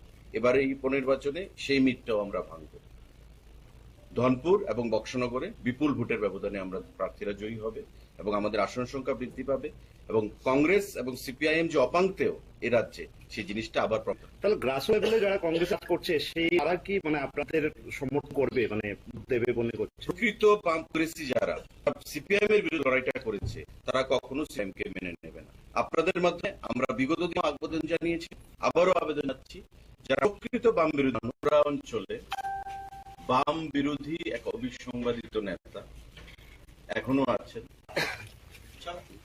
আপনাদের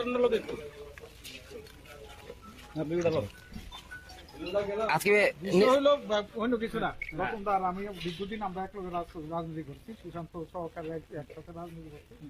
আমার এইটা বন্ধু হলো নারায়ণ দত্ত, সে আমার যুব কংগ্রেসে ছিল, আমরা সবাই একসাথে ছিল। সোনামুড়া আইসে তারা আমাদের এইটা সাক্ষাতে আইসে, আর মা মারা যাওয়ার পরে তারা আইসে না। আপনি কি বিজেপিতে জয়েন করছেন? আমি তো কংগ্রেস করি। কিন্তু আপনি প্রার্থী সম্পর্কে খুশি, কারণ কংগ্রেস কিন্তু মূলত ভাবে সমর্থন করেছে সিপিএম কে, কিন্তু সিপিএম প্রার্থী দিয়েছে। বিশেষ করে আমরাও সোনামুড়ার মানুষ সবাই, যে অনেকের আশা ছিল যে এবার নাকি বিল্লাল মিয়া প্রার্থী হতে পারে। এটা তো কংগ্রেস পার্টির ব্যাপার, কংগ্রেস কি করছে, কংগ্রেস সাইনবোর্ড উড্রু করলে তো আমার কিছু করার নাই। কিন্তু আজকে তো মানে যে একটা প্রচার আছে যে আপনি বিজেপিতে জয়েন করছেন, যে আজকে থেকে বিজেপি লিডাররা যে আসলো, এটা কি নিশ্চয়ই সৌজন্যতা না অন্য কিছু? সবাই তো বিজেপির লিডার, আমার ভাই তো ভাই আছে, বন্ধু আছে, ছোট ভাই আছে। এটা না ভাই তো ঠিক আছে, শনি রবিবারে কোনো ধরনের আনুষ্ঠানিকতা করে আপনাদের বিজেপিতে দলে নেওয়া হবে ধরনের কোনো খবর, এসব ধরনের কোনো আলোচনা তো নাই। আপনি কি সিপিএম প্রার্থীকে সমর্থন করবেন বক্সনগরে? আবার সিপিএম এটা হলো কংগ্রেসের ব্যাপার, কংগ্রেস আপনার ব্যক্তিগত, আপনি তো কংগ্রেসে আছেন, আপনার ব্যক্তিগত, আমি তো বলেন এখন কংগ্রেসে আছি। আলোচনা হইছে না, আলোচনা হইলে দেখা যাবে। দর্শক বন্ধু, এই মুহূর্তে সেই চিত্র সরাসরি আমরা কিন্তু মশলার দায়িত্বে হাম্বাই গ্রুপ, গুণমানে সেরা, রান্নার ভরসা, হাম্বাই গুরু মশলা। সম্পূর্ণ প্রাকৃতিক অপার গুণ ও উপকারিতায় পরিপূর্ণ হাম্বাই গুরু মশলা। যদি কেমিক্যাল ফ্রি, কালার ফ্রি, প্রকৃত স্বাদের মশলা খেতে চান, তবে আপনার রান্নাঘরে চাই হাম্বাই গুরু মশলা। রান্নায় শুধুমাত্র তোমাকেই চাই হাম্বাই গুরু মশলা।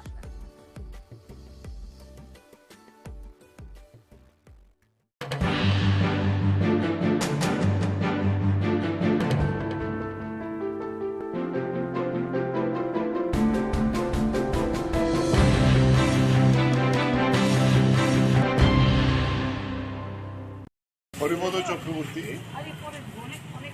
তিনি শিল্প দপ্তরের একজন অফিসার ছিলেন এবং আমাদের সরকার আসার পরে প্রথম যখন অনিল সরকার শিল্পমন্ত্রীর দায়িত্ব পান, দপ্তর থেকে একজন লোক আসে, দক্ষতার সঙ্গে কাজ করেছে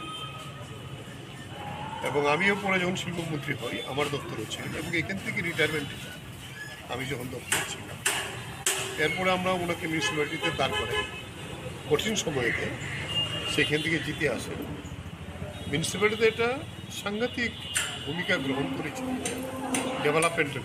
উনি যে এলাকায় দাঁড়াতেন এটা কিন্তু শহরের একেবারে বর্ডার সংলগ্ন এলাকা, অনেক কাজ করেছেন এবং মিউনিসিপ্যালিটি পরিচালনা করার ক্ষেত্রেও শঙ্কর দাস তখন চেয়ারম্যান।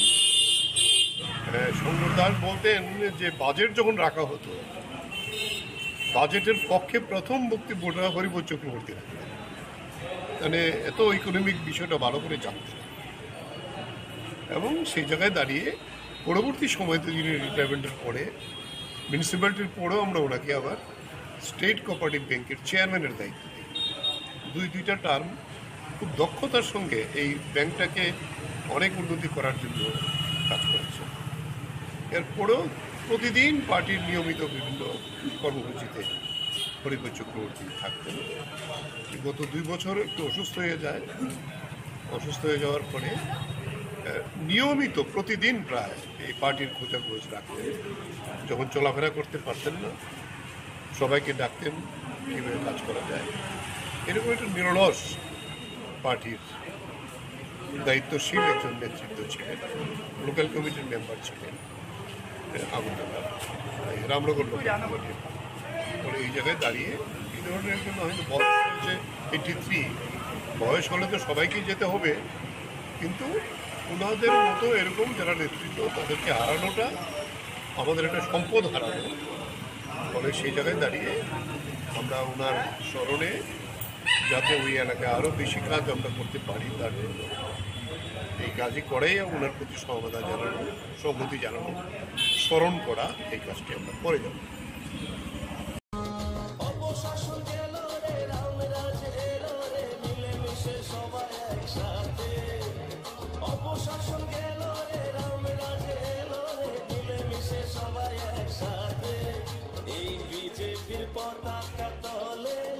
চলো আসি সবাই, এই বিজেপির পতাকা তলে চলো আসি সবাই।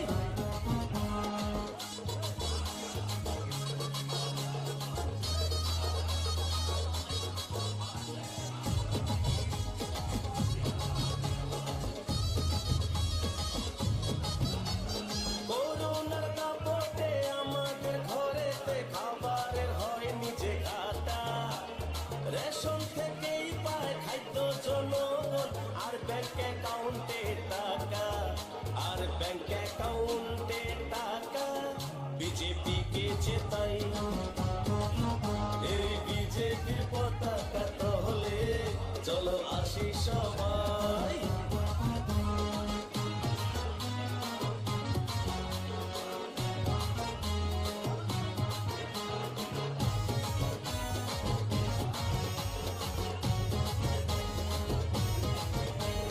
মনেতে মোদি, ঘরেতে ছবি, তার কাছে আসা সবার, ভাবতে নাহি পারি অন্য কোনো দল বিজেপি ছাড়া ভাই। আমরা অন্য কোনো দল চাই না, শুধু বিজেপি চাই। এই বিজেপির পতাকা তলে চলো আসি সবাই।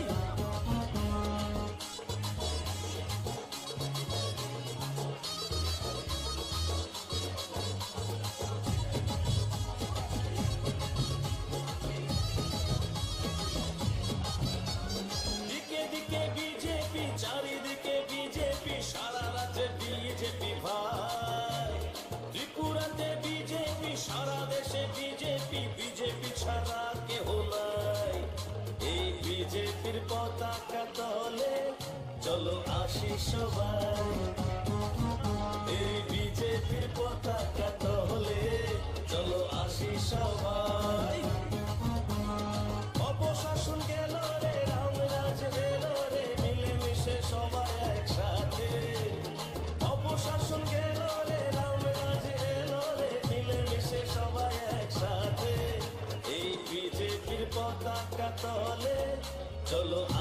সবাই এই বিজেপির পতাকা তলে চলো আসি সবাই এই বিজেপির পতাকা তলে চলো আসি সবাই এই বিজেপির উন্নতির জোয়ারে চলো ভাসি সবাই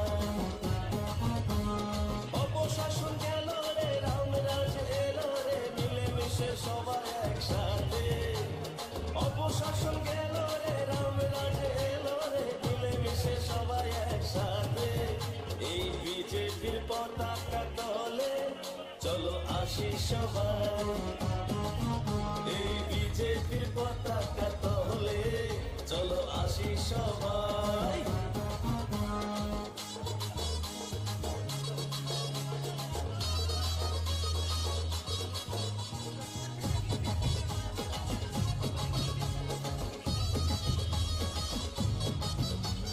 করোনার দাপটে আমাদের বিজেপির পতাকা তলে চলো আসি সবাই এই বিজেপির পতাকা তলে রাজনগর ব্লকের বিডিও সাহেবের নিকট আমরা ডেপুটেশনে মিলিত করি। সামগ্রিকভাবে রাজনগর ব্লক এলাকা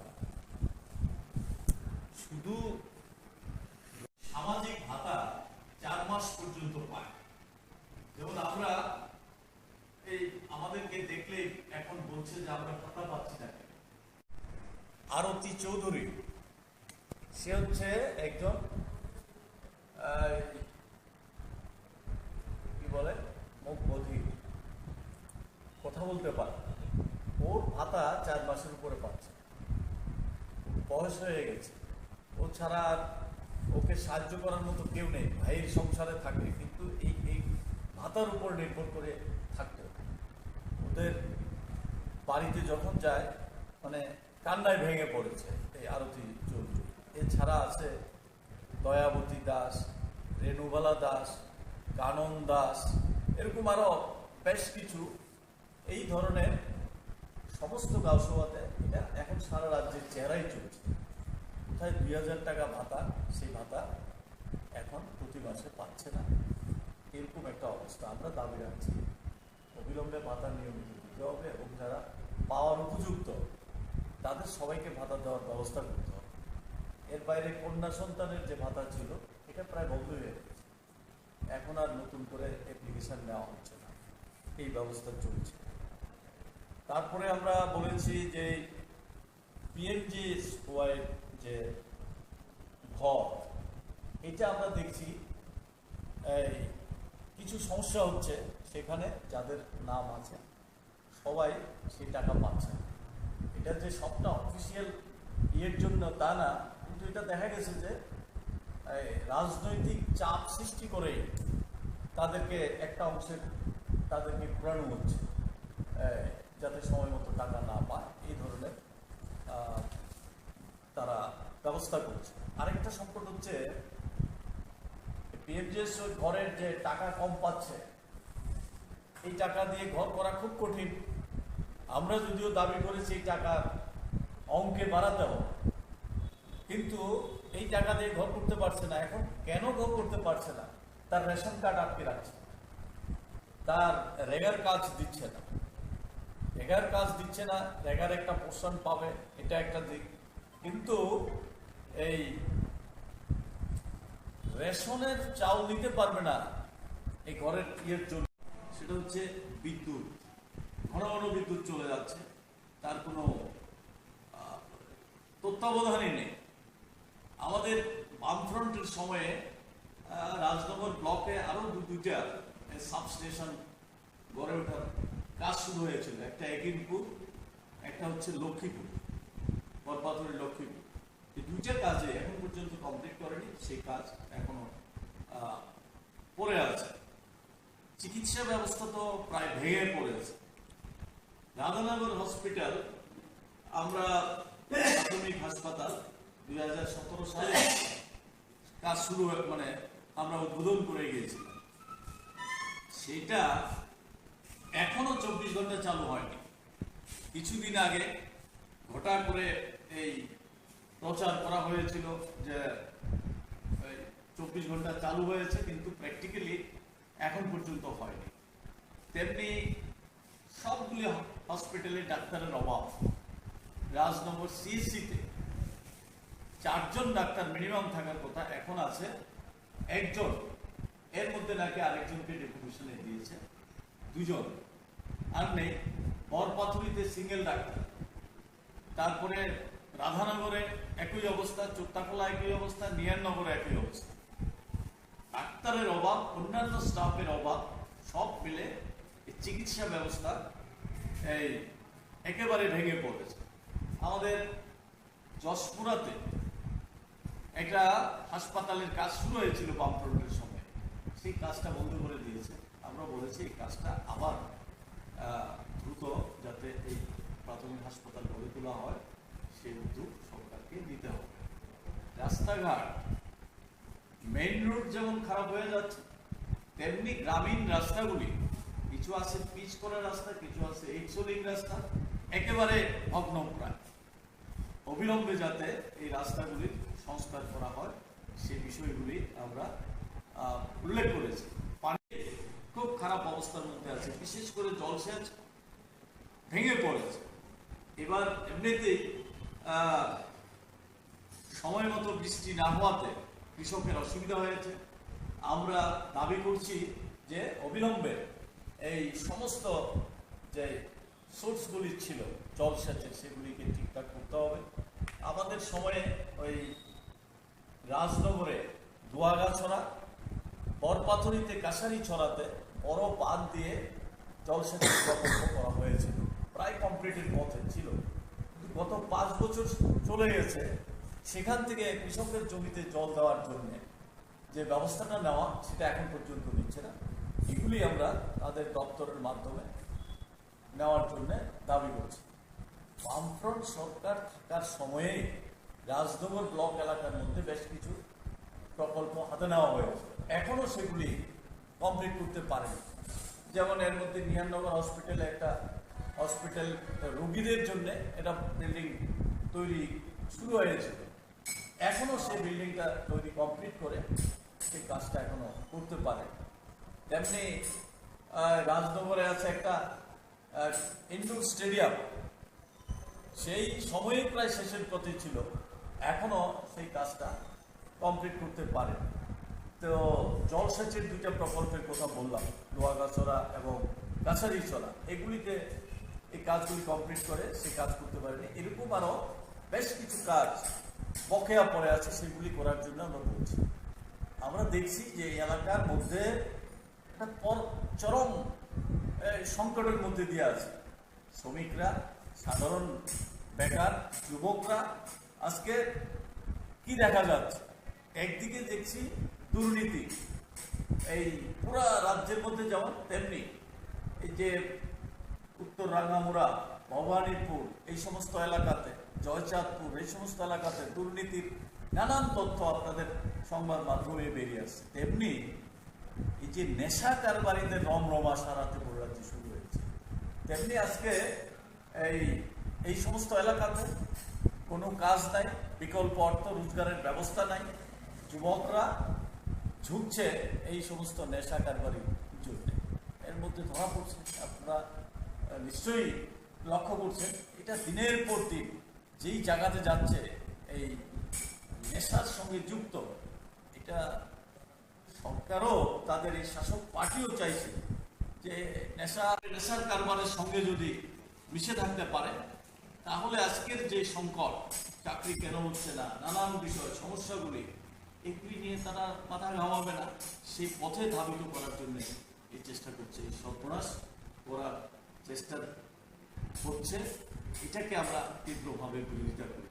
সামনের দিনে যাতে কাজকর্ম বৃদ্ধি করা হয়, বিশেষ করে এই ব্লক এলাকাতে, ব্লক এবং অন্যান্য দপ্তরের কাজকর্ম বৃদ্ধি করে উন্নয়নের দিকে নজর দেয়। একেবারে ব্যবস্থাটা ভেঙে পড়েছে, এটাকে যাতে চালু করা হয়, সেই জন্যই আজকে আমরা বিডিও সাহেবের কাছে ডেপুটেশনে নিতে হয়েছে। সঙ্গে এই বিষয়গুলিকে নিয়ে ব্যবস্থা গ্রহণ করার আশ্বাস দিয়েছে।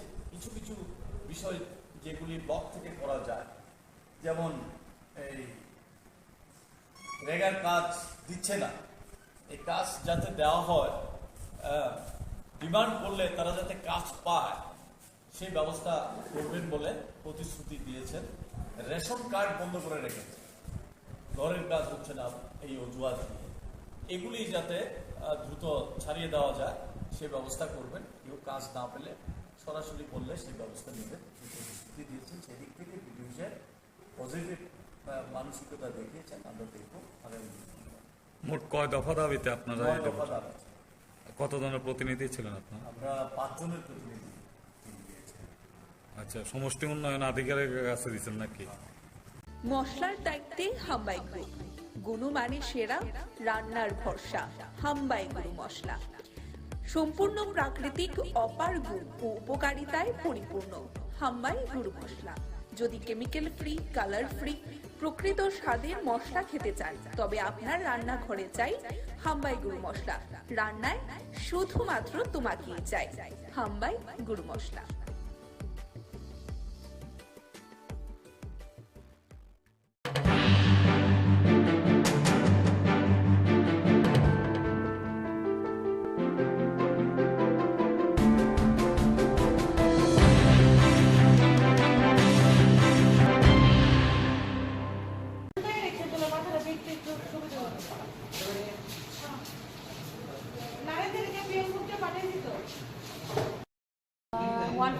এদিকে ফায়ার সার্ভিস একজনকে আনলো স্ট্রেচার করে, তো আমি দেখতে গেলাম। যাওয়ার পরে এক্সামিন করে দেখলাম পেশেন্টটা নেই, ব্রড ডেথ। তো আমি পুলিশ স্টেশনকে খবর দিয়েছি। এটা নাকি বিশাল বিওসির আশেপাশে বডিটা ছিল, পাবলিকে খবর দিয়েছে।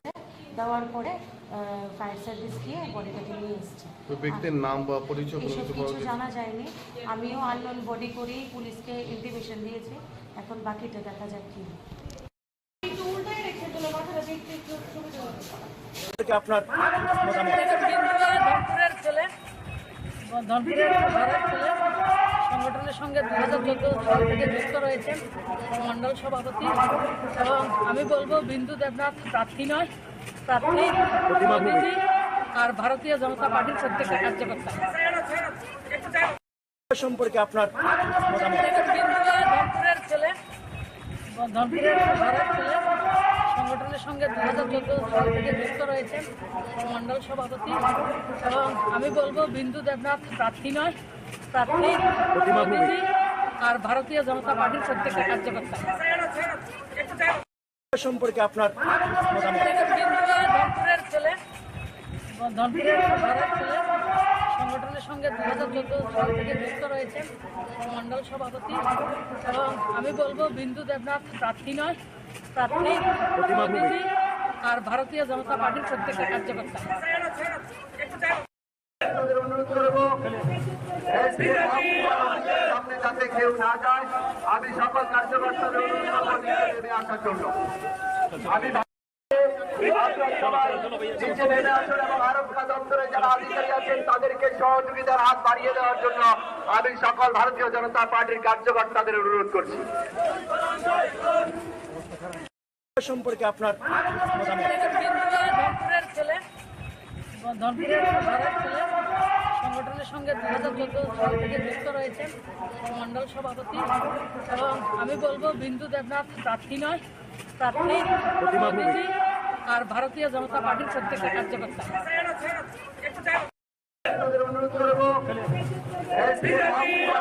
সামনে যাতে কেউ না যায়। আমি সকল কার্যকর্তাদের অনুরোধ করবো নেমে আসার জন্য। আমি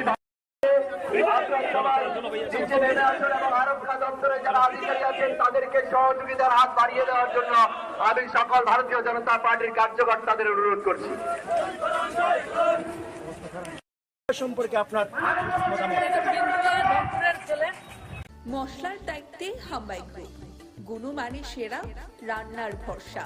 হাম্বাই গুরু মশলা সম্পূর্ণ প্রাকৃতিক, অপার গুণ ও উপকারিতায় পরিপূর্ণ। হাম্বাই গুরু মশলা। যদি কেমিক্যাল ফ্রি, কালার ফ্রি, প্রকৃত স্বাদের মশলা খেতে চান তবে আপনার রান্নাঘরে চাই হাম্বাই গুরু মশলা। রান্নায় শুধুমাত্র তোমাকেই চাই। হাম্বাই গুরু মশলা।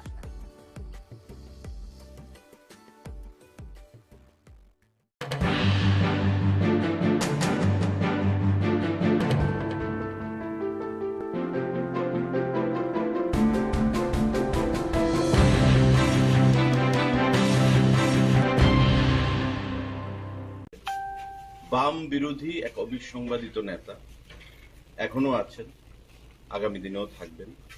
আমরাও বামেদের বিরুদ্ধে লড়াই করে ত্রিপুরা রাজ্যে বিজেপিকে প্রতিষ্ঠা করেছি। তো স্বাভাবিকভাবেই একজন বাম বিরোধী নেতা আরেকজন বাম বিরোধী নেতার বাড়িতে আসা, এটার অর্থ অন্যরকম ভাবে করবেন না। আমরা এসেছি সোনামুড়াতে, তো ভাবলাম এখানে এসে বিল্লালদা কেমন আছেন, অনেকদিন ধরে যোগাযোগ নেই, কথাবার্তা নেই, তো এসে একটু কথা বলে যাই, যাতে করে আগামী দিনে আমরা মানে জনগণের যে আশীর্বাদ, সেই জনগণের আশীর্বাদ প্রত্যেকের বাড়িতে আমরা যেতে পারি। সেটা বিল্লালদা বলতে পারবেন।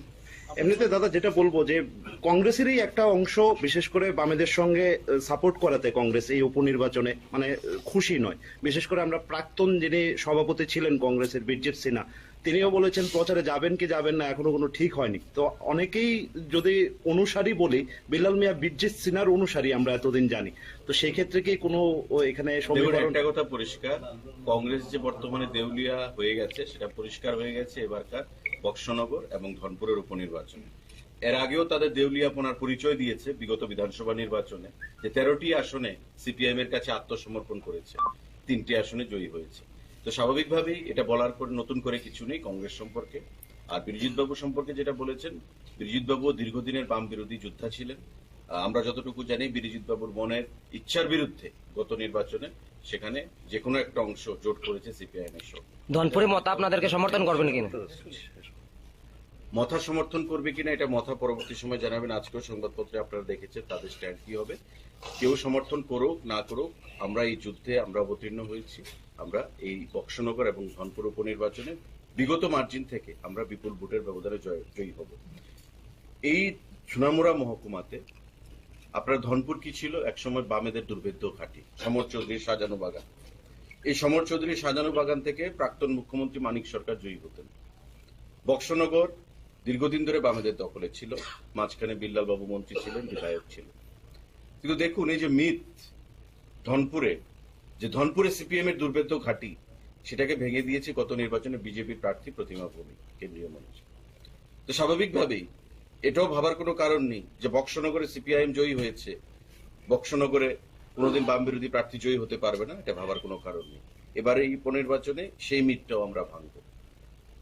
ধনপুর এবং বক্সনগরে বিপুল ভোটের ব্যবধানে আমরা প্রার্থীরা জয়ী হবে এবং আমাদের আসন সংখ্যা বৃদ্ধি পাবে এবং কংগ্রেস এবং সিপিআইএম যে অপাঙ্ক্তেয় এ রাজ্যে, সেই জিনিসটা আবার তাহলে গ্রাস লেভেলে যারা কংগ্রেস করছে সেই তারা কি মানে আপনাদের সমর্থন করবে, মানে দেবে মনে করছে? প্রকৃত কংগ্রেসী যারা সিপিআইএম এর বিরুদ্ধে লড়াইটা করেছে তারা কখনো সিপিআইএম কে মেনে নেবে না।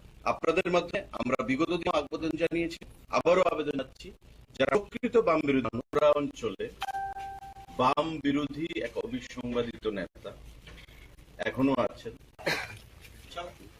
আপনাদের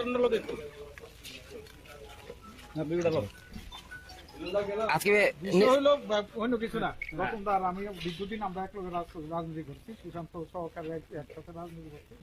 আমার এইখানে বন্ধু হইলো নারায়ণ দত্ত, সে আমার যুব কংগ্রেসে ছিল, আমরা সবাই একসাথে ছিল। সোনামুড়া আইসে তারা আমাদের এইখানে সাক্ষাতে আইসে, আর মা মারা যাওয়ার পরে তারা আইসে না, এখন আইসে। আপনি কি বিজেপিতে জয়েন করছেন? আমি তো কংগ্রেস করি। কিন্তু আপনি প্রার্থী সম্পর্কে খুশি, কারণ কংগ্রেস কিন্তু মূলত ভাবে সমর্থন করেছে সিপিএম কে, কিন্তু সিপিএম প্রার্থী দিয়েছে। বিশেষ করে আমরাও সোনামুড়ার মানুষ সবাই, যে অনেকের আশা ছিল যে এবার নাকি বিল্লাল মিয়া প্রার্থী হতে পারে। এটা তো কংগ্রেস পার্টির ব্যাপার, কংগ্রেস কি করছে, কংগ্রেস সাইনবোর্ড উদ্রু করলে তো আমার কিছু করার নাই। কিন্তু আজকে তো মানে যে একটা প্রচার আছে যে আপনি বিজেপিতে জয়েন করছেন, যে আজকে যে বিজেপি লিডাররা যে আসলো, এটা কি নিশ্চয়ই সৌজন্যতা না অন্য কিছু? সবাই তো বিজেপির লিডার, আমার ভাই তো ভাই আছে, বন্ধু আছে, ছোট ভাই আছে। এটা না ভাই তো ঠিক আছে, শনি রবিবারে কোনো ধরনের আনুষ্ঠানিকতা করে আপনাকে বিজেপিতে তুলে নেওয়া হবে, কোনো খবর এসব ধরনের কোনো আলোচনা তো নাই। আপনি কি সিপিএম প্রার্থীকে সমর্থন করবেন বক্সনগরে? আবার সিপিএম এটা হলো কংগ্রেসের ব্যাপার, কংগ্রেস আপনার ব্যক্তিগত, আপনি তো কংগ্রেসে আছেন, আপনার ব্যক্তিগত আমি তো বলুন এখন কংগ্রেসে আছি। আলোচনা হইছে না, আলোচনা হইলে দেখা যাবে। দর্শক বন্ধু, এই মুহূর্তে সেই চিত্র সরাসরি আমরা কিন্তু মশলার দায়িত্বে হাম্বাই গ্রুপ, গুণমানে সেরা, রান্নার ভরসা, হাম্বাই গুরু মশলা। সম্পূর্ণ প্রাকৃতিক, অপার গুণ ও উপকারিতায় পরিপূর্ণ হাম্বাই গুরু মশলা। যদি কেমিক্যাল ফ্রি, কালার ফ্রি, প্রকৃত স্বাদের মশলা খেতে চান, তবে আপনার রান্নাঘরে চাই হাম্বাই গুরু মশলা। রান্নায় শুধুমাত্র তোমাকেই চাই হাম্বাই গুরু মশলা।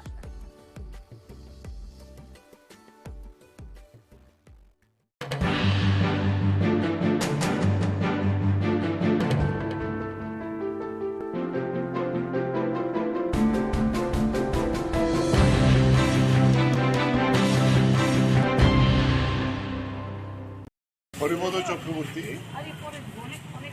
তিনি শিল্প দপ্তরের একজন অফিসার ছিলেন এবং আমাদের সরকার আসার পরে প্রথম যখন অনিল সরকার শিল্পমন্ত্রীর দায়িত্ব পান দপ্তর থেকে একজন লোক আসে দক্ষতার সঙ্গে কাজ করেছে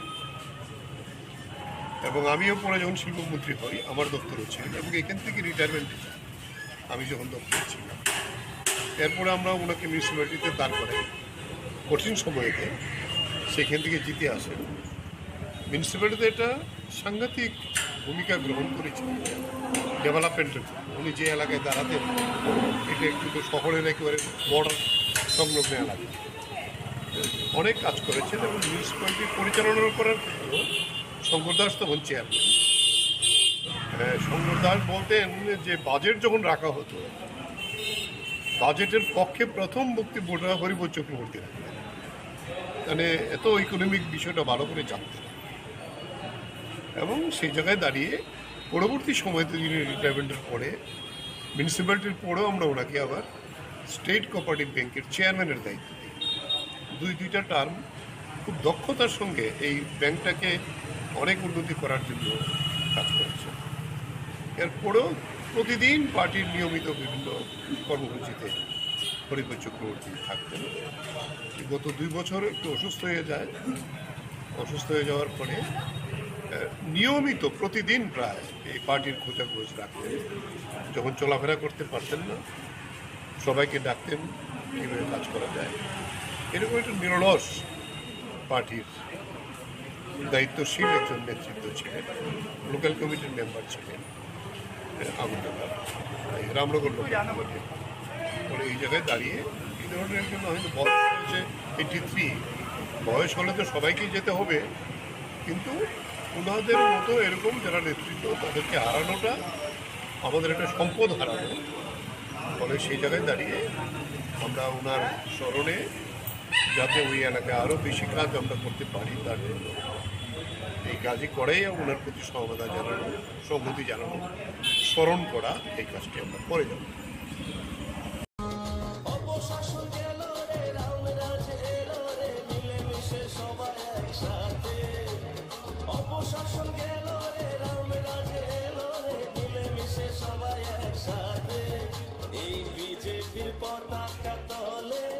চলো আসি সবাই এই বিজেপির পতাকা তলে, চলো আসি সবাই।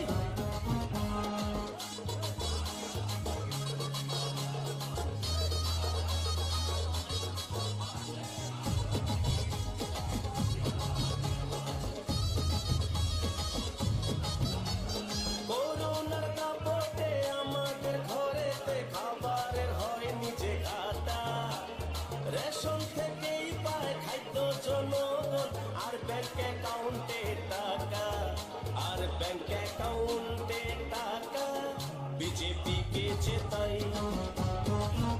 এই বিজেপির পতাকা তলে, চলো আসি সবাই।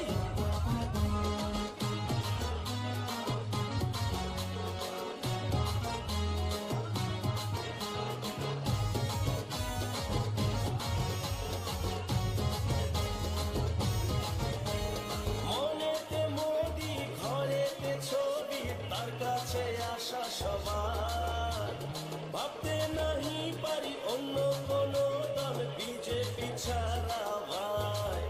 আমরা অন্য কোনো দল চাই না, শুধু বিজেপি চাই। এই বিজেপির পতাকা তলে, চলো আসি সবাই।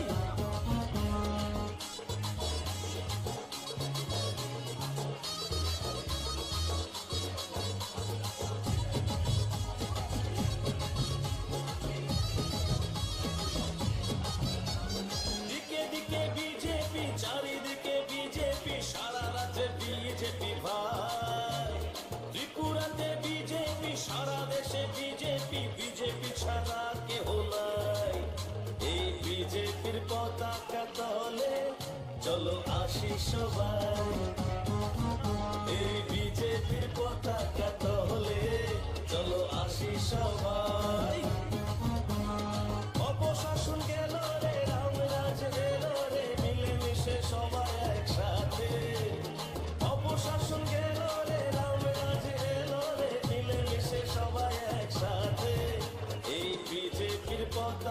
তলে চলো আসি সবাই এই বিজেপির পতাকা তলে চলো আসি সবাই এই বিজেপির পতাকা তলে চলো আসি সবাই এই বিজেপির উন্নতির জোয়ারে চলো ভাসি সবাই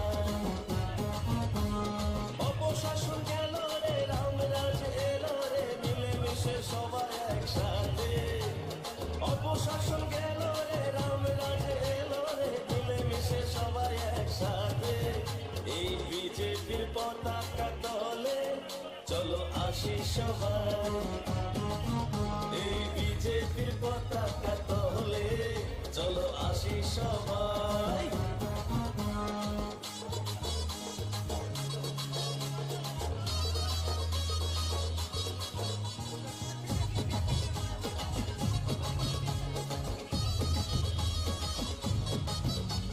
করোনার দাপটে আমাদের বিজেপির পতাকা তলে চলো আসি সবাই এই বিজেপির পতাকা তলে রাজনগর ব্লকের বিডিও সাহেবের নিকট আমরা ডেপুটেশনে মিলিত হই। সামগ্রিকভাবে রাজনগর ব্লক এলাকা শুধু সামাজিক ভাতা 4 মাস পর্যন্ত পায়। যেমন আমরা এই আমাদেরকে দেখলে এখন বলছে যে আমরা ভাতা পাচ্ছি না। আরতি চৌধুরী সে হচ্ছে একজন কি বলে মুখ বধির, কথা বলতে পারে, ওর ভাতা 4 মাসের উপরে পাচ্ছে। বয়স হয়ে গেছে, ও ছাড়া ওকে সাহায্য করার মতো কেউ নেই। ভাইয়ের সংসারে থাকে কিন্তু এই ভাতার উপর নির্ভর করে থাকতো। ওদের বাড়িতে যখন যায় মানে কান্নায় ভেঙে পড়েছে এই আরতি চৌধুরী।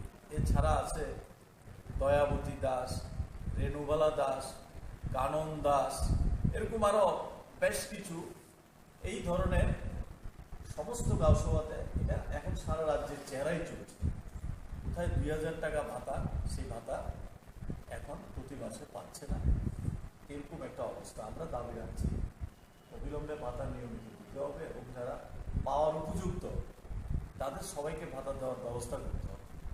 এর বাইরে কন্যা সন্তানের যে ভাতা ছিল এটা প্রায় বন্ধ হয়ে গেছে, এখন আর নতুন করে অ্যাপ্লিকেশন নেওয়া হচ্ছে না, এই ব্যবস্থা চলছে। তারপরে আমরা বলেছি যে পিএমজিএসওয়াই যে ঘর, এটা আমরা দেখছি এই কিছু সমস্যা হচ্ছে। সেখানে যাদের নাম আছে সবাই সেই টাকা পাচ্ছে না। এটা যে সবটা অফিসিয়াল ইয়ের জন্য তা না, কিন্তু এটা দেখা গেছে যে রাজনৈতিক চাপ সৃষ্টি করে তাদেরকে একটা অংশের তাদেরকে ঘোরানো হচ্ছে যাতে সময় মতো টাকা না পায়, এই ধরনের তারা ব্যবস্থা করছে। আরেকটা সংকট হচ্ছে পিএমজিএস ঘরের যে টাকা কম পাচ্ছে, এই টাকা দিয়ে ঘর করা খুব কঠিন। আমরা যদিও দাবি করেছি এই টাকার অঙ্কে বাড়াতে হবে, কিন্তু এই টাকা দিয়ে ঘর করতে পারছে না। এখন কেন ঘর করতে পারছে না? তার রেশন কার্ড আটকে রাখছে, তার রেগার কাজ দিচ্ছে না, রেগার একটা পোর্শন পাবে, এটা একটা দিক। কিন্তু এই রেশনের চাউল দিতে পারবে না এই ঘরের ইয়ের জন্য। সেটা হচ্ছে বিদ্যুৎ, ঘন ঘন বিদ্যুৎ চলে যাচ্ছে, তার কোনো তত্ত্বাবধানই নেই। আমাদের বামফ্রন্টের সময়ে রাজনগর ব্লকে আরো দুইটা সাবস্টেশন গড়ে ওঠার কাজ শুরু হয়েছিল। একটা একিনপুর, একটা হচ্ছে লক্ষ্মীপুর, বরপাথরের লক্ষ্মীপুর। এই দুইটা কাজে এখন পর্যন্ত কমপ্লিট করেনি, সেই কাজ এখনো পড়ে আছে। চিকিৎসা ব্যবস্থা তো প্রায় ভেঙে পড়েছে। রাধানগর হসপিটাল, আমরা প্রাথমিক হাসপাতাল 2017 সালে কাজ শুরু মানে আমরা উদ্বোধন করে গিয়েছিলাম। সেটা এখনো 24 ঘন্টা চালু হয়নি। কিছুদিন আগে ঘটা করে এই প্রচার করা হয়েছিল যে 24 ঘন্টা চালু হয়েছে, কিন্তু প্র্যাকটিক্যালি এখন পর্যন্ত হয়নি। তেমনি সবগুলি হসপিটালে ডাক্তারের অভাব। রাজনগর সিএসসিতে 4 জন ডাক্তার মিনিমাম থাকার কথা, এখন আছে 1 জন। এর মধ্যে নাকি আরেকজনকে ডেপুটেশনে দিয়েছে, 2 জন আর নেই। বরপাথুরিতে সিঙ্গেল ডাক্তার, তারপরে রাধানগরে একই অবস্থা, চোত্তাকলা একই অবস্থা, নিয়ারনগরে একই অবস্থা। ডাক্তারের অভাব, অন্যান্য স্টাফের অভাব, সব মিলে চিকিৎসা ব্যবস্থা এই একেবারে ভেঙে পড়েছে। আমাদের যশপুরাতে একটা হাসপাতালের কাজ শুরু হয়েছিল বামফ্রন্টের সময়, সেই কাজটা বন্ধ করে দিয়েছে। আমরা বলেছি এই কাজটা আবার দ্রুত যাতে এই প্রাথমিক হাসপাতাল গড়ে তোলা হয়, সেই উদ্যোগ সরকারকে নিতে হবে। রাস্তাঘাট, মেইন রোড যেমন খারাপ হয়ে যাচ্ছে, তেমনি গ্রামীণ রাস্তাগুলি, কিছু আছে পিচ করা রাস্তা, কিছু আছে এইচলিং রাস্তা, একেবারে ভগ্নপ্রায়। অবিলম্বে যাতে এই রাস্তাগুলির সংস্কার করা হয়, সেই বিষয়গুলি আমরা উল্লেখ করেছি। পানি খুব খারাপ অবস্থার মধ্যে আছে, বিশেষ করে জলসেচ ভেঙে পড়েছে। এবার এমনিতেই সময় মতো বৃষ্টি না হওয়াতে কৃষকের অসুবিধা হয়েছে।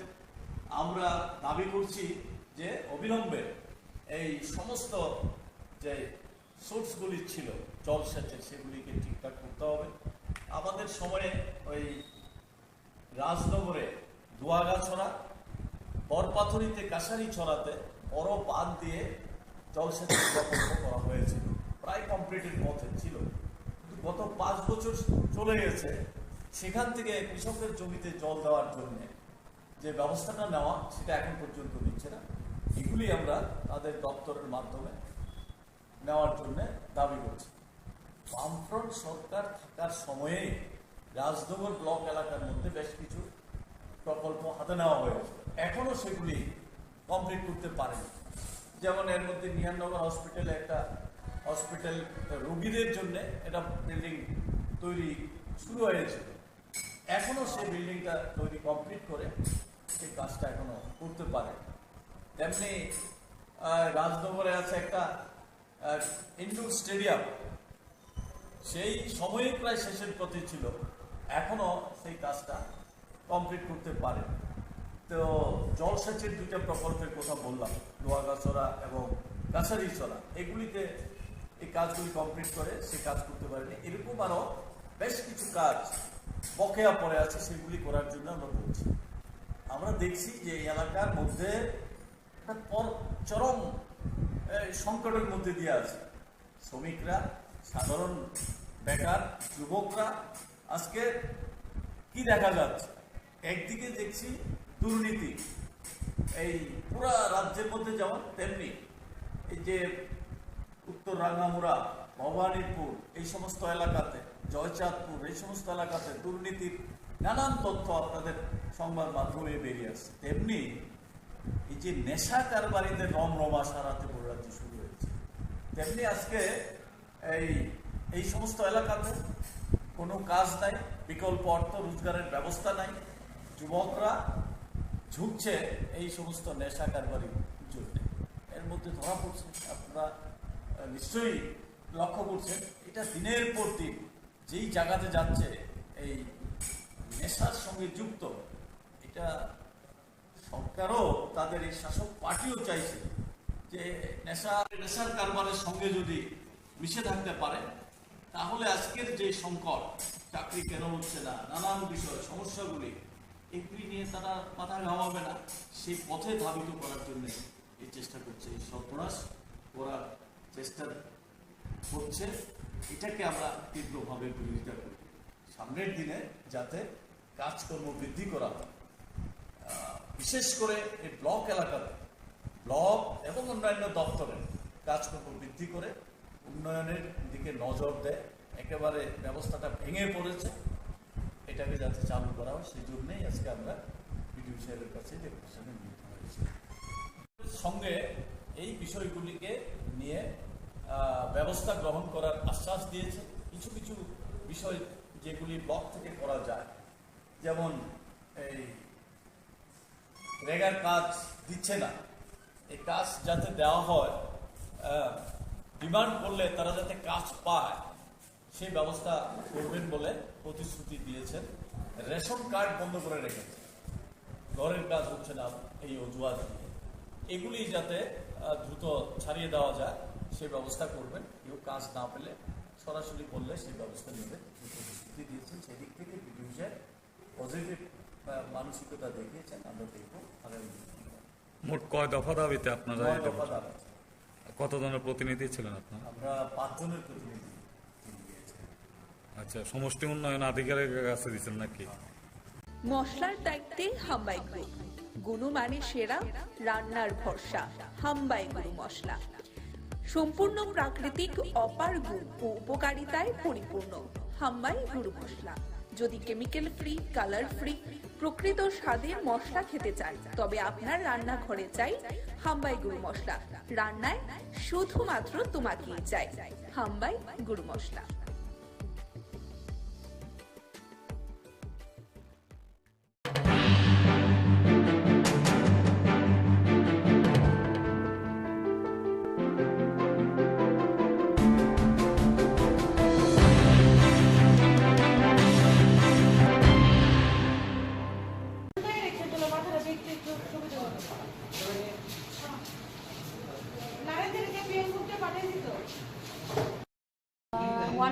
এদিকে ফায়ার সার্ভিস একজনকে আনলো স্ট্রেচার করে, তো আমি দেখতে গেলাম।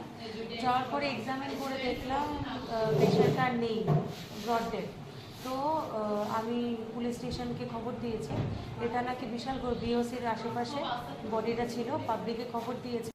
দেওয়ার পরে ফায়ার সার্ভিস গিয়ে বডিটাকে নিয়ে এসছে। তো ব্যক্তির নাম বা পরিচয় কিছু জানা যায়নি। আমিও আননোন বডি করেই পুলিশকে ইন্টিমেশন দিয়েছি। এখন বাকিটা দেখা যাক কি। আপনার ধনপুরের ছেলে, ধনপুরের ভাড়ার ছেলে, সংগঠনের সঙ্গে 2014 সাল থেকে যুক্ত রয়েছেন, মণ্ডল সভাপতি। এবং আমি বলবো বিন্দু দেবনাথ প্রার্থী নয়, প্রার্থী মোদীজি আর ভারতীয় জনতা পার্টির প্রত্যেকটা কার্যকর্তা। সম্পর্কে আপনার ধনপুরের ছেলে, ধনপুরের ভাড়ার ছেলে, সংগঠনের সঙ্গে 2014 সাল থেকে যুক্ত রয়েছেন, মণ্ডল সভাপতি। এবং আমি বলবো বিন্দু দেবনাথ প্রার্থী নয়, প্রার্থী মোদীজি আর ভারতীয় জনতা পার্টির প্রত্যেকটা কার্যকর্তা। সম্পর্কে আপনার ধনপুরের ছেলে, ধনপুরের ভাড়ার ছেলে, সংগঠনের সঙ্গে 2014 সাল থেকে যুক্ত রয়েছেন, মণ্ডল সভাপতি। এবং আমি বলবো বিন্দু দেবনাথ প্রার্থী নয়, প্রার্থী মোদীজি আর ভারতীয় জনতা পার্টির প্রত্যেকটা কার্যকর্তা। অনুরোধ করবো সামনে যাতে কেউ না যায়, আমি সকল কার্যকর্তাদের অনুরোধ করবো নেমে আসার জন্য। আমি নিচে নেমে আসুন এবং আরক্ষা দপ্তরের যারা আধিকারিক আছেন তাদেরকে সহযোগিতার হাত বাড়িয়ে দেওয়ার জন্য আমি সকল ভারতীয় জনতা পার্টির কার্যকর্তাদের অনুরোধ করছি। সম্পর্কে আপনার ধনপুরের ছেলে, ধনপুরের ভাড়ার ছেলে, সংগঠনের সঙ্গে 2014 সাল থেকে যুক্ত রয়েছেন, মণ্ডল সভাপতি। এবং আমি বলবো বিন্দু দেবনাথ প্রার্থী নয়, প্রার্থী মোদীজি আর ভারতীয় জনতা পার্টির প্রত্যেকটা কার্যকর্তা। অনুরোধ করবো সামনে যাতে কেউ না যায়, আমি সকল কার্যকর্তাদের অনুরোধ করবো নেমে আসার জন্য। আমি নিচে নেমে আসুন এবং আরক্ষা দপ্তরের যারা আধিকারিক আছেন তাদেরকে সহযোগিতার হাত বাড়িয়ে দেওয়ার জন্য আমি সকল ভারতীয় জনতা পার্টির কার্যকর্তাদের অনুরোধ করছি। সম্পর্কে আপনার ধনপুরের ছেলে, মশলার দায়িত্বে হাম্বাই গ্রুপ, গুণমানে সেরা, রান্নার ভরসা হাম্বাই গুরু মশলা। সম্পূর্ণ প্রাকৃতিক, অপার গুণ ও উপকারিতায় পরিপূর্ণ হাম্বাই গুরু মশলা। যদি কেমিক্যাল ফ্রি, কালার ফ্রি, প্রকৃত স্বাদের মশলা খেতে চান তবে আপনার রান্নাঘরে চাই হাম্বাই গুরু মশলা। রান্নায় শুধুমাত্র তোমাকেই চাই হাম্বাই গুরু মশলা।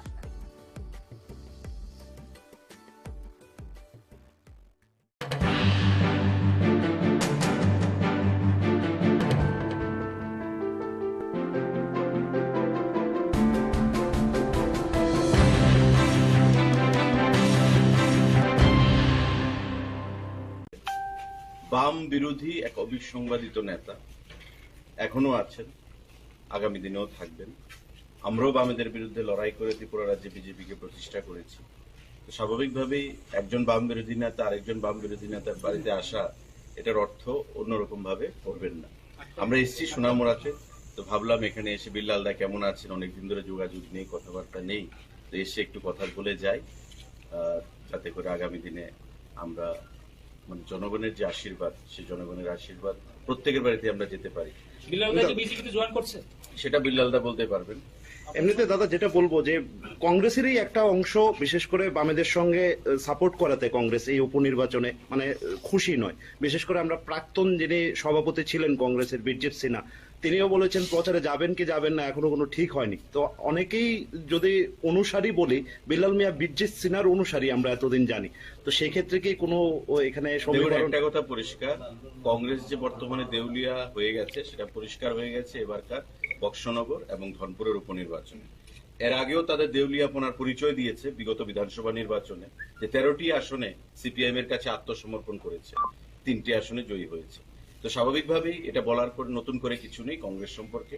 আর বিরজিৎ বাবু সম্পর্কে যেটা বলেছেন, বিরজিৎ বাবু দীর্ঘদিনের বাম বিরোধী যোদ্ধা ছিলেন। আমরা যতটুকু জানি বিরজিৎ বাবুর মনের ইচ্ছার বিরুদ্ধে গত নির্বাচনে সেখানে যে কোনো একটা অংশ জোট করেছে সিপিআইএম এর সঙ্গে। ধনপুরে মত আপনাদেরকে সমর্থন করবেন কিনা? মথা সমর্থন করবে কিনা এটা মথা পরবর্তী সময় জানাবেন। আজকেও সংবাদপত্রে আপনারা দেখেছেন তাদের স্ট্যান্ড কি হবে। কেউ সমর্থন করুক না করুক, আমরা এই যুদ্ধে আমরা অবতীর্ণ হয়েছি। আমরা এই বক্সনগর এবং ধনপুর উপনির্বাচনে বিগত মার্জিন থেকে আমরা বিপুল ভোটের ব্যবধানে জয়ী হব। এই সোনামুড়া মহকুমাতে আপনার ধনপুর কি ছিল, একসময় বামেদের দুর্ভেদ্য ঘাঁটি, সমর চৌধুরীর সাজানো বাগান। এই সমর চৌধুরীর সাজানো বাগান থেকে প্রাক্তন মুখ্যমন্ত্রী মানিক সরকার জয়ী হতেন। বক্সনগর দীর্ঘদিন ধরে বামেদের দখলে ছিল, মাঝখানে বিল্লাল বাবু মন্ত্রী ছিলেন, বিধায়ক ছিলেন। কিন্তু দেখুন এই যে মিথ ধনপুরে সিপিএম এর দুর্ভেদ্য ঘাঁটি, সেটাকে ভেঙে দিয়েছে গত নির্বাচনে বিজেপির প্রার্থী প্রতিমা ভৌমিক, কেন্দ্রীয় মন্ত্রী। তো স্বাভাবিকভাবেই এটাও ভাবার কোনো কারণ নেই যে বক্সনগরে সিপিআইএম জয়ী হয়েছে, বক্সনগরে কোনোদিন বাম বিরোধী প্রার্থী জয়ী হতে পারবে না, এটা ভাবার কোনো কারণ নেই। এবারে এই উপনির্বাচনে সেই মিথটাও আমরা ভাঙব। ধনপুর এবং বক্সনগরে বিপুল ভোটের ব্যবধানে আমরা প্রার্থীরা জয়ী হবে এবং আমাদের আসন সংখ্যা বৃদ্ধি পাবে এবং কংগ্রেস এবং সিপিআইএম যে অপাঙ্ক্তেয় এ রাজ্যে, সেই জিনিসটা আবার তাহলে গ্রাস লেভেলে যারা কংগ্রেস করছে সেই তারা কি মানে আপনাদের সমর্থন করবে, মানে দেবে মনে করছে? প্রকৃত কংগ্রেসী যারা সিপিআইএম এর বিরুদ্ধে লড়াইটা করেছে তারা কখনো সিপিআইএম কে মেনে নেবে না। আপনাদের মাধ্যমে আমরা বিগত দিন আবেদন জানিয়েছি, আবারও আবেদন জানাচ্ছি, যারা প্রকৃত বাম বিরোধী অঞ্চলে বাম বিরোধী এক অবিসংবাদিত নেতা এখনো আছেন, আপনাদের আজকে হইলো অন্য কিছু না। রতনদার আমি দীর্ঘদিন আমরা একলগে রাজনীতি করছি, সুশান্ত সহকারে একসাথে রাজনীতি করছি। আমার এইটা বন্ধু হইলো নারায়ণ দত্ত, সে আমার যুব কংগ্রেসে ছিল, আমরা সবাই একসাথে ছিল। সোনামুড়ে আইসে তারা আমার এইটা সাক্ষাতে আইসে, আর মা মারা যাওয়ার পরে তারা আইসে না, এখন আইসে। আপনি কি বিজেপিতে জয়েন করছেন? আমি তো কংগ্রেস করি। কিন্তু আপনি প্রার্থী সম্পর্কে খুশি, কারণ কংগ্রেস কিন্তু মূলত ভাবে সমর্থন করেছে সিপিএম কে, কিন্তু সিপিএম প্রার্থী দিয়েছে। বিশেষ করে আমরাও সোনামুড়ার মানুষ সবাই, যে অনেকের আশা ছিল যে এবার নাকি বিল্লাল মিয়া প্রার্থী হতে পারে। এটা তো কংগ্রেস পার্টির ব্যাপার, কংগ্রেস কি করছে, কংগ্রেস সাইনবোর্ড উড্রু করলে তো আমার কিছু করার নাই। কিন্তু আজকে তো মানে যে একটা প্রচার আছে যে আপনি বিজেপিতে জয়েন করছেন, যে আজকে থেকে বিজেপি লিডাররা যে আসলো, এটা কি নিশ্চয়ই সৌজন্যতা না অন্য কিছু? সবাই তো বিজেপির লিডার, আমার ভাই তো, ভাই আছে, বন্ধু আছে, ছোট ভাই আছে। এটা ভাই তো ঠিক আছে, শনি রবিবারে কোনো ধরনের আনুষ্ঠানিকতা করে আপনাকে বিজেপিতে তুলে নেওয়া হবে, ধরনের কোনো খবর? এসব ধরনের কোনো আলোচনা তো নাই। আপনি কি সিপিএম প্রার্থীকে সমর্থন করবেন বক্সনগরে আবার? সিপিএম এটা হলো কংগ্রেসের ব্যাপার, কংগ্রেস আপনার ব্যক্তিগত? আপনি তো কংগ্রেসে আছেন, আপনার ব্যক্তিগত? আমি তো বলেন এখন কংগ্রেসে আছি। আলোচনা হইছে না, আলোচনা হইলে দেখা যাবে। দর্শক বন্ধু, এই মুহূর্তে সেই চিত্র সরাসরি আমরা কিন্তু মশলার দায়িত্বে হাম্বাই গ্রুপ, গুণমানে সেরা, রান্নার ভরসা, হাম্বাই গুরু মশলা। সম্পূর্ণ প্রাকৃতিক অপার গুণ ও উপকারিতায় পরিপূর্ণ হাম্বাই গুরু মশলা। যদি কেমিক্যাল ফ্রি, কালার ফ্রি, প্রকৃত স্বাদের মশলা খেতে চান, তবে আপনার রান্নাঘরে চাই হাম্বাই গুরু মশলা। রান্নায় শুধুমাত্র মাখিয়ে চাই হাম্বাই গুরু মশলা।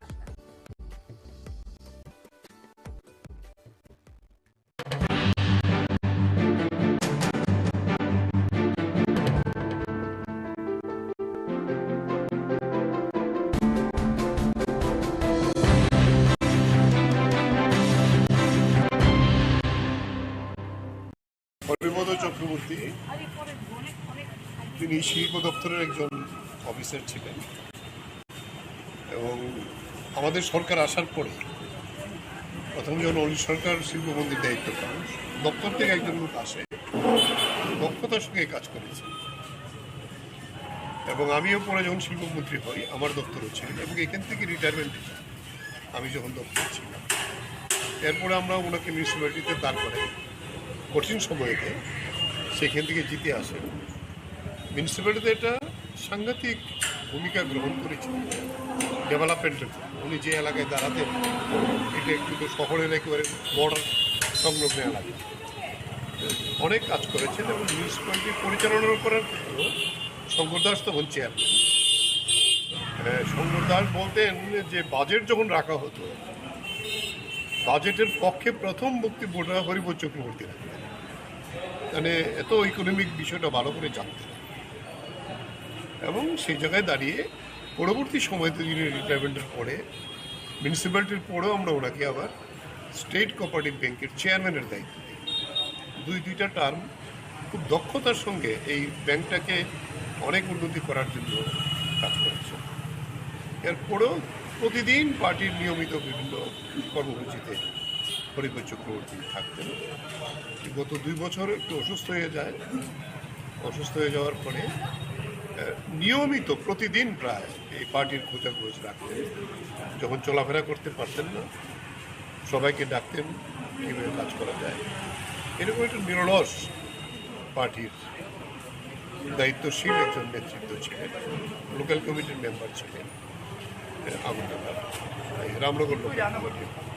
ফলে এই জায়গায় দাঁড়িয়ে এই ধরনের জন্য হয়তো বয়স হয়েছে 83, বয়স হলে তো সবাইকেই যেতে হবে, কিন্তু ওনাদের মতো এরকম যারা নেতৃত্ব তাদেরকে হারানোটা আমাদের একটা সম্পদ হারানো। ফলে সেই জায়গায় দাঁড়িয়ে আমরা ওনার স্মরণে যাতে ওই এলাকায় আরও বেশি কাজ আমরা করতে পারি তার জন্য এই কাজই করেই ওনার প্রতি সহমতা জানানো, সংহতি জানানো, স্মরণ করা, এই কাজটি আমরা করে যাব।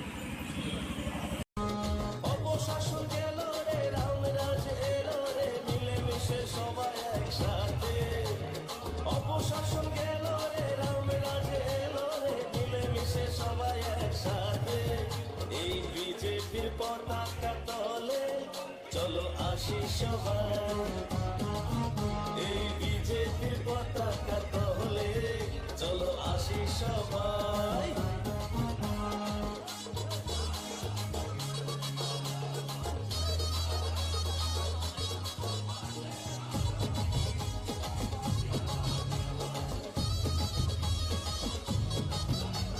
করোনার কাপড়ে আমাদের ঘরেতে খাবারের হয় নিজে খাতা, রেশন থেকেই পায় খাদ্য জনগণ, আর ব্যাংক অ্যাকাউন্টে টাকা, আর ব্যাংক অ্যাকাউন্টে টাকা বিজেপিকে জেতাই। এই বিজেপির পতাকা তলে চলো আসি সবাই।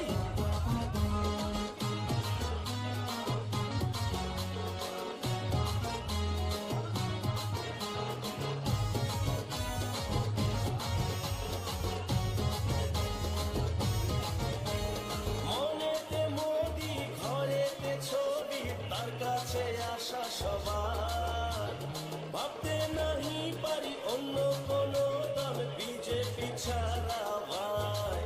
আমরা অন্য কোনো দল চাই না, শুধু বিজেপি চাই। এই বিজেপির পতাকা তলে চলো আসি সবাই।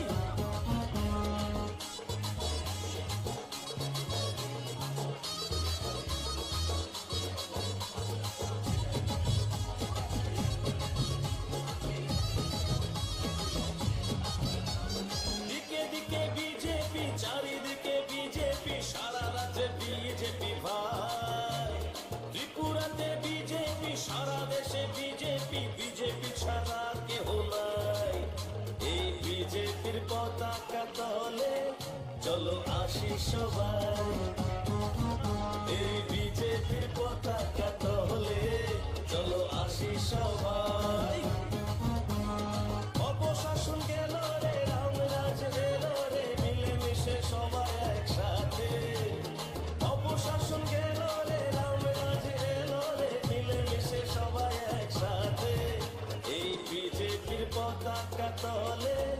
চলো আসি সবাই এই বিজেপির পতাকা তলে চলো আসি সবাই এই বিজেপির পতাকা তলে চলো আসি সবাই এই বিজেপির উন্নতির জোয়ারে চলো ভাসি সবাই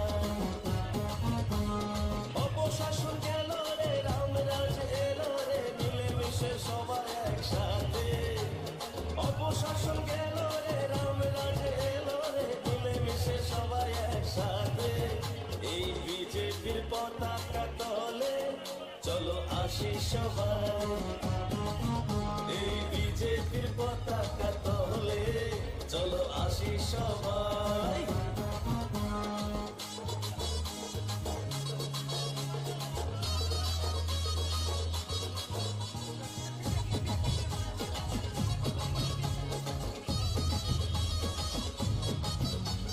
করোনার দাপটে আমাদের বিজেপির পতাকা তলে চলো আসি সবাই এই বিজেপির পতাকা তলে রাজনগর ব্লকের বিডিও সাহেবের নিকট আমরা ডেপুটেশনে মিলিত হই। সামগ্রিকভাবে রাজনগর ব্লক এলাকা শুধু সামাজিক ভাতা 4 মাস পর্যন্ত পায়। যেমন আমরা এই আমাদেরকে দেখলে এখন বলছে যে আমরা ভাতা পাচ্ছি না। আরতি চৌধুরী সে হচ্ছে একজন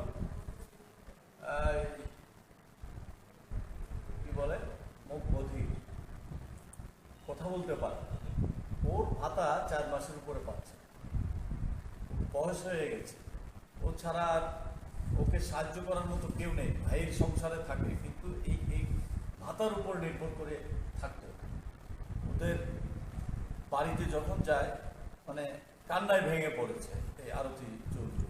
এছাড়া আছে দয়াবতী দাস, রেণুবালা দাস, কানন দাস, এরকম আরো বেশ কিছু এই ধরনের সমস্ত গাঁওসভাতে এটা এখন সারা রাজ্যের চেহারাই চলছে। কোথায় 2000 টাকা ভাতা, সেই ভাতা এখন প্রতি মাসে পাচ্ছে না, এরকম একটা অবস্থা। আমরা দাবি রাখছি অবিলম্বে ভাতা নিয়মিত দিতে হবে এবং যারা পাওয়ার উপযুক্ত তাদের সবাইকে ভাতা দেওয়ার ব্যবস্থা করতে হবে। এর বাইরে কন্যা সন্তানের যে ভাতা ছিল এটা প্রায় বন্ধ হয়ে গেছে, এখন আর নতুন করে অ্যাপ্লিকেশন নেওয়া হচ্ছে না, এই ব্যবস্থা চলছে। তারপরে আমরা বলেছি যে পিএমজিএসওয়াই যে ঘর, এটা আমরা দেখছি এই কিছু সমস্যা হচ্ছে, সেখানে যাদের নাম আছে সবাই সেই টাকা পাচ্ছে না।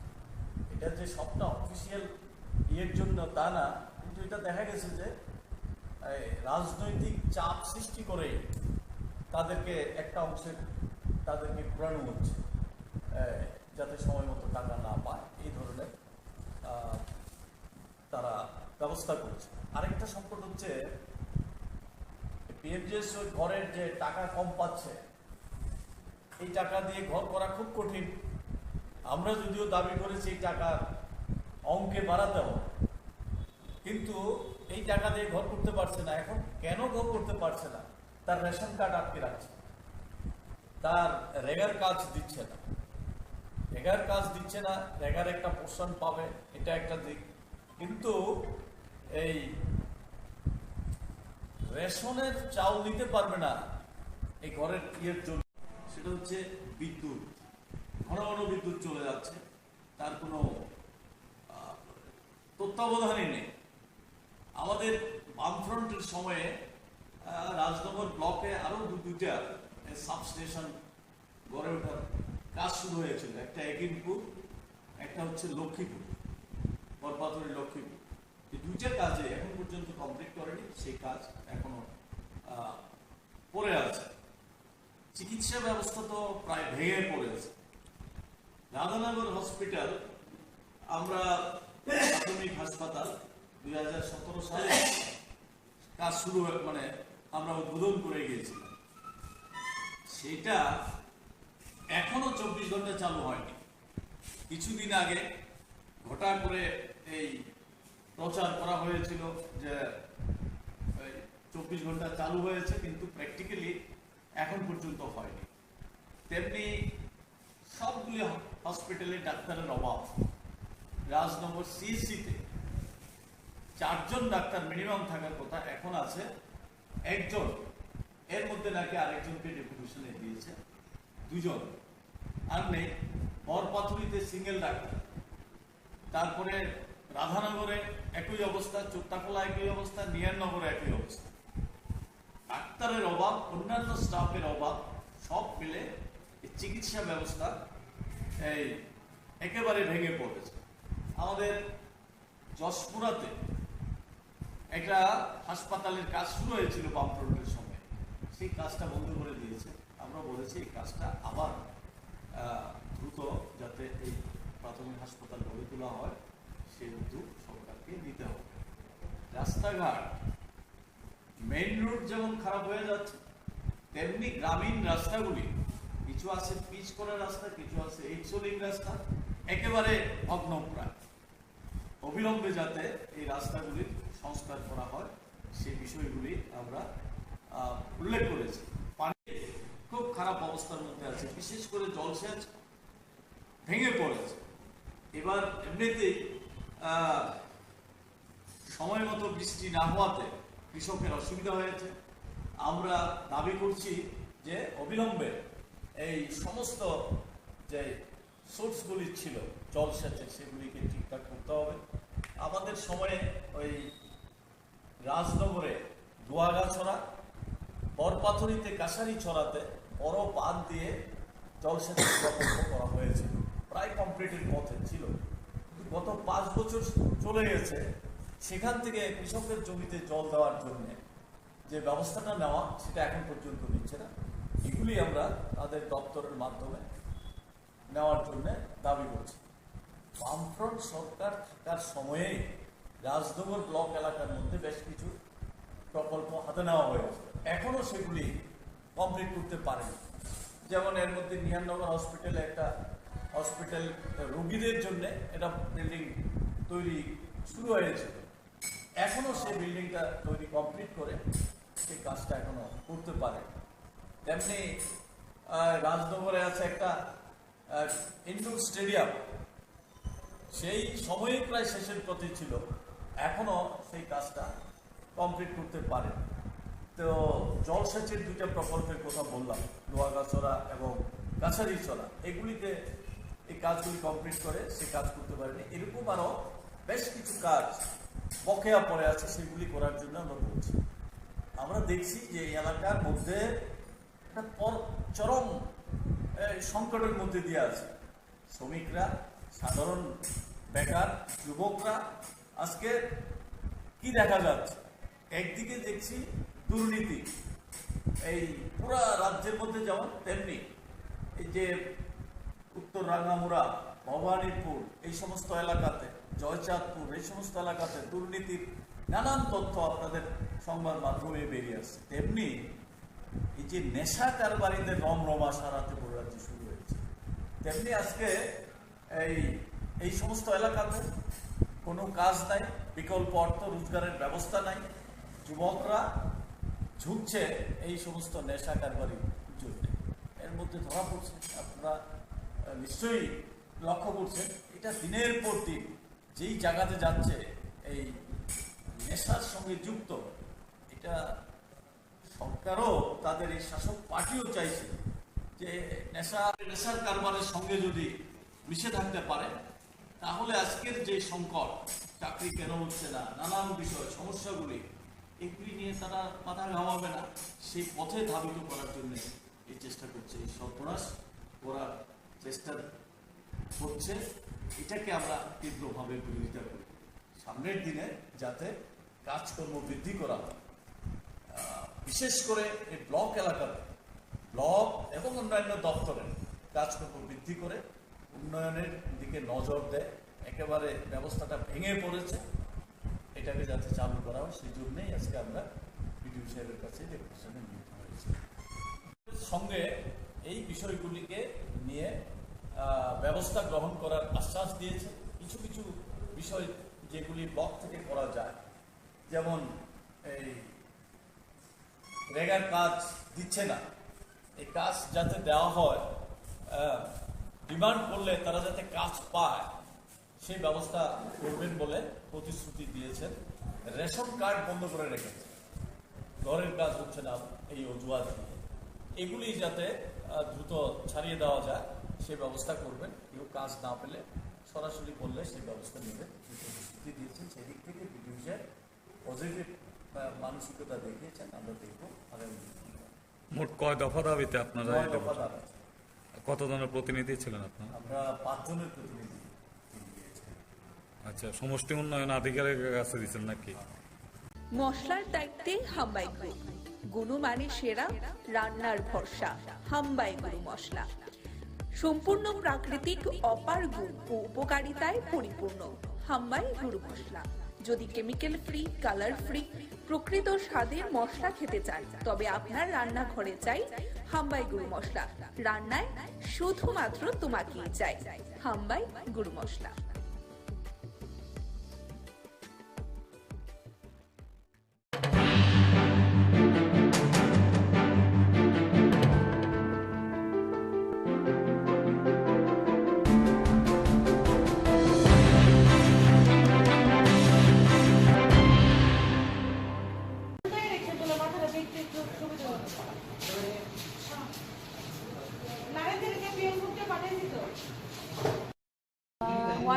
এদিকে ফায়ার সার্ভিস একজনকে আনলো স্ট্রেচার করে, তো আমি দেখতে গেলাম।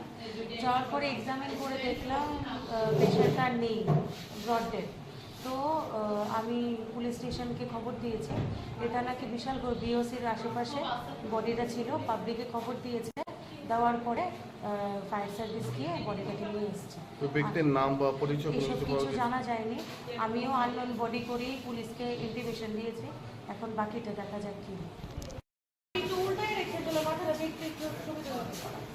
আপনার ধনপুরের ছেলে, ধনপুরের ঘরের ছেলে, সংগঠনের সঙ্গে 2014 সাল থেকে যুক্ত রয়েছেন, মণ্ডল সভাপতি।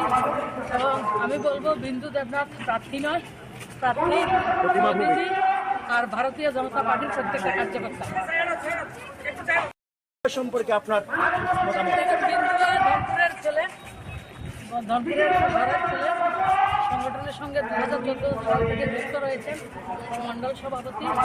এবং আমি বলবো বিন্দু দেবনাথ প্রার্থী নয়, প্রার্থী প্রতিনিধি আর ভারতীয় জনতা পার্টির প্রত্যেকটা কার্যকর্তা সম্পর্কে আপনার ধনপুরের ছেলে, ধনপুরের ঘরের ছেলে, সংগঠনের সঙ্গে 2014 সাল থেকে যুক্ত রয়েছেন, মণ্ডল সভাপতি। এবং আমি বলবো বিন্দু দেবনাথ প্রার্থী নয়, প্রার্থী প্রতিনিধি আর ভারতীয় জনতা পার্টির প্রত্যেকটা কার্যকর্তা। অনুরোধ করবো সামনে যাতে কেউ না যায়, আমি সকল কার্যকর্তাদের অনুরোধ করবো নেমে আসার জন্য। আমি নিচে নেমে আসুন এবং আরক্ষা দপ্তরে যারা আধিকারিক আছেন তাদেরকে সহযোগিতার হাত বাড়িয়ে দেওয়ার জন্য আমি সকল ভারতীয় জনতা পার্টির কার্যকর্তাদের অনুরোধ করছি। সম্পর্কে আপনার ধনপুরের ছেলে, ধনপুরের ঘরের ছেলে, সংগঠনের সঙ্গে 2014 সাল থেকে যুক্ত রয়েছেন, মণ্ডল সভাপতি। এবং আমি বলবো বিন্দু দেবনাথ প্রার্থী নয়, প্রার্থী প্রতিনিধি আর ভারতীয় জনতা পার্টির প্রত্যেকটা কার্যকর্তা অনুরোধ করবো সামনে যাতে কেউ না যায়, আমি সকল কার্যকর্তাদের অনুরোধ করবো নেমে আসার জন্য। আমি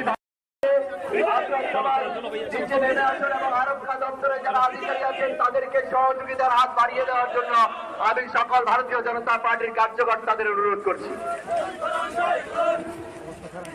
সম্পর্কে আপনার ধনপুরের ছেলে, মশলার দায়িত্বে হাম্বাই গ্রুপ, গুণমানে সেরা, রান্নার ভরসা।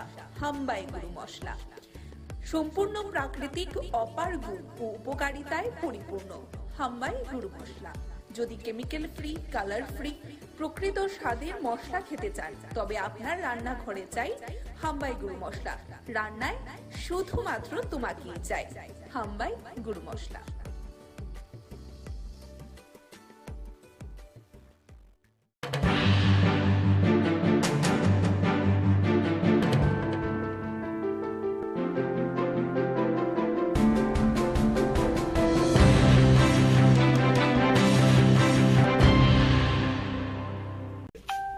বাম বিরোধী এক অবিসংবাদিত নেতা এখনো আছেন, আগামী দিনেও থাকবেন।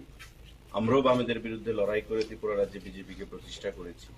তো স্বাভাবিকভাবেই একজন বাম বিরোধী নেতা আরেকজন বাম বিরোধী নেতার বাড়িতে আসা, এটার অর্থ অন্যরকম ভাবে করবেন না। আমরা এসেছি সোনামুড়াতে, তো ভাবলাম এখানে এসে বিল্লালদা কেমন আছেন, অনেকদিন ধরে যোগাযোগ নেই, কথাবার্তা নেই, তো এসে একটু কথা বলে যাই, যাতে করে আগামী দিনে আমরা মানে জনগণের যে আশীর্বাদ, সেই জনগণের আশীর্বাদ প্রত্যেকের বাড়িতে আমরা যেতে পারি। সেটা বিল্লালদা বলতে পারবেন। এমনিতে দাদা যেটা বলবো যে কংগ্রেসেরই একটা অংশ বিশেষ করে বামেদের সঙ্গে সাপোর্ট করাতে কংগ্রেস এই উপনির্বাচনে মানে খুশি নয়। বিশেষ করে আমরা প্রাক্তন যিনি সভাপতি ছিলেন কংগ্রেসের বীরজিৎ সিনহা, তিনিও বলেছেন প্রচারে যাবেন কি যাবেন না এখনো কোনো ঠিক হয়নি। তো অনেকেই যদি অনুসারী বলি, বিল্লাল মিয়া বীরজিৎ সিনহার অনুসারী আমরা এতদিন জানি, তো সেই ক্ষেত্রে কি কোনো এখানে একটা কথা পরিষ্কার, কংগ্রেস যে বর্তমানে দেউলিয়া হয়ে গেছে সেটা পরিষ্কার হয়ে গেছে এবারকার বক্সনগর এবং ধনপুরের উপনির্বাচনে। এর আগেও তাদের দেউলিয়াপনার পরিচয় দিয়েছে বিগত বিধানসভা নির্বাচনে, যে 13টি আসনে সিপিআইএম এর কাছে আত্মসমর্পণ করেছে, 3টি আসনে জয়ী হয়েছে। তো স্বাভাবিকভাবেই এটা বলার পর নতুন করে কিছু নেই কংগ্রেস সম্পর্কে। আর বিরজিৎ বাবু সম্পর্কে যেটা বলেছেন, বিরজিৎ বাবু দীর্ঘদিনের বাম বিরোধী যোদ্ধা ছিলেন। আমরা যতটুকু জানি বিরজিৎ বাবুর মনের ইচ্ছার বিরুদ্ধে গত নির্বাচনে সেখানে যে কোনো একটা অংশ জোট করেছে সিপিআইএম এর সঙ্গে। ধনপুরে মত আপনাদেরকে সমর্থন করবেন কিনা? মথা সমর্থন করবে কিনা এটা মথা পরবর্তী সময় জানাবেন। আজকেও সংবাদপত্রে আপনারা দেখেছেন তাদের স্ট্যান্ড কি হবে। কেউ সমর্থন করুক না করুক, আমরা এই যুদ্ধে আমরা অবতীর্ণ হয়েছি। আমরা এই বক্সনগর এবং ধনপুর উপনির্বাচনে বিগত মার্জিন থেকে আমরা বিপুল ভোটের ব্যবধানে জয়ী হব। এই সোনামুড়া মহকুমাতে আপনার ধনপুর কি ছিল, একসময় বামেদের দুর্ভেদ্য ঘাঁটি, সমর চৌধুরীর সাজানো বাগান। এই সমর চৌধুরীর সাজানো বাগান থেকে প্রাক্তন মুখ্যমন্ত্রী মানিক সরকার জয়ী হতেন। বক্সনগর দীর্ঘদিন ধরে বামেদের দখলে ছিল, মাঝখানে বিল্লাল বাবু মন্ত্রী ছিলেন, বিধায়ক ছিলেন।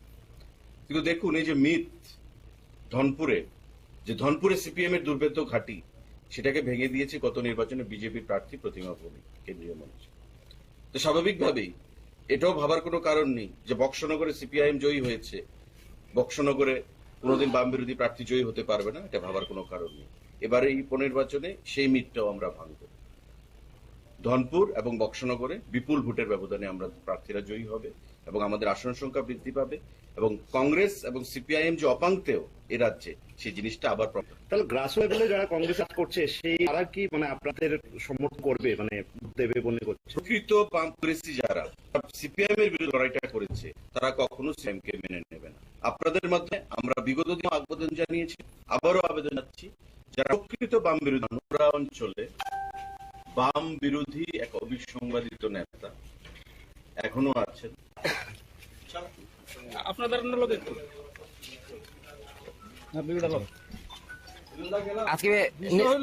অন্য কিছু না, রকমদার আমি দীর্ঘদিন আমরা একলগে রাজনীতি করছি, সুশান্ত সহকারে একসাথে রাজনীতি করছি। আমার এইটা বন্ধু হইলো নারায়ণ দত্ত, সে আমার যুব কংগ্রেসে ছিল, আমরা সবাই একসাথে ছিল। সোনামুড়া আইসে তারা আমাদের এইটা সাক্ষাতে আইসে, আর মা মারা যাওয়ার পরে তারা আইসে না। আপনি কি বিজেপিতে জয়েন করছেন? আমি তো কংগ্রেস করি। কিন্তু আপনি প্রার্থী সম্পর্কে খুশি, কারণ কংগ্রেস কিন্তু মূলত ভাবে সমর্থন করেছে সিপিএম কে, কিন্তু সিপিএম প্রার্থী দিয়েছে। বিশেষ করে আমরাও সোনামুড়ার মানুষ সবাই, যে অনেকের আশা ছিল যে এবার নাকি বিল্লাল মিয়া প্রার্থী হতে পারে। এটা তো কংগ্রেস পার্টির ব্যাপার, কংগ্রেস কি করছে, কংগ্রেস সাইনবোর্ড উড্রু করলে তো আমার কিছু করার নাই। কিন্তু আজকে তো মানে যে একটা প্রচার আছে যে আপনি বিজেপিতে জয়েন করছেন, যে আজকে যে বিজেপি লিডাররা যে আসলো, এটা কি নিশ্চয়ই সৌজন্যতা না অন্য কিছু?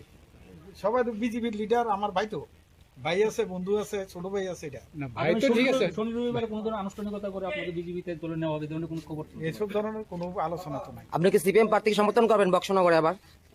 সিপিএম এটা হলো কংগ্রেসের ব্যাপার, কংগ্রেস আপনার ব্যক্তিগত, আপনি তো কংগ্রেসে আছেন, আপনার ব্যক্তিগত, আমি তো বলেন এখন কংগ্রেসে আছি। আলোচনা হইছে না, আলোচনা হইলে দেখা যাবে।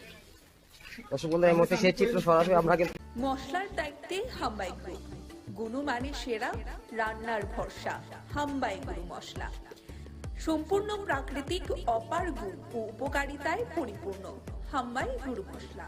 যদি কেমিক্যাল ফ্রি, কালার ফ্রি, প্রকৃত স্বাদের মশলা খেতে চান, তবে আপনার রান্নাঘরে চাই হাম্বাই গুরু মশলা।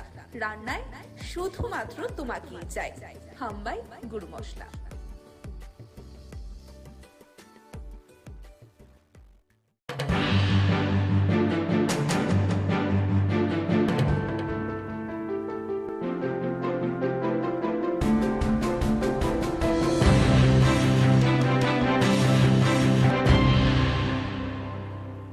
হরিপদ চক্রবর্তী তিনি শিল্প দপ্তরের একজন অফিসার ছিলেন এবং আমাদের সরকার আসার পরে প্রথম যখন অনিল সরকার শিল্পমন্ত্রীর দায়িত্ব পান, দপ্তর থেকে একজন লোক আসে, দক্ষতার সঙ্গে কাজ করেছে এবং আমিও পরে যখন শিল্পমন্ত্রী হই আমার দপ্তরও ছিলেন এবং এখান থেকে রিটায়ারমেন্ট আমি যখন দপ্তর ছিলাম, এরপরে আমরা ওনাকে মিউনিসিপ্যালিটিতে দাঁড় করাই কঠিন সময়েতে, সেখান থেকে জিতে আসেন। মিউনিসিপ্যালিটিতে একটা সাংঘাতিক ভূমিকা গ্রহণ করেছিলেন ডেভেলপমেন্টের। উনি যে এলাকায় দাঁড়াতেন এটা একটু শহরের একেবারে বর্ডার সংলগ্ন এলাকা, অনেক কাজ করেছেন এবং মিউনিসিপ্যালিটি পরিচালনা করার ক্ষেত্রেও শঙ্কর দাস তখন চেয়ারম্যান। শঙ্কর দাস বলতেন যে বাজেট যখন রাখা হতো, বাজেটের পক্ষে প্রথম বক্তব্যটা হরিপদ চক্রবর্তী রাখতেন, মানে এত ইকোনমিক বিষয়টা ভালো করে জানতেন এবং সেই জায়গায় দাঁড়িয়ে পরবর্তী সময়তে যিনি রিটায়ারমেন্টের পরে মিউনিসিপ্যালিটির পরেও আমরা ওনাকে আবার স্টেট কোঅপারেটিভ ব্যাংকের চেয়ারম্যানের দায়িত্ব দিই। দুইটা টার্ম খুব দক্ষতার সঙ্গে এই ব্যাংকটাকে অনেক উন্নতি করার জন্য কাজ করেছে। এরপরেও প্রতিদিন পার্টির নিয়মিত বিভিন্ন কর্মসূচিতে হরিপদ চক্রবর্তী থাকতেন। গত 2 বছর একটু অসুস্থ হয়ে যায়, অসুস্থ হয়ে যাওয়ার পরে নিয়মিত প্রতিদিন প্রায় এই পার্টির খোঁজাখোঁজ রাখতেন। যখন চলাফেরা করতে পারতেন না, সবাইকে ডাকতেন কীভাবে কাজ করা যায়। এরকম একটা নিরলস পার্টির দায়িত্বশীল একজন নেতৃত্ব ছিলেন। লোকাল কমিটির মেম্বার ছিলেন আগরতলার রামনগর লোকাল কমিটির। পরে এই জায়গায় দাঁড়িয়ে এই ধরনের একজন হয়তো বয়স হচ্ছে 83, বয়স হলে তো সবাইকেই যেতে হবে, কিন্তু ওনাদের মতো এরকম যারা নেতৃত্ব তাদেরকে হারানোটা আমাদের একটা সম্পদ হারানো। ফলে সেই জায়গায় দাঁড়িয়ে আমরা ওনার স্মরণে যাতে ওই এলাকায় আরও বেশি কাজ আমরা করতে পারি তার জন্য এই কাজই করেই ওনার প্রতি সহমতা জানানো, সংহতি জানানো, স্মরণ করা, এই কাজটি আমরা করে যাব। অপশাসন গেল রে, রাম রাজ এলো রে,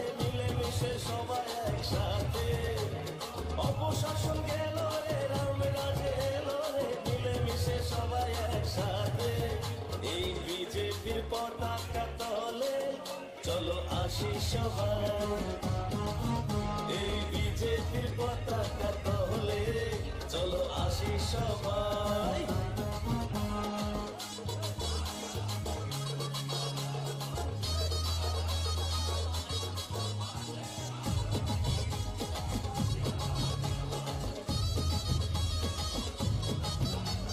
করোনার দাপটে আমাদের ঘরেতে খাবারের হয়নি যে ঘাটা, রেশন থেকেই পায় খাদ্য জনগণ, আর ব্যাংক অ্যাকাউন্টে টাকা, আর ব্যাংক অ্যাকাউন্টে টাকা বিজেপিকে জেতাই। এই বিজেপির পতাকা তলে চলো আসি সবাই।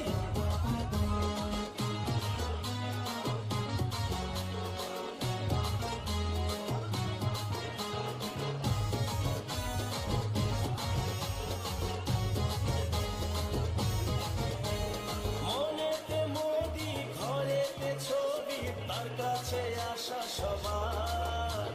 ভাবতে নাহি পারি অন্য কোনো দল বিজেপি ছাড়া ভাই। আমরা অন্য কোনো দল চাই না, শুধু বিজেপি চাই। এই বিজেপির পতাকা তলে চলো আসি সবাই।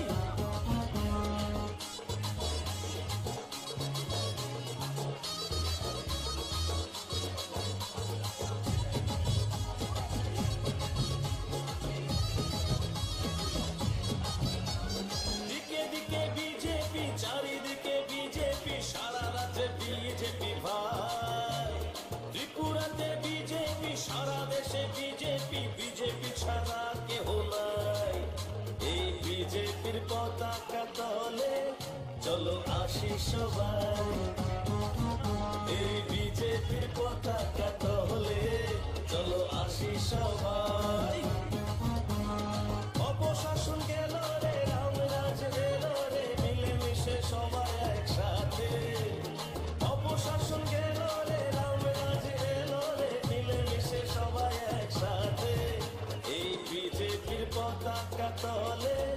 চলো আসি সবাই এই বিজেপির পতাকা তলে চলো আসি সবাই এই বিজেপির পতাকা তলে চলো আসি সবাই এই বিজেপির উন্নতির জোয়ারে চলো ভাসি সবাই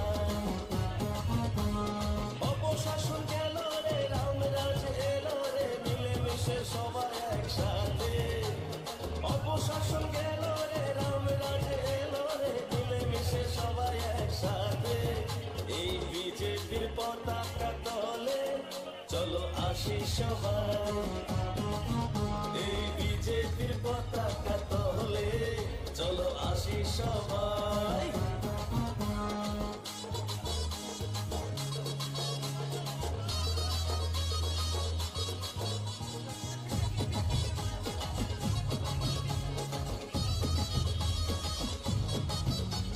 করোনার দাপটে আমাদের বিজেপির পতাকা তলে চলো আসি সবাই এই বিজেপির পতাকা তলে রাজনগর ব্লকের বিডিও সাহেবের নিকট আমরা ডেপুটেশনে মিলিত হই। সামগ্রিকভাবে রাজনগর ব্লক এলাকা শুধু সামাজিক ভাতা 4 মাস পর্যন্ত পায়। যেমন আমরা এই আমাদেরকে দেখলে এখন বলছে যে আমরা ভাতা পাচ্ছি না। আরতি চৌধুরী সে হচ্ছে একজন কি বলে মুখ বধির, কথা বলতে পারে, ওর ভাতা 4 মাসের উপরে পাচ্ছে, বয়স হয়ে গেছে, ও ছাড়া আর ওকে সাহায্য করার মতো কেউ নেই। ভাইয়ের সংসারে থাকে কিন্তু এই ভাতার উপর নির্ভর করে থাকতো। ওদের বাড়িতে যখন যায় মানে কান্নায় ভেঙে পড়েছে এই আরতি চৌধুরী। এছাড়া আছে দয়াবতী দাস, রেণুবালা দাস, কানন দাস, এরকম আরো বেশ কিছু এই ধরনের সমস্ত গাঁওসভাতে এটা এখন সারা রাজ্যের চেহারাই চলছে। কোথায় 2000 টাকা ভাতা, সেই ভাতা এখন প্রতি মাসে পাচ্ছে না, এরকম একটা অবস্থা। আমরা দাবি রাখছি অবিলম্বে ভাতা নিয়মিত দিতে হবে এবং যারা পাওয়ার উপযুক্ত তাদের সবাইকে ভাতা দেওয়ার ব্যবস্থা করতে হবে। এর বাইরে কন্যা সন্তানের যে ভাতা ছিল এটা প্রায় বন্ধ হয়ে গেছে, এখন আর নতুন করে অ্যাপ্লিকেশন নেওয়া হচ্ছে না, এই ব্যবস্থা চলছে। তারপরে আমরা বলেছি যে পিএমজিএসওয়াই যে ঘর, এটা আমরা দেখছি কিছু সমস্যা হচ্ছে, সেখানে যাদের নাম আছে সবাই সেই টাকা পাচ্ছে না। এটা যে সবটা অফিসিয়াল ইয়ের জন্য তা না, কিন্তু এটা দেখা গেছে যে রাজনৈতিক চাপ সৃষ্টি করেই তাদেরকে একটা অংশের তাদেরকে ঘোরানো হচ্ছে যাতে সময় মতো টাকা না পায়, এই ধরনের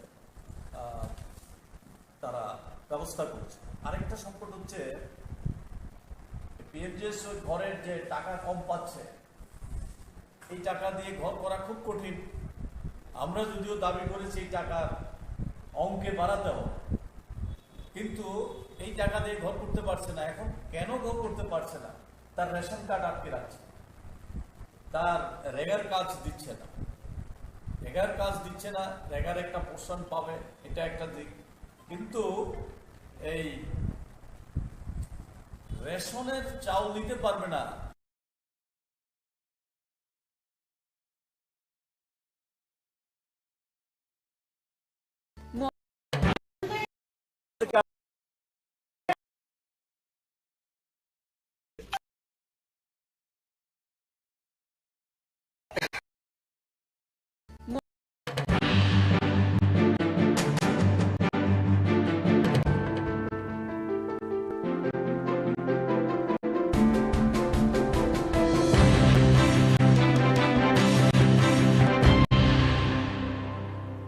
হরিপদ চক্রবর্তী, তিনি শিল্প দপ্তরের একজন অফিসার ছিলেন এবং আমাদের সরকার আসার পরে প্রথম যখন অলি সরকার শিল্পমন্ত্রীর দায়িত্ব পান দপ্তর থেকে একজন লোক আসে, দক্ষতার সঙ্গে কাজ করেছে। এবং আমিও পরে যখন শিল্পমন্ত্রী হই আমার দপ্তরও ছিল এবং এখান থেকে রিটায়ারমেন্ট আমি যখন দপ্তর ছিলাম, এরপরে আমরা ওনাকে মিউনিসিপ্যালিটিতে দাঁড় করাই কঠিন সময়েতে, সেখান থেকে জিতে আসেন।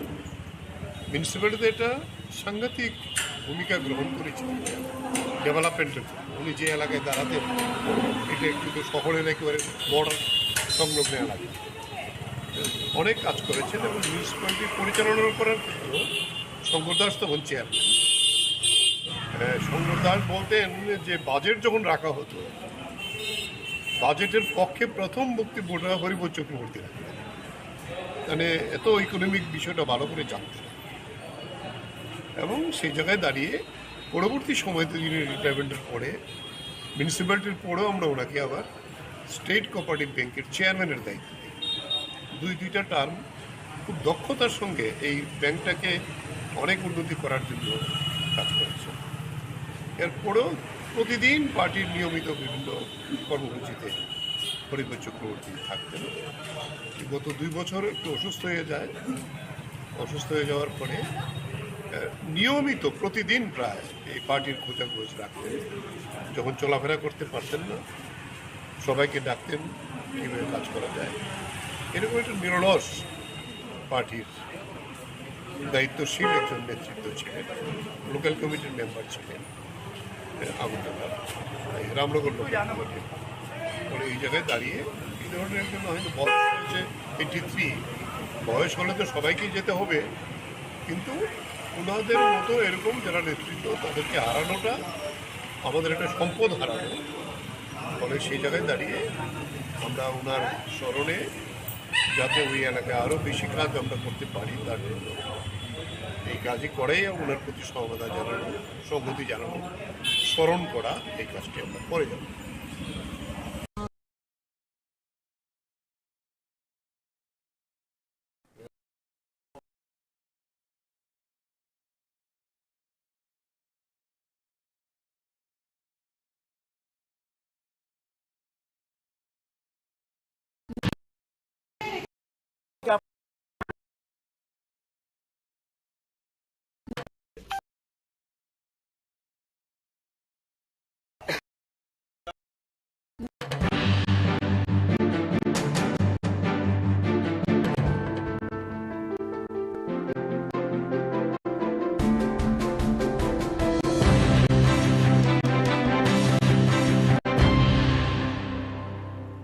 হরিবোধ চক্রবর্তী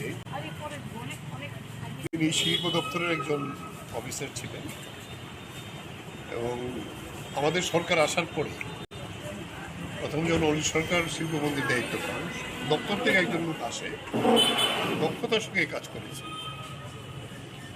এবং আমিও পরে যখন শিল্পমন্ত্রী হই আমার দপ্তরও ছিল এবং এখান থেকে রিটায়ারমেন্ট আমি যখন দপ্তর ছিলাম, এরপরে আমরা ওনাকে মিউনিসিপ্যালিটিতে দাঁড় করাই কঠিন সময়েতে, সেখান থেকে জিতে আসেন। মিউনিসিপ্যালিটিতে এটা সাংঘাতিক ভূমিকা গ্রহণ করেছিল ডেভেলপমেন্টের জন্য।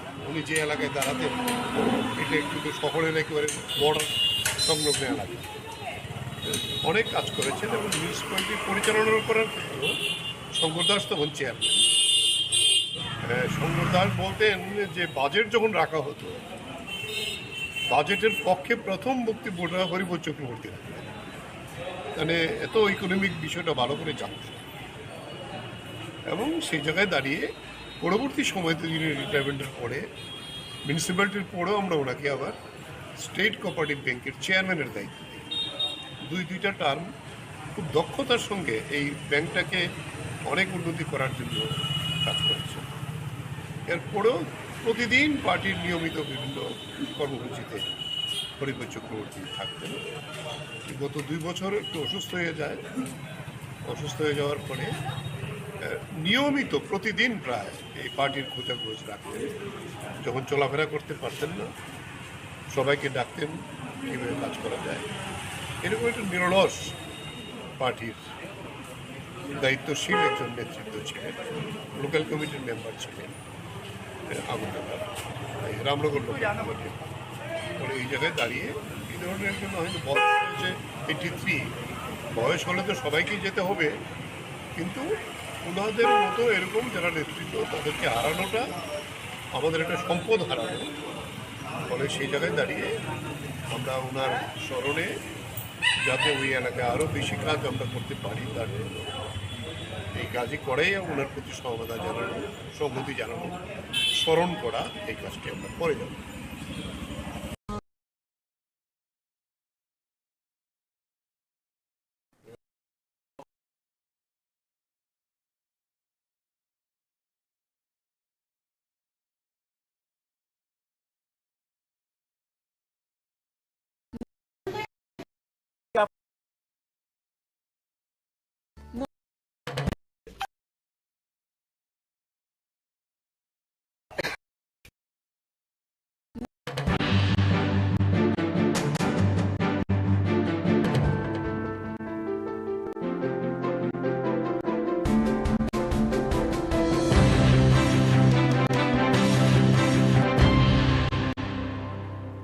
হরিপদ চক্রবর্তী তিনি শিল্প দপ্তরের একজন অফিসার ছিলেন এবং আমাদের সরকার আসার পরে প্রথম যখন অনিল সরকার শিল্পমন্ত্রীর দায়িত্ব পান, দপ্তর থেকে একজন লোক আসে, দক্ষতার সঙ্গে কাজ করেছে এবং আমিও পরে যখন শিল্পমন্ত্রী হই আমার দপ্তরও ছিলেন এবং এখান থেকে রিটায়ারমেন্ট দিতাম আমি যখন দপ্তর ছিলাম। এরপরে আমরা ওনাকে মিউনিসিপ্যালিটিতে দাঁড় করাই কঠিন সময়েতে, সেখান থেকে জিতে আসেন। মিউনিসিপ্যালিটিতে একটা সাংঘাতিক ভূমিকা গ্রহণ করেছিলেন ডেভেলপমেন্টের। উনি যে এলাকায় দাঁড়াতেন এটা কিন্তু শহরের একেবারে বর্ডার সংলগ্ন এলাকা, অনেক কাজ করেছেন এবং মিউনিসিপ্যালিটি পরিচালনা করার ক্ষেত্রেও শঙ্কর দাস তখন চেয়ারম্যান। শঙ্কর দাস বলতেন যে বাজেট যখন রাখা হতো, বাজেটের পক্ষে প্রথম বক্তব্যটা হরিপদ চক্রবর্তী রাখতেন, মানে এত ইকোনমিক বিষয়টা ভালো করে জানতেন এবং সেই জায়গায় দাঁড়িয়ে পরবর্তী সময়তে যিনি রিটায়ারমেন্টের পরে মিউনিসিপ্যালিটির পরেও আমরা ওনাকে আবার স্টেট কোঅপারেটিভ ব্যাংকের চেয়ারম্যানের দায়িত্ব দিই। দুইটা টার্ম খুব দক্ষতার সঙ্গে এই ব্যাংকটাকে অনেক উন্নতি করার জন্য কাজ করেছে। এরপরেও প্রতিদিন পার্টির নিয়মিত বিভিন্ন কর্মসূচিতে হরিপদ চক্রবর্তী থাকতেন। গত 2 বছর একটু অসুস্থ হয়ে যায়, অসুস্থ হয়ে যাওয়ার পরে নিয়মিত প্রতিদিন প্রায় এই পার্টির খোঁজাখোঁজ রাখতেন। যখন চলাফেরা করতে পারতেন না সবাইকে ডাকতেন কীভাবে কাজ করা যায়। এরকম একটা নিরলস পার্টির দায়িত্বশীল একজন নেতৃত্ব ছিলেন, লোকাল কমিটির মেম্বার ছিলেন আগুনডাঙ্গা রামনগর লোকাল কমিটির। ফলে এই জায়গায় দাঁড়িয়ে এই ধরনের একজন হয়তো বয়স হয়েছে 83, বয়স হলে তো সবাইকেই যেতে হবে, কিন্তু ওনাদের মতো এরকম যারা নেতৃত্ব তাদেরকে হারানোটা আমাদের একটা সম্পদ হারানো। ফলে সেই জায়গায় দাঁড়িয়ে আমরা ওনার স্মরণে যাতে ওই এলাকায় আরও বেশি কাজ আমরা করতে পারি তার জন্য এই কাজই করেই ওনার প্রতি সহমতা জানানো, সংহতি জানানো, স্মরণ করা, এই কাজটি আমরা করে যাব।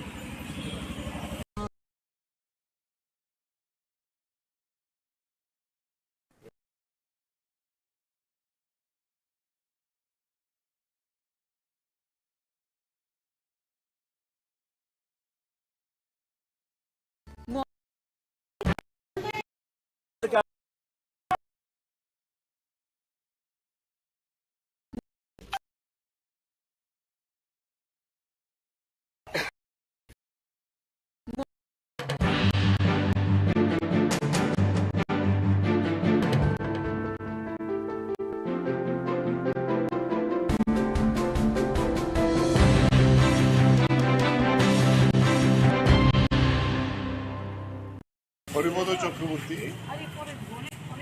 তিনি শিল্প দপ্তরের একজন অফিসার ছিলেন এবং আমাদের সরকার আসার পরে প্রথম যখন অনিল সরকার শিল্পমন্ত্রীর দায়িত্ব পান, দপ্তর থেকে একজন লোক আসে, দক্ষতার সঙ্গে কাজ করেছে এবং আমিও পরে যখন শিল্পমন্ত্রী হই আমার দপ্তরও ছিলেন এবং এখান থেকে রিটায়ারমেন্ট দিতাম আমি যখন দপ্তর ছিলাম। এরপরে আমরা ওনাকে মিউনিসিপ্যালিটিতে দাঁড় করাই কঠিন সময়েতে, সেখান থেকে জিতে আসেন। মিউনিসিপ্যালিটিতে একটা সাংঘাতিক ভূমিকা গ্রহণ করেছেন ডেভেলপমেন্টের। উনি যে এলাকায় দাঁড়াতেন এটা একটু শহরের একেবারে বর্ডার সংলগ্ন এলাকা, অনেক কাজ করেছেন এবং মিউনিসিপ্যালিটি পরিচালনা করার ক্ষেত্রেও শঙ্কর দাস তখন চেয়ারম্যান। শঙ্কর দাস বলতেন যে বাজেট যখন রাখা হতো, বাজেটের পক্ষে প্রথম বক্তব্য হরিপদ চক্রবর্তী রাখতেন, মানে এত ইকোনমিক বিষয়টা ভালো করে জানতেন। এবং সেই জায়গায় দাঁড়িয়ে পরবর্তী সময়তে যিনি রিটায়ারমেন্টের পরে মিউনিসিপ্যালিটির পরেও আমরা ওনাকে আবার স্টেট কোঅপারেটিভ ব্যাংকের চেয়ারম্যানের দায়িত্ব দিই। দুইটা টার্ম খুব দক্ষতার সঙ্গে এই ব্যাংকটাকে অনেক উন্নতি করার জন্য কাজ করেছে। এরপরেও প্রতিদিন পার্টির নিয়মিত বিভিন্ন কর্মসূচিতে হরিপদ চক্রবর্তী থাকতেন। গত 2 বছর একটু অসুস্থ হয়ে যায়। অসুস্থ হয়ে যাওয়ার পরে নিয়মিত প্রতিদিন প্রায় এই পার্টির খোঁজাখোঁজ রাখতেন। যখন চলাফেরা করতে পারতেন না, সবাইকে ডাকতেন কীভাবে কাজ করা যায়। এরকম একটা নিরলস পার্টির দায়িত্বশীল একজন নেতৃত্ব ছিলেন। লোকাল কমিটির মেম্বার ছিলেন আগরতলা, রামনগর লোকাল কমিটির। পরে এই জায়গায় দাঁড়িয়ে এই ধরনের একজন হয়তো বয়স হয়েছে 83, বয়স হলে তো সবাইকেই যেতে হবে, কিন্তু ওনাদের মতো এরকম যারা নেতৃত্ব তাদেরকে হারানোটা আমাদের একটা সম্পদ হারানো। ফলে সেই জায়গায় দাঁড়িয়ে আমরা ওনার স্মরণে যাতে ওই এলাকায় আরও বেশি কাজ আমরা করতে পারি তার জন্য এই কাজই করাই ওনার প্রতি সহমতা জানানো, সংহতি জানানো, স্মরণ করা, এই কাজটি আমরা করে যাব।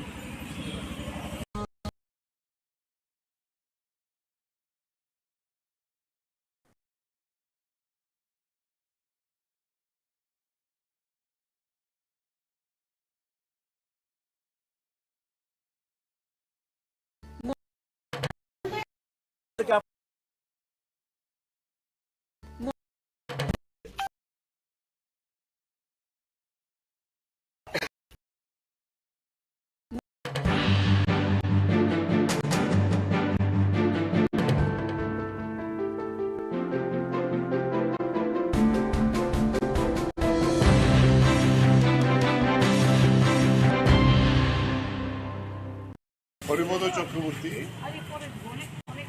তিনি শিল্প দপ্তরের একজন অফিসার ছিলেন এবং আমাদের সরকার আসার পরে প্রথম যখন অলি সরকার শিল্পমন্ত্রীর দায়িত্ব পান, দপ্তর থেকে একজন লোক আসে, দক্ষতার সঙ্গে কাজ করেছে।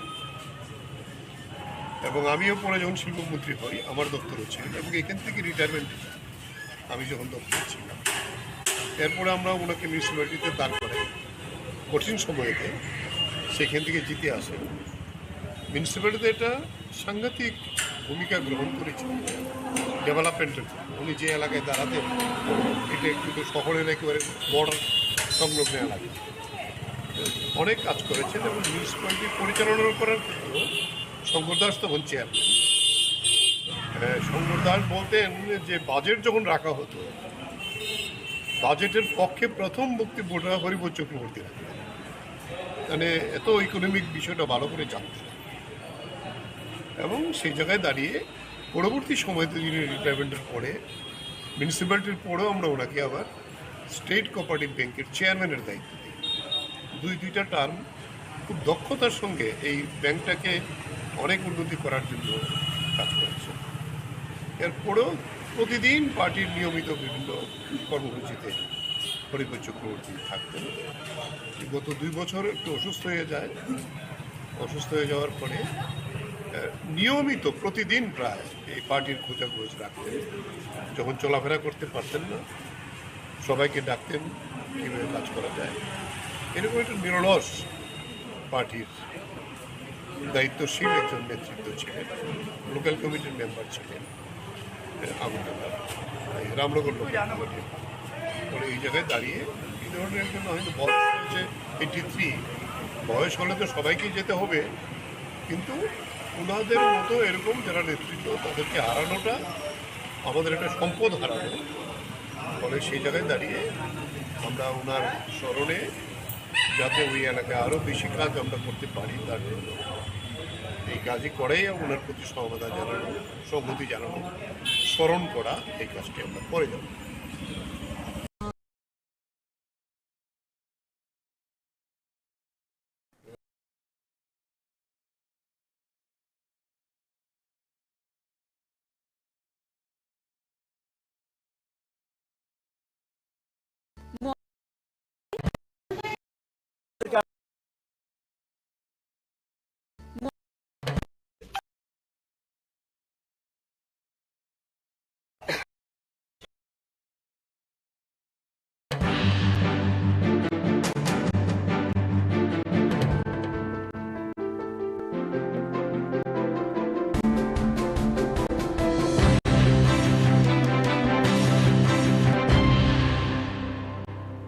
হরিপদ চক্রবর্তী তিনি শিল্প দপ্তরের একজন অফিসার ছিলেন এবং আমাদের সরকার আসার পরে প্রথম যখন অলি সরকার শিল্পমন্ত্রীর দায়িত্ব পান দপ্তর থেকে একজন লোক আসে দক্ষতার সঙ্গে কাজ করেছে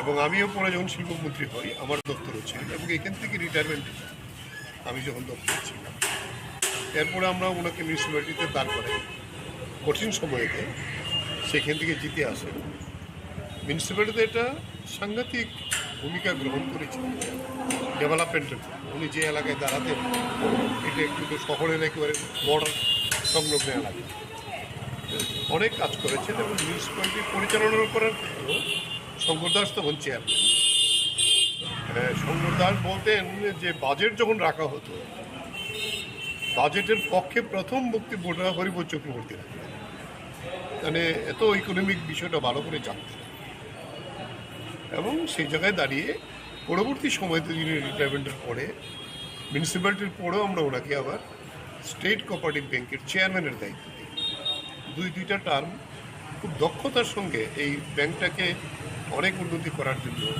কাজ করেছে এরপরেও প্রতিদিন পার্টির নিয়মিত বিভিন্ন কর্মসূচিতে হরিপদ চক্রবর্তী থাকতেন গত 2 বছর একটু অসুস্থ হয়ে যায় অসুস্থ হয়ে যাওয়ার পরে নিয়মিত প্রতিদিন প্রায় এই পার্টির খোঁজাখোঁজ রাখতেন যখন চলাফেরা করতে পারতেন না সবাইকে ডাকতেন কীভাবে কাজ করা যায় এরকম একটা নিরলস পার্টির দায়িত্বশীল একজন নেতৃত্ব ছিলেন লোকাল কমিটির মেম্বার ছিলেন আগরতলা রামনগর লোকাল কমিটির ফলে এই জায়গায় দাঁড়িয়ে এই ধরনের একজন হয়তো বয়স হয়েছে 83 বয়স হলে তো সবাইকেই যেতে হবে কিন্তু ওনাদের মতো এরকম যারা নেতৃত্ব তাদেরকে হারানোটা আমাদের একটা সম্পদ হারানো ফলে সেই জায়গায় দাঁড়িয়ে আমরা ওনার স্মরণে যাতে ওই এলাকায় আরও বেশি কাজ আমরা করতে পারি তার জন্য এই কাজই করেই ওনার প্রতি সমবেদনা জানানো সংহতি জানানো স্মরণ করা এই কাজটি আমরা করে যাব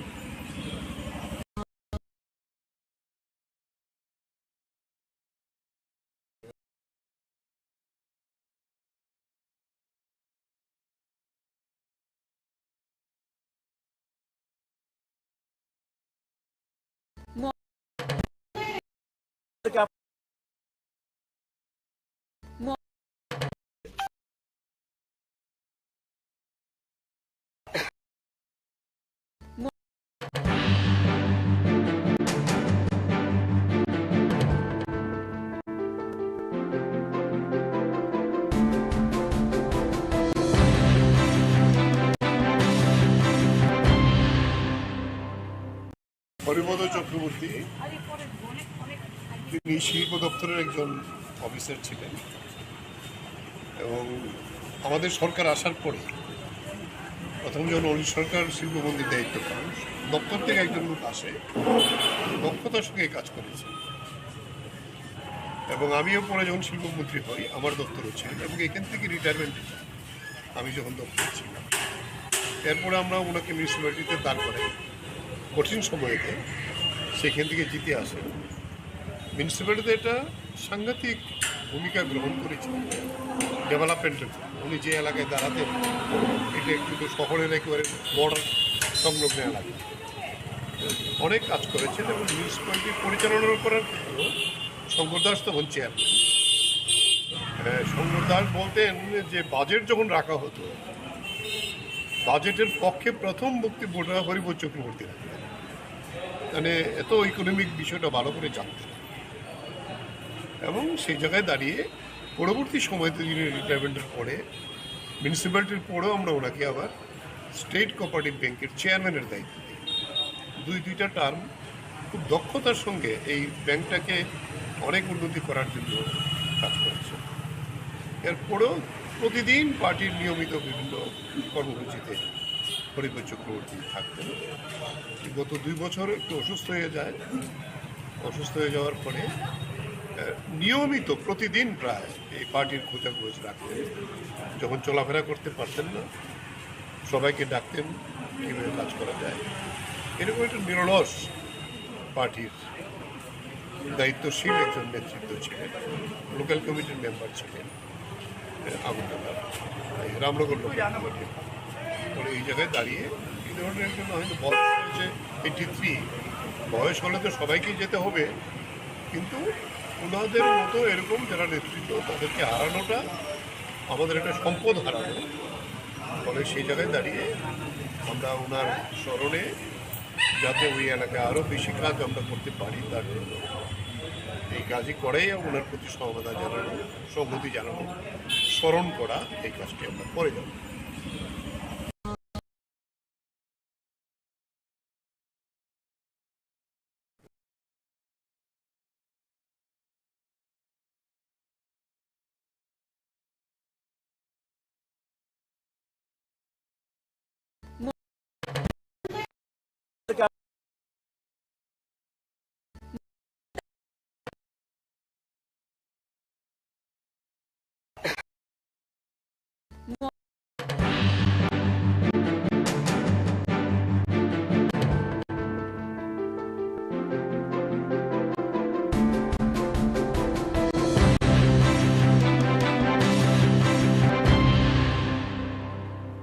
হরিপদ চক্রবর্তী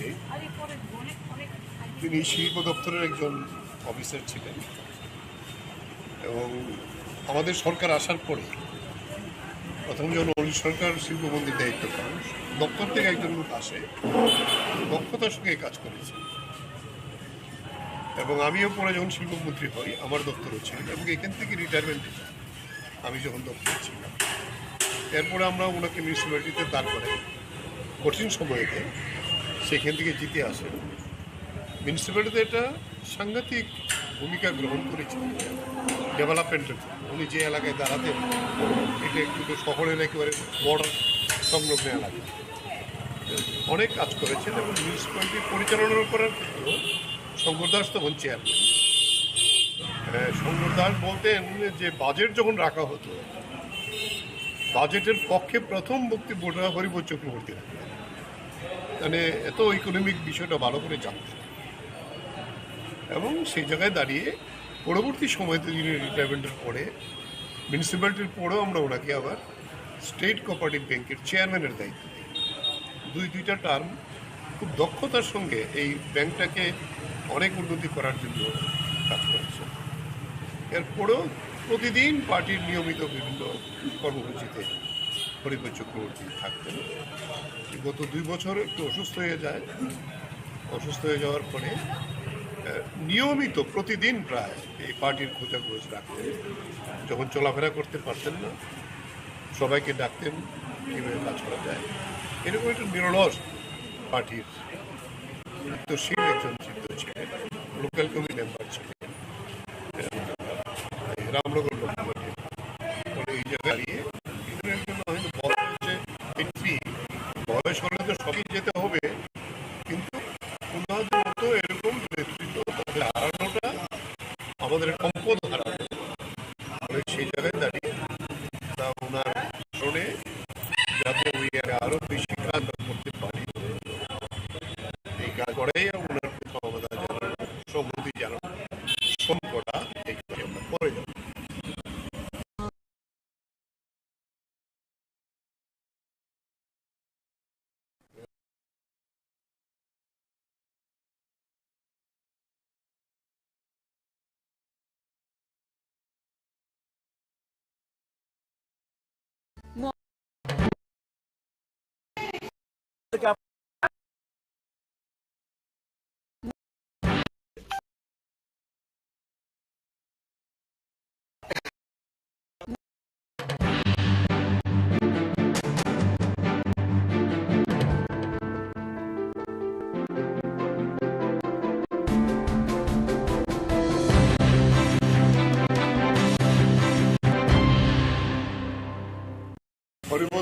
চক্রবর্তী, তিনি শিল্প দপ্তরের একজন অফিসার ছিলেন এবং আমাদের সরকার আসার পরে প্রথম যখন অলি সরকার শিল্পমন্ত্রীর দায়িত্ব পান, দপ্তর থেকে একজন লোক আসে, দক্ষতার সঙ্গে কাজ করেছে এবং আমিও পরে যখন শিল্পমন্ত্রী হই আমার দপ্তরও ছিলেন এবং এখান থেকে রিটায়ারমেন্ট দিতাম আমি যখন দপ্তরে ছিলাম। এরপরে আমরা ওনাকে মিউনিসিপ্যালিটিতে দাঁড় করাই কঠিন সময়েতে, সেখান থেকে জিতে আসেন। মিউনিসিপ্যালিটিতে একটা সাংঘাতিক ভূমিকা গ্রহণ করেছেন ডেভেলপমেন্টের জন্য। উনি যে এলাকায় দাঁড়াতেন এটা একটু শহরের একেবারে বর্ডার সংলগ্ন এলাকা, অনেক কাজ করেছেন এবং মিউনিসিপ্যালিটি পরিচালনা করার ক্ষেত্রেও শঙ্কর দাস তখন চেয়ারম্যান।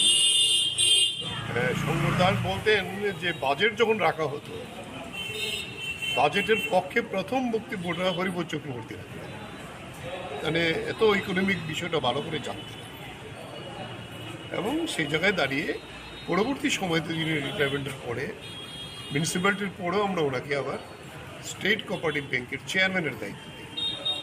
দুইটা টার্ম খুব দক্ষতার সঙ্গে এই ব্যাংকটাকে অনেক উন্নতি করার জন্য কাজ করেছে। এরপরেও প্রতিদিন পার্টির নিয়মিত বিভিন্ন কর্মসূচিতে হরিপদ চক্রবর্তী থাকতেন। গত 2 বছর একটু অসুস্থ হয়ে যায়, অসুস্থ হয়ে যাওয়ার পরে নিয়মিত প্রতিদিন প্রায় এই পার্টির খোঁজাখোঁজ রাখতেন।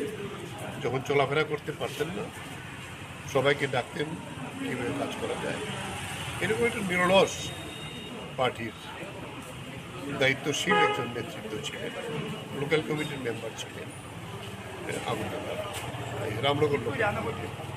পরে এই জায়গায় দাঁড়িয়ে এই ধরনের একজন হয়তো বয়স হচ্ছে 83, বয়স হলে তো সবাইকেই যেতে হবে, কিন্তু ওনাদের মতো এরকম যারা নেতৃত্ব তাদেরকে হারানোটা আমাদের একটা সম্পদ হারানো। ফলে সেই জায়গায় দাঁড়িয়ে আমরা ওনার স্মরণে যাতে ওই এলাকায় আরও বেশি কাজ আমরা করতে পারি তার জন্য এই কাজই করেই ওনার প্রতি সহমতা জানানো, সংহতি জানানো, স্মরণ করা, এই কাজটি আমরা করে যাব।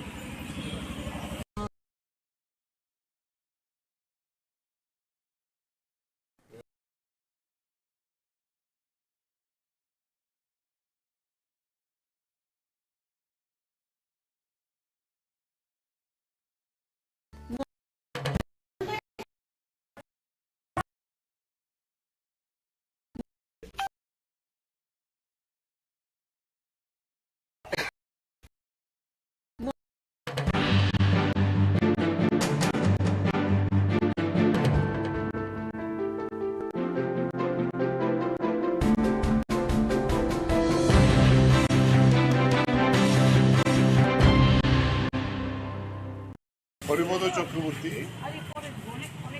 তিনি শিল্প দপ্তরের একজন অফিসার ছিলেন এবং আমাদের সরকার আসার পরে প্রথম যখন অলি সরকার শিল্পমন্ত্রীর দায়িত্ব পান, দপ্তর থেকে একজন লোক আসে, দক্ষতার সঙ্গে কাজ করেছে এবং আমিও পরে যখন শিল্পমন্ত্রী হই আমার দপ্তরও ছিলেন এবং এখান থেকে রিটায়ারমেন্ট দিতাম আমি যখন দপ্তরে ছিলাম।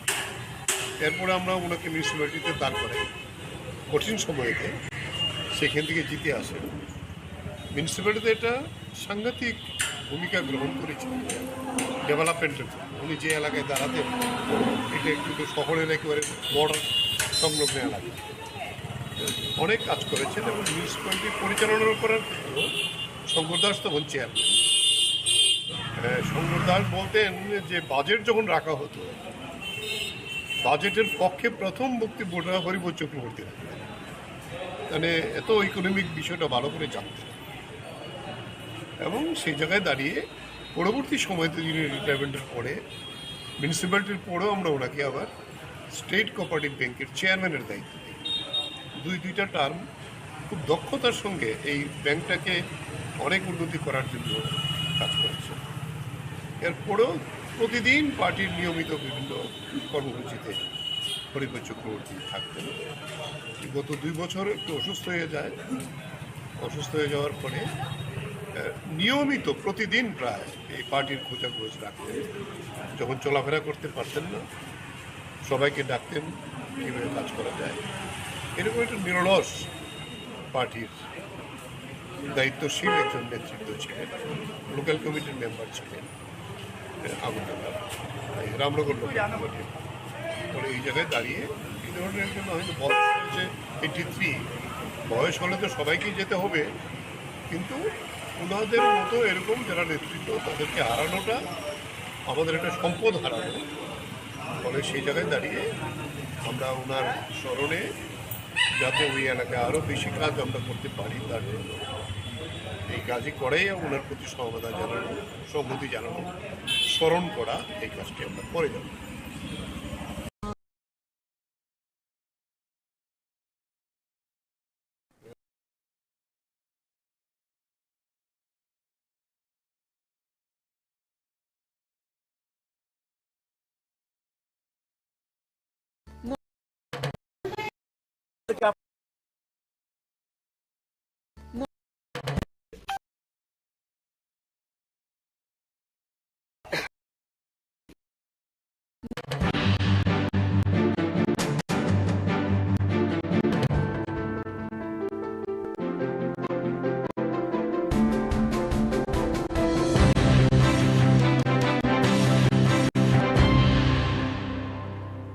হরিপদ চক্রবর্তী তিনি শিল্প দপ্তরের একজন অফিসার ছিলেন এবং আমাদের সরকার আসার পরে প্রথম যখন অলি সরকার শিল্পমন্ত্রীর দায়িত্ব পান, দপ্তর থেকে একজন লোক আসে, দক্ষতার সঙ্গে কাজ করেছে এবং আমিও পরে যখন শিল্পমন্ত্রী হই আমার দপ্তরও ছিলেন এবং এখান থেকে রিটায়ারমেন্টে যাই আমি যখন দপ্তরে ছিলাম। এরপরে আমরা ওনাকে মিউনিসিপ্যালিটিতে দাঁড় করাই কঠিন সময়েতে, সেখান থেকে জিতে আসেন। মিউনিসিপ্যালিটিতে এটা সাংঘাতিক ভূমিকা গ্রহণ করেছেন ডেভেলপমেন্টের জন্য। উনি যে এলাকায় দাঁড়াতেন এটা একটু শহরের একেবারে বর্ডার সংলগ্ন এলাকা, অনেক কাজ করেছেন এবং মিউনিসিপ্যালিটি পরিচালনা করার ক্ষেত্রেও শঙ্কর দাস তখন চেয়ারম্যান। শঙ্কর দাস বলতেন যে বাজেট যখন রাখা হতো, বাজেটের পক্ষে প্রথম বক্তব্যটা হরিপদ চক্রবর্তী রাখতেন, মানে এত ইকোনমিক বিষয়টা ভালো করে জানতেন এবং সেই জায়গায় দাঁড়িয়ে পরবর্তী সময়তে যিনি রিটায়ারমেন্টের পরে মিউনিসিপ্যালিটির পরেও আমরা ওনাকে আবার স্টেট কোঅপারেটিভ ব্যাংকের চেয়ারম্যানের দায়িত্ব দিই। দুইটা টার্ম খুব দক্ষতার সঙ্গে এই ব্যাংকটাকে অনেক উন্নতি করার জন্য কাজ করেছে। এরপরেও প্রতিদিন পার্টির নিয়মিত বিভিন্ন কর্মসূচিতে হরিপদ চক্রবর্তী থাকতেন। গত 2 বছর একটু অসুস্থ হয়ে যায়, অসুস্থ হয়ে যাওয়ার পরে নিয়মিত প্রতিদিন প্রায় এই পার্টির খোঁজাখোঁজ রাখতেন। যখন চলাফেরা করতে পারতেন না সবাইকে ডাকতেন কীভাবে কাজ করা যায়।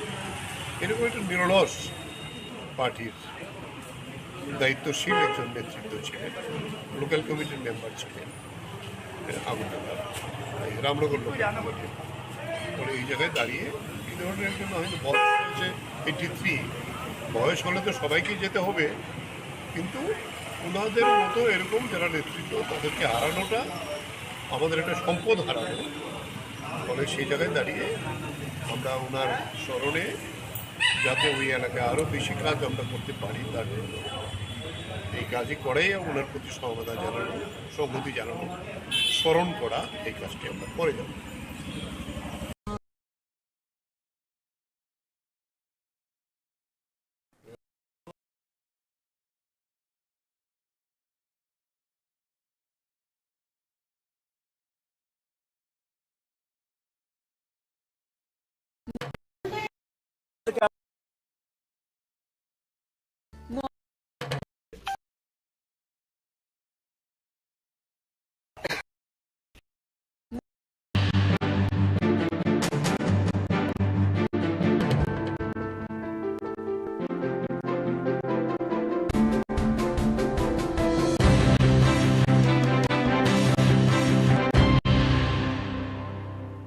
হরিপদ চক্রবর্তী তিনি শিল্প দপ্তরের একজন অফিসার ছিলেন এবং আমাদের সরকার আসার পরে প্রথম যখন অলি সরকার শিল্পমন্ত্রীর দায়িত্ব পান, দপ্তর থেকে একজন লোক আসে, দক্ষতার সঙ্গে কাজ করেছে এবং আমিও পরে যখন শিল্পমন্ত্রী হই আমার দপ্তরও ছিলেন এবং এখান থেকে রিটায়ারমেন্টে যাই আমি যখন দপ্তরে ছিলাম। এরপরে আমরা ওনাকে মিউনিসিপ্যালিটিতে দাঁড় করাই কঠিন সময়েতে, সেখান থেকে জিতে আসেন। মিউনিসিপ্যালিটিতে একটা সাংঘাতিক ভূমিকা গ্রহণ করেছেন ডেভেলপমেন্টের জন্য। উনি যে এলাকায় দাঁড়াতেন এটা একটু শহরের একেবারে বর্ডার সংলগ্ন এলাকা, অনেক কাজ করেছেন এবং মিউনিসিপ্যালিটি পরিচালনা করার ক্ষেত্রেও শঙ্কর দাস তখন চেয়ারম্যান। শঙ্কর দাস বলতেন যে বাজেট যখন রাখা হতো, বাজেটের পক্ষে প্রথম বক্তব্যটা হরিপদ চক্রবর্তী রাখতেন, মানে এত ইকোনমিক বিষয়টা ভালো করে জানতেন। এবং সেই জায়গায় দাঁড়িয়ে পরবর্তী সময়তে যিনি রিটায়ারমেন্টের পরে মিউনিসিপ্যালিটির পরেও আমরা ওনাকে আবার স্টেট কোঅপারেটিভ ব্যাংকের চেয়ারম্যানের দায়িত্ব দিই।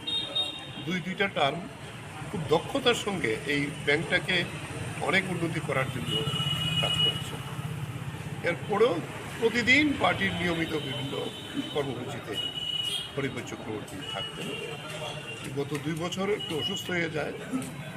অসুস্থ হয়ে যাওয়ার পরে নিয়মিত প্রতিদিন প্রায় এই পার্টির খোঁজাখোঁজ রাখতেন। যখন চলাফেরা করতে পারতেন না, সবাইকে ডাকতেন কীভাবে কাজ করা যায়। এরকম একটা নিরলস পার্টির দায়িত্বশীল একজন নেতৃত্ব ছিলেন।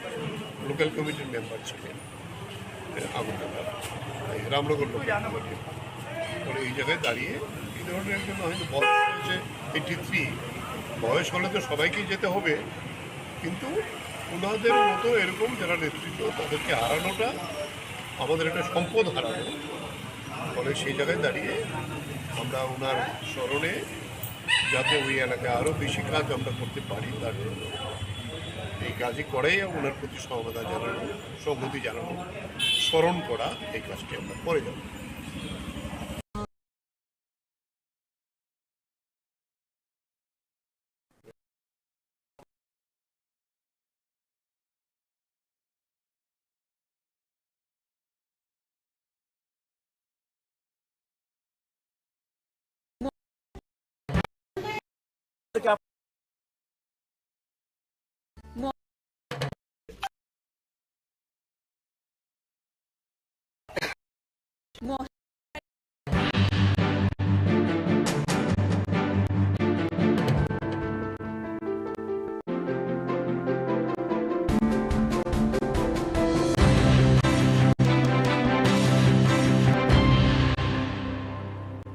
হরিপদ চক্রবর্তী তিনি শিল্প দপ্তরের একজন অফিসার ছিলেন এবং আমাদের সরকার আসার পরে প্রথম যখন অলি সরকার শিল্পমন্ত্রীর দায়িত্ব পান, দপ্তর থেকে একজন লোক আসে, দক্ষতার সঙ্গে কাজ করেছে। এবং আমিও পরে যখন শিল্পমন্ত্রী হই আমার দপ্তরও ছিলেন এবং এখান থেকে রিটায়ারমেন্টে যাই আমি যখন দপ্তরে ছিলাম। এরপরে আমরা ওনাকে মিউনিসিপ্যালিটিতে দাঁড় করাই কঠিন সময়েতে, সেখান থেকে জিতে আসেন। মিউনিসিপ্যালিটিতে একটা সাংঘাতিক ভূমিকা গ্রহণ করেছেন ডেভেলপমেন্টের জন্য। উনি যে এলাকায় দাঁড়াতেন এটা একটু শহরের একেবারে বর্ডার সংলগ্ন এলাকা, অনেক কাজ করেছেন এবং মিউনিসিপ্যালিটি পরিচালনা করার ক্ষেত্রেও শঙ্কর দাস তখন চেয়ারম্যান। শঙ্কর দাস বলতেন যে বাজেট যখন রাখা হতো, বাজেটের পক্ষে প্রথম বক্তব্যটা হরিপদ চক্রবর্তী রাখতেন, মানে এত ইকোনমিক বিষয়টা ভালো করে জানতেন। এবং সেই জায়গায় দাঁড়িয়ে পরবর্তী সময়তে যিনি রিটায়ারমেন্টের পরে মিউনিসিপ্যালিটির পরেও আমরা ওনাকে আবার স্টেট কোঅপারেটিভ ব্যাংকের চেয়ারম্যানের দায়িত্ব দিই। দুইটা টার্ম খুব দক্ষতার সঙ্গে এই ব্যাংকটাকে অনেক উন্নতি করার জন্য কাজ করেছে। এরপরেও প্রতিদিন পার্টির নিয়মিত বিভিন্ন কর্মসূচিতে হরিপদ চক্রবর্তী থাকতেন। গত 2 বছর একটু অসুস্থ হয়ে যায়। অসুস্থ হয়ে যাওয়ার পরে নিয়মিত প্রতিদিন প্রায় এই পার্টির খোঁজাখোঁজ রাখতেন। যখন চলাফেরা করতে পারতেন না, সবাইকে ডাকতেন কীভাবে কাজ করা যায়। এরকম একটা নিরলস পার্টির দায়িত্বশীল একজন নেতৃত্ব ছিলেন। লোকাল কমিটির মেম্বার ছিলেন আগরতলা, রামনগর লোকাল কমিটির। ফলে এই জায়গায় দাঁড়িয়ে এই ধরনের একজন হয়তো বয়স হয়েছে 83, বয়স হলে তো সবাইকেই যেতে হবে, কিন্তু ওনাদের মতো এরকম যারা নেতৃত্ব তাদেরকে হারানোটা আমাদের একটা সম্পদ হারানো।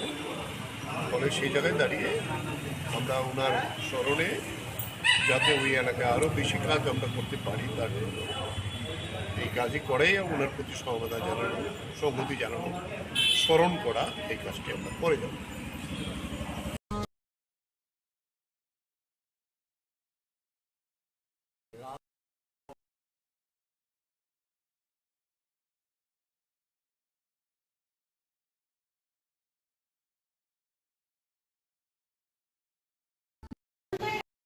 আপনার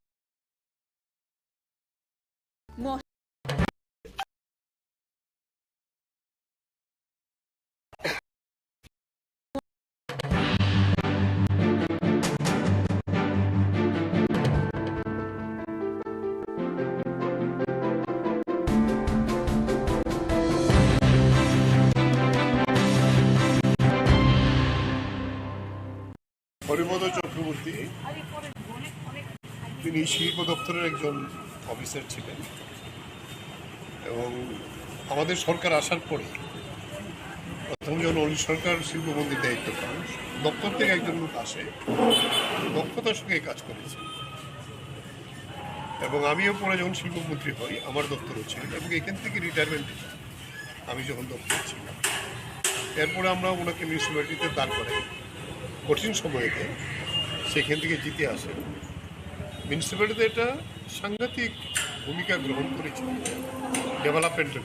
উনি যে এলাকায় দাঁড়াতেন এটা একটু শহরের একেবারে বর্ডার সংলগ্ন এলাকা, অনেক কাজ করেছেন এবং মিউনিসিপ্যালিটি পরিচালনা করার ক্ষেত্রেও শঙ্কর দাস তখন চেয়ারম্যান।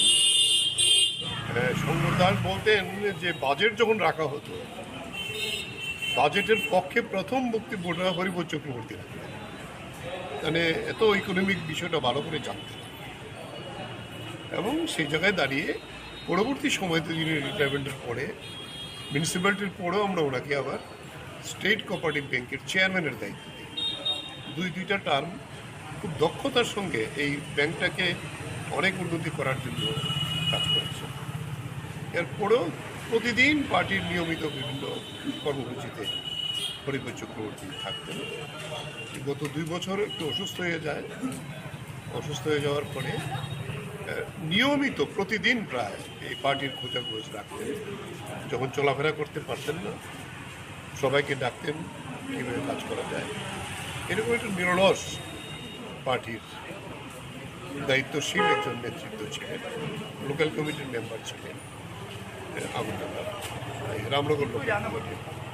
পরে এই জায়গায় দাঁড়িয়ে এই ধরনের একজন হয়তো বয়স হয়েছে 83, বয়স হলে তো সবাইকেই যেতে হবে, কিন্তু ওনাদের মতো এরকম যারা নেতৃত্ব তাদেরকে হারানোটা আমাদের একটা সম্পদ হারানো।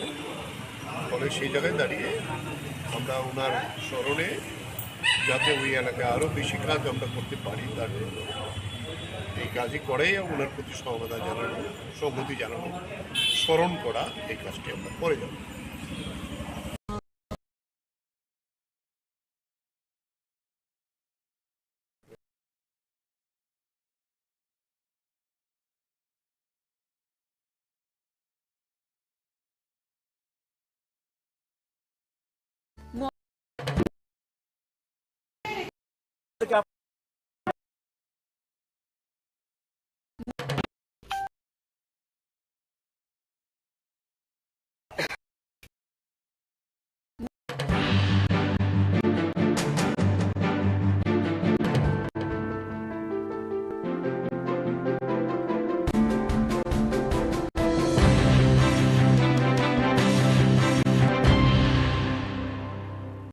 হরিপদ চক্রবর্তী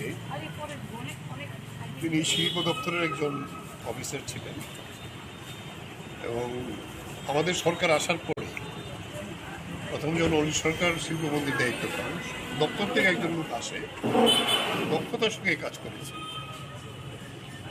এবং আমিও পরে যখন শিল্পমন্ত্রী হই আমার দপ্তরও ছিলেন এবং এখান থেকে রিটায়ারমেন্ট আমি যখন দপ্তরে ছিলাম, এরপরে আমরা ওনাকে মিউনিসিপ্যালিটিতে দাঁড় করাই কঠিন সময়েতে, সেখান থেকে জিতে আসেন।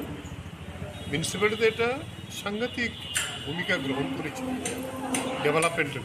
উনি যে এলাকায় দাঁড়াতেন এটা একটু শহরের একেবারে বর্ডার সংলগ্ন এলাকা, অনেক কাজ করেছেন এবং মিউনিসিপ্যালিটি পরিচালনা করার ক্ষেত্রেও শঙ্কর দাস তখন চেয়ারম্যান। শঙ্কর দাস বলতেন যে বাজেট যখন রাখা হতো, বাজেটের পক্ষে প্রথম বক্তব্যটা হরিপদ চক্রবর্তী রাখতেন। মানে এত ইকোনমিক বিষয়টা ভালো করে জানতেন, এবং সেই জায়গায় দাঁড়িয়ে পরবর্তী সময়তে যিনি রিটায়ারমেন্টের পরে মিউনিসিপ্যালিটির পরেও আমরা ওনাকে আবার স্টেট কোঅপারেটিভ ব্যাংকের চেয়ারম্যানের দায়িত্ব দিই। দুইটা টার্ম খুব দক্ষতার সঙ্গে এই ব্যাংকটাকে অনেক উন্নতি করার জন্য কাজ করেছে। এরপরেও প্রতিদিন পার্টির নিয়মিত বিভিন্ন কর্মসূচিতে হরিপদ চক্রবর্তী থাকতেন। গত 2 বছর একটু অসুস্থ হয়ে যায়। অসুস্থ হয়ে যাওয়ার পরে নিয়মিত প্রতিদিন প্রায় এই পার্টির খোঁজাখোঁজ রাখতেন। যখন চলাফেরা করতে পারতেন না, সবাইকে ডাকতেন কীভাবে কাজ করা যায়। এরকম একটা নিরলস পার্টির দায়িত্বশীল একজন নেতৃত্ব ছিলেন। লোকাল কমিটির মেম্বার ছিলেন আগরতলা, রামনগর লোকাল কমিটির। পরে এই জায়গায় দাঁড়িয়ে এই ধরনের একজন হয়তো বয়স হয়েছে 83, বয়স হলে তো সবাইকেই যেতে হবে, কিন্তু ওনাদের মতো এরকম যারা নেতৃত্ব তাদেরকে হারানোটা আমাদের একটা সম্পদ হারানো।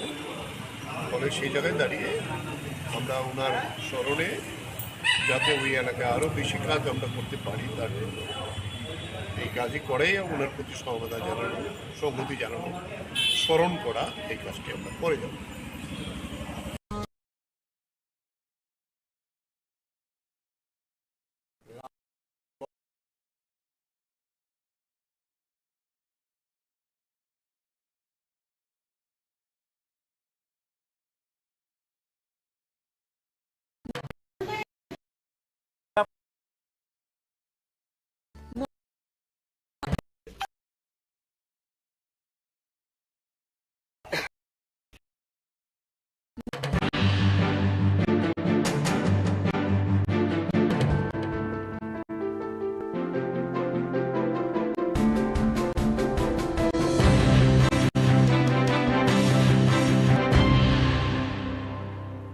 হরিপদ চক্রবর্তী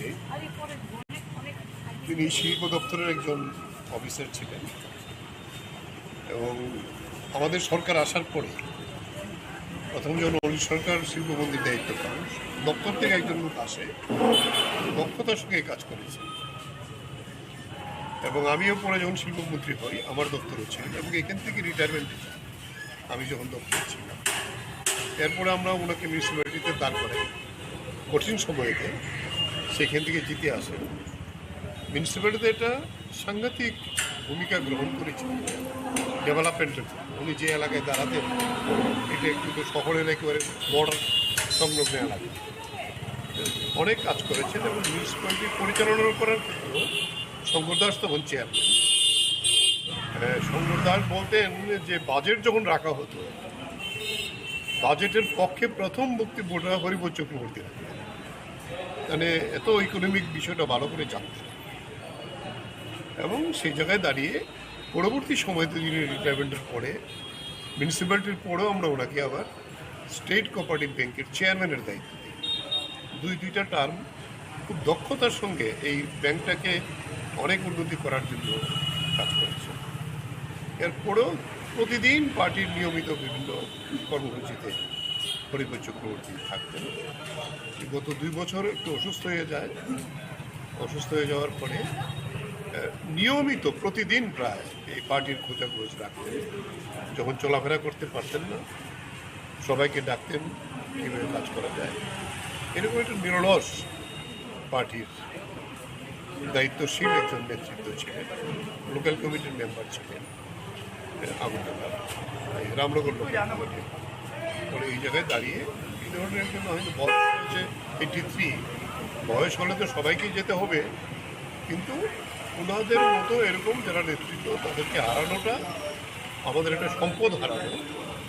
ফলে সেই জায়গায় দাঁড়িয়ে আমরা ওনার স্মরণে যাতে ওই এলাকায় আরও বেশি কাজ আমরা করতে পারি তার জন্য এই কাজই করেই ওনার প্রতি সমবেদনা জানানো, সংহতি জানানো, স্মরণ করা, এই কাজটি আমরা করে যাব।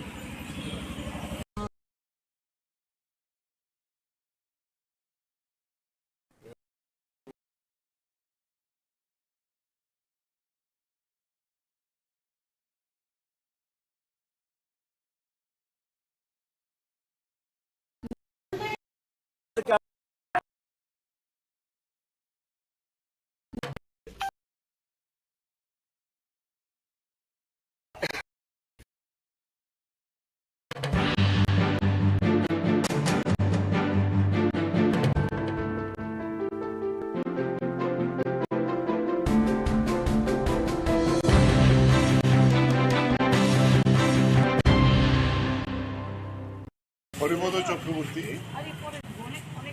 তিনি শিল্প দপ্তরের একজন অফিসার ছিলেন এবং আমাদের সরকার আসার পরে প্রথম যখন অলি সরকার শিল্পমন্ত্রীর দায়িত্ব পান দপ্তর থেকে একজন লোক আসে দক্ষতার সঙ্গে কাজ করেছে এবং আমিও পরে যখন শিল্পমন্ত্রী হই আমার দপ্তরও ছিল এবং এখান থেকে রিটায়ারমেন্ট আমি যখন দপ্তরে ছিলাম এরপরে আমরা ওনাকে মিউনিসিপ্যালিটিতে দাঁড় করাই কঠিন সময়েতে সেখান থেকে জিতে আসে মিউনিসিপ্যালিটিতে এটা সাংঘাতিক ভূমিকা গ্রহণ করেছে ডেভেলপমেন্টের। উনি যে এলাকায় দাঁড়াতেন এটা একটু শহরের একেবারে বর্ডার সংলগ্ন এলাকা, অনেক কাজ করেছেন এবং মিউনিসিপ্যালিটি পরিচালনা করার ক্ষেত্রেও শঙ্কর দাস তখন চেয়ারম্যান। শঙ্কর দাস বলতেন যে বাজেট যখন রাখা হতো বাজেটের পক্ষে প্রথম বক্তব্যটা হরিপদ চক্রবর্তী রাখতেন, মানে এত ইকোনমিক বিষয়টা ভালো করে জানতেন এবং সেই জায়গায় দাঁড়িয়ে পরবর্তী সময়তে যিনি রিটায়ারমেন্টের পরে মিউনিসিপ্যালিটির পরেও আমরা ওনাকে আবার স্টেট কোঅপারেটিভ ব্যাংকের চেয়ারম্যানের দায়িত্ব দিই। দুইটা টার্ম খুব দক্ষতার সঙ্গে এই ব্যাংকটাকে অনেক উন্নতি করার জন্য কাজ করেছে। এরপরেও প্রতিদিন পার্টির নিয়মিত বিভিন্ন কর্মসূচিতে হরিপদ চক্রবর্তী থাকতেন। গত 2 বছর একটু অসুস্থ হয়ে যায়, অসুস্থ হয়ে যাওয়ার পরে নিয়মিত প্রতিদিন প্রায় এই পার্টির খোঁজাখোঁজ রাখতেন। যখন চলাফেরা করতে পারতেন না সবাইকে ডাকতেন কীভাবে কাজ করা যায়। এরকম একটা নিরলস পার্টির দায়িত্বশীল একজন নেতৃত্ব ছিলেন। লোকাল কমিটির মেম্বার ছিলেন আগরতলা রামনগর লোকাল কমিটির। ফলে এই জায়গায় দাঁড়িয়ে এই ধরনের জন্য হয়তো বয়স হয়েছে 83, বয়স হলে তো সবাইকেই যেতে হবে, কিন্তু ওনাদের মতো এরকম যারা নেতৃত্ব তাদেরকে হারানোটা আমাদের একটা সম্পদ হারানো। ফলে সেই জায়গায় দাঁড়িয়ে আমরা ওনার স্মরণে যাতে ওই এলাকায় আরও বেশি কাজ আমরা করতে পারি তার জন্য এই কাজই করেই ওনার প্রতি সমবেদনা জানানো, সংহতি জানানো, স্মরণ করা, এই কাজটি আমরা করে যাব।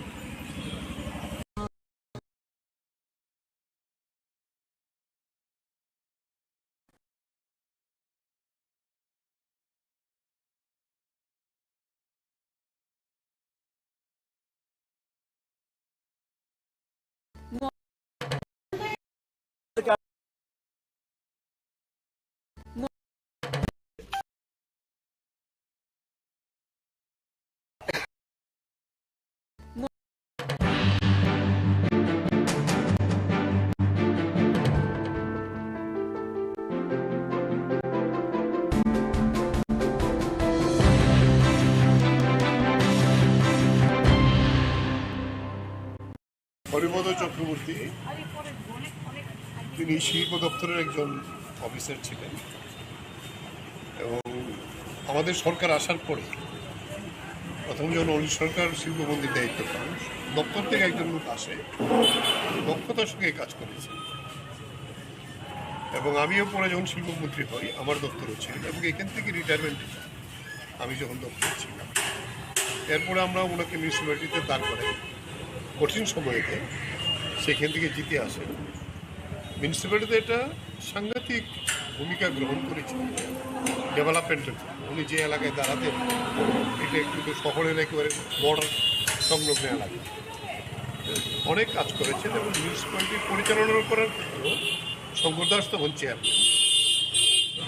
শঙ্কর দাস বলতেন যে বাজেট যখন রাখা হতো বাজেটের পক্ষে প্রথম বক্তব্যটা হরিপদ চক্রবর্তী রাখতেন, মানে এত ইকোনমিক বিষয়টা ভালো করে জানতেন এবং সেই জায়গায় দাঁড়িয়ে পরবর্তী সময়তে যিনি রিটায়ারমেন্টের পরে মিউনিসিপ্যালিটির পরেও আমরা ওনাকে আবার স্টেট কোঅপারেটিভ ব্যাংকের চেয়ারম্যানের দায়িত্ব দিই। দুইটা টার্ম খুব দক্ষতার সঙ্গে এই ব্যাংকটাকে অনেক উন্নতি করার জন্য কাজ করেছে।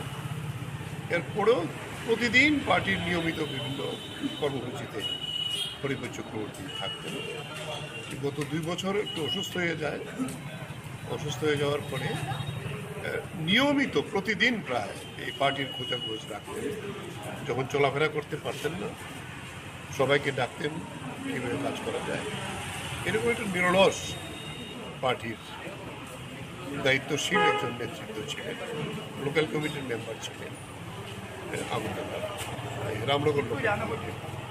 পরে এই জায়গায় দাঁড়িয়ে এই ধরনের একজন হয়তো বয়স হয়েছে 83, বয়স হলে তো সবাইকেই যেতে হবে, কিন্তু ওনাদের মতো এরকম যারা নেতৃত্ব তাদেরকে হারানোটা আমাদের একটা সম্পদ হারানো।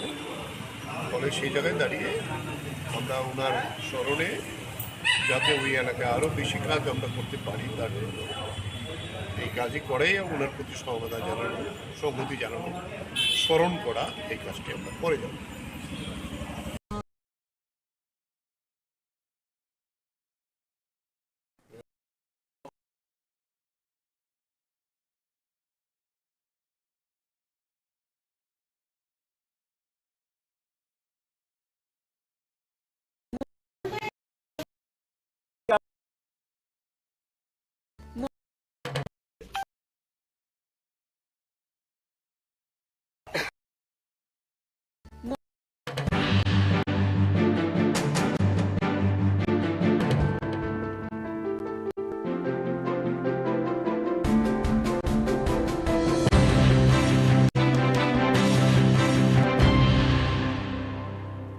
হরিপদ চক্রবর্তী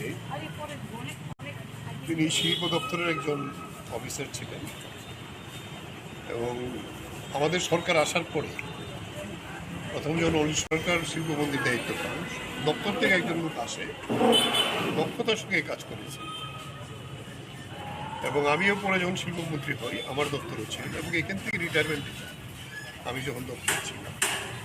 এরপরে আমরা ওনাকে মিউনিসিপ্যালিটিতে দাঁড় করাই কঠিন সময়েতে, সেখান থেকে জিতে আসেন। মিউনিসিপ্যালিটিতে একটা সাংঘাতিক ভূমিকা গ্রহণ করেছিলেন ডেভেলপমেন্টের জন্য। উনি যে এলাকায় দাঁড়াতেন এটা একটু শহরের একেবারে বর্ডার সংলগ্ন এলাকা, অনেক কাজ করেছেন এবং মিউনিসিপ্যালিটি পরিচালনা করার ক্ষেত্রেও শঙ্কর দাস তখন চেয়ারম্যান। শঙ্কর দাস বলতেন যে বাজেট যখন রাখা হতো, বাজেটের পক্ষে প্রথম বক্তব্যটা হরিপদ চক্রবর্তী রাখতেন, মানে এত ইকোনমিক বিষয়টা ভালো করে জানতেন। এবং সেই জায়গায় দাঁড়িয়ে পরবর্তী সময়তে যিনি রিটায়ারমেন্টের পরে মিউনিসিপ্যালিটির পরেও আমরা ওনাকে আবার স্টেট কোঅপারেটিভ ব্যাংকের চেয়ারম্যানের দায়িত্ব দিই। দুইটা টার্ম খুব দক্ষতার সঙ্গে এই ব্যাংকটাকে অনেক উন্নতি করার জন্য কাজ করেছে। এরপরেও প্রতিদিন পার্টির নিয়মিত বিভিন্ন কর্মসূচিতে হরিপদ চক্রবর্তী থাকতেন। গত 2 বছর একটু অসুস্থ হয়ে যায়। অসুস্থ হয়ে যাওয়ার পরে নিয়মিত প্রতিদিন প্রায় এই পার্টির খোঁজাখোঁজ রাখতেন। যখন চলাফেরা করতে পারতেন না, সবাইকে ডাকতেন কীভাবে কাজ করা যায়। এরকম একটা নিরলস পার্টির দায়িত্বশীল একজন নেতৃত্ব ছিলেন। লোকাল কমিটির মেম্বার ছিলেন আগরতলা রামনগর লোকাল কমিটি। পরে এই জায়গায় দাঁড়িয়ে এই ধরনের একজন হয়তো বয়স হয়েছে 83, বয়স হলে তো সবাইকেই যেতে হবে, কিন্তু ওনাদের মতো এরকম যারা নেতৃত্ব তাদেরকে হারানোটা আমাদের একটা সম্পদ হারানো। ফলে সেই জায়গায় দাঁড়িয়ে আমরা ওনার স্মরণে যাতে ওই এলাকায় আরও বেশি কাজ আমরা করতে পারি তার জন্য এই কাজই করেই ওনার প্রতি সমবেদনা জানানো, সংহতি জানানো, স্মরণ করা, এই কাজটি আমরা করে যাব।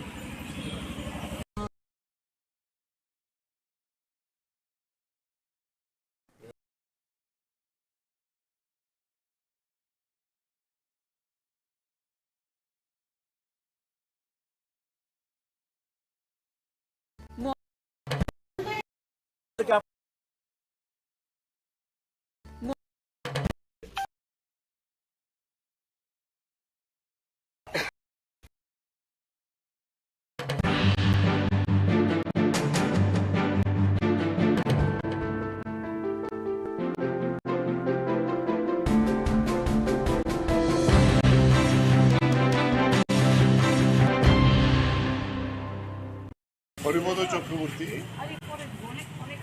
তিনি শিল্প দপ্তরের একজন অফিসার ছিলেন এবং আমাদের সরকার আসার পরে প্রথম যখন অলি সরকার শিল্পমন্ত্রীর দায়িত্ব পান, দপ্তর থেকে একজন লোক আসে, দক্ষতার সঙ্গে কাজ করেছে এবং আমিও পরে যখন শিল্পমন্ত্রী হই আমার দপ্তরও ছিলেন এবং এখান থেকে রিটায়ারমেন্টে যাই আমি যখন দপ্তরে ছিলাম। এরপরে আমরা ওনাকে মিউনিসিপ্যালিটিতে দাঁড় করাই কঠিন সময়েতে, সেখান থেকে জিতে আসেন।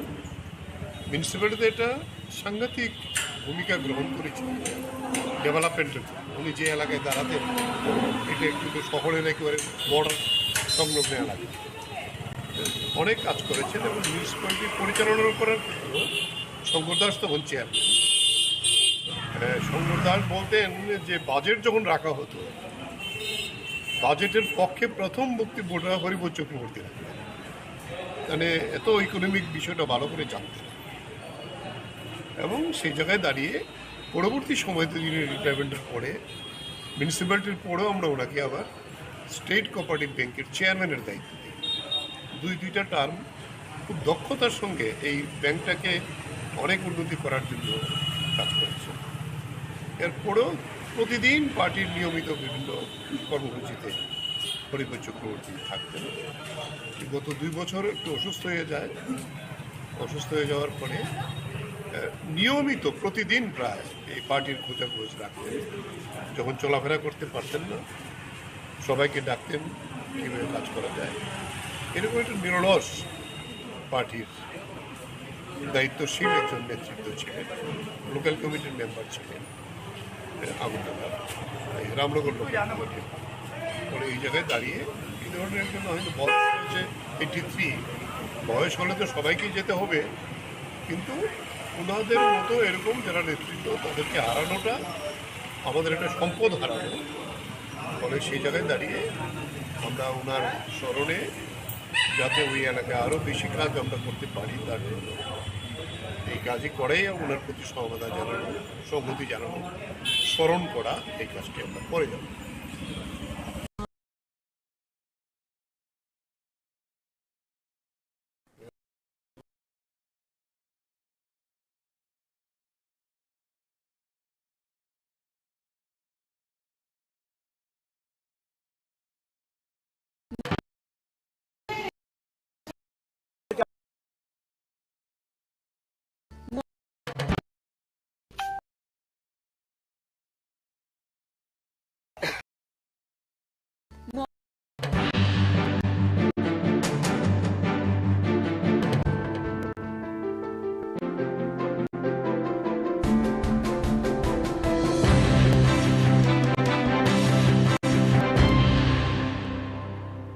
হরিপদ চক্রবর্তী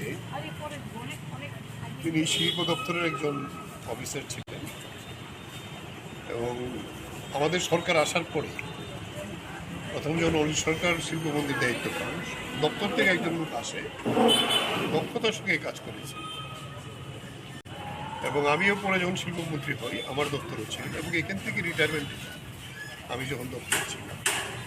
এরপরে আমরা ওনাকে মিউনিসিপ্যালিটিতে দাঁড় করাই কঠিন সময়েতে, সেখান থেকে জিতে আসেন। মিউনিসিপ্যালিটিতে একটা সাংঘাতিক ভূমিকা গ্রহণ করেছেন ডেভেলপমেন্টের জন্য। উনি যে এলাকায় দাঁড়াতেন এটা একটু শহরের একেবারে বর্ডার সংলগ্ন এলাকা, অনেক কাজ করেছেন এবং মিউনিসিপ্যালিটি পরিচালনা করার ক্ষেত্রেও শঙ্কর দাস তখন চেয়ারম্যান। শঙ্কর দাস বলতেন যে বাজেট যখন রাখা হতো, বাজেটের পক্ষে প্রথম বক্তব্যটা হরিপদ চক্রবর্তী রাখতেন, মানে এত ইকোনমিক বিষয়টা ভালো করে জানতেন এবং সেই জায়গায় দাঁড়িয়ে পরবর্তী সময়তে যিনি রিটায়ারমেন্টের পরে মিউনিসিপ্যালিটির পরেও আমরা ওনাকে আবার স্টেট কোঅপারেটিভ ব্যাংকের চেয়ারম্যানের দায়িত্ব দিই। দুইটা টার্ম খুব দক্ষতার সঙ্গে এই ব্যাংকটাকে অনেক উন্নতি করার জন্য কাজ করেছে। এরপরেও প্রতিদিন পার্টির নিয়মিত বিভিন্ন কর্মসূচিতে হরিপদ চক্রবর্তী থাকতেন। গত 2 বছর একটু অসুস্থ হয়ে যায়। অসুস্থ হয়ে যাওয়ার পরে নিয়মিত প্রতিদিন প্রায় এই পার্টির খোঁজাখোঁজ রাখতেন। যখন চলাফেরা করতে পারতেন না সবাইকে ডাকতেন কীভাবে কাজ করা যায়। এরকম একটা নিরলস পার্টির দায়িত্বশীল একজন নেতৃত্ব ছিলেন, লোকাল কমিটির মেম্বার ছিলেন আগরতলা রামনগর লোকাল কমিটির। ফলে এই জায়গায় দাঁড়িয়ে এই ধরনের জন্য হয়তো বয়স হয়েছে 83, বয়স হলে তো সবাইকেই যেতে হবে, কিন্তু ওনাদের মতো এরকম যারা নেতৃত্ব তাদেরকে হারানোটা আমাদের একটা সম্পদ হারানো। ফলে সেই জায়গায় দাঁড়িয়ে আমরা ওনার স্মরণে যাতে ওই এলাকায় আরও বেশি কাজ আমরা করতে পারি তার জন্য এই কাজই করেই ওনার প্রতি সমবেদনা জানানো, সংহতি জানানো, স্মরণ করা, এই কাজটি আমরা করে যাব।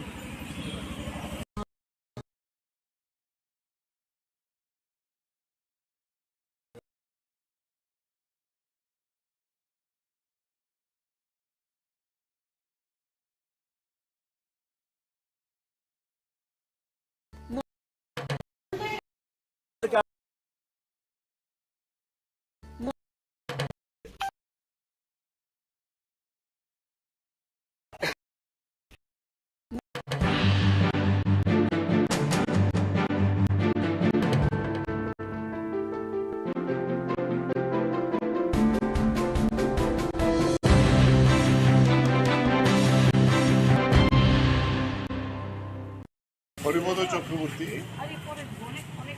তিনি শিল্প দপ্তরের একজন অফিসার ছিলেন এবং আমাদের সরকার আসার পরে প্রথম যখন অলি সরকার শিল্পমন্ত্রীর দায়িত্ব পান, দপ্তর থেকে একজন লোক আসে, দক্ষতার সঙ্গে কাজ করেছে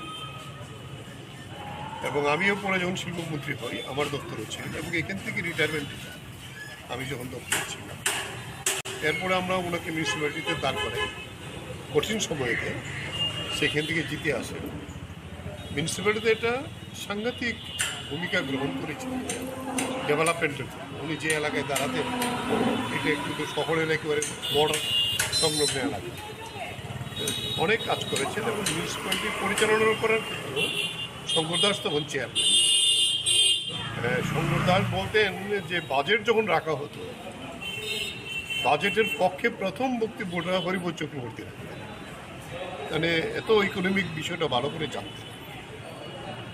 এবং সেই জায়গায় দাঁড়িয়ে পরবর্তী সময়তে যিনি রিটায়ারমেন্টের পরে মিউনিসিপ্যালিটির পরেও আমরা ওনাকে আবার স্টেট কোঅপারেটিভ ব্যাংকের চেয়ারম্যানের দায়িত্ব দিই। দুইটা টার্ম খুব দক্ষতার সঙ্গে এই ব্যাংকটাকে অনেক উন্নতি করার জন্য কাজ করেছে। এরপরেও প্রতিদিন পার্টির নিয়মিত বিভিন্ন কর্মসূচিতে হরিপদ চক্রবর্তী থাকতেন। গত 2 বছর একটু অসুস্থ হয়ে যায়। অসুস্থ হয়ে যাওয়ার পরে নিয়মিত প্রতিদিন প্রায় এই পার্টির খোঁজাখোঁজ রাখতেন। যখন চলাফেরা করতে পারতেন না, সবাইকে ডাকতেন কীভাবে কাজ করা যায়। এরকম একটা নিরলস পার্টির দায়িত্বশীল একজন নেতৃত্ব ছিলেন, লোকাল কমিটির মেম্বার ছিলেন আগরতলা রামনগর লোকাল কমিটির। ফলে এই জায়গায় দাঁড়িয়ে এই ধরনের জন্য হয়তো বয়স হয়েছে 83, বয়স হলে তো সবাইকেই যেতে হবে, কিন্তু ওনাদের মতো এরকম যারা নেতৃত্ব তাদেরকে হারানোটা আমাদের একটা সম্পদ হারানো। ফলে সেই জায়গায় দাঁড়িয়ে আমরা ওনার স্মরণে যাতে ওই এলাকায় আরও বেশি কাজ আমরা করতে পারি তার জন্য এই কাজই করেই ওনার প্রতি সমবেদনা জানানো, সংহতি জানানো, স্মরণ করা, এই কাজটি আমরা করে যাব।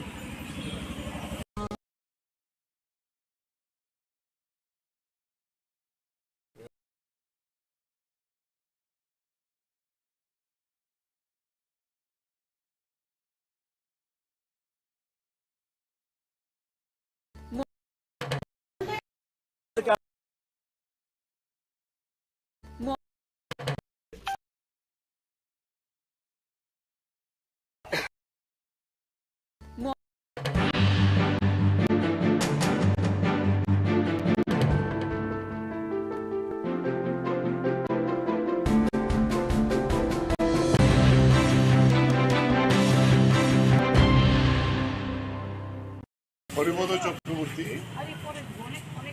তিনি শিল্প দপ্তরের একজন অফিসার ছিলেন এবং আমাদের সরকার আসার পরে প্রথম যখন অলি সরকার শিল্পমন্ত্রীর দায়িত্ব পান, দপ্তর থেকে একজন লোক আসে, দক্ষতার সঙ্গে কাজ করেছে এবং আমিও পরে যখন শিল্পমন্ত্রী হই আমার দপ্তরও ছিলেন এবং এখান থেকে রিটায়ারমেন্ট আমি যখন দপ্তরে ছিলাম। এরপরে আমরা ওনাকে মিউনিসিপ্যালিটিতে দাঁড় করাই কঠিন সময়তে, সেখান থেকে জিতে আসেন। মিউনিসিপ্যালিটিতে একটা সাংঘাতিক ভূমিকা গ্রহণ করেছিলেন ডেভেলপমেন্টের। উনি যে এলাকায় দাঁড়াতেন এটা কিন্তু শহরের একেবারে বর্ডার সংলগ্ন এলাকা, অনেক কাজ করেছেন এবং মিউনিসিপ্যালিটি পরিচালনা করার ক্ষেত্রেও শঙ্কর দাস তখন চেয়ারম্যান। শঙ্কর দাস বলতেন যে বাজেট যখন রাখা হতো, বাজেটের পক্ষে প্রথম বক্তব্য হরিবোধ চক্রবর্তী রাখতেন, মানে এত ইকোনমিক বিষয়টা ভালো করে জানতেন। এবং সেই জায়গায় দাঁড়িয়ে পরবর্তী সময়তে যিনি রিটায়ারমেন্টের পরে মিউনিসিপ্যালিটির পরেও আমরা ওনাকে আবার স্টেট কোঅপারেটিভ ব্যাংকের চেয়ারম্যানের দায়িত্ব দিই। দুইটা টার্ম খুব দক্ষতার সঙ্গে এই ব্যাংকটাকে অনেক উন্নতি করার জন্য কাজ করেছে। এরপরেও প্রতিদিন পার্টির নিয়মিত বিভিন্ন কর্মসূচিতে হরিবোধ চক্রবর্তী থাকতেন। গত 2 বছর একটু অসুস্থ হয়ে যায়। অসুস্থ হয়ে যাওয়ার পরে নিয়মিত প্রতিদিন প্রায় এই পার্টির খোঁজাখোঁজ রাখতেন। যখন চলাফেরা করতে পারতেন না, সবাইকে ডাকতেন কীভাবে কাজ করা যায়। এরকম একটা নিরলস পার্টির দায়িত্বশীল একজন নেতৃত্ব ছিলেন। লোকাল কমিটির মেম্বার ছিলেন আগরতলা, রামনগর লোকাল কমিটির।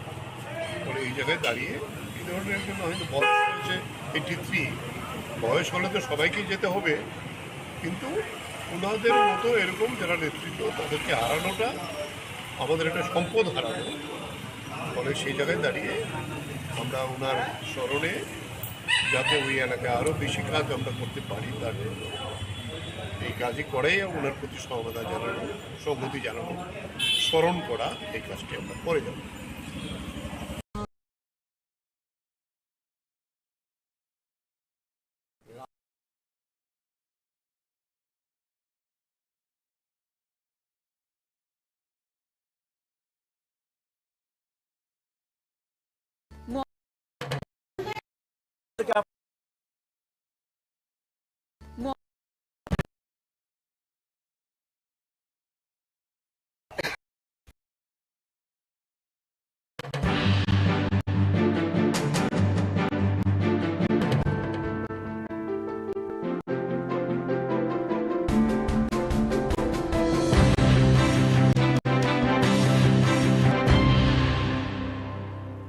হরিবোধ চক্রবর্তী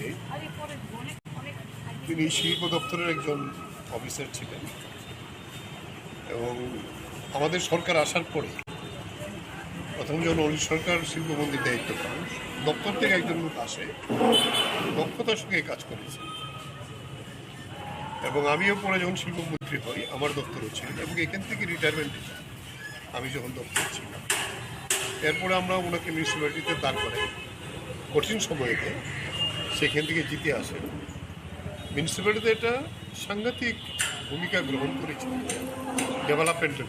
উনি যে এলাকায় দাঁড়াতেন এটা কিন্তু শহরের একেবারে বর্ডার সংলগ্ন এলাকা, অনেক কাজ করেছেন এবং মিউনিসিপ্যালিটি পরিচালনা করার ক্ষেত্রেও শঙ্কর দাস তখন চেয়ারম্যান। শঙ্কর দাস বলতেন যে বাজেট যখন রাখা হতো, বাজেটের পক্ষে প্রথম বক্তব্য হরিবোধ চক্রবর্তী রাখতেন, মানে এত ইকোনমিক বিষয়টা ভালো করে জানতেন। এবং সেই জায়গায় দাঁড়িয়ে পরবর্তী সময়তে যিনি রিটায়ারমেন্টের পরে মিউনিসিপ্যালিটির পরেও আমরা ওনাকে আবার স্টেট কোঅপারেটিভ ব্যাংকের চেয়ারম্যানের দায়িত্ব দিই। দুইটা টার্ম খুব দক্ষতার সঙ্গে এই ব্যাংকটাকে অনেক উন্নতি করার জন্য কাজ করেছে। এরপরেও প্রতিদিন পার্টির নিয়মিত বিভিন্ন কর্মসূচিতে হরিবোধ চক্রবর্তী থাকতেন। গত 2 বছর একটু অসুস্থ হয়ে যায়। অসুস্থ হয়ে যাওয়ার পরে নিয়মিত প্রতিদিন প্রায় এই পার্টির খোঁজাখোঁজ রাখতেন। যখন চলাফেরা করতে পারতেন না, সবাইকে ডাকতেন কীভাবে কাজ করা যায়। এরকম একটা নিরলস পার্টির দায়িত্বশীল একজন নেতৃত্ব ছিলেন। লোকাল কমিটির মেম্বার ছিলেন আগরতলা, রামনগর লোকাল কমিটির। ফলে এই জায়গায় দাঁড়িয়ে এই ধরনের একজন হয়তো বয়স হয়েছে 83, বয়স হলে তো সবাইকেই যেতে হবে, কিন্তু ওনাদের মতো এরকম যারা নেতৃত্ব তাদেরকে হারানোটা আমাদের একটা সম্পদ হারানো। ফলে সেই জায়গায় দাঁড়িয়ে আমরা ওনার স্মরণে যাতে ওই এলাকায় আরও বেশি কাজ আমরা করতে পারি তার জন্য এই কাজই করাই ওনার প্রতি সমবেদনা জানানো, সংহতি জানানো, স্মরণ করা, এই কাজটি আমরা করে যাব।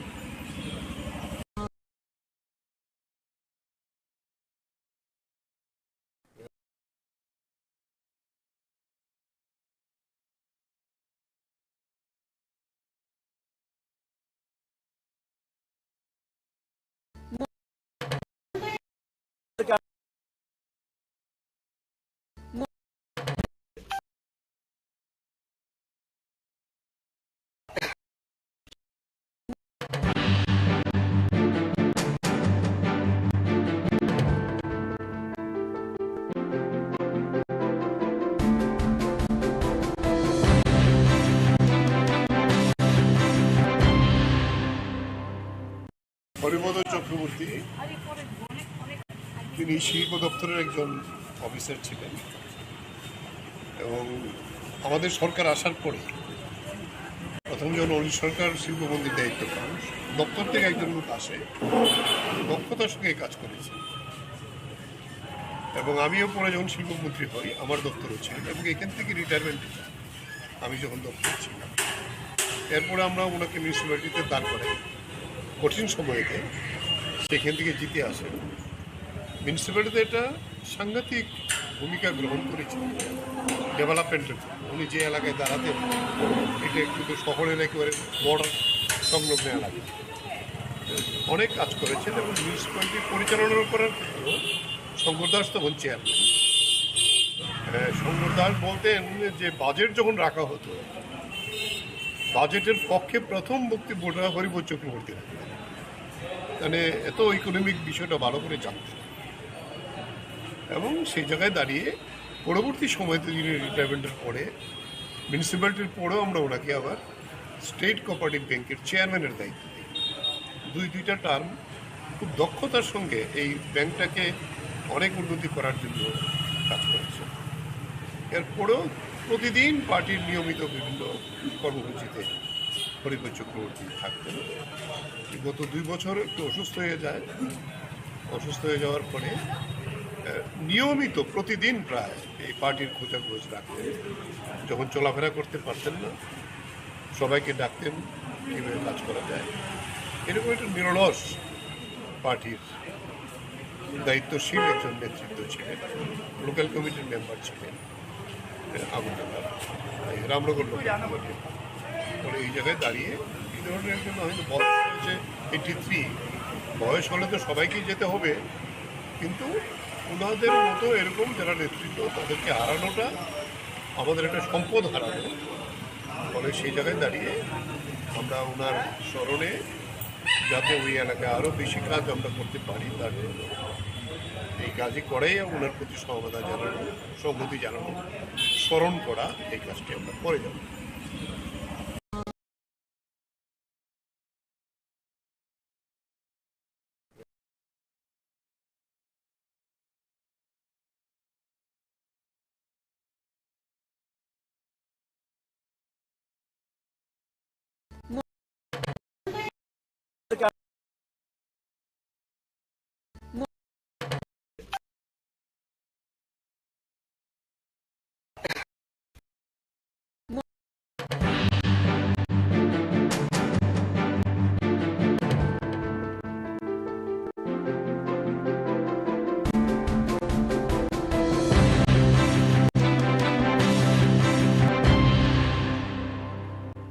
হরিপদ চক্রবর্তী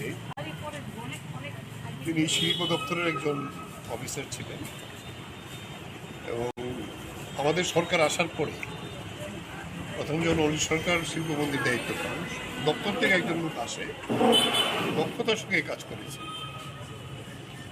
এবং আমিও পরে যখন শিল্পমন্ত্রী হই আমার দপ্তরও ছিলেন এবং এখান থেকে রিটায়ারমেন্টে যান আমি যখন দপ্তরে ছিলাম।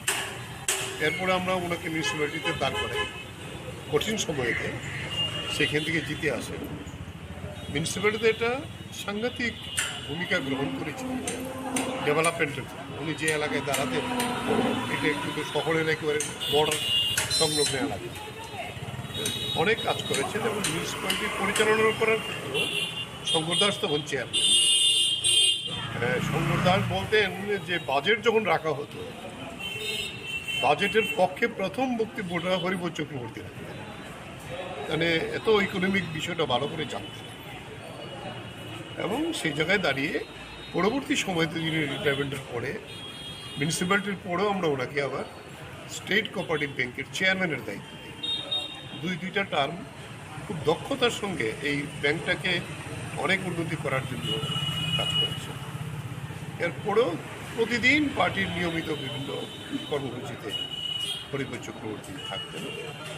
গত 2 বছর একটু অসুস্থ হয়ে যায়। অসুস্থ হয়ে যাওয়ার পরে নিয়মিত প্রতিদিন প্রায় এই পার্টির খোঁজাখোঁজ রাখতেন। যখন চলাফেরা করতে পারতেন না, সবাইকে ডাকতেন কীভাবে কাজ করা যায়।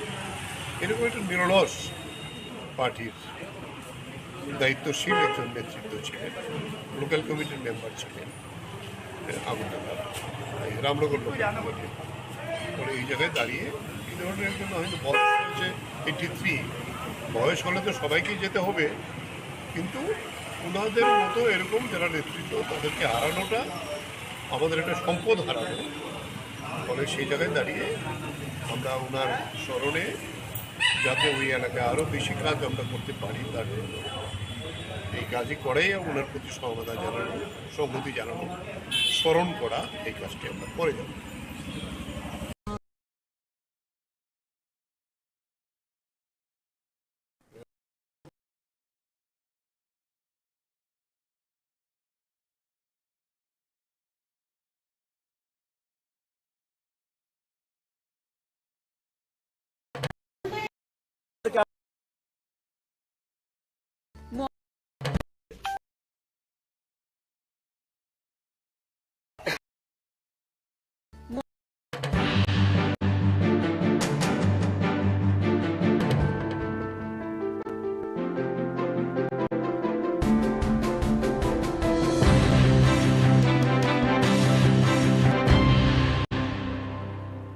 হরিপদ চক্রবর্তী তিনি শিল্প দপ্তরের একজন অফিসার ছিলেন, এবং আমাদের সরকার আসার পরে প্রথম যখন অলি সরকার শিল্পমন্ত্রীর দায়িত্ব পান, দপ্তর থেকে একজন লোক আসে, দক্ষতার সঙ্গে কাজ করেছে। এবং আমিও পরে যখন শিল্পমন্ত্রী হই, আমার দপ্তরও ছিলেন, এবং এখান থেকে রিটায়ারমেন্টে যাই আমি যখন দপ্তরে ছিলাম। এরপরে আমরা ওনাকে মিউনিসিপ্যালিটিতে দাঁড় করাই কঠিন সময়েতে, সেখান থেকে জিতে আসেন। মিউনিসিপ্যালিটিতে একটা সাংঘাতিক ভূমিকা গ্রহণ করেছেন ডেভেলপমেন্টের জন্য। উনি যে এলাকায় দাঁড়াতেন এটা একটু শহরের একেবারে বর্ডার সংলগ্ন এলাকা, অনেক কাজ করেছেন। এবং মিউনিসিপ্যালিটি পরিচালনা করার ক্ষেত্রেও শঙ্কর দাস তখন চেয়ারম্যান। শঙ্কর দাস বলতেন যে বাজেট যখন রাখা হতো, বাজেটের পক্ষে প্রথম বক্তব্যটা হরিপদ চক্রবর্তী রাখতেন। মানে এত ইকোনমিক বিষয়টা ভালো করে জানতেন, এবং সেই জায়গায় দাঁড়িয়ে পরবর্তী সময়তে যিনি রিটায়ারমেন্টের পরে মিউনিসিপ্যালিটির পরেও আমরা ওনাকে আবার স্টেট কোঅপারেটিভ ব্যাংকের চেয়ারম্যানের দায়িত্ব দিই। দুইটা টার্ম খুব দক্ষতার সঙ্গে এই ব্যাংকটাকে অনেক উন্নতি করার জন্য কাজ করেছে। এরপরেও প্রতিদিন পার্টির নিয়মিত বিভিন্ন কর্মসূচিতে হরিপদ চক্রবর্তী থাকতেন। গত 2 বছর একটু অসুস্থ হয়ে যায়। অসুস্থ হয়ে যাওয়ার পরে নিয়মিত প্রতিদিন প্রায় এই পার্টির খোঁজাখোঁজ রাখতেন। যখন চলাফেরা করতেন না, সবাইকে ডাকুন কীভাবে করা যায়। এরকম একটা নিরলস পার্টির দায়িত্বশীল নেতৃত্ব ছিলেন, কমিটির মেম্বার ছিলেন আগরতলা। এই জায়গায় দাঁড়িয়ে এই ধরনের একজন বয়স হচ্ছে 83, বয়স হতে সবাইকেই যেতে হবে, কিন্তু ওনাদের মতো এরকম যারা নেতৃত্ব তাদেরকে হারানো আমাদের একটা সম্পদ হারানো।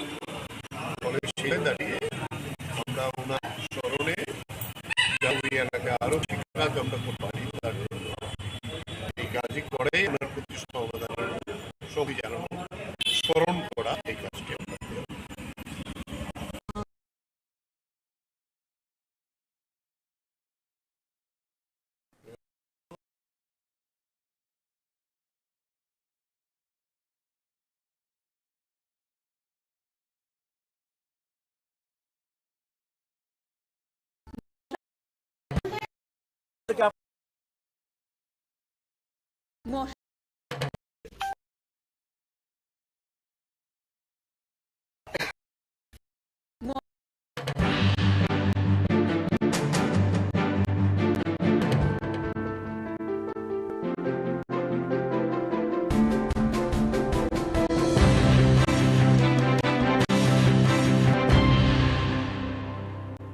হরিপদ চক্রবর্তী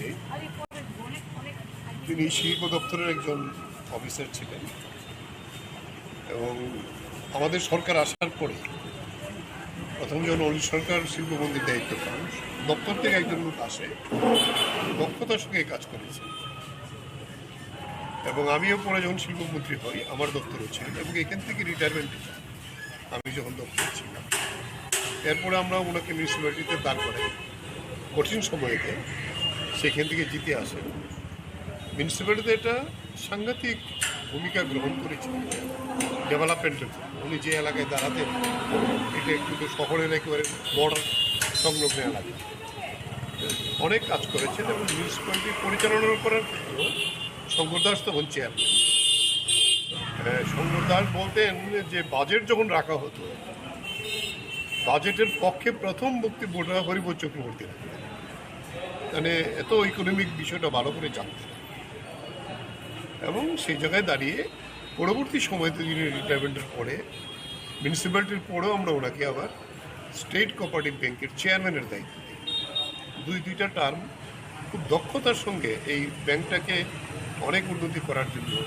কাজ করেছে এরপরেও প্রতিদিন পার্টির নিয়মিত বিভিন্ন কর্মসূচিতে হরিপদ চক্রবর্তী থাকতেন গত 2 বছর একটু অসুস্থ হয়ে যায় অসুস্থ হয়ে যাওয়ার পরে নিয়মিত প্রতিদিন প্রায় এই পার্টির খোঁজাখোঁজ রাখতেন যখন চলাফেরা করতে পারতেন না সবাইকে ডাকতেন কীভাবে কাজ করা যায় এরকম একটা নিরলস পার্টির দায়িত্বশীল একজন নেতৃত্ব ছিলেন লোকাল কমিটির মেম্বার ছিলেন আগরতলা রামনগর লোকাল কমিটির বলে এই জায়গায় দাঁড়িয়ে এই ধরনের একজন হয়তো বয়স হয়েছে 83 বয়স হলে তো সবাইকেই যেতে হবে কিন্তু ওনাদের মতো এরকম যারা নেতৃত্ব তাদেরকে হারানোটা আমাদের একটা সম্পদ হারানো ফলে সেই জায়গায় দাঁড়িয়ে আমরা ওনার স্মরণে যাতে ওই এলাকায় আরও বেশি কাজ আমরা করতে পারি তার জন্য এই কাজই করেই ওনার প্রতি সহমতা জানানো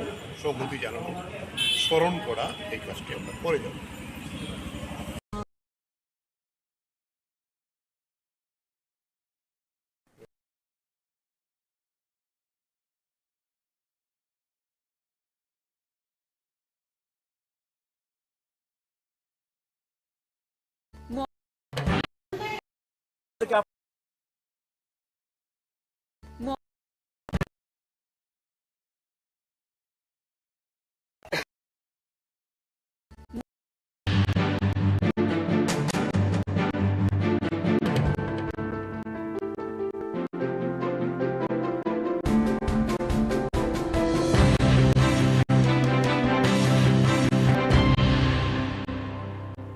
হরিপদ চক্রবর্তী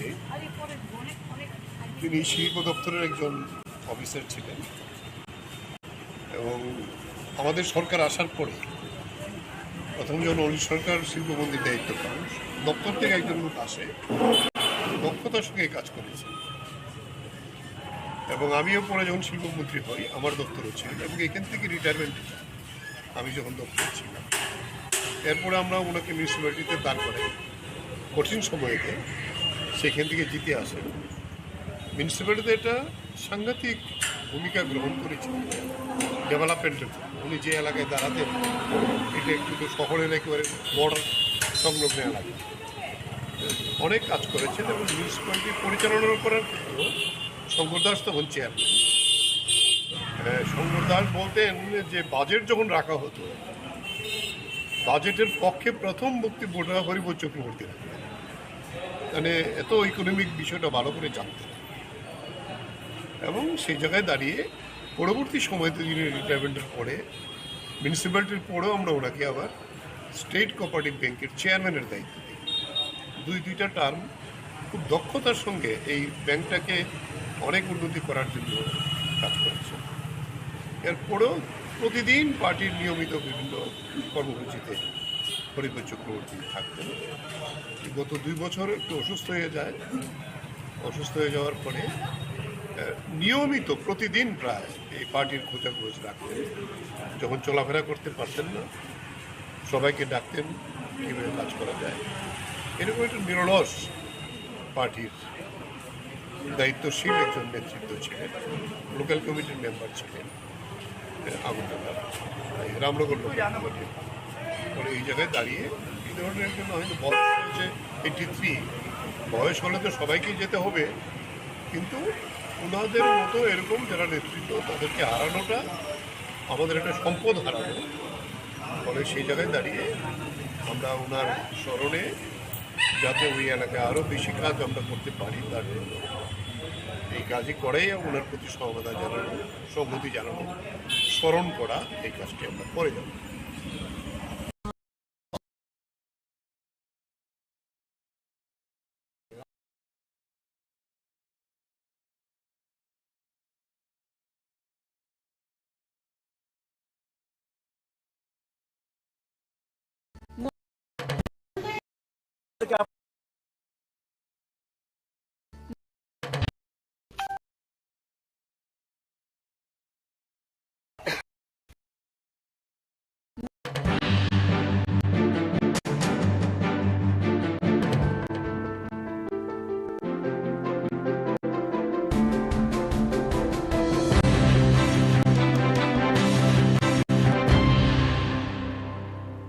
হরিপদ চক্রবর্তী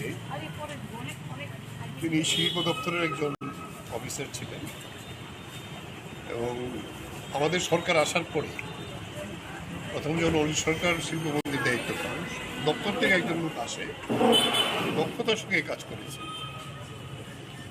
এবং আমিও পরে যখন শিল্পমন্ত্রী হই আমার দপ্তরও ছিলেন এবং এখান থেকে রিটায়ারমেন্টে যাই আমি যখন দপ্তরে ছিলাম। এরপরে আমরা ওনাকে মিউনিসিপ্যালিটিতে দাঁড় করাই কঠিন সময়েতে, সেখান থেকে জিতে আসেন।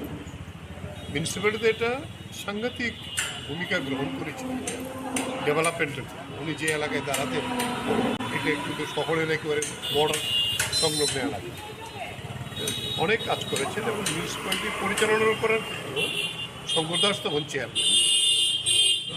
শঙ্কর দাস বলতেন যে বাজেট যখন রাখা হতো, বাজেটের পক্ষে প্রথম বক্তব্যটা হরিপদ চক্রবর্তী রাখতেন, মানে এত ইকোনমিক বিষয়টা ভালো করে জানতেন। এবং সেই জায়গায় দাঁড়িয়ে পরবর্তী সময়তে যিনি রিটায়ারমেন্টের পরে মিউনিসিপ্যালিটির পরেও আমরা ওনাকে আবার স্টেট কোঅপারেটিভ ব্যাংকের চেয়ারম্যানের দায়িত্ব দিই। দুইটা টার্ম খুব দক্ষতার সঙ্গে এই ব্যাংকটাকে অনেক উন্নতি করার জন্য কাজ করেছে। এরপরেও প্রতিদিন পার্টির নিয়মিত বিভিন্ন কর্মসূচিতে হরিপদ চক্রবর্তী থাকতেন। গত 2 বছর একটু অসুস্থ হয়ে যায়। অসুস্থ হয়ে যাওয়ার পরে নিয়মিত প্রতিদিন প্রায় এই পার্টির খোঁজাখোঁজ রাখতেন। যখন চলাফেরা করতে পারতেন না, সবাইকে ডাকতেন কীভাবে কাজ করা যায়। এরকম একটা নিরলস পার্টির দায়িত্বশীল একজন নেতৃত্ব ছিলেন। লোকাল কমিটির মেম্বার ছিলেন আগরতলা, রামনগর লোকাল কমিটির। পরে এই জায়গায় দাঁড়িয়ে এই ধরনের একজন হয়তো বয়স হয়েছে 83, বয়স হলে তো সবাইকেই যেতে হবে, কিন্তু ওনাদের মতো এরকম যারা নেতৃত্ব তাদেরকে হারানোটা আমাদের একটা সম্পদ হারানো।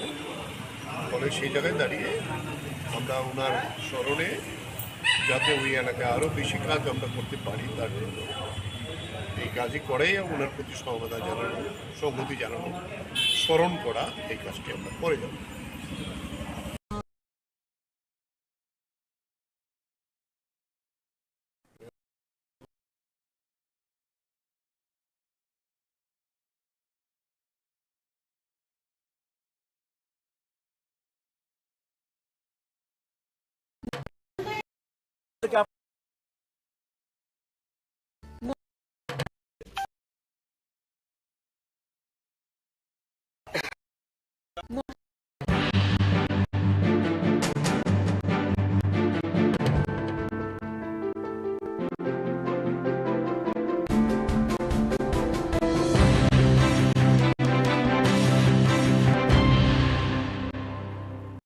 হরিপদ চক্রবর্তী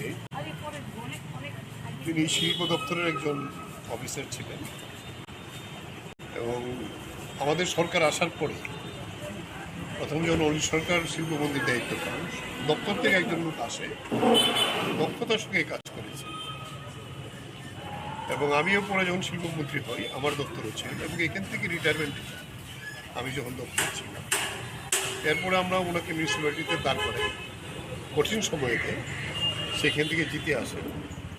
মিউনিসিপ্যালিটিতে একটা সাংঘাতিক ভূমিকা গ্রহণ করেছিলেন ডেভেলপমেন্টের। উনি যে এলাকায় দাঁড়াতেন এটা একটু শহরের একেবারে বর্ডার সংলগ্ন এলাকা, অনেক কাজ করেছেন এবং মিউনিসিপ্যালিটি পরিচালনার করার ক্ষেত্রেও শঙ্কর দাস তখন চেয়ারম্যান। শঙ্কর দাস বলতেন যে বাজেট যখন রাখা হতো, বাজেটের পক্ষে প্রথম বক্তব্যটা হরিপদ চক্রবর্তী রাখতেন, মানে এত ইকোনমিক বিষয়টা ভালো করে জানতেন এবং সেই জায়গায় দাঁড়িয়ে পরবর্তী সময়তে যিনি রিটায়ারমেন্টের পরে মিউনিসিপ্যালিটির পরেও আমরা ওনাকে আবার স্টেট কোঅপারেটিভ ব্যাংকের চেয়ারম্যানের দায়িত্ব দিই। দুইটা টার্ম খুব দক্ষতার সঙ্গে এই ব্যাংকটাকে অনেক উন্নতি করার জন্য কাজ করেছে। এরপরেও প্রতিদিন পার্টির নিয়মিত বিভিন্ন কর্মসূচিতে হরিপদ চক্রবর্তী থাকতেন। গত 2 বছর একটু অসুস্থ হয়ে যায়, অসুস্থ হয়ে যাওয়ার পরে নিয়মিত প্রতিদিন প্রায় এই পার্টির খোঁজাখোঁজ রাখতেন। যখন চলাফেরা করতে পারতেন না, সবাইকে ডাকতেন কীভাবে কাজ করা যায়। এরকম একটা নিরলস পার্টির দায়িত্বশীল একজন নেতৃত্ব ছিলেন। লোকাল কমিটির মেম্বার ছিলেন আগরতলা, রামনগর লোকাল কমিটির। পরে এই জায়গায় দাঁড়িয়ে এই ধরনের জন্য হয়তো বয়স হয়েছে 83, বয়স হলে তো সবাইকেই যেতে হবে, কিন্তু ওনাদের মতো এরকম যারা নেতৃত্ব তাদেরকে হারানোটা আমাদের একটা সম্পদ হারানো। ফলে সেই জায়গায় দাঁড়িয়ে আমরা ওনার স্মরণে যাতে ওই এলাকায় আরও বেশি কাজ আমরা করতে পারি তার জন্য এই কাজই করেই ওনার প্রতি সমবেদনা জানানো, সংহতি জানানো, স্মরণ করা, এই কাজটি আমরা করে যাব।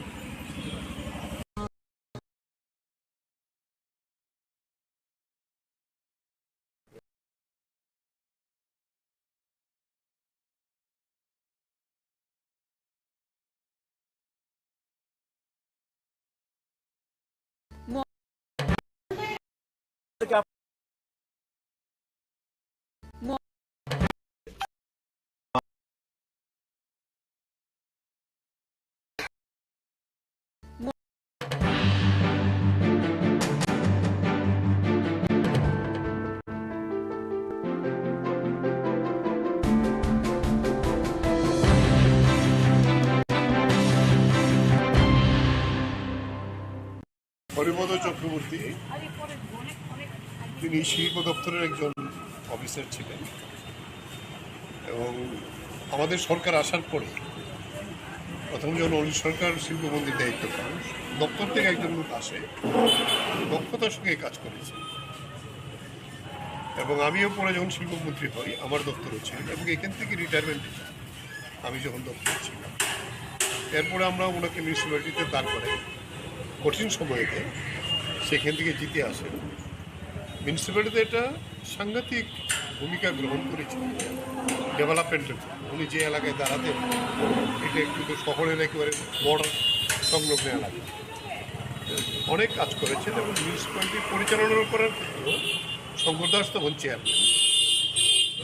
শঙ্কর দাস বলতেন যে বাজেট যখন রাখা হতো, বাজেটের পক্ষে প্রথম বক্তব্যটা হরিপদ চক্রবর্তী রাখতেন, মানে এত ইকোনমিক বিষয়টা ভালো করে জানতেন এবং সেই জায়গায় দাঁড়িয়ে পরবর্তী সময়তে যিনি রিটায়ারমেন্টের পরে মিউনিসিপ্যালিটির পরেও আমরা ওনাকে আবার স্টেট কোঅপারেটিভ ব্যাংকের চেয়ারম্যানের দায়িত্ব দিই। দুইটা টার্ম খুব দক্ষতার সঙ্গে এই ব্যাংকটাকে অনেক উন্নতি করার জন্য কাজ করেছে। এরপরেও প্রতিদিন পার্টির নিয়মিত বিভিন্ন কর্মসূচিতে হরিপদ চক্রবর্তী থাকতেন। গত 2 বছর একটু অসুস্থ হয়ে যায়, অসুস্থ হয়ে যাওয়ার পরে নিয়মিত প্রতিদিন প্রায় এই পার্টির খোঁজাখোঁজ রাখতেন। যখন চলাফেরা করতে পারতেন না, সবাইকে ডাকতেন কীভাবে কাজ করা যায়। এরকম একটা নিরলস পার্টির দায়িত্বশীল একজন নেতৃত্ব ছিলেন, লোকাল কমিটির মেম্বার ছিলেন আগরতলা রামনগর লোকাল কমিটির। পরে এই জায়গায় দাঁড়িয়ে এই ধরনের একজন হয়তো বয়স হয়েছে 83, বয়স হলে তো সবাইকেই যেতে হবে, কিন্তু ওনাদের মতো এরকম যারা নেতৃত্ব তাদেরকে হারানোটা আমাদের একটা সম্পদ হারানো। ফলে সেই জায়গায় দাঁড়িয়ে আমরা ওনার স্মরণে যাতে ওই এলাকায় আরও বেশি কাজ আমরা করতে পারি তার জন্য এই কাজই করেই ওনার প্রতি সহমতা জানানো, সংহতি জানানো, স্মরণ করা, এই কাজটি আমরা করে যাব।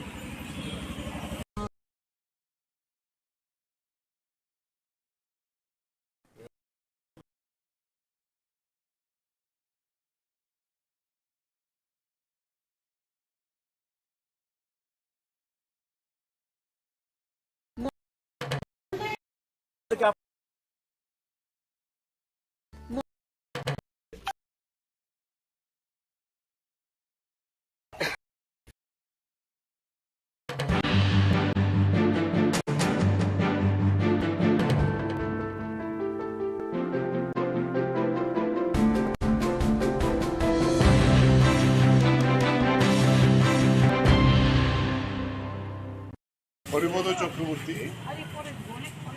তিনি শিল্প দপ্তরের একজন অফিসার ছিলেন এবং আমাদের সরকার আসার পরে প্রথম যখন অনিল সরকার শিল্পমন্ত্রীর দায়িত্ব পান, দপ্তর থেকে একজন লোক আসে, দক্ষতার সঙ্গে কাজ করেছে এবং আমিও পরে যখন শিল্পমন্ত্রী হই আমার দপ্তরও ছিলেন এবং এখান থেকে রিটায়ারমেন্টে যাই আমি যখন দপ্তরে ছিলাম। এরপরে আমরা ওনাকে মিউনিসিপ্যালিটিতে দাঁড় করাই, কঠিন সময়েতে সেখান থেকে জিতে আসেন। মিউনিসিপ্যালিটিতে এটা সাংঘাতিক ভূমিকা গ্রহণ করেছেন ডেভেলপমেন্টের। উনি যে এলাকায় দাঁড়াতেন এটা কিন্তু শহরের একেবারে বর্ডার সংলগ্ন এলাকা, অনেক কাজ করেছেন এবং মিউনিসিপ্যালিটি পরিচালনা করার ক্ষেত্রেও শঙ্কর দাস তখন চেয়ারম্যান। শঙ্কর দাস বলতেন যে বাজেট যখন রাখা হতো, বাজেটের পক্ষে প্রথম বক্তব্যটা হরিপদ চক্রবর্তী রাখতেন, মানে এত ইকোনমিক বিষয়টা ভালো করে জানতেন এবং সেই জায়গায় দাঁড়িয়ে পরবর্তী সময়তে যিনি রিটায়ারমেন্টের পরে মিউনিসিপ্যালিটির পরেও আমরা ওনাকে আবার স্টেট কোঅপারেটিভ ব্যাংকের চেয়ারম্যানের দায়িত্ব দিই। দুইটা টার্ম খুব দক্ষতার সঙ্গে এই ব্যাংকটাকে অনেক উন্নতি করার জন্য কাজ করেছে। এরপরেও প্রতিদিন পার্টির নিয়মিত বিভিন্ন কর্মসূচিতে হরিপদ চক্রবর্তী থাকতেন। গত 2 বছর একটু অসুস্থ হয়ে যায়, অসুস্থ হয়ে যাওয়ার পরে নিয়মিত প্রতিদিন প্রায় এই পার্টির খোঁজাখোঁজ রাখতেন। যখন চলাফেরা করতে পারতেন না সবাইকে ডাকতেন কীভাবে কাজ করা যায়। এরকম একটা নিরলস পার্টির দায়িত্বশীল একজন নেতৃত্ব ছিলেন, লোকাল কমিটির মেম্বার ছিলেন আগরতলা রামনগর লোকাল কমিটির। পরে এই জায়গায় দাঁড়িয়ে এই ধরনের একজন হয়তো বয়স হয়েছে 83, বয়স হলে তো সবাইকেই যেতে হবে, কিন্তু ওনাদের মতো এরকম যারা নেতৃত্ব তাদেরকে হারানোটা আমাদের একটা সম্পদ হারানো। ফলে সেই জায়গায় দাঁড়িয়ে আমরা ওনার স্মরণে যাতে ওই এলাকায় আরও বেশি কাজ আমরা করতে পারি তার জন্য এই কাজই করেই ওনার প্রতি সহমতা জানানো, সংহতি জানানো, স্মরণ করা, এই কাজটি আমরা করে যাব।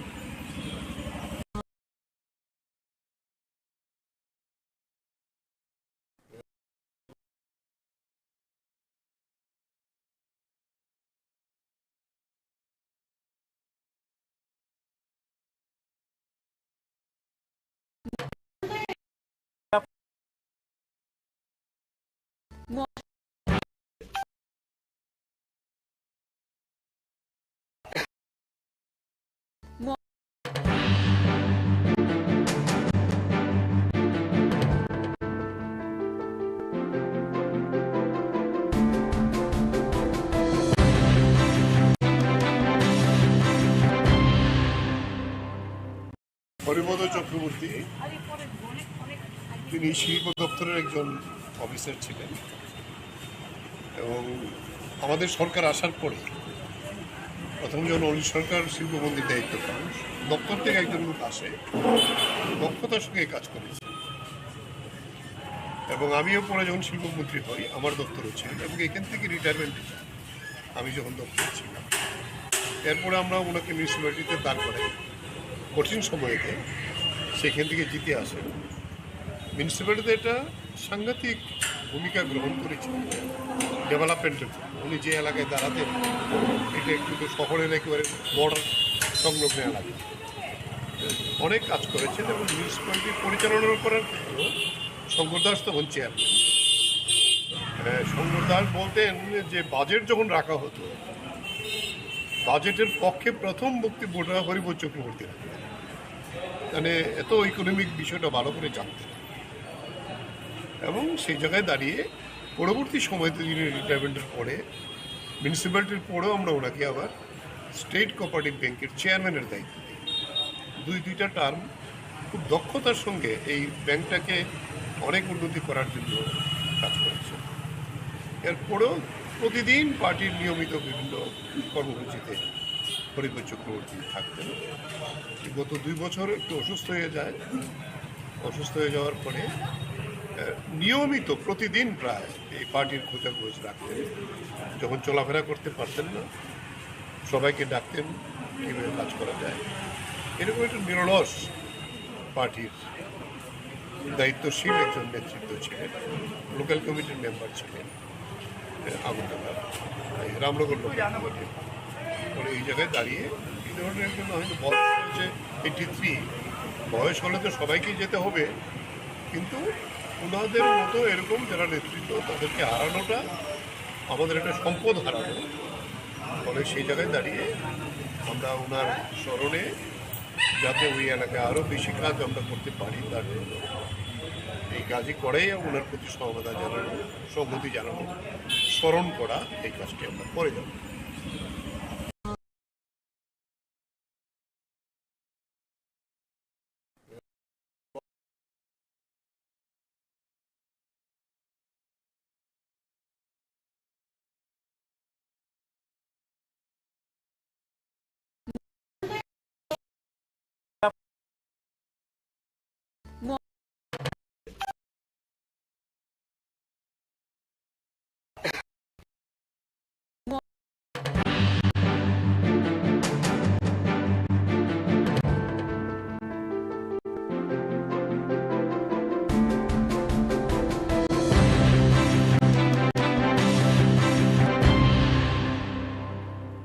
হরিবোধ চক্রবর্তী তিনি শিল্প দপ্তরের একজন অফিসার ছিলেন এবং আমাদের সরকার আসার পরে প্রথম যখন অনিল সরকার শিল্পমন্ত্রীর দায়িত্ব পান, দপ্তর থেকে একজন লোক আসে, দক্ষতার সঙ্গে কাজ করেছে। এবং আমিও পরে যখন শিল্পমন্ত্রী হই আমার দপ্তরও ছিল এবং এখান থেকে রিটায়ারমেন্ট আমি যখন দপ্তরে ছিলাম। এরপরে আমরা ওনাকে মিউনিসিপ্যালিটিতে দাঁড় করাই কঠিন সময়েতে, সেখান থেকে জিতে আসেন। মিউনিসিপ্যালিটিতে এটা সাংঘাতিক ভূমিকা গ্রহণ করেছেন ডেভেলপমেন্টের জন্য। উনি যে এলাকায় দাঁড়াতেন এটা কিন্তু শহরের একেবারে বর্ডার সংলগ্ন এলাকা, অনেক কাজ করেছেন এবং মিউনিসিপ্যালিটি পরিচালনা করার ক্ষেত্রেও শঙ্কর দাস তখন চেয়ারম্যান। শঙ্কর দাস বলতেন যে বাজেট যখন রাখা হতো, বাজেটের পক্ষে প্রথম বক্তব্যটা হরিবোধ চক্রবর্তী রাখতেন, মানে এত ইকোনমিক বিষয়টা ভালো করে জানতেন। এবং সেই জায়গায় দাঁড়িয়ে পরবর্তী সময়তে যিনি রিটায়ারমেন্টের পরে মিউনিসিপ্যালিটির পরেও আমরা ওনাকে আবার স্টেট কোঅপারেটিভ ব্যাংকের চেয়ারম্যানের দায়িত্ব দিই। দুইটা টার্ম খুব দক্ষতার সঙ্গে এই ব্যাংকটাকে অনেক উন্নতি করার জন্য কাজ করেছে। এরপরেও প্রতিদিন পার্টির নিয়মিত বিভিন্ন কর্মসূচিতে হরিবোধ চক্রবর্তী থাকতেন। গত 2 বছর একটু অসুস্থ হয়ে যায়। অসুস্থ হয়ে যাওয়ার পরে নিয়মিত প্রতিদিন প্রায় এই পার্টির খোঁজাখোঁজ রাখতেন। যখন চলাফেরা করতে পারতেন না, সবাইকে ডাকতেন কীভাবে কাজ করা যায়। এরকম একটা নিরলস পার্টির দায়িত্বশীল একজন নেতৃত্ব ছিলেন। লোকাল কমিটির মেম্বার ছিলেন আগরতলা, রামনগর লোকাল কমিটির। পরে এই জায়গায় দাঁড়িয়ে এই ধরনের একজন হয়তো বয়স হয়েছে 83, বয়স হলে তো সবাইকেই যেতে হবে, কিন্তু ওনাদের মতো এরকম যারা নেতৃত্ব তাদেরকে হারানোটা আমাদের একটা সম্পদ হারানো। ফলে সেই জায়গায় দাঁড়িয়ে আমরা ওনার স্মরণে যাতে ওই এলাকায় আরও বেশি কাজ আমরা করতে পারি তার জন্য এই কাজই করেই ওনার প্রতি সহমতা জানানো, সংহতি জানানো, স্মরণ করা, এই কাজটি আমরা করে যাব।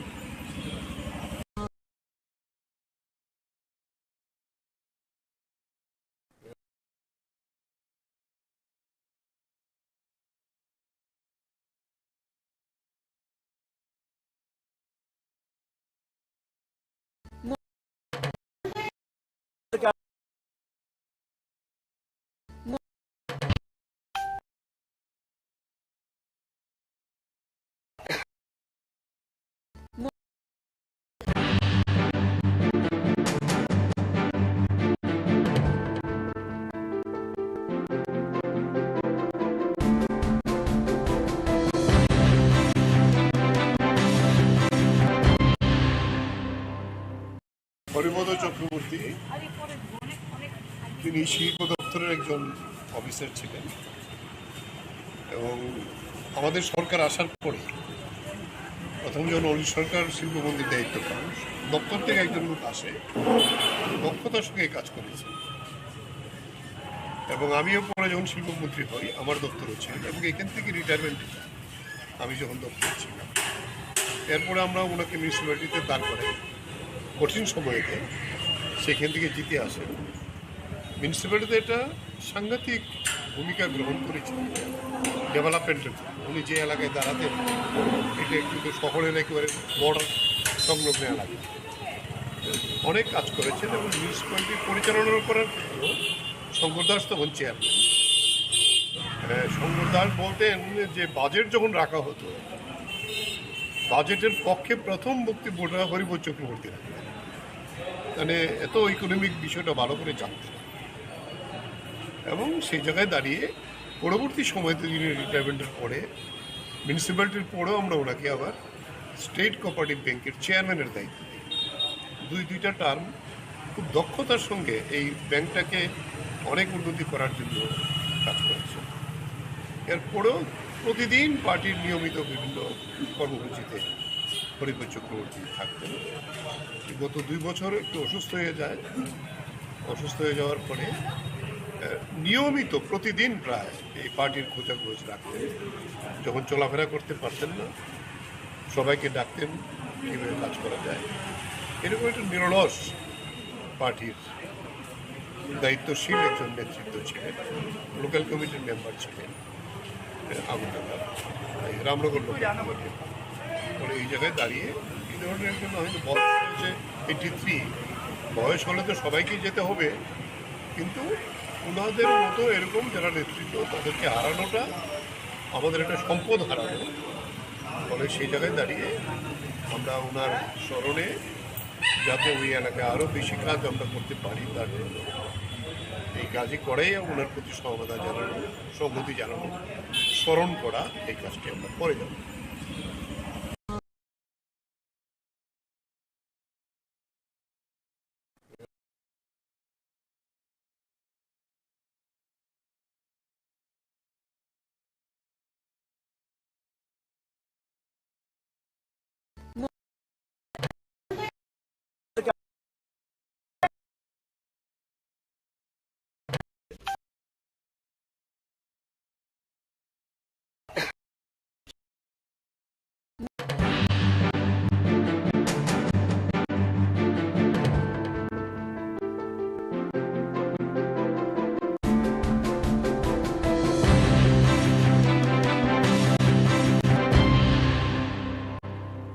হরিপদ চক্রবর্তী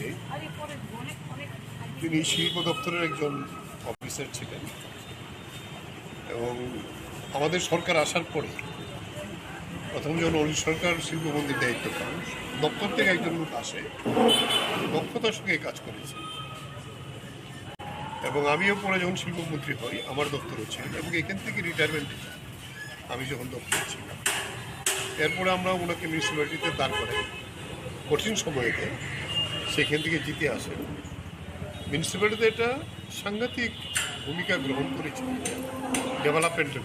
উনি যে এলাকায় দাঁড়াতেন এটা কিন্তু শহরের একেবারে বর্ডার সংলগ্ন এলাকা, অনেক কাজ করেছেন এবং মিউনিসিপ্যালিটি পরিচালনা করার ক্ষেত্রেও শঙ্কর দাস তখন চেয়ারম্যান।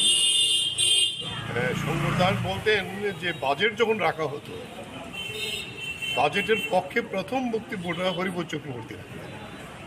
মানে এত ইকোনমিক বিষয়টা ভালো করে জানতেন এবং সেই জায়গায় দাঁড়িয়ে পরবর্তী সময়তে যিনি রিটায়ারমেন্টের পরে মিউনিসিপ্যালিটির পরেও আমরা ওনাকে আবার স্টেট কোঅপারেটিভ ব্যাংকের চেয়ারম্যানের দায়িত্ব দিই। দুইটা টার্ম খুব দক্ষতার সঙ্গে এই ব্যাংকটাকে অনেক উন্নতি করার জন্য কাজ করেছে। এরপরেও প্রতিদিন পার্টির নিয়মিত বিভিন্ন কর্মসূচিতে হরিপদ চক্রবর্তী থাকতেন। গত 2 বছর একটু অসুস্থ হয়ে যায়। অসুস্থ হয়ে যাওয়ার পরে নিয়মিত প্রতিদিন প্রায় এই পার্টির খোঁজাখোঁজ রাখতেন। যখন চলাফেরা করতে পারতেন না, সবাইকে ডাকতেন কীভাবে কাজ করা যায়। এরকম একটা নিরলস পার্টির দায়িত্বশীল একজন নেতৃত্ব ছিলেন। লোকাল কমিটির মেম্বার ছিলেন আগরতলা, রামনগর লোকাল কমিটির।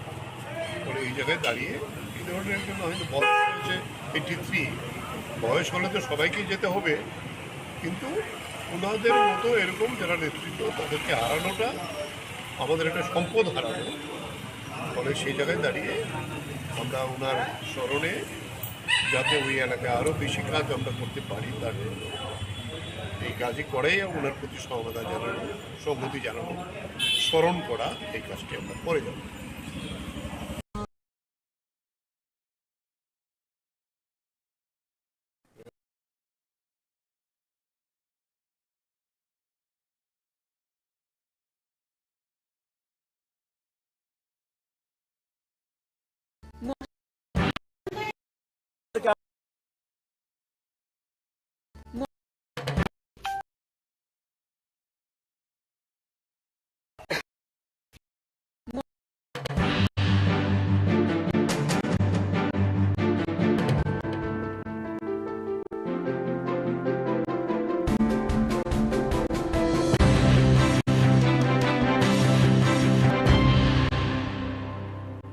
হরিপদ চক্রবর্তী তিনি শিল্প দপ্তরের একজন অফিসার ছিলেন এবং আমাদের সরকার আসার পরে প্রথম যখন অনিল সরকার শিল্পমন্ত্রীর দায়িত্ব পান, দপ্তর থেকে একজন লোক আসে, দক্ষতার সঙ্গে কাজ করেছে এবং আমিও পরে যখন শিল্পমন্ত্রী হই আমার দপ্তরও ছিল এবং এখান থেকে রিটায়ারমেন্ট আমি যখন দপ্তরে ছিলাম। এরপরে আমরা ওনাকে মিউনিসিপ্যালিটিতে দাঁড় করাই কঠিন সময়তে, সেখান থেকে জিতে আসে। মিউনিসিপ্যালিটিতে এটা সাংঘাতিক ভূমিকা গ্রহণ করেছেন ডেভেলপমেন্টের। উনি যে এলাকায় দাঁড়াতেন এটা একটু শহরের একেবারে বর্ডার সংলগ্ন এলাকা, অনেক কাজ করেছেন এবং মিউনিসিপ্যালিটি পরিচালনা করার ক্ষেত্রেও শঙ্কর দাস তখন চেয়ারম্যান। শঙ্কর দাস বলতেন যে বাজেট যখন রাখা হতো, বাজেটের পক্ষে প্রথম বক্তব্যটা হরিপদ চক্রবর্তী রাখতেন। মানে এত ইকোনমিক বিষয়টা ভালো করে জানতেন এবং সেই জায়গায় দাঁড়িয়ে পরবর্তী সময়তে যিনি রিটায়ারমেন্টের পরে মিউনিসিপ্যালিটির পরেও আমরা ওনাকে আবার স্টেট কোঅপারেটিভ ব্যাংকের চেয়ারম্যানের দায়িত্ব দিই। দুইটা টার্ম খুব দক্ষতার সঙ্গে এই ব্যাংকটাকে অনেক উন্নতি করার জন্য কাজ করেছে। এরপরেও প্রতিদিন পার্টির নিয়মিত বিভিন্ন কর্মসূচিতে হরিপদ চক্রবর্তী থাকতেন। গত 2 বছর একটু অসুস্থ হয়ে যায়। অসুস্থ হয়ে যাওয়ার পরে নিয়মিত প্রতিদিন প্রায় এই পার্টির খোঁজাখোঁজ রাখতেন। যখন চলাফেরা করতে পারতেন না, সবাইকে ডাকতেন কীভাবে কাজ করা যায়। এরকম একটা নিরলস পার্টির দায়িত্বশীল একজন নেতৃত্ব ছিলেন। লোকাল কমিটির মেম্বার ছিলেন আগরতলা, রামনগর লোকাল কমিটির। ফলে এই জায়গায় দাঁড়িয়ে এই ধরনের একজন হয়তো বয়স হয়েছে 83, বয়স হলে তো সবাইকেই যেতে হবে, কিন্তু ওনাদের মতো এরকম যারা নেতৃত্ব তাদেরকে হারানোটা আমাদের একটা সম্পদ হারানো। ফলে সেই জায়গায় দাঁড়িয়ে আমরা ওনার স্মরণে যাতে ওই এলাকায় আরও বেশি কাজ আমরা করতে পারি তার জন্য এই কাজই করেই ওনার প্রতি সহমতা জানানো, সংহতি জানানো, স্মরণ করা, এই কাজটি আমরা করে যাব।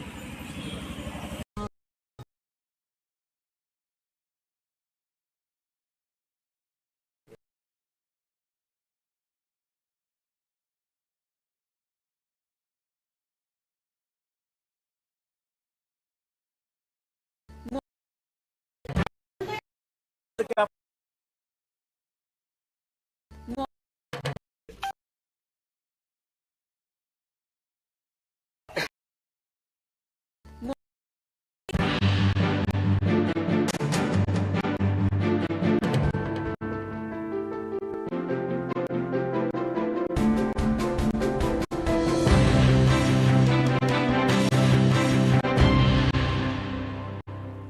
হরিপদ চক্রবর্তী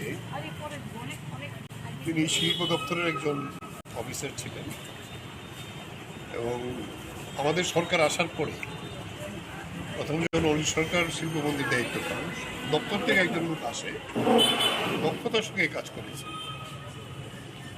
এবং আমিও পরে যখন শিল্পমন্ত্রী হই আমার দপ্তরও ছিল এবং এখান থেকে রিটায়ারমেন্ট আমি যখন দপ্তরে ছিলাম এরপরে আমরা ওনাকে মিউনিসিপ্যালিটিতে দাঁড় করাই কঠিন সময়েতে সেখান থেকে জিতে আসেন মিউনিসিপ্যালিটিতে একটা সাংঘাতিক ভূমিকা গ্রহণ করেছেন ডেভেলপমেন্টের জন্য উনি যে এলাকায় দাঁড়াতেন এটা কিন্তু শহরের একেবারে বর্ডার সংলগ্ন এলাকা অনেক কাজ করেছেন এবং মিউনিসিপ্যালিটি পরিচালনা করার ক্ষেত্রেও শঙ্কর দাস তখন চেয়ারম্যান শঙ্কর দাস বলতেন যে বাজেট যখন রাখা হতো বাজেটের পক্ষে প্রথম বক্তব্যটা হরিপদ চক্রবর্তী রাখতেন মানে এত ইকোনমিক বিষয়টা ভালো করে জানতেন এবং সেই জায়গায় দাঁড়িয়ে পরবর্তী সময়তে যিনি রিটায়ারমেন্টের পরে মিউনিসিপ্যালিটির পরেও আমরা ওনাকে আবার স্টেট কোঅপারেটিভ ব্যাংকের চেয়ারম্যানের দায়িত্ব দিই দুইটা টার্ম খুব দক্ষতার সঙ্গে এই ব্যাংকটাকে অনেক উন্নতি করার জন্য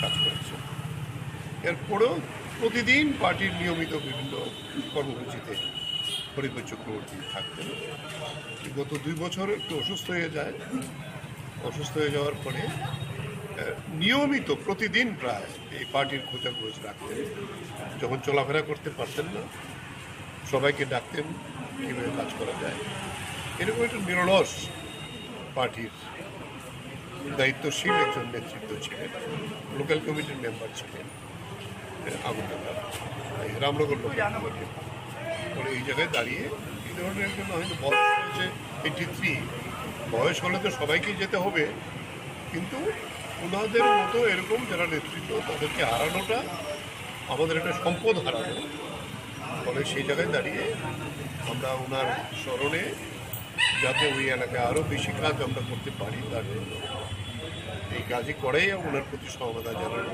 সংহতি জানানো স্মরণ করা এই কাজটি আমরা করে যাব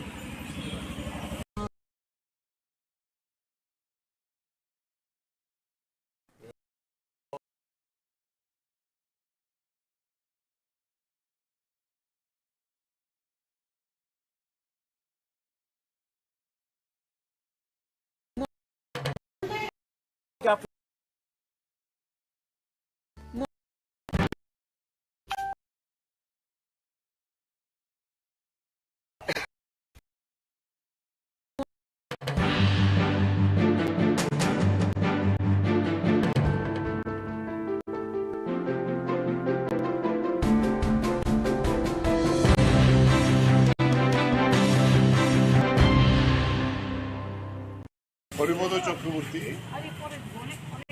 তিনি শিল্প দপ্তরের একজন অফিসার ছিলেন এবং আমাদের সরকার আসার পরে প্রথম যখন অনিল সরকার শিল্পমন্ত্রীর দায়িত্ব পান দপ্তর থেকে একজন লোক আসে দক্ষতার সঙ্গে কাজ করেছে এবং আমিও পরে যখন শিল্পমন্ত্রী হই আমার দপ্তরও ছিল এবং এখান থেকে রিটায়ারমেন্ট আমি যখন দপ্তরে ছিলাম এরপরে আমরা ওনাকে মিউনিসিপ্যালিটিতে দাঁড় করাই কঠিন সময়েতে সেখান থেকে জিতে আসেন মিউনিসিপ্যালিটিতে একটা সাংঘাতিক ভূমিকা গ্রহণ করেছেন ডেভেলপমেন্টের জন্য উনি যে এলাকায় দাঁড়াতেন এটা কিন্তু শহরের একেবারে বর্ডার সংলগ্ন এলাকা অনেক কাজ করেছেন এবং মিউনিসিপ্যালিটি পরিচালনা করার ক্ষেত্রেও শঙ্কর দাস তখন চেয়ারম্যান শঙ্কর দাস বলতেন যে বাজেট যখন রাখা হতো বাজেটের পক্ষে প্রথম বক্তব্যটা হরিপদ চক্রবর্তী রাখতেন মানে এত ইকোনমিক বিষয়টা ভালো করে জানতেন এবং সেই জায়গায় দাঁড়িয়ে পরবর্তী সময়তে যিনি রিটায়ারমেন্টের পরে মিউনিসিপ্যালিটির পরেও আমরা ওনাকে আবার স্টেট কোঅপারেটিভ ব্যাংকের চেয়ারম্যানের দায়িত্ব দিই দুইটা টার্ম খুব দক্ষতার সঙ্গে এই ব্যাংকটাকে অনেক উন্নতি করার জন্য কাজ করেছে। এরপরেও প্রতিদিন পার্টির নিয়মিত বিভিন্ন কর্মসূচিতে হরিপদ চক্রবর্তী থাকতেন। গত 2 বছর একটু অসুস্থ হয়ে যায়। অসুস্থ হয়ে যাওয়ার পরে নিয়মিত প্রতিদিন প্রায় এই পার্টির খোঁজাখোঁজ রাখতেন। যখন চলাফেরা করতে পারতেন না, সবাইকে ডাকতেন কীভাবে কাজ করা যায়। এরকম একটা নিরলস পার্টির দায়িত্বশীল একজন নেতৃত্ব ছিলেন। লোকাল কমিটির মেম্বার ছিলেন আগরতলার রামনগর লোকাল কমিটির। পরে এই জায়গায় দাঁড়িয়ে এই ধরনের একজন হয়তো বয়স হয়েছে 83, বয়স হলে তো সবাইকেই যেতে হবে, কিন্তু ওনাদের মতো এরকম যারা নেতৃত্ব তাদেরকে হারানোটা আমাদের একটা সম্পদ হারানো। ফলে সেই জায়গায় দাঁড়িয়ে আমরা ওনার স্মরণে যাতে ওই এলাকায় আরও বেশি কাজ আমরা করতে পারি তার জন্য এই কাজই করেই ওনার প্রতি সমবেদনা জানানো, সংহতি জানানো, স্মরণ করা, এই কাজটি আমরা করে যাব।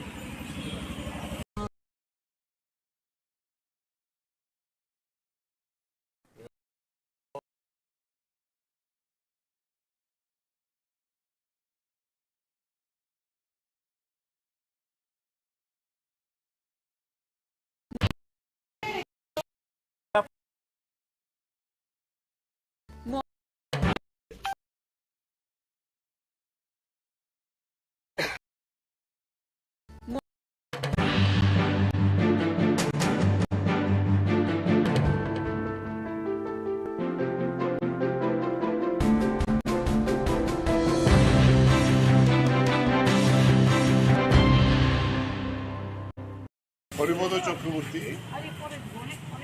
তিনি শিল্প দপ্তরের একজন অফিসার ছিলেন এবং আমাদের সরকার আসার পরে প্রথম যখন অনিল সরকার শিল্পমন্ত্রীর দায়িত্ব পান, দপ্তর থেকে একজন লোক আসে, দক্ষতার সঙ্গে কাজ করেছে এবং আমিও পরে যখন শিল্পমন্ত্রী হই আমার দপ্তরও ছিল এবং এখান থেকে রিটায়ারমেন্টে যাই আমি যখন দপ্তর ছিলাম। এরপরে আমরা ওনাকে মিউনিসিপ্যালিটিতে দাঁড় করাই কঠিন সময়েতে, সেখান থেকে জিতে আসে। মিউনিসিপ্যালিটিতে একটা সাংঘাতিক ভূমিকা গ্রহণ করেছিলেন ডেভেলপমেন্টের। উনি যে এলাকায় দাঁড়াতেন এটা কিন্তু শহরের একেবারে বর্ডার সংলগ্ন এলাকা, অনেক কাজ করেছেন এবং মিউনিসিপ্যালিটি পরিচালনা করার ক্ষেত্রে শঙ্কর দাস তখন চেয়ারম্যান। শঙ্কর দাস বলতেন যে বাজেট যখন রাখা হতো, বাজেটের পক্ষে প্রথম বক্তব্যটা হরিপদ চক্রবর্তী রাখতেন। মানে এত ইকোনমিক বিষয়টা ভালো করে জানতেন এবং সেই জায়গায় দাঁড়িয়ে পরবর্তী সময়তে যিনি রিটায়ারমেন্টের পরে মিউনিসিপ্যালিটির পরেও আমরা ওনাকে আবার স্টেট কোঅপারেটিভ ব্যাংকের চেয়ারম্যানের দায়িত্ব দিই। দুইটা টার্ম খুব দক্ষতার সঙ্গে এই ব্যাংকটাকে অনেক উন্নতি করার জন্য কাজ করেছে। এরপরেও প্রতিদিন পার্টির নিয়মিত বিভিন্ন কর্মসূচিতে হরিপদ চক্রবর্তী থাকতেন। গত 2 বছর একটু অসুস্থ হয়ে যায়। অসুস্থ হয়ে যাওয়ার পরে নিয়মিত প্রতিদিন প্রায় এই পার্টির খোঁজাখোঁজ রাখতেন। যখন চলাফেরা করতে পারতেন না, সবাইকে ডাকতেন কীভাবে কাজ করা যায়। এরকম একটা নিরলস পার্টির দায়িত্বশীল একজন নেতৃত্ব ছিলেন। লোকাল কমিটির মেম্বার ছিলেন আগরতলার রামনগর লোকাল কমিটির। পরে এই জায়গায় দাঁড়িয়ে এই ধরনের একজন হয়তো বয়স হয়েছে 83, বয়স হলে তো সবাইকেই যেতে হবে, কিন্তু ওনাদের মতো এরকম যারা নেতৃত্ব তাদেরকে হারানোটা আমাদের একটা সম্পদ হারানো। ফলে সেই জায়গায় দাঁড়িয়ে আমরা ওনার স্মরণে যাতে ওই এলাকায় আরও বেশি কাজ আমরা করতে পারি তার জন্য এই কাজই করেই ওনার প্রতি সমবেদনা জানানো, সংহতি জানানো, স্মরণ করা, এই কাজটি আমরা করে যাব।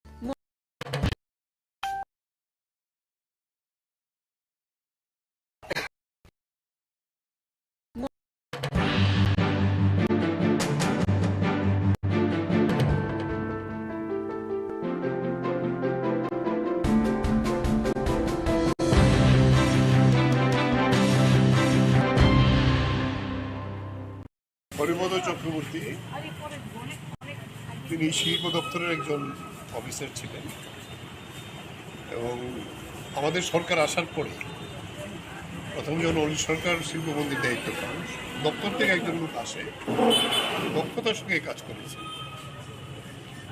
এবং আমিও পরে যখন শিল্পমন্ত্রী হই আমার দপ্তরও ছিল এবং এখান থেকে রিটায়ারমেন্ট আমি যখন দপ্তরে ছিলাম, এরপরে আমরা ওনাকে মিউনিসিপ্যালিটিতে দাঁড় করে কঠিন সময়েতে সেখান থেকে জিতে আসে।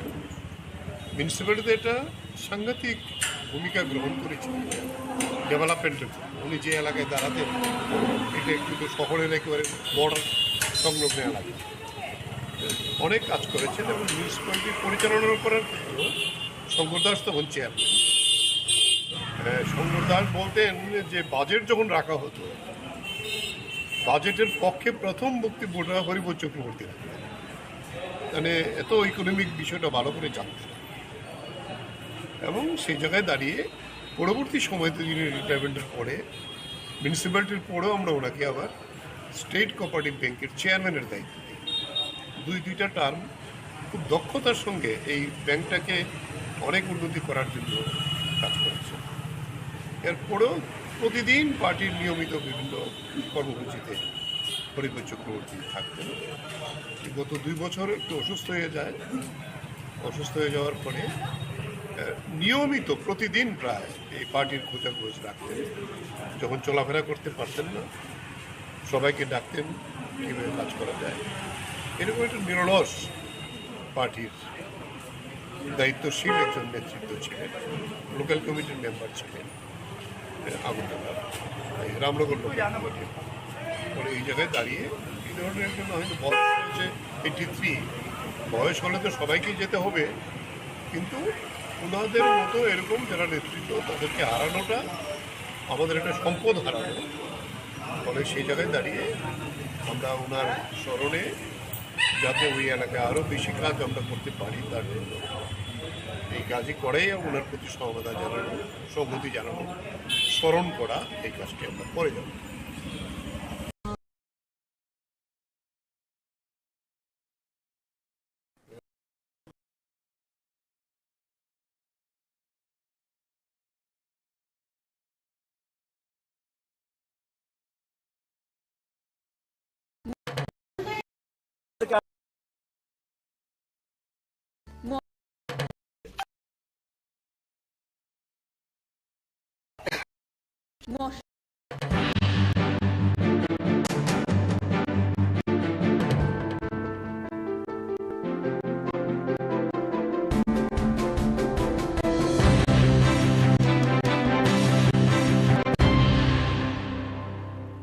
হরিবোধ চক্রবর্তী, তিনি শিল্প দপ্তরের একজন অফিসার ছিলেন এবং আমাদের সরকার আসার পরে প্রথম যখন অলি সরকার শিল্পমন্ত্রীর দায়িত্ব পান, দপ্তর থেকে একজন লোক আসে, দক্ষতার সঙ্গে কাজ করেছে এবং আমিও পরে যখন শিল্পমন্ত্রী হই আমার দপ্তরও ছিল এবং এখান থেকে রিটায়ারমেন্ট আমি যখন দপ্তরে ছিলাম, এরপরে আমরা ওনাকে মিউনিসিপ্যালিটিতে দাঁড় করে কঠিন সময়েতে সেখান থেকে জিতে আসে। মিউনিসিপ্যালিটিতে একটা সাংঘাতিক ভূমিকা গ্রহণ করেছিলেন ডেভেলপমেন্টের। উনি যে এলাকায় দাঁড়াতেন এটা একটু শহরের একেবারে বর্ডার সংলগ্ন এলাকা, অনেক কাজ করেছেন এবং মিউনিসিপ্যালিটি পরিচালনা করার ক্ষেত্রেও শঙ্কর দাস তখন চেয়ারম্যান। শঙ্কর দাস বলতেন যে বাজেট যখন রাখা হতো, বাজেটের পক্ষে প্রথম বক্তব্যটা হরিবোধ চক্রবর্তী রাখতেন, মানে এত ইকোনমিক বিষয়টা ভালো করে জানতেন এবং সেই জায়গায় দাঁড়িয়ে পরবর্তী সময়তে যিনি রিটায়ারমেন্টের পরে মিউনিসিপ্যালিটির পরেও আমরা ওনাকে আবার স্টেট কোঅপারেটিভ ব্যাংকের চেয়ারম্যানের দায়িত্ব দিই। দুইটা টার্ম খুব দক্ষতার সঙ্গে এই ব্যাংকটাকে অনেক উন্নতি করার জন্য কাজ করেছে। এরপরেও প্রতিদিন পার্টির নিয়মিত বিভিন্ন কর্মসূচিতে হরিবোধ চক্রবর্তী থাকতেন। গত 2 বছর একটু অসুস্থ হয়ে যায়। অসুস্থ হয়ে যাওয়ার পরে নিয়মিত প্রতিদিন প্রায় এই পার্টির খোঁজাখোঁজ রাখতেন। যখন চলাফেরা করতে পারতেন না, সবাইকে ডাকতেন কীভাবে কাজ করা যায়। এরকম একটা নিরলস পার্টির দায়িত্বশীল একজন নেতৃত্ব ছিলেন, লোকাল কমিটির মেম্বার ছিলেন আগরতলা রামনগর লোকাল কমিটির। পরে এই জায়গায় দাঁড়িয়ে এই ধরনের একজন হয়তো বয়স হচ্ছে 83, বয়স হলে তো সবাইকেই যেতে হবে, কিন্তু ওনাদের মতো এরকম যারা নেতৃত্ব তাদেরকে হারানোটা আমাদের একটা সম্পদ হারানো। ফলে সেই জায়গায় দাঁড়িয়ে আমরা ওনার স্মরণে যাতে ওই এলাকায় আরও বেশি কাজ আমরা করতে পারি তার জন্য এই কাজই করেই ওনার প্রতি সহমতা জানানো, সম্মতি জানানো, স্মরণ করা, এই কাজটি আমরা করে যাব।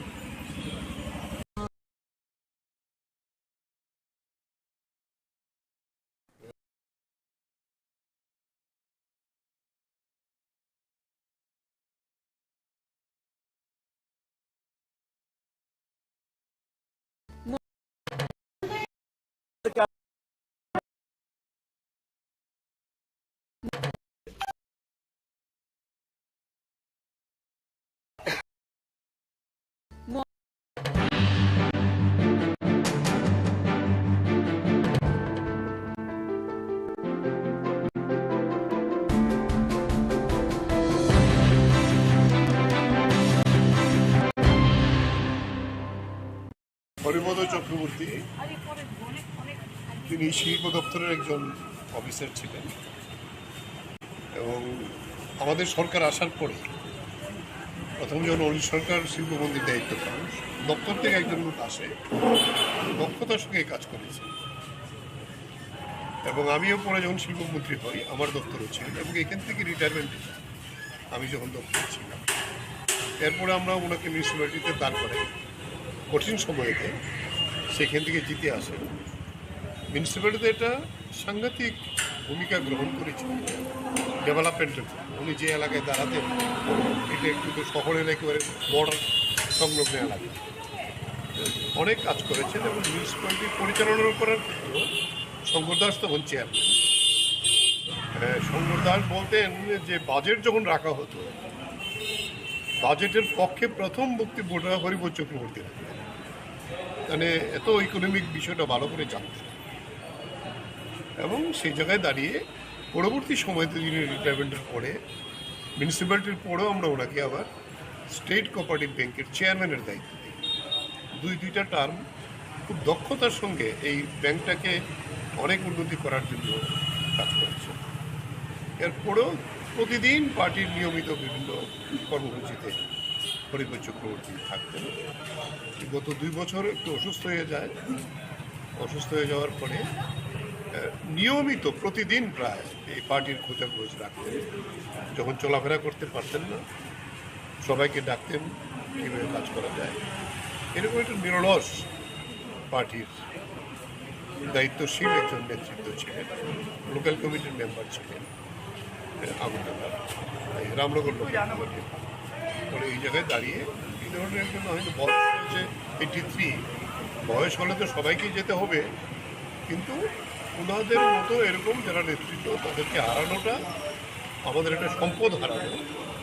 ফলে সেই জায়গায় দাঁড়িয়ে আমরা ওনার স্মরণে যাতে ওই এলাকায় আরও বেশি কাজ আমরা করতে পারি তার জন্য এই কাজই করেই ওনার প্রতি সহমতা জানানো, সম্মতি জানানো, স্মরণ করা, এই কাজটি আমরা করে যাব।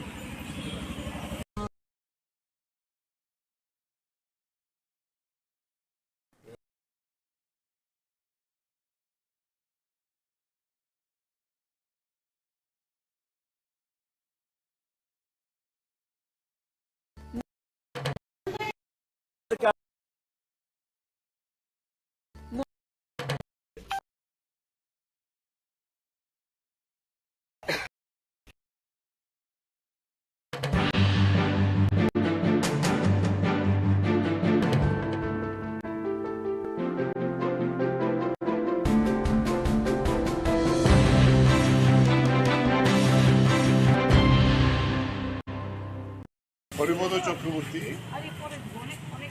তিনি শিল্প দপ্তরের একজন অফিসার ছিলেন এবং আমাদের সরকার আসার পরে প্রথম যখন অনিল সরকার শিল্পমন্ত্রীর দায়িত্ব পান, দপ্তর থেকে একজন লোক আসে, দক্ষতার সঙ্গে কাজ করেছে এবং আমিও পরে যখন শিল্পমন্ত্রী হই আমার দপ্তরও ছিল এবং এখান থেকে রিটায়ারমেন্ট আমি যখন দপ্তরে ছিলাম। এরপরে আমরা ওনাকে মিউনিসিপ্যালিটিতে দাঁড় করাই কঠিন সময়তে, সেখান থেকে জিতে আসেন। মিউনিসিপ্যালিটিতে এটা সাংঘাতিক ভূমিকা গ্রহণ করেছিলেন ডেভেলপমেন্টের। উনি যে এলাকায় দাঁড়াতেন এটা কিন্তু শহরের একেবারে বর্ডার সংলগ্ন এলাকা, অনেক কাজ করেছেন এবং মিউনিসিপ্যালিটি পরিচালনা করার ক্ষেত্রেও শঙ্কর দাস তখন চেয়ারম্যান। শঙ্কর দাস বলতেন যে বাজেট যখন রাখা হতো, বাজেটের পক্ষে প্রথম বক্তব্যটা হরিবোধ চক্রবর্তী রাখতেন, মানে এত ইকোনমিক বিষয়টা ভালো করে জানতেন। এবং সেই জায়গায় দাঁড়িয়ে পরবর্তী সময়তে যিনি রিটায়ারমেন্টের পরে মিউনিসিপ্যালিটির পরেও আমরা ওনাকে আবার স্টেট কোঅপারেটিভ ব্যাংকের চেয়ারম্যানের দায়িত্ব দিই। দুইটা টার্ম খুব দক্ষতার সঙ্গে এই ব্যাংকটাকে অনেক উন্নতি করার জন্য কাজ করেছে। এরপরেও প্রতিদিন পার্টির নিয়মিত বিভিন্ন কর্মসূচিতে হরিবোধ চক্রবর্তী থাকতেন। গত 2 বছর একটু অসুস্থ হয়ে যায়। অসুস্থ হয়ে যাওয়ার পরে নিয়মিত প্রতিদিন প্রায় এই পার্টির খোঁজাখোঁজ রাখতেন। যখন চলাফেরা করতে পারতেন না, সবাইকে ডাকতেন কীভাবে কাজ করা যায়। এরকম একটা নিরলস পার্টির দায়িত্বশীল একজন নেতৃত্ব ছিলেন। লোকাল কমিটির মেম্বার ছিলেন আগরতলা, রামনগর লোকাল কমিটির।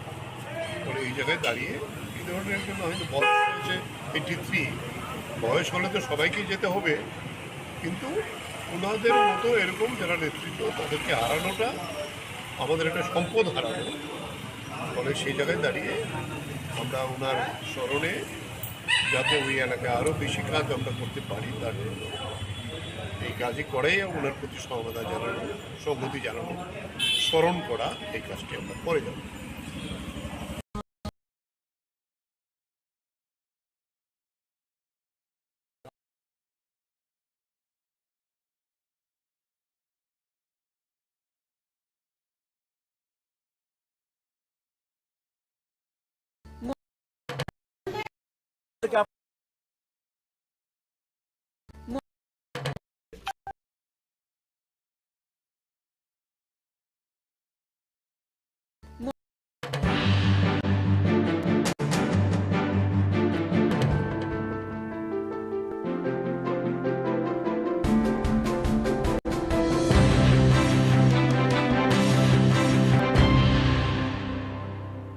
হরিবোধ চক্রবর্তী তিনি শিল্প দপ্তরের একজন অফিসার ছিলেন এবং আমাদের সরকার আসার পরে প্রথম যখন অনিল সরকার শিল্পমন্ত্রীর দায়িত্ব পান, দপ্তর থেকে একজন লোক আসে, দক্ষতার সঙ্গে কাজ করেছে। এবং আমিও পরে যখন শিল্পমন্ত্রী হই আমার দপ্তরও ছিলেন এবং এখান থেকে রিটায়ারমেন্ট আমি যখন দপ্তরে ছিলাম। এরপরে আমরা ওনাকে মিউনিসিপ্যালিটিতে দাঁড় করাই কঠিন সময়তে, সেখান থেকে জিতে আসেন। মিউনিসিপ্যালিটিতে এটা সাংঘাতিক ভূমিকা গ্রহণ করেছিলেন ডেভেলপমেন্টের। উনি যে এলাকায় দাঁড়াতেন এটা কিন্তু শহরের একেবারে বর্ডার সংলগ্ন এলাকা, অনেক কাজ করেছেন এবং মিউনিসিপ্যালিটি পরিচালনা করার ক্ষেত্রেও শঙ্কর দাস তখন চেয়ারম্যান। শঙ্কর দাস বলতেন যে বাজেট যখন রাখা হতো, বাজেটের পক্ষে প্রথম বক্তব্যটা হরিবোধ চক্রবর্তী রাখতেন, মানে এত ইকোনমিক বিষয়টা ভালো করে জানতেন। এবং সেই জায়গায় দাঁড়িয়ে পরবর্তী সময়তে যিনি রিটায়ারমেন্টের পরে মিউনিসিপ্যালিটির পরেও আমরা ওনাকে আবার স্টেট কোঅপারেটিভ ব্যাংকের চেয়ারম্যানের দায়িত্ব দিই। দুইটা টার্ম খুব দক্ষতার সঙ্গে এই ব্যাংকটাকে অনেক উন্নতি করার জন্য কাজ করেছে। এরপরেও প্রতিদিন পার্টির নিয়মিত বিভিন্ন কর্মসূচিতে হরিবোধ চক্রবর্তী থাকতেন। গত 2 বছর একটু অসুস্থ হয়ে যায়। অসুস্থ হয়ে যাওয়ার পরে নিয়মিত প্রতিদিন প্রায় পার্টির খোঁজাখুঁজ রাখতেন। যখন চলাফেরা করতে পারতেন না, সবাই ডাকতেন কীভাবে কাজ করা যায়। এটা একটা নিরলস পার্টির দায়িত্বশীল একজন নেতৃত্ব ছিলেন। লোকাল কমিটির মেম্বার ছিলেন রামনগর লোকাল কমিটির। এই জায়গায় দাঁড়িয়ে এই ধরনের জন্য হয়তো বয়স হলে তো সবাই যেতে হবে, কিন্তু ওনাদের তো এরকম যারা তাদেরকে হারানোটা আমাদের একটা সম্পদ হারানো। সেই জায়গায় দাঁড়িয়ে আমরা ওনার সঙ্গে যাতে ওই এলাকারও বেশি কাজ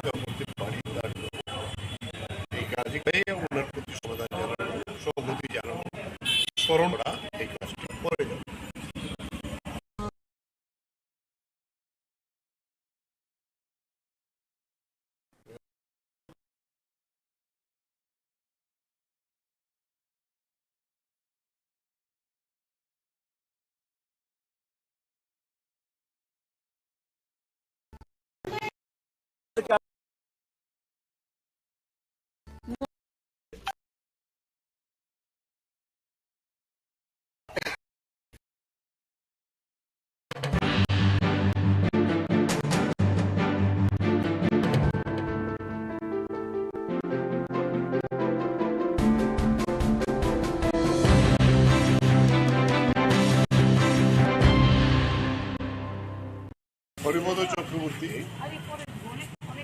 তিনি শিল্প দপ্তরের একজন অফিসার ছিলেন এবং আমাদের সরকার আসার পরে প্রথম যখন অনিল সরকার শিল্পমন্ত্রীর দায়িত্ব পান, দপ্তর থেকে একজন লোক আসে, দক্ষতার সঙ্গে কাজ করেছে এবং আমিও পরে যখন শিল্পমন্ত্রী হই আমার দপ্তরও ছিল এবং এখান থেকে রিটায়ারমেন্ট আমি যখন দপ্তর ছিলাম, এরপরে আমরা ওনাকে মিউনিসিপ্যালিটিতে দাঁড় করাই কঠিন সময়েতে, সেখান থেকে জিতে আসে। মিউনিসিপ্যালিটিতে এটা সাংঘাতিক ভূমিকা গ্রহণ করেছে ডেভেলপমেন্টের। উনি যে এলাকায় দাঁড়াতেন এটা একটু শহরের একেবারে বর্ডার সংলগ্ন এলাকা, অনেক কাজ করেছেন এবং মিউনিসিপ্যালিটি পরিচালনা করার ক্ষেত্রেও শঙ্কর দাস তখন চেয়ারম্যান।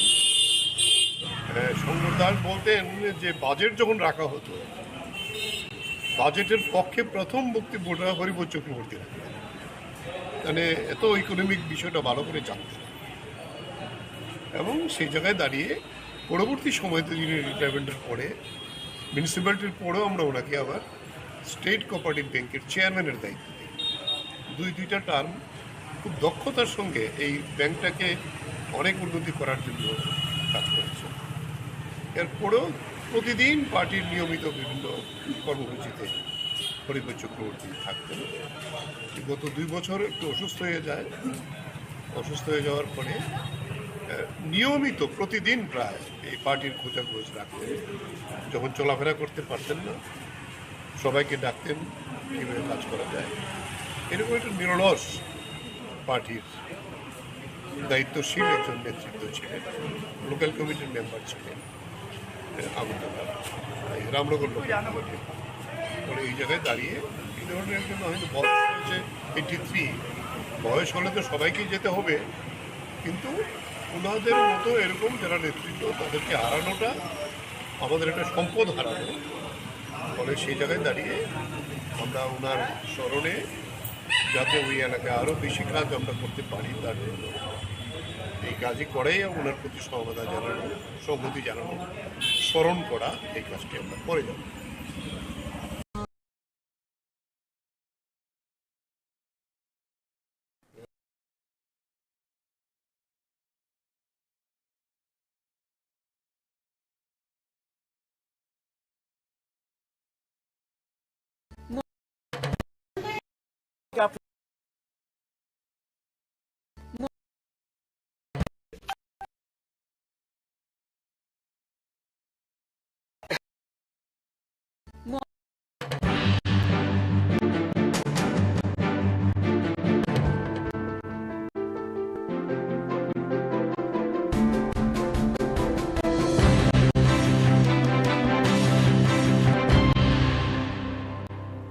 হরিপদ চক্রবর্তী তিনি শিল্প দপ্তরের একজন অফিসার ছিলেন এবং আমাদের সরকার আসার পরে প্রথম যখন অনিল সরকার শিল্পমন্ত্রীর দায়িত্ব পান, দপ্তর থেকে একজন লোক আসে, দক্ষতার সঙ্গে কাজ করেছে এবং আমিও পরে যখন শিল্পমন্ত্রী হই আমার দপ্তরও ছিল এবং এখান থেকে রিটায়ারমেন্ট আমি যখন দপ্তর ছিলাম, এরপরে আমরা ওনাকে মিউনিসিপ্যালিটিতে দাঁড় করাই কঠিন সময়েতে, সেখান থেকে জিতে আসে। মিউনিসিপ্যালিটিতে এটা সাংঘাতিক ভূমিকা গ্রহণ করেছে ডেভেলপমেন্টের। উনি যে এলাকায় দাঁড়াতেন এটা একটু শহরের একেবারে বর্ডার সংলগ্ন এলাকা, অনেক কাজ করেছেন এবং মিউনিসিপ্যালিটি পরিচালনা করার ক্ষেত্রেও শঙ্কর দাস তখন চেয়ারম্যান। শঙ্কর দাস বলতেন যে বাজেট যখন রাখা হতো, বাজেটের পক্ষে প্রথম বক্তব্যটা হরিপদ চক্রবর্তী রাখতেন, মানে এত ইকোনমিক বিষয়টা ভালো করে জানতেন এবং সেই জায়গায় দাঁড়িয়ে পরবর্তী সময়তে যিনি রিটায়ারমেন্টের পরে মিউনিসিপ্যালিটির পরেও আমরা ওনাকে আবার স্টেট কোঅপারেটিভ ব্যাংকের চেয়ারম্যানের দায়িত্ব দিই। দুইটা টার্ম খুব দক্ষতার সঙ্গে এই ব্যাংকটাকে অনেক উন্নতি করার জন্য কাজ করেছে। এরপরেও প্রতিদিন পার্টির নিয়মিত বিভিন্ন কর্মসূচিতে হরিপদ চক্রবর্তী থাকতেন। গত 2 বছর একটু অসুস্থ হয়ে যায়, অসুস্থ হয়ে যাওয়ার পরে নিয়মিত প্রতিদিন প্রায় এই পার্টির খোঁজাখোঁজ রাখতেন। যখন চলাফেরা করতে পারতেন না, সবাইকে ডাকতেন কীভাবে কাজ করা যায়। এরকম একটা নিরলস পার্টির দায়িত্বশীল একজন নেতৃত্ব ছিলেন, লোকাল কমিটির মেম্বার ছিলেন আগরতলা রামনগর লোকাল কমিটির। পরে এই জায়গায় দাঁড়িয়ে এই ধরনের একজন হয়তো বয়স হয়েছে 83, বয়স হলে তো সবাইকেই যেতে হবে, কিন্তু ওনাদের মতো এরকম যারা নেতৃত্ব তাদেরকে হারানোটা আমাদের একটা সম্পদ হারানো। ফলে সেই জায়গায় দাঁড়িয়ে আমরা ওনার স্মরণে যাতে ওই এলাকায় আরও বেশি কাজ আমরা করতে পারি তার জন্য এই কাজই করেই ওনার প্রতি সহমতা জানানো, সংহতি জানানো, স্মরণ করা, এই কাজটি আমরা করে যাব।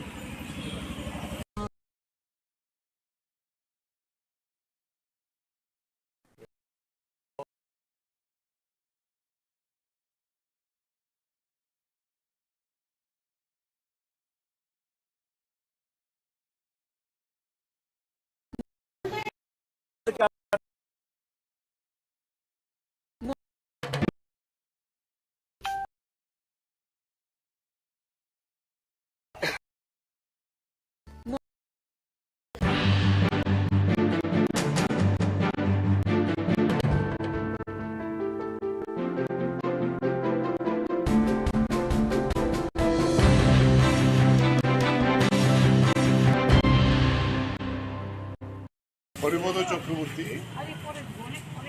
তিনি শিল্প দপ্তরের একজন অফিসার ছিলেন এবং আমাদের সরকার আসার পরে প্রথম যখন অনিল সরকার শিল্পমন্ত্রীর দায়িত্ব পান, দপ্তর থেকে একজন লোক আসে, দক্ষতার সঙ্গে কাজ করেছে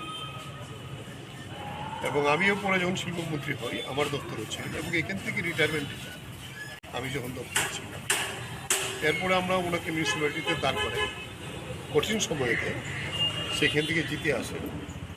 মিউনিসিপ্যালিটিতে একটা সাংঘাতিক ভূমিকা গ্রহণ করেছিলেন ডেভেলপমেন্টের জন্য। উনি যে এলাকায় দাঁড়াতেন এটা কিন্তু শহরের একেবারে বর্ডার সংলগ্ন এলাকা, অনেক কাজ করেছেন এবং মিউনিসিপ্যালিটি পরিচালনা করার ক্ষেত্রেও শঙ্কর দাস তখন চেয়ারম্যান। শঙ্কর দাস বলতেন যে বাজেট যখন রাখা হতো, বাজেটের পক্ষে প্রথম বক্তব্যটা হরিপদ চক্রবর্তী রাখতেন, মানে এত ইকোনমিক বিষয়টা ভালো করে জানত। এবং সেই জায়গায় দাঁড়িয়ে পরবর্তী সময়তে যিনি রিটায়ারমেন্টের পরে মিউনিসিপ্যালিটির পরেও আমরা ওনাকে আবার স্টেট কোঅপারেটিভ ব্যাংকের চেয়ারম্যানের দায়িত্ব দিই। দুইটা টার্ম খুব দক্ষতার সঙ্গে এই ব্যাংকটাকে অনেক উন্নতি করার জন্য কাজ করেছে। এরপরেও প্রতিদিন পার্টির নিয়মিত বিভিন্ন কর্মসূচিতে হরিপদ চক্রবর্তী থাকতেন। গত 2 বছর একটু অসুস্থ হয়ে যায়। অসুস্থ হয়ে যাওয়ার পরে নিয়মিত প্রতিদিন প্রায় এই পার্টির খোঁজাখোঁজ রাখতেন। যখন চলাফেরা করতে পারতেন না সবাইকে ডাকতেন কীভাবে কাজ করা যায়।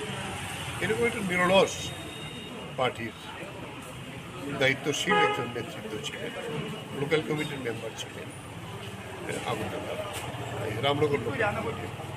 পরে এই জায়গায় দাঁড়িয়ে এই ধরনের একজন হয়তো বয়স হয়েছে 83, বয়স হলে তো সবাইকেই যেতে হবে, কিন্তু ওনাদের মতো এরকম যারা নেতৃত্ব তাদেরকে হারানোটা আমাদের একটা সম্পদ হারানো। ফলে সেই জায়গায় দাঁড়িয়ে আমরা ওনার স্মরণে যাতে ওই এলাকায় আরও বেশি কাজ আমরা করতে পারি তার জন্য এই কাজই করেই ওনার প্রতি সহমতা জানানো, সংহতি জানানো, স্মরণ করা, এই কাজটি আমরা করে যাব।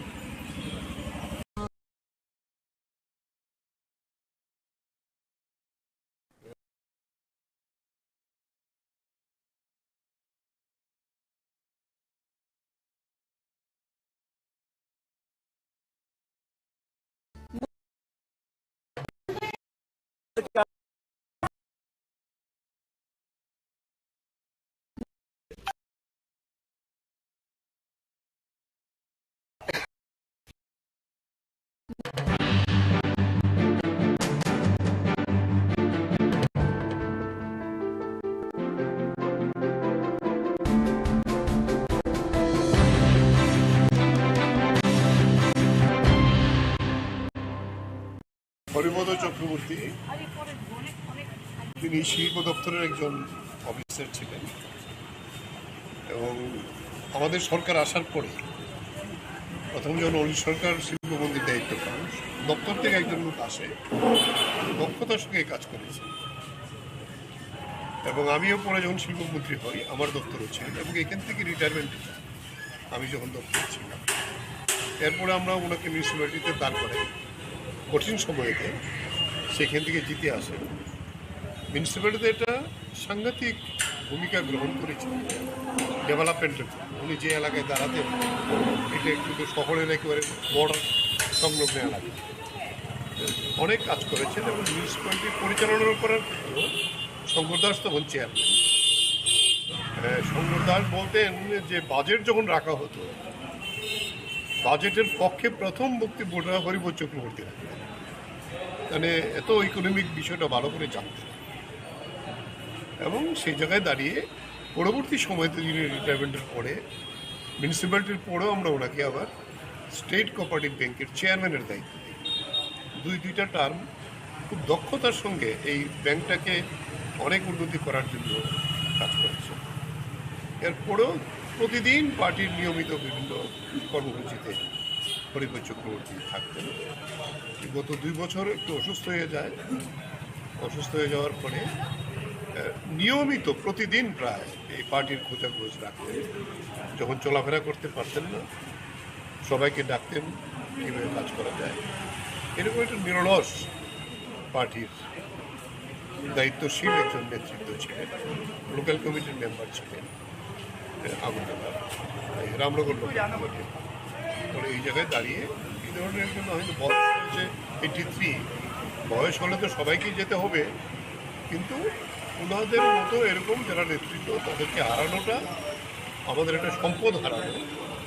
ফলে সেই জায়গায় দাঁড়িয়ে আমরা ওনার স্মরণে যাতে ওই এলাকায় আরও বেশি কাজ আমরা করতে পারি তার জন্য এই কাজই করাই ওনার প্রতি সমবেদনা জানানো, সংহতি জানানো, স্মরণ করা, এই কাজটি আমরা করে যাব।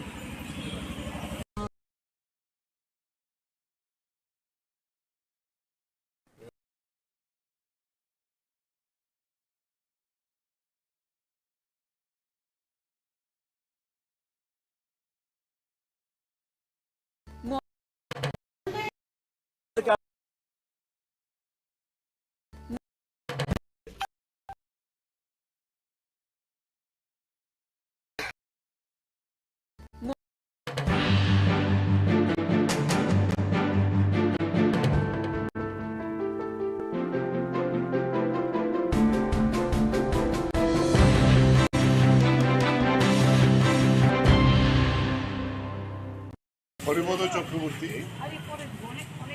তিনি শিল্প দপ্তরের একজন অফিসার ছিলেন এবং আমাদের সরকার আসার পরে প্রথম যখন অনিল সরকার শিল্পমন্ত্রীর দায়িত্ব পান, দপ্তর থেকে একজন লোক আসে, দক্ষতার সঙ্গে কাজ করেছে। এবং আমিও পরে যখন শিল্পমন্ত্রী হই আমার দপ্তরও ছিল এবং এখান থেকে রিটায়ারমেন্ট আমি যখন দপ্তর ছিলাম, এরপরে আমরা ওনাকে মিউনিসিপ্যালিটিতে দাঁড় করাই কঠিন সময়েতে, সেখান থেকে জিতে আসেন। মিউনিসিপ্যালিটিতে একটা সাংঘাতিক ভূমিকা গ্রহণ করেছেন ডেভেলপমেন্টের। উনি যে এলাকায় দাঁড়াতেন এটা একটু শহরের একেবারে বর্ডার সংলগ্ন এলাকা, অনেক কাজ করেছেন এবং মিউনিসিপ্যালিটি পরিচালনা করার ক্ষেত্রেও শঙ্কর দাস তখন চেয়ারম্যান। শঙ্কর দাস বলতেন যে বাজেট যখন রাখা হতো, বাজেটের পক্ষে প্রথম বক্তব্যটা হরিপদ চক্রবর্তী রাখতেন, মানে এত ইকোনমিক বিষয়টা ভালো করে জানতেন। এবং সেই জায়গায় দাঁড়িয়ে পরবর্তী সময়তে যিনি রিটায়ারমেন্টের পরে মিউনিসিপ্যালিটির পরেও আমরা ওনাকে আবার স্টেট কোঅপারেটিভ ব্যাংকের চেয়ারম্যানের দায়িত্ব দিই। দুইটা টার্ম খুব দক্ষতার সঙ্গে এই ব্যাংকটাকে অনেক উন্নতি করার জন্য কাজ করেছে। এরপরেও প্রতিদিন পার্টির নিয়মিত বিভিন্ন কর্মসূচিতে হরিপদ চক্রবর্তী থাকতেন। গত 2 বছর একটু অসুস্থ হয়ে যায়। অসুস্থ হয়ে যাওয়ার পরে নিয়মিত প্রতিদিন প্রায় এই পার্টির খোঁজাখোঁজ রাখতেন। যখন চলাফেরা করতে পারতেন না, সবাইকে ডাকতেন কীভাবে কাজ করা যায়। এরকম একটা নিরলস পার্টির দায়িত্বশীল একজন নেতৃত্ব ছিলেন। লোকাল কমিটির মেম্বার ছিলেন আগরতলা, রামনগর লোকাল কমিটির। ফলে এই জায়গায় দাঁড়িয়ে এই ধরনের জন্য হয়তো বয়স হয়েছে 83, বয়স হলে তো সবাইকেই যেতে হবে, কিন্তু ওনাদের মতো এরকম যারা নেতৃত্ব তাদেরকে হারানোটা আমাদের একটা সম্পদ হারানো, ফলে সেই জায়গায় দাঁড়িয়ে আমরা ওনার স্মরণে যাতে ওই এলাকায় আরও বেশি কাজ আমরা করতে পারি তার জন্য এই কাজই করেই ওনার প্রতি সমবেদনা জানানো, সংহতি জানানো, স্মরণ করা, এই কাজটি আমরা করে যাব।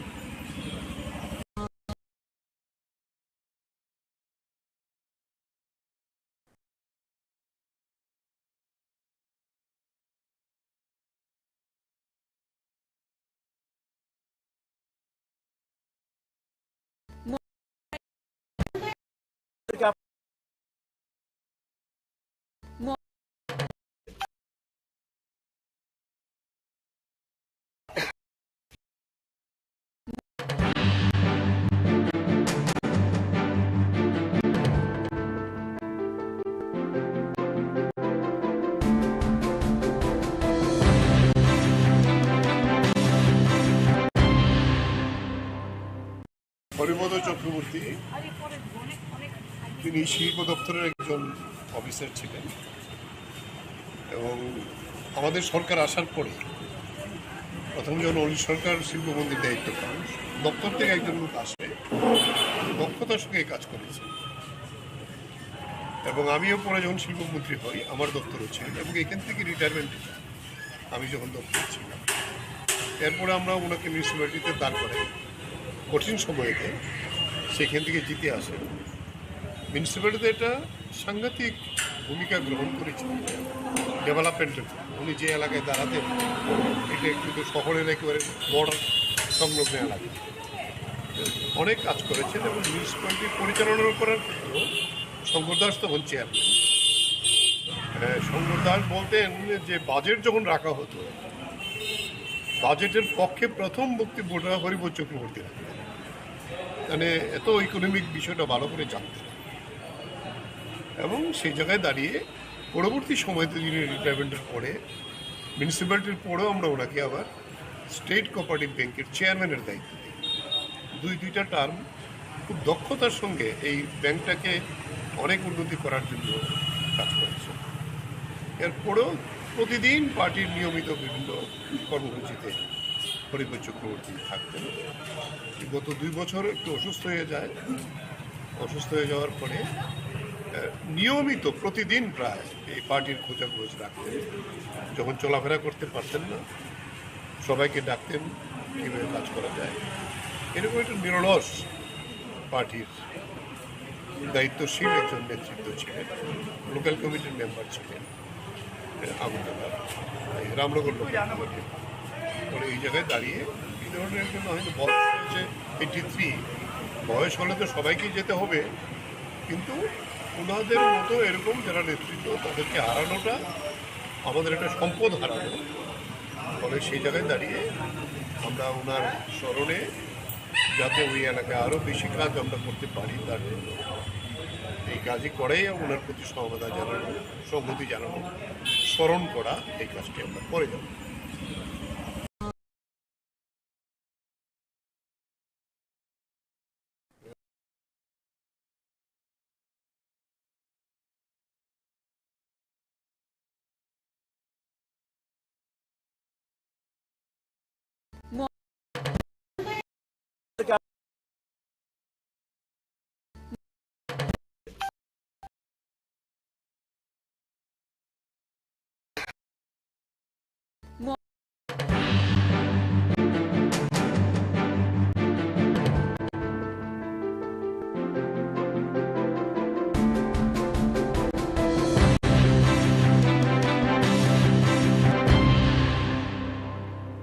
হরিপদ চক্রবর্তী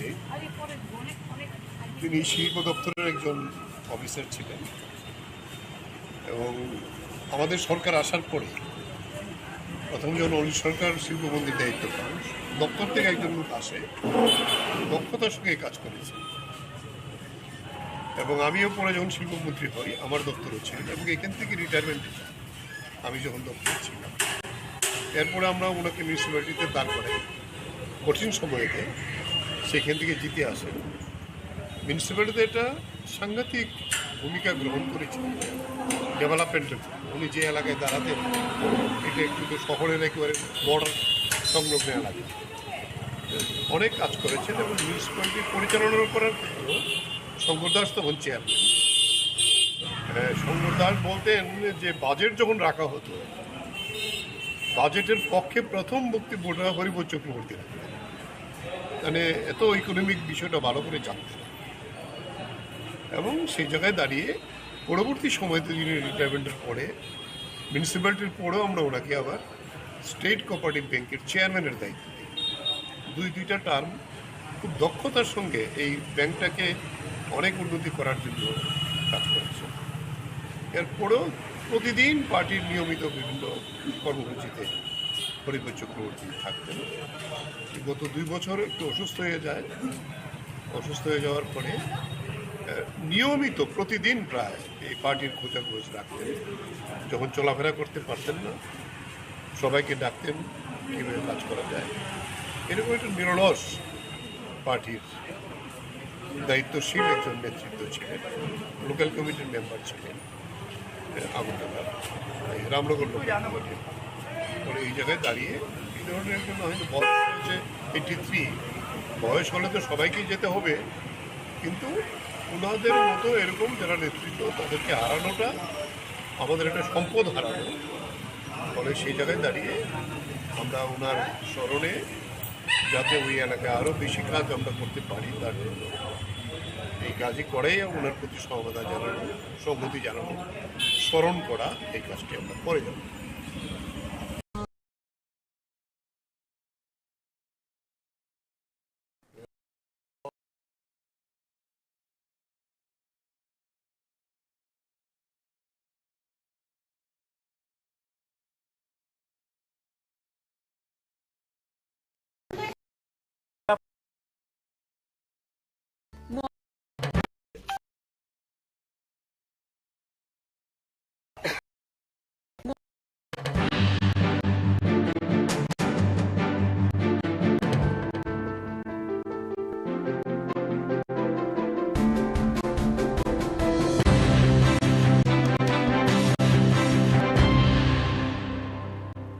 হরিপদ চক্রবর্তী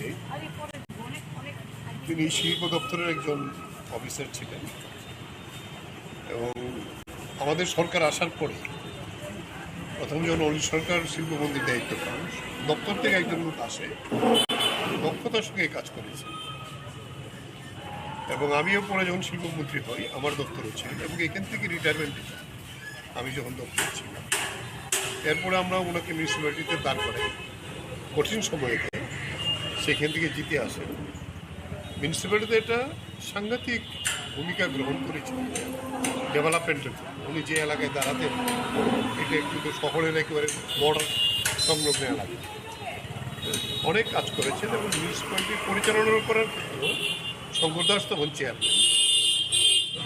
শঙ্কর দাস বলতেন যে বাজেট যখন রাখা হতো, বাজেটের পক্ষে প্রথম বক্তব্যটা হরিপদ চক্রবর্তী রাখতেন, মানে এত ইকোনমিক বিষয়টা ভালো করে জানতেন। এবং সেই জায়গায় দাঁড়িয়ে পরবর্তী সময়তে যিনি রিটায়ারমেন্টের পরে মিউনিসিপ্যালিটির পরেও আমরা ওনাকে আবার স্টেট কোঅপারেটিভ ব্যাংকের চেয়ারম্যানের দায়িত্ব দিই। দুইটা টার্ম খুব দক্ষতার সঙ্গে এই ব্যাংকটাকে অনেক উন্নতি করার জন্য কাজ করেছে। এরপরেও প্রতিদিন পার্টির নিয়মিত বিভিন্ন কর্মসূচিতে হরিপদ চক্রবর্তী থাকতেন। গত 2 বছর একটু অসুস্থ হয়ে যায়। অসুস্থ হয়ে যাওয়ার পরে নিয়মিত প্রতিদিন প্রায় এই পার্টির খোঁজাখোঁজ রাখতেন। যখন চলাফেরা করতে পারতেন না, সবাইকে ডাকতেন কীভাবে কাজ করা যায়। এরকম একটা নিরলস পার্টির দায়িত্বশীল একজন নেতৃত্ব ছিলেন। লোকাল কমিটির মেম্বার ছিলেন আগরতলার রামনগর লোকাল কমিটির। ফলে এই জায়গায় দাঁড়িয়ে এই ধরনের জন্য হয়তো বয়স হয়েছে 83, বয়স হলে তো সবাইকেই যেতে হবে, কিন্তু ওনাদের মতো এরকম যারা নেতৃত্ব তাদেরকে হারানোটা আমাদের একটা সম্পদ হারানো। ফলে সেই জায়গায় দাঁড়িয়ে আমরা ওনার স্মরণে যাতে ওই এলাকায় আরও বেশি কাজ আমরা করতে পারি তার জন্য এই কাজই করেই ওনার প্রতি সমবেদনা জানানো, সংহতি জানানো, স্মরণ করা, এই কাজটি আমরা করে যাব।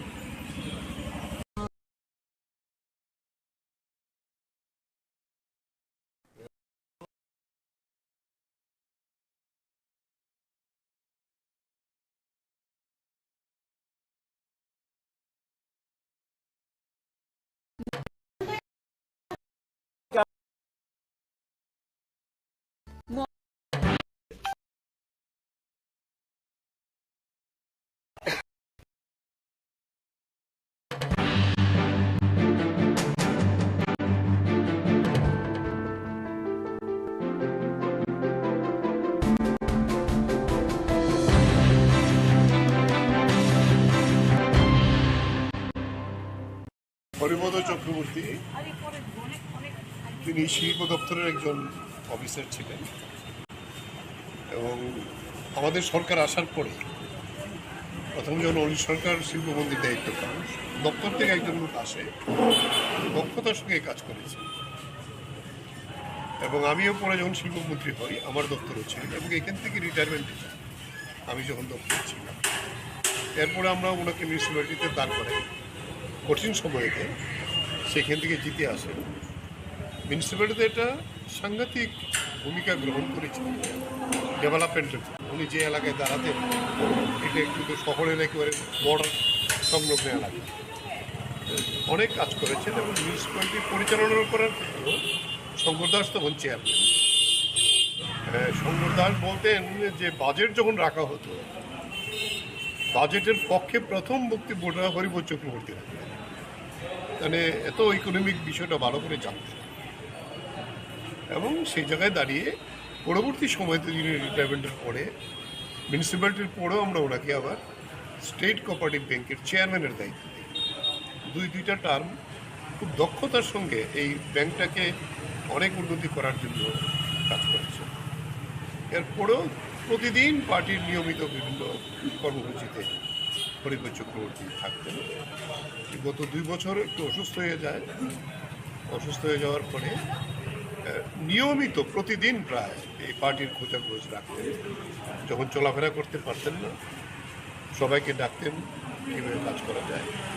এরকম একটা নিরলস পার্টির দায়িত্বশীল একজন নেতৃত্ব ছিলেন। লোকাল কমিটির মেম্বার ছিলেন আগুনডাঙ্গা রামনগর লোকাল কমিটির। পরে এই জায়গায় দাঁড়িয়ে এই ধরনের একজন হয়তো বয়স হয়েছে 83, বয়স হলে তো সবাইকেই যেতে হবে, কিন্তু ওনাদের মতো এরকম যারা নেতৃত্ব তাদেরকে হারানোটা আমাদের একটা সম্পদ হারানো। ফলে সেই জায়গায় দাঁড়িয়ে আমরা ওনার স্মরণে যাতে ওই এলাকায় আরও বেশি কাজ আমরা করতে পারি তার জন্য এই কাজই করেই ওনার প্রতি সহমতা জানানো, সংহতি জানানো, স্মরণ করা, এই কাজটি আমরা করে যাব।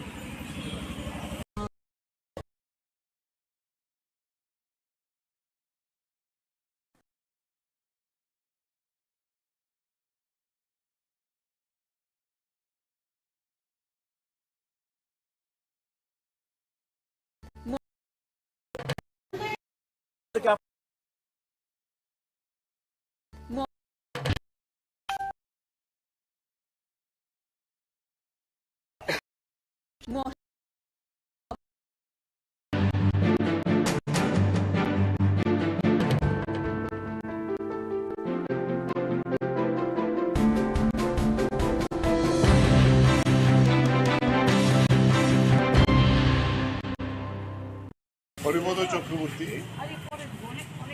তিনি শিল্প দপ্তরের একজন অফিসার ছিলেন এবং আমাদের সরকার আসার পরে প্রথম যখন অনিল সরকার শিল্পমন্ত্রীর দায়িত্ব পান, দপ্তর থেকে একজন লোক আসে, দক্ষতার সঙ্গে কাজ করেছে এবং আমিও পরে যখন শিল্পমন্ত্রী হই আমার দপ্তরও ছিল এবং এখান থেকে রিটায়ারমেন্টে যাই আমি যখন দপ্তরে ছিলাম। এরপরে আমরা ওনাকে মিউনিসিপ্যালিটিতে দাঁড় করাই কঠিন সময়েতে, সেখান থেকে জিতে আসেন।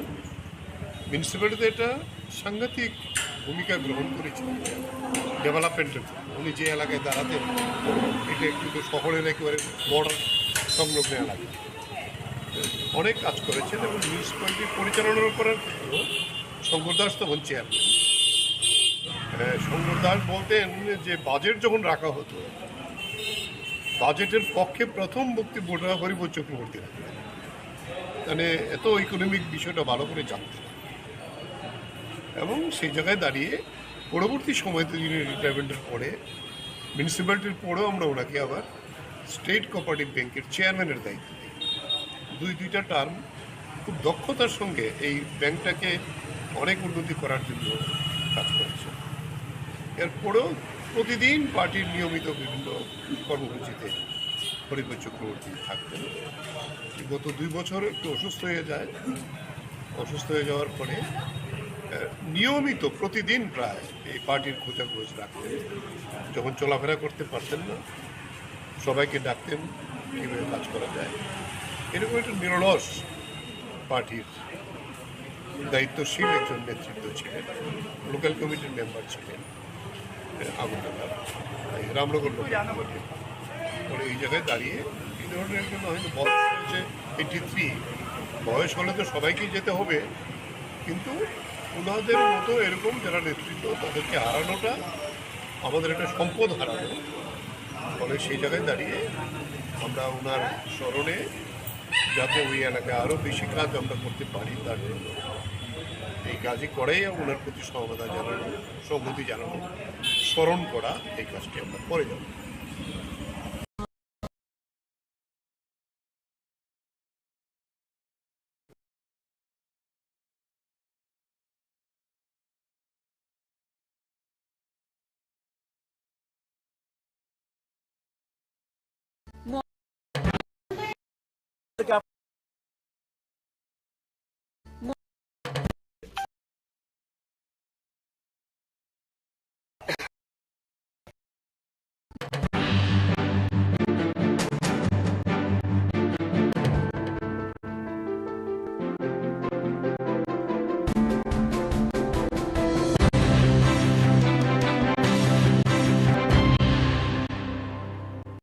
হরিপদ চক্রবর্তী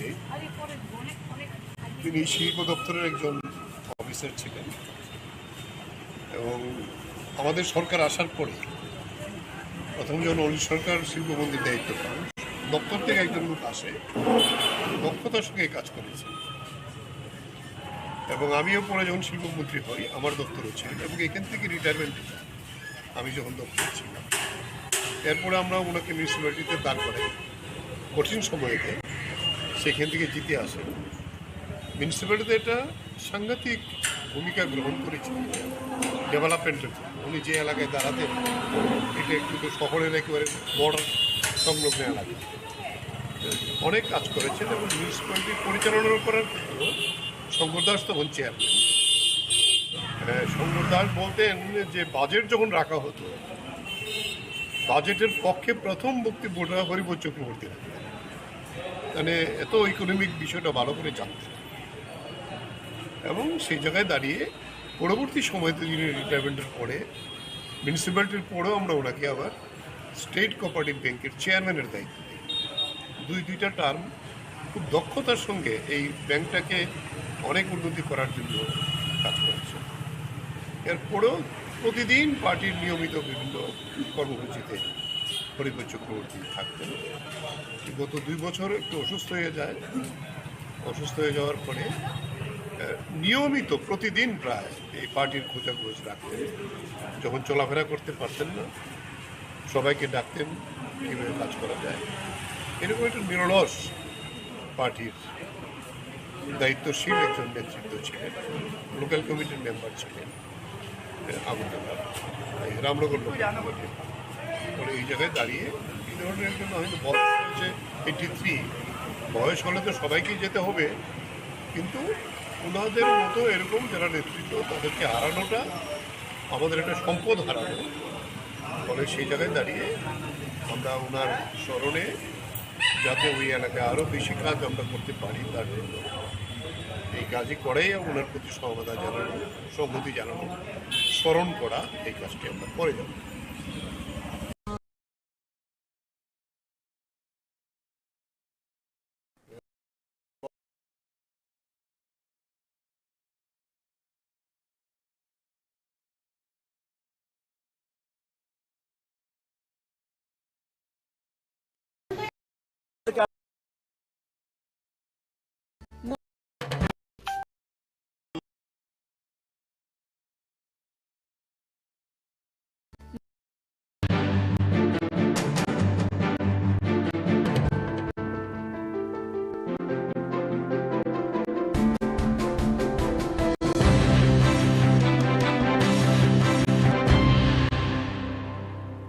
হরিপদ চক্রবর্তী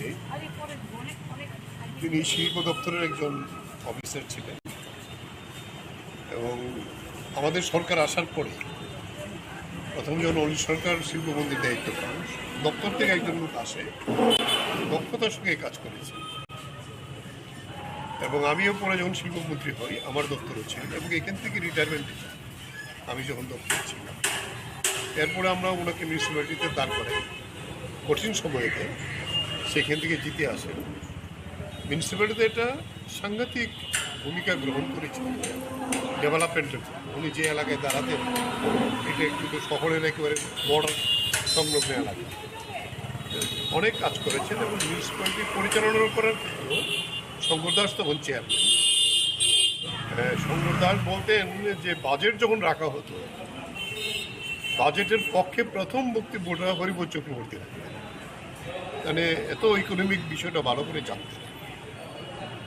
এবং সেই জায়গায় দাঁড়িয়ে পরবর্তী সময়তে যিনি রিটায়ারমেন্টের পরে মিউনিসিপ্যালিটির পরেও আমরা ওনাকে আবার স্টেট কোঅপারেটিভ ব্যাংকের চেয়ারম্যানের দায়িত্ব দিই। দুইটা টার্ম খুব দক্ষতার সঙ্গে এই ব্যাংকটাকে অনেক উন্নতি করার জন্য কাজ করেছে। এরপরেও প্রতিদিন পার্টির নিয়মিত বিভিন্ন কর্মসূচিতে হরিবোধ চক্রবর্তী থাকতেন। গত 2 বছর একটু অসুস্থ হয়ে যায়। অসুস্থ হয়ে যাওয়ার পরে নিয়মিত প্রতিদিন প্রায় এই পার্টির খোঁজাখোঁজ রাখতেন। যখন চলাফেরা করতে পারতেন না, সবাইকে ডাকতেন কীভাবে কাজ করা যায়। এরকম একটা নিরলস পার্টির দায়িত্বশীল একজন নেতৃত্ব ছিলেন। লোকাল কমিটির মেম্বার ছিলেন আগরতলা, রামনগর লোকাল কমিটির। পরে এই জায়গায় দাঁড়িয়ে এই ধরনের জন্য হয়তো বয়স হচ্ছে 83। বয়স হলে তো সবাইকেই যেতে হবে, কিন্তু ওনাদের মতো এরকম যারা নেতৃত্ব তাদেরকে হারানোটা আমাদের একটা সম্পদ হারানো। ফলে সেই জায়গায় দাঁড়িয়ে আমরা ওনার স্মরণে যাতে ওই এলাকায় আরও বেশি কাজ আমরা করতে পারি তার জন্য এই কাজই করেই ওনার প্রতি সমবেদনা জানানো, সংহতি জানানো, স্মরণ করা, এই কাজটি আমরা করে যাব।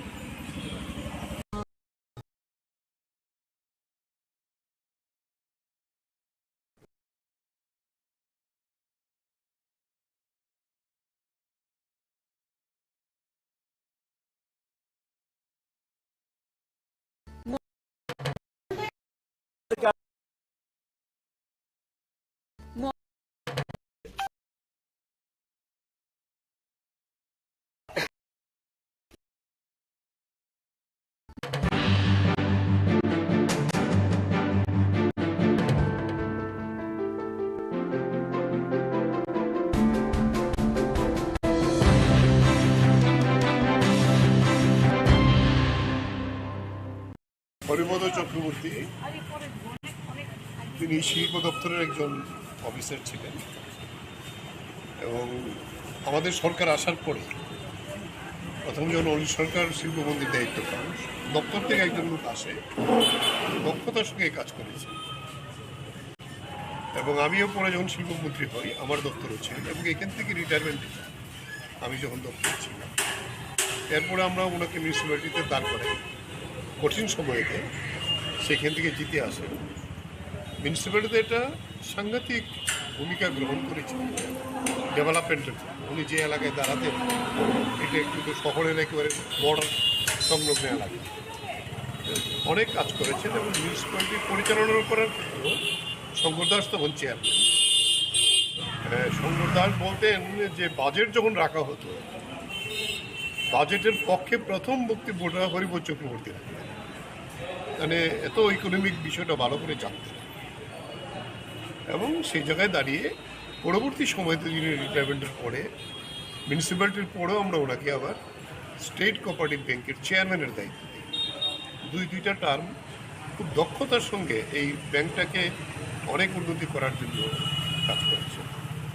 এরপরেও প্রতিদিন পার্টির নিয়মিত বিভিন্ন কর্মসূচিতে হরিবোধ চক্রবর্তী থাকতেন। গত 2 বছর একটু অসুস্থ হয়ে যায়। অসুস্থ হয়ে যাওয়ার পরে নিয়মিত প্রতিদিন প্রায় এই পার্টির খোঁজাখোঁজ রাখতেন। যখন চলাফেরা করতে পারতেন না, সবাইকে ডাকতেন কীভাবে কাজ করা যায়। এরকম একটা নিরলস পার্টির দায়িত্বশীল একজন নেতৃত্ব ছিলেন। লোকাল কমিটির মেম্বার ছিলেন আগরতলা, রামনগর লোকাল কমিটির। পরে এই জায়গায় দাঁড়িয়ে এই ধরনের জন্য হয়তো বয়স হচ্ছে 83। বয়স হলে তো সবাইকেই যেতে হবে, কিন্তু ওনাদের মতো এরকম যারা নেতৃত্ব তাদেরকে হারানোটা আমাদের একটা সম্পদ হারানো। ফলে সেই জায়গায় দাঁড়িয়ে আমরা ওনার স্মরণে যাতে ওই এলাকায় আরও বেশি কাজ আমরা করতে পারি তার জন্য এই কাজই করেই ওনার প্রতি সমবেদনা জানানো, সংহতি জানানো, স্মরণ করা, এই কাজটি আমরা করে যাব।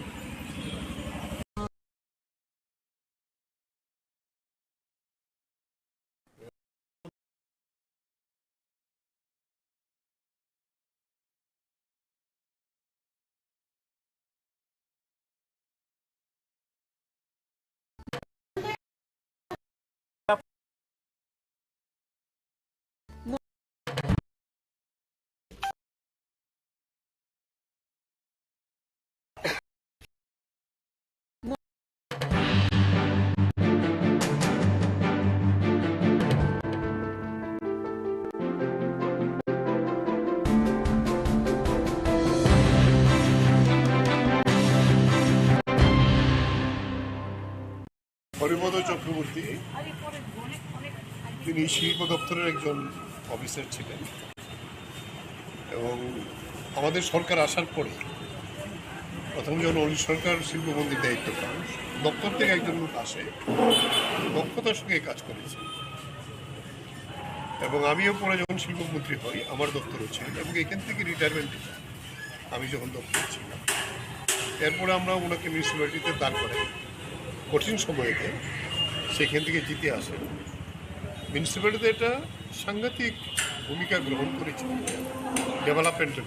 উনি যে এলাকায় দাঁড়াতেন এটা একটু শহরের একেবারে বর্ডার সংলগ্ন এলাকা, অনেক কাজ করেছেন এবং মিউনিসিপ্যালিটি পরিচালনা করার ক্ষেত্রেও শঙ্কর দাস তখন চেয়ারম্যান।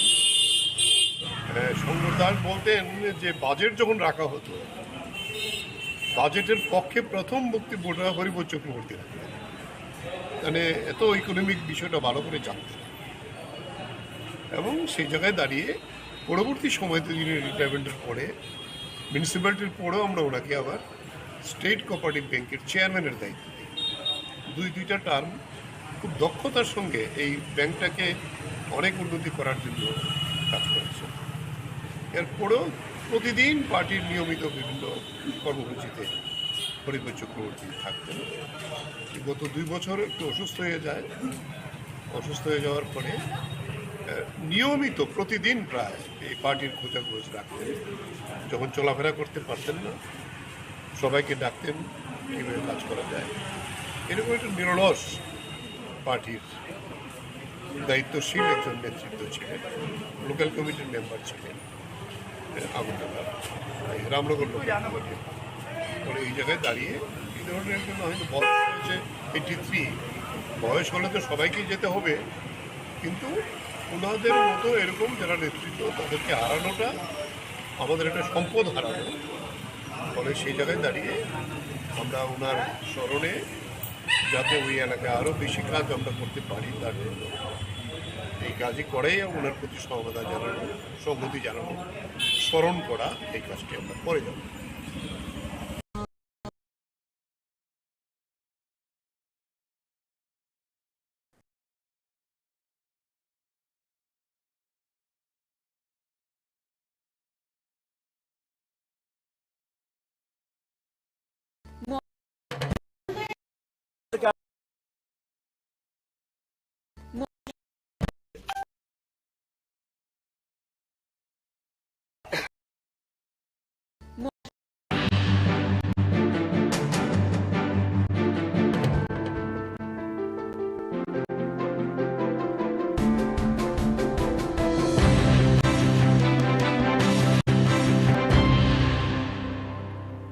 হরিপদ চক্রবর্তী তিনি শিল্প দপ্তরের একজন অফিসার ছিলেন এবং আমাদের সরকার আসার পরে প্রথম যখন অনিল সরকার শিল্পমন্ত্রীর দায়িত্ব পান, দপ্তর থেকে একজন লোক আসে, দক্ষতার সঙ্গে কাজ করেছে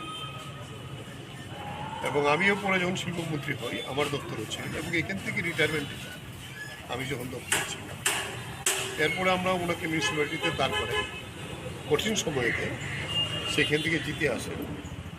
মিউনিসিপ্যালিটিতে একটা সাংঘাতিক ভূমিকা গ্রহণ করেছিলেন ডেভেলপমেন্টের। উনি যে এলাকায় দাঁড়াতেন এটা একটু শহরের একেবারে বর্ডার সংলগ্ন এলাকা, অনেক কাজ করেছেন এবং মিউনিসিপ্যালিটি পরিচালনা করার ক্ষেত্রেও শঙ্কর দাস তখন চেয়ারম্যান। শঙ্কর দাস বলতেন যে বাজেট যখন রাখা হতো, বাজেটের পক্ষে প্রথম বক্তব্যটা হরিপদ চক্রবর্তী রাখতেন, মানে এত ইকোনমিক বিষয়টা ভালো করে জানতেন। এবং সেই জায়গায় দাঁড়িয়ে পরবর্তী সময়তে যিনি রিটায়ারমেন্টের পরে মিউনিসিপ্যালিটির পরেও আমরা ওনাকে আবার স্টেট কোঅপারেটিভ ব্যাংকের চেয়ারম্যানের দায়িত্ব দিই। দুইটা টার্ম খুব দক্ষতার সঙ্গে এই ব্যাংকটাকে অনেক উন্নতি করার জন্য কাজ করেছে। এরপরেও প্রতিদিন পার্টির নিয়মিত বিভিন্ন কর্মসূচিতে হরিপদ চক্রবর্তী থাকতেন। গত 2 বছর একটু অসুস্থ হয়ে যায়। অসুস্থ হয়ে যাওয়ার পরে নিয়মিত প্রতিদিন প্রায় এই পার্টির খোঁজাখোঁজ রাখতেন। যখন চলাফেরা করতে পারতেন না, সবাইকে ডাকতেন কীভাবে কাজ করা যায়। এরকম একটা নিরলস পার্টির দায়িত্বশীল একজন নেতৃত্ব ছিলেন। লোকাল কমিটির মেম্বার ছিলেন আগরতলা, রামনগর লোকাল কমিটির। এই জায়গায় দাঁড়িয়ে এই ধরনের একজন হয়তো বয়স হয়েছে 83, বয়স হলে তো সবাইকেই যেতে হবে, কিন্তু ওনাদের মতো এরকম যারা নেতৃত্ব তাদেরকে হারানোটা আমাদের একটা সম্পদ হারানো। ফলে সেই জায়গায় দাঁড়িয়ে আমরা ওনার স্মরণে যাতে ওই এলাকায় আরও বেশি কাজ আমরা করতে পারি তার জন্য এই কাজই করেই ওনার প্রতি সহমতা জানানো, সংহতি জানানো, স্মরণ করা, এই কাজটি আমরা করে যাব।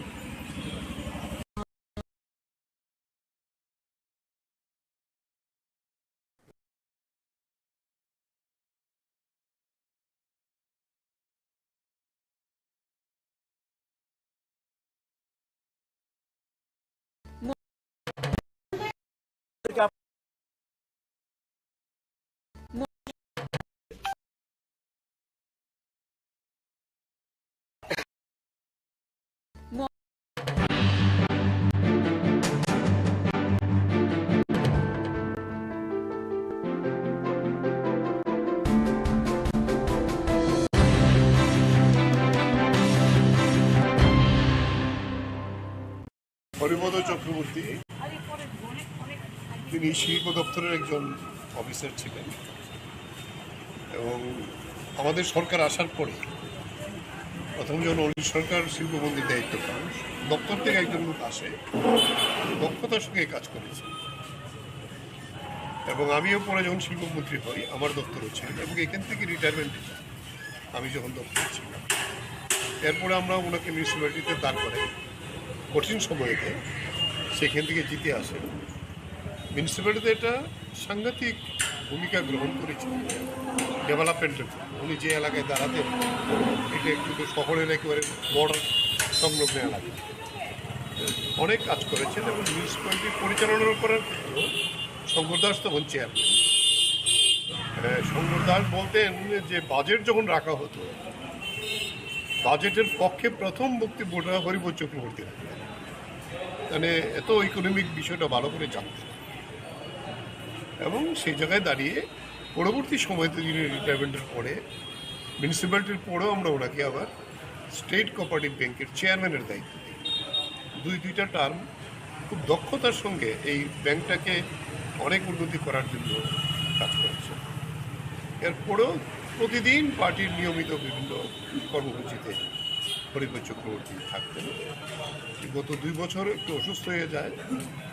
অসুস্থ হয়ে যাওয়ার পরে নিয়মিত প্রতিদিন প্রায় এই পার্টির খোঁজাখোঁজ রাখতেন। যখন চলাফেরা করতে পারতেন না, সবাইকে ডাকতেন কীভাবে কাজ করা যায়। এরকম একটা নিরলস পার্টির দায়িত্বশীল একজন নেতৃত্ব ছিলেন। লোকাল কমিটির মেম্বার ছিলেন আগরতলা, রামনগর লোকাল কমিটির। এই জায়গায় দাঁড়িয়ে এই ধরনের একজন হয়তো বয়স হয়েছে 83, বয়স হলে তো সবাইকেই যেতে হবে, কিন্তু ওনাদের মতো এরকম যারা নেতৃত্ব তাদেরকে হারানোটা আমাদের একটা সম্পদ হারানো। ফলে সেই জায়গায় দাঁড়িয়ে আমরা ওনার স্মরণে যাতে ওই এলাকায় আরও বেশি কাজ আমরা করতে পারি তার জন্য এই কাজই করেই ওনার প্রতি সহমতা জানানো, সংহতি জানানো, স্মরণ করা, এই কাজটি আমরা করে যাব।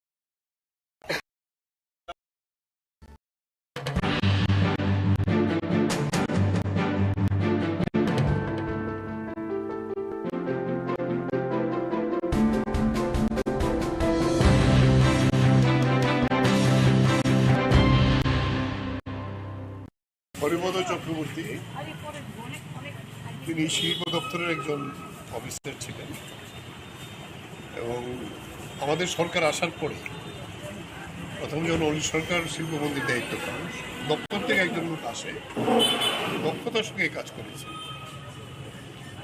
এবং আমিও পরে যখন শিল্পমন্ত্রী হই আমার দপ্তরও ছিলেন এবং এখান থেকে রিটায়ারমেন্ট আমি যখন দপ্তরে ছিলাম, এরপরে আমরা ওনাকে মিউনিসিপ্যালিটিতে দাঁড় করে কঠিন সময়েতে সেখান থেকে জিতে আসেন। মিউনিসিপ্যালিটিতে একটা সাংঘাতিক ভূমিকা গ্রহণ করেছিলেন ডেভেলপমেন্টের। উনি যে এলাকায় দাঁড়াতেন এটা কিন্তু শহরের একেবারে বর্ডার সংলগ্ন এলাকা, অনেক কাজ করেছেন এবং মিউনিসিপ্যালিটি পরিচালনা করার ক্ষেত্রেও শঙ্কর দাস তখন চেয়ারম্যান।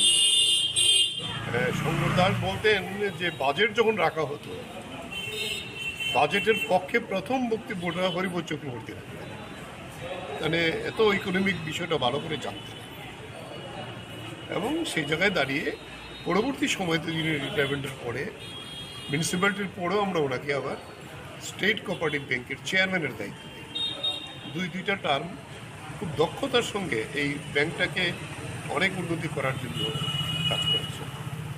এরপরেও প্রতিদিন পার্টির নিয়মিত বিভিন্ন কর্মসূচিতে হরিবোধ চক্রবর্তী থাকতেন। গত 2 বছর একটু অসুস্থ হয়ে যায়, অসুস্থ হয়ে যাওয়ার পরে নিয়মিত প্রতিদিন প্রায় এই পার্টির খোঁজাখোঁজ রাখতেন। যখন চলাফেরা করতে পারতেন না, সবাইকে ডাকতেন কীভাবে কাজ করা যায়। এরকম একটা নিরলস পার্টির দায়িত্বশীল একজন নেতৃত্ব ছিলেন। লোকাল কমিটির মেম্বার ছিলেন আগরতলার রামনগর লোকাল কমিটির। পরে এই জায়গায় দাঁড়িয়ে এই ধরনের একজন হয়তো বয়স হয়েছে 83, বয়স হলে তো সবাইকেই যেতে হবে, কিন্তু ওনাদের মতো এরকম যারা নেতৃত্ব তাদেরকে হারানোটা আমাদের একটা সম্পদ হারানো। ফলে সেই জায়গায় দাঁড়িয়ে আমরা ওনার স্মরণে যাতে ওই এলাকায় আরও বেশি কাজ আমরা করতে পারি তার জন্য এই কাজই করাই ওনার প্রতি সমবেদনা জানানো, সংহতি জানানো, স্মরণ করা, এই কাজটি আমরা করে যাব।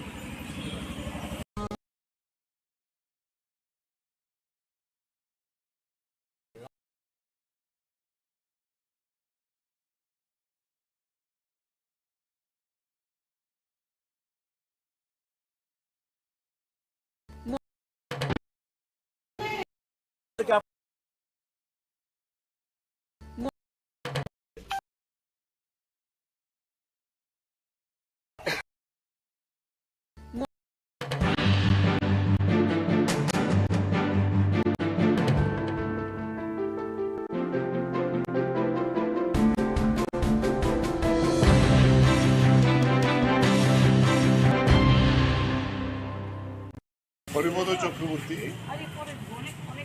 তিনি শিল্প দপ্তরের একজন অফিসার ছিলেন এবং আমাদের সরকার আসার পরে প্রথম যখন অলি সরকার শিল্পমন্ত্রীর দায়িত্ব পান, দপ্তর থেকে একজন লোক আসে, দক্ষতার সঙ্গে কাজ করেছে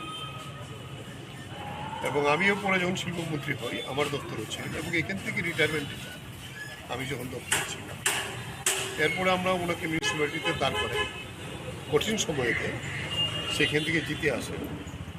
মিউনিসিপ্যালিটিতে একটা সাংঘাতিক ভূমিকা গ্রহণ করেছিলেন ডেভেলপমেন্টের। উনি যে এলাকায় দাঁড়াতেন এটা কিন্তু শহরের একেবারে বর্ডার সংলগ্ন এলাকা, অনেক কাজ করেছেন এবং মিউনিসিপ্যালিটি পরিচালনা করার ক্ষেত্রেও শঙ্কর দাস তখন চেয়ারম্যান। শঙ্কর দাস বলতেন যে বাজেট যখন রাখা হতো, বাজেটের পক্ষে প্রথম বক্তব্য হরিবোধ চক্রবর্তী রাখতেন, মানে এত ইকোনমিক বিষয়টা ভালো করে জানতেন এবং সেই জায়গায় দাঁড়িয়ে পরবর্তী সময়তে যিনি রিটায়ারমেন্টের পরে মিউনিসিপ্যালিটির পরেও আমরা ওনাকে আবার স্টেট কোঅপারেটিভ ব্যাংকের চেয়ারম্যানের দায়িত্ব দিই। দুইটা টার্ম খুব দক্ষতার সঙ্গে এই ব্যাংকটাকে অনেক উন্নতি করার জন্য কাজ করেছে। এরপরেও প্রতিদিন পার্টির নিয়মিত বিভিন্ন কর্মসূচিতে হরিবোধ চক্রবর্তী থাকতেন। গত 2 বছর একটু অসুস্থ হয়ে যায়, অসুস্থ হয়ে যাওয়ার পরে নিয়মিত প্রতিদিন প্রায় এই পার্টির খোঁজাখোঁজ রাখতেন। যখন চলাফেরা করতে পারতেন না, সবাইকে ডাকতেন কীভাবে কাজ করা যায়। এরকম একটা নিরলস পার্টির দায়িত্বশীল একজন নেতৃত্ব ছিলেন, লোকাল কমিটির মেম্বার ছিলেন আগুনডাঙ্গা রামনগর লোকাল কমিটির। পরে এই জায়গায় দাঁড়িয়ে এই ধরনের একজন হয়তো বয়স হয়েছে 83, বয়স হলে তো সবাইকেই যেতে হবে, কিন্তু ওনাদের মতো এরকম যারা নেতৃত্ব তাদেরকে হারানোটা আমাদের একটা সম্পদ হারানো। ফলে সেই জায়গায় দাঁড়িয়ে আমরা ওনার স্মরণে যাতে ওই এলাকায় আরও বেশি কাজ আমরা করতে পারি তার জন্য এই কাজই করেই ওনার প্রতি সহমতা জানানো, সংহতি জানানো, স্মরণ করা, এই কাজটি আমরা করে যাব।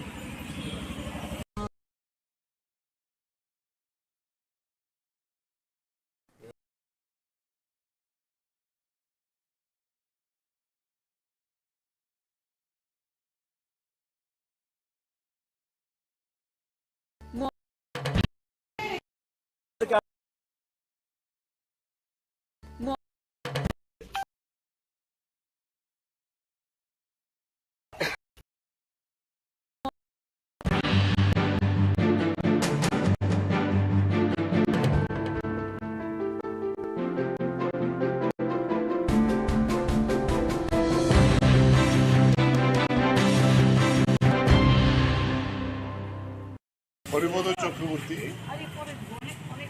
তিনি শিল্প দপ্তরের একজন অফিসার ছিলেন এবং আমাদের সরকার আসার পরে প্রথম যখন অলি সরকার শিল্পমন্ত্রীর দায়িত্ব পান, দপ্তর থেকে একজন লোক আসে, দক্ষতার সঙ্গে কাজ করেছে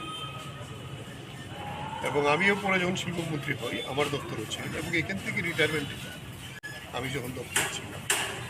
এরপরে আমরা ওনাকে মিউনিসিপ্যালিটিতে দাঁড় করাই কঠিন সময়েতে, সেখান থেকে জিতে আসেন।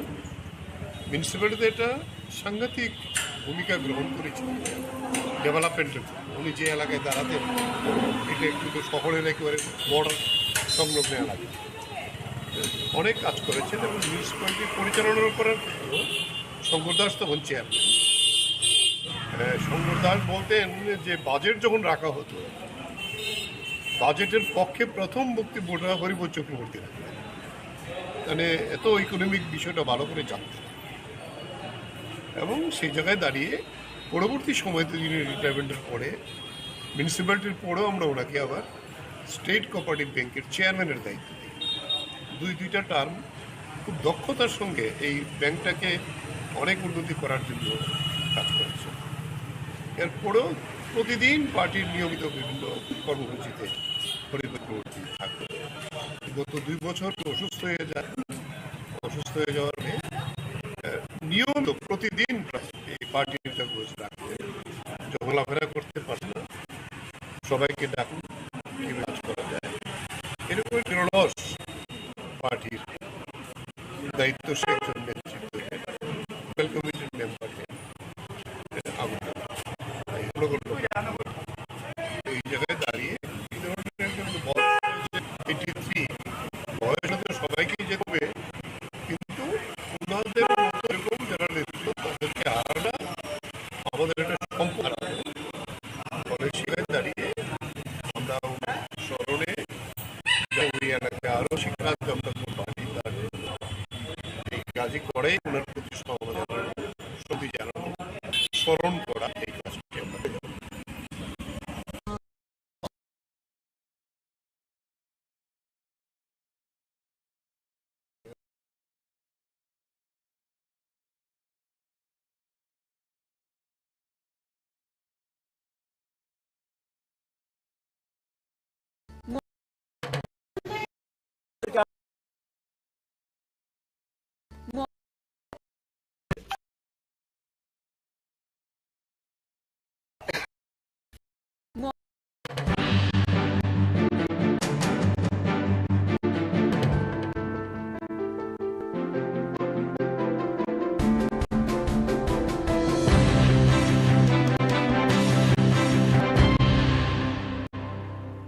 হরিপদ চক্রবর্তী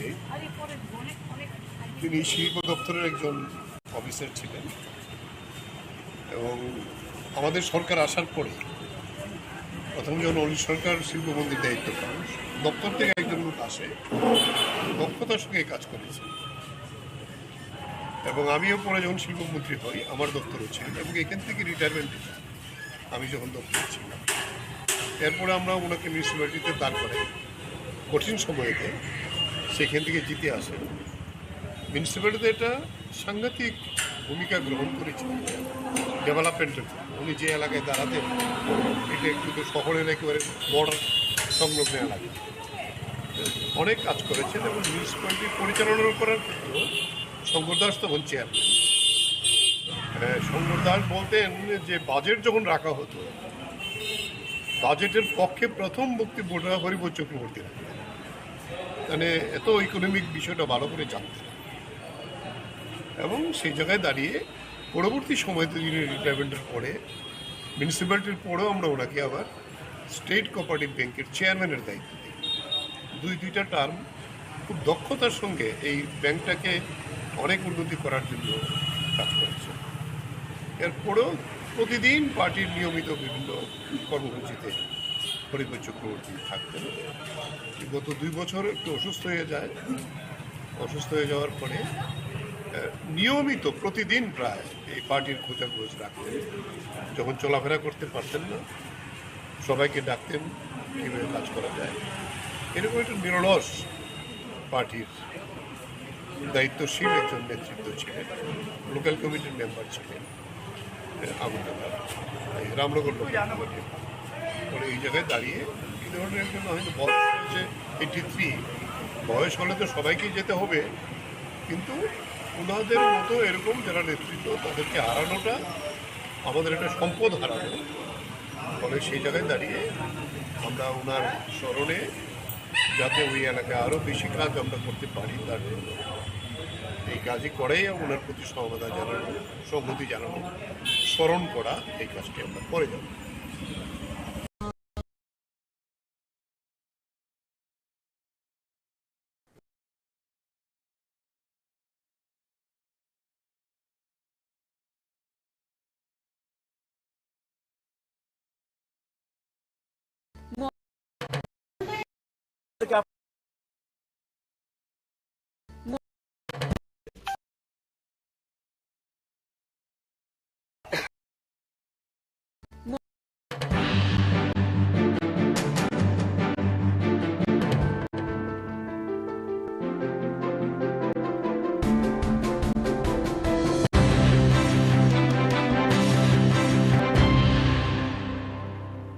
হরিবোধ চক্রবর্তী তিনি শিল্প দপ্তরের একজন অফিসার ছিলেন এবং আমাদের সরকার আসার পরে প্রথম যখন অনিল সরকার শিল্পমন্ত্রীর দায়িত্ব পান, দপ্তর থেকে একজন লোক আসে, দক্ষতার সঙ্গে কাজ করেছে। এবং আমিও পরে যখন শিল্পমন্ত্রী হই আমার দপ্তরও ছিলেন এবং এখান থেকে রিটায়ারমেন্টে যান আমি যখন দপ্তরে ছিলাম। এরপরে আমরা ওনাকে মিউনিসিপ্যালিটিতে দাঁড় করাই কঠিন সময়েতে, সেখান থেকে জিতে আসেন। মিউনিসিপ্যালিটিতে এটা সাংঘাতিক ভূমিকা গ্রহণ করেছেন ডেভেলপমেন্টের। উনি যে এলাকায় দাঁড়াতেন এটা একটু শহরের একেবারে বর্ডার সংলগ্ন এলাকা, অনেক কাজ করেছেন এবং মিউনিসিপ্যালিটি পরিচালনা করার ক্ষেত্রেও শঙ্কর দাস তখন চেয়ারম্যান। শঙ্কর দাস বলতেন যে বাজেট যখন রাখা হতো, বাজেটের পক্ষে প্রথম বক্তব্যটা হরিবোধ চক্রবর্তী রাখতেন, মানে এত ইকোনমিক বিষয়টা ভালো করে জানতেন। এবং সেই জায়গায় দাঁড়িয়ে পরবর্তী সময়তে যিনি রিটায়ারমেন্টের পরে মিউনিসিপ্যালিটির পরেও আমরা ওনাকে আবার স্টেট কোঅপারেটিভ ব্যাংকের চেয়ারম্যানের দায়িত্ব দিই। দুইটা টার্ম খুব দক্ষতার সঙ্গে এই ব্যাংকটাকে অনেক উন্নতি করার জন্য কাজ করেছে। এরপরেও প্রতিদিন পার্টির নিয়মিত বিভিন্ন কর্মসূচিতে হরিবোধ চক্রবর্তী থাকতেন। গত 2 বছর একটু অসুস্থ হয়ে যায়। অসুস্থ হয়ে যাওয়ার পরে নিয়মিত প্রতিদিন প্রায় এই পার্টির খোঁজাখোঁজ রাখতেন। যখন চলাফেরা করতে পারতেন না, সবাইকে ডাকতেন কীভাবে কাজ করা যায়। এরকম একটা নিরলস পার্টির দায়িত্বশীল একজন নেতৃত্ব ছিলেন। লোকাল কমিটির মেম্বার ছিলেন আগুনডাঙ্গা, রামনগর লোকাল কমিটির। পরে এই জায়গায় দাঁড়িয়ে এই ধরনের একজন হয়তো বয়স হয়েছে 83, বয়স হলে তো সবাইকেই যেতে হবে, কিন্তু ওনাদের মতো এরকম যারা নেতৃত্ব তাদেরকে হারানোটা আমাদের একটা সম্পদ হারানো। ফলে সেই জায়গায় দাঁড়িয়ে আমরা ওনার স্মরণে যাতে ওই এলাকায় আরও বেশি কাজ আমরা করতে পারি তার জন্য এই কাজই করেই ওনার প্রতি সমবেদনা জানানো, সংহতি জানানো, স্মরণ করা, এই কাজটি আমরা করে যাব।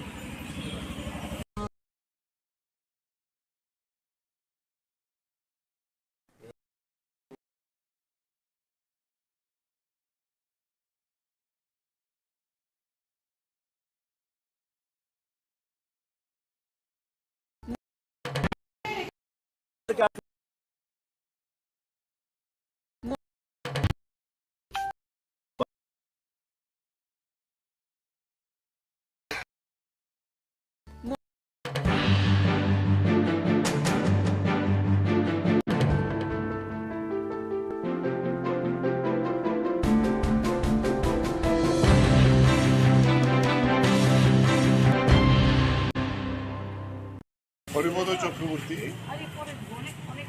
তিনি শিল্প দপ্তরের একজন অফিসার ছিলেন এবং আমাদের সরকার আসার পরে প্রথম যখন অনিল সরকার শিল্পমন্ত্রীর দায়িত্ব পান, দপ্তর থেকে একজন লোক আসে, দক্ষতার সঙ্গে কাজ করেছে এবং আমিও পরে যখন শিল্পমন্ত্রী হই আমার দপ্তরও ছিলেন এবং এখান থেকে রিটায়ারমেন্টে যাই আমি যখন দপ্তরে ছিলাম। এরপরে আমরা ওনাকে মিউনিসিপ্যালিটিতে দাঁড় করাই কঠিন সময়েতে, সেখান থেকে জিতে আসেন। মিউনিসিপ্যালিটিতে একটা সাংঘাতিক ভূমিকা গ্রহণ করেছিলেন ডেভেলপমেন্টের। উনি যে এলাকায় দাঁড়াতেন এটা একটু শহরের একেবারে বর্ডার সংলগ্ন এলাকা, অনেক কাজ করেছেন এবং মিউনিসিপ্যালিটি পরিচালনা করার ক্ষেত্রেও শঙ্কর দাস তখন চেয়ারম্যান। শঙ্কর দাস বলতেন যে বাজেট যখন রাখা হতো, বাজেটের পক্ষে প্রথম বক্তব্যটা হরিপদ চক্রবর্তী রাখতেন, মানে এত ইকোনমিক বিষয়টা ভালো করে জানতেন এবং সেই জায়গায় দাঁড়িয়ে পরবর্তী সময়তে যিনি রিটায়ারমেন্টের পরে মিউনিসিপ্যালিটির পরেও আমরা ওনাকে আবার স্টেট কোঅপারেটিভ ব্যাংকের চেয়ারম্যানের দায়িত্ব দিই। দুইটা টার্ম খুব দক্ষতার সঙ্গে এই ব্যাংকটাকে অনেক উন্নতি করার জন্য কাজ করেছে।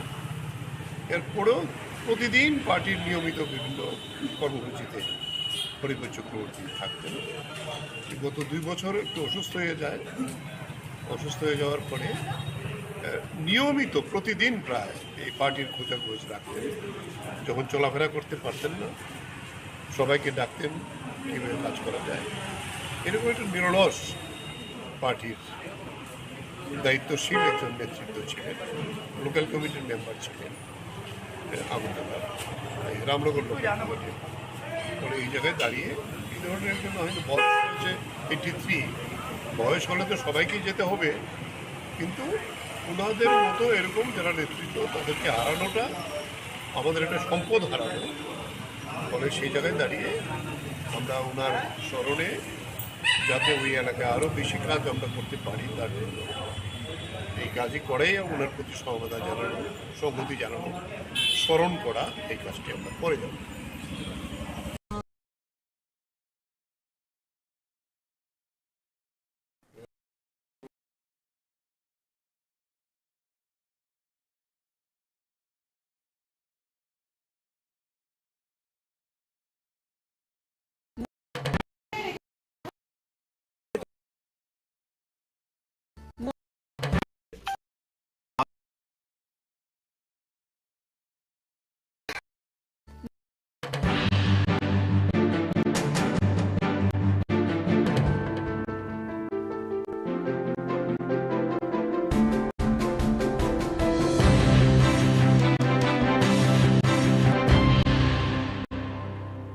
হরিপদ চক্রবর্তী তিনি শিল্প দপ্তরের একজন অফিসার ছিলেন এবং আমাদের সরকার আসার পরে প্রথম যখন অনিল সরকার শিল্পমন্ত্রীর দায়িত্ব পান, দপ্তর থেকে একজন লোক আসে, দক্ষতার সঙ্গে কাজ করেছে এবং আমিও পরে যখন শিল্পমন্ত্রী হই আমার দপ্তরও ছিলেন এবং এখান থেকে রিটায়ারমেন্টে যাই আমি যখন দপ্তরে ছিলাম। এরপরে আমরা ওনাকে মিউনিসিপ্যালিটিতে দাঁড় করাই কঠিন সময়েতে, সেখান থেকে জিতে আসেন। মিউনিসিপ্যালিটিতে একটা সাংঘাতিক ভূমিকা গ্রহণ করেছিলেন ডেভেলপমেন্টের। উনি যে এলাকায় দাঁড়াতেন এটা একটু শহরের একেবারে বর্ডার সংলগ্ন এলাকা, অনেক কাজ করেছেন এবং মিউনিসিপ্যালিটি পরিচালনা করার ক্ষেত্রেও শঙ্কর দাস তখন চেয়ারম্যান। শঙ্কর দাস বলতেন যে বাজেট যখন রাখা হতো, বাজেটের পক্ষে প্রথম বক্তব্যটা হরিপদ চক্রবর্তী রাখতেন। মানে এত ইকোনমিক বিষয়টা ভালো করে জানতেন এবং সেই জায়গায় দাঁড়িয়ে পরবর্তী সময়তে যিনি রিটায়ারমেন্টের পরে মিউনিসিপ্যালিটির পরেও আমরা ওনাকে আবার স্টেট কোঅপারেটিভ ব্যাংকের চেয়ারম্যানের দায়িত্ব দিই। দুইটা টার্ম খুব দক্ষতার সঙ্গে এই ব্যাংকটাকে অনেক উন্নতি করার জন্য কাজ করেছে। এরপরেও প্রতিদিন পার্টির নিয়মিত বিভিন্ন কর্মসূচিতে হরিপদ চক্রবর্তী থাকতেন। গত 2 বছর একটু অসুস্থ হয়ে যায়। অসুস্থ হয়ে যাওয়ার পরে নিয়মিত প্রতিদিন প্রায় এই পার্টির খোঁজাখোঁজ রাখতেন। যখন চলাফেরা করতে পারতেন না, সবাইকে ডাকতেন কীভাবে কাজ করা যায়। এরকম একটা নিরলস পার্টির দায়িত্বশীল একজন নেতৃত্ব ছিলেন। লোকাল কমিটির মেম্বার ছিলেন আগরতলা, রামনগর লোকাল কমিটির। পরে এই জায়গায় দাঁড়িয়ে এই ধরনের একজন হয়তো বয়স হয়েছে 83, বয়স হলে তো সবাইকেই যেতে হবে, কিন্তু ওনাদের মতো এরকম যারা নেতৃত্ব তাদেরকে হারানোটা আমাদের একটা সম্পদ হারানো। ফলে সেই জায়গায় দাঁড়িয়ে আমরা ওনার স্মরণে যাতে ওই এলাকায় আরও বেশি কাজ আমরা করতে পারি তার জন্য এই কাজই করেই ওনার প্রতি সমবেদনা জানানো, সংহতি জানানো, স্মরণ করা, এই কাজটি আমরা করে যাব।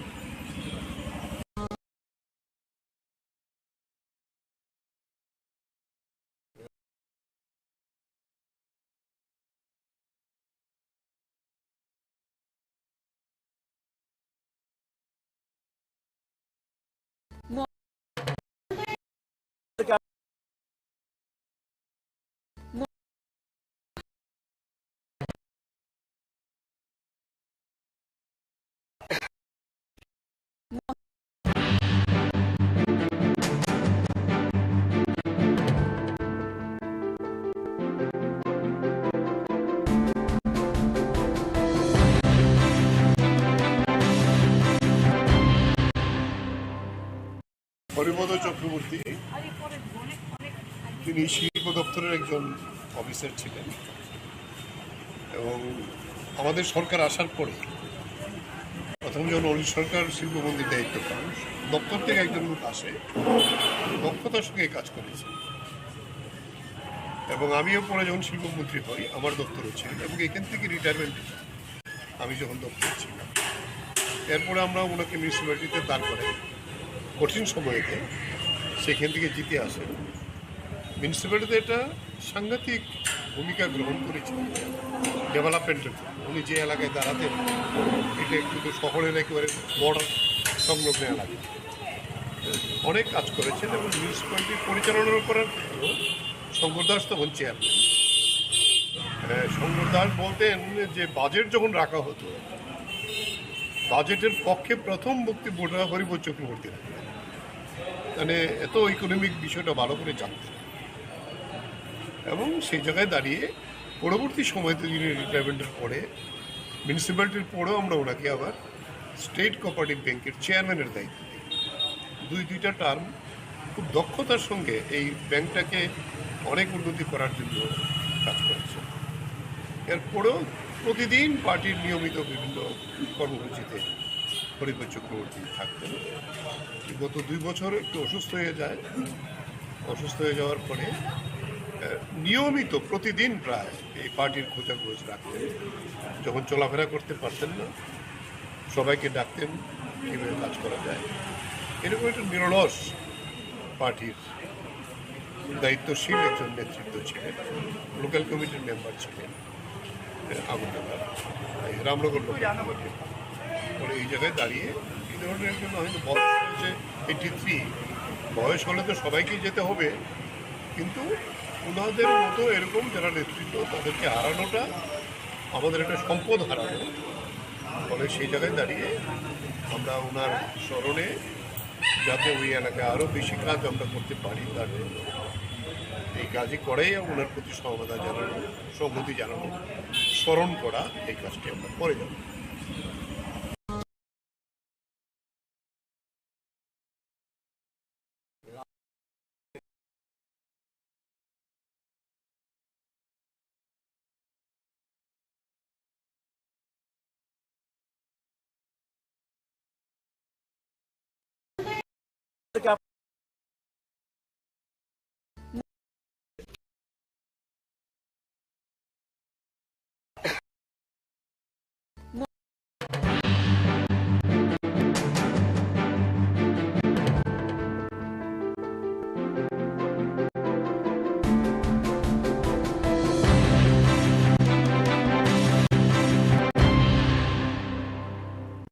হরিপদ চক্রবর্তী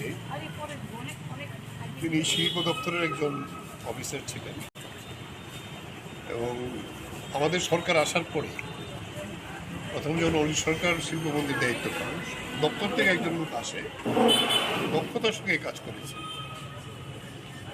এবং আমিও পরে যখন শিল্পমন্ত্রী হই আমার দপ্তরও ছিল এবং এখান থেকে রিটায়ারমেন্ট আমি যখন দপ্তরে ছিলাম, এরপরে আমরা ওনাকে মিউনিসিপ্যালিটিতে দাঁড় করাই কঠিন সময়েতে, সেখান থেকে জিতে আসেন।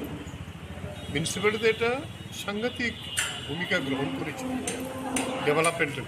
উনি যে এলাকায় দাঁড়াতেন এটা একটু শহরের একেবারে বর্ডার সংলগ্ন এলাকা, অনেক কাজ করেছেন এবং মিউনিসিপ্যালিটি পরিচালনা করার ক্ষেত্রেও শঙ্কর দাস তখন চেয়ারম্যান। শঙ্কর দাস বলতেন যে বাজেট যখন রাখা হতো, বাজেটের পক্ষে প্রথম বক্তব্যটা হরিপদ চক্রবর্তী রাখতেন, মানে এত ইকোনমিক বিষয়টা ভালো করে জানতেন এবং সেই জায়গায় দাঁড়িয়ে পরবর্তী সময়তে যিনি রিটায়ারমেন্টের পরে মিউনিসিপ্যালিটির পরেও আমরা ওনাকে আবার স্টেট কোঅপারেটিভ ব্যাংকের চেয়ারম্যানের দায়িত্ব দিই। দুইটা টার্ম খুব দক্ষতার সঙ্গে এই ব্যাংকটাকে অনেক উন্নতি করার জন্য কাজ করেছে। এরপরেও প্রতিদিন পার্টির নিয়মিত বিভিন্ন কর্মসূচিতে হরিপদ চক্রবর্তী থাকতেন।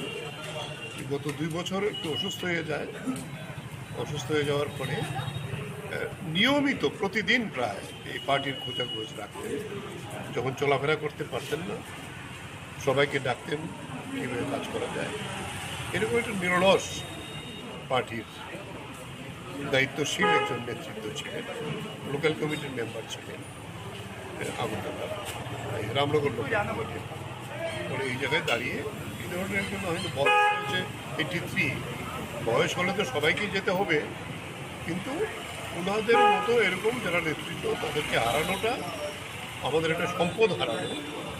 ফলে সেই জায়গায় দাঁড়িয়ে আমরা ওনার স্মরণে যাতে ওই এলাকায় আরও বেশি কাজ আমরা করতে পারি তার জন্য এই কাজই করেই ওনার প্রতি সহমতা জানানো, সম্মতি জানানো, স্মরণ করা, এই কাজটি আমরা করে যাব।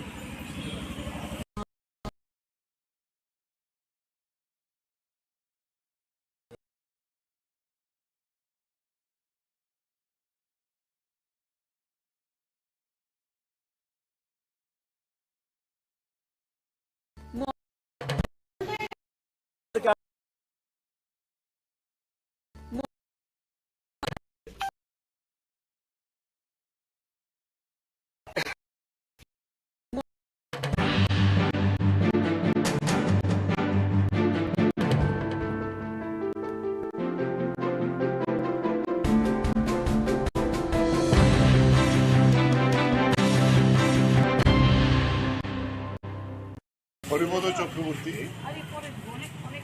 তিনি শিল্প দপ্তরের একজন অফিসার ছিলেন এবং আমাদের সরকার আসার পরে প্রথম যখন অনিল সরকার শিল্পমন্ত্রীর দায়িত্ব পান, দপ্তর থেকে একজন লোক আসে, দক্ষতার সঙ্গে কাজ করেছে এবং আমিও পরে যখন শিল্পমন্ত্রী হই আমার দপ্তরও ছিল এবং এখান থেকে রিটায়ারমেন্ট আমি যখন দপ্তরে ছিলাম, এরপরে আমরা ওনাকে মিউনিসিপ্যালিটিতে দাঁড় করাই কঠিন সময়েতে, সেখান থেকে জিতে আসেন। মিউনিসিপ্যালিটিতে একটা সাংঘাতিক ভূমিকা গ্রহণ করেছেন ডেভেলপমেন্টের। উনি যে এলাকায় দাঁড়াতেন এটা একটু শহরের একেবারে বর্ডার সংলগ্ন এলাকা, অনেক কাজ করেছেন এবং মিউনিসিপ্যালিটি পরিচালনা করার ক্ষেত্রেও শঙ্কর দাস তখন চেয়ারম্যান। শঙ্কর দাস বলতেন যে বাজেট যখন রাখা হতো, বাজেটের পক্ষে প্রথম বক্তব্যটা হরিপদ চক্রবর্তী রাখতেন, মানে এত ইকোনমিক বিষয়টা ভালো করে জানতেন এবং সেই জায়গায় দাঁড়িয়ে পরবর্তী সময়তে যিনি রিটায়ারমেন্টের পরে মিউনিসিপ্যালিটির পরেও আমরা ওনাকে আবার স্টেট কোঅপারেটিভ ব্যাংকের চেয়ারম্যানের দায়িত্ব দিই। দুইটা টার্ম খুব দক্ষতার সঙ্গে এই ব্যাংকটাকে অনেক উন্নতি করার জন্য কাজ করেছে। এরপরেও প্রতিদিন পার্টির নিয়মিত বিভিন্ন কর্মসূচিতে হরিপদ চক্রবর্তী থাকতেন।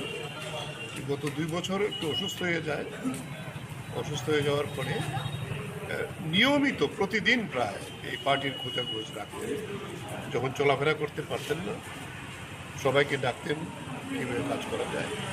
এরকম একটা নিরলস পার্টির দায়িত্বশীল একজন নেতৃত্ব ছিলেন, লোকাল কমিটির মেম্বার ছিলেন আগরতলা রামনগর লোকাল কমিটির। এই জায়গায় দাঁড়িয়ে এই ধরনের একজন হয়তো বয়স হয়েছে 83, বয়স হলে তো সবাইকেই যেতে হবে, কিন্তু ওনাদের মতো এরকম যারা নেতৃত্ব তাদেরকে হারানোটা আমাদের একটা সম্পদ হারানো। ফলে সেই জায়গায় দাঁড়িয়ে আমরা ওনার স্মরণে যাতে ওই এলাকায় আরও বেশি কাজ আমরা করতে পারি তার জন্য এই কাজই করেই ওনার প্রতি সহমতা জানানো, সংহতি জানানো, স্মরণ করা, এই কাজটি আমরা করে যাব।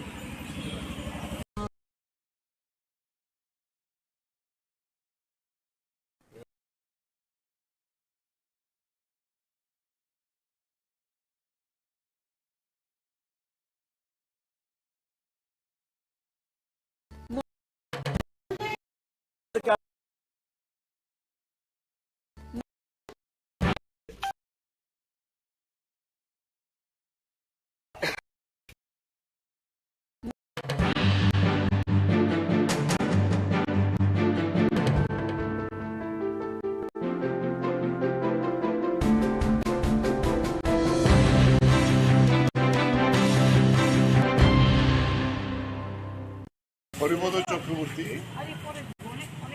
তিনি শিল্প দপ্তরের একজন অফিসার ছিলেন এবং আমাদের সরকার আসার পরে প্রথম যখন অলি সরকার শিল্পমন্ত্রীর দায়িত্ব পান, দপ্তর থেকে একজন লোক আসে, দক্ষতার সঙ্গে কাজ করেছে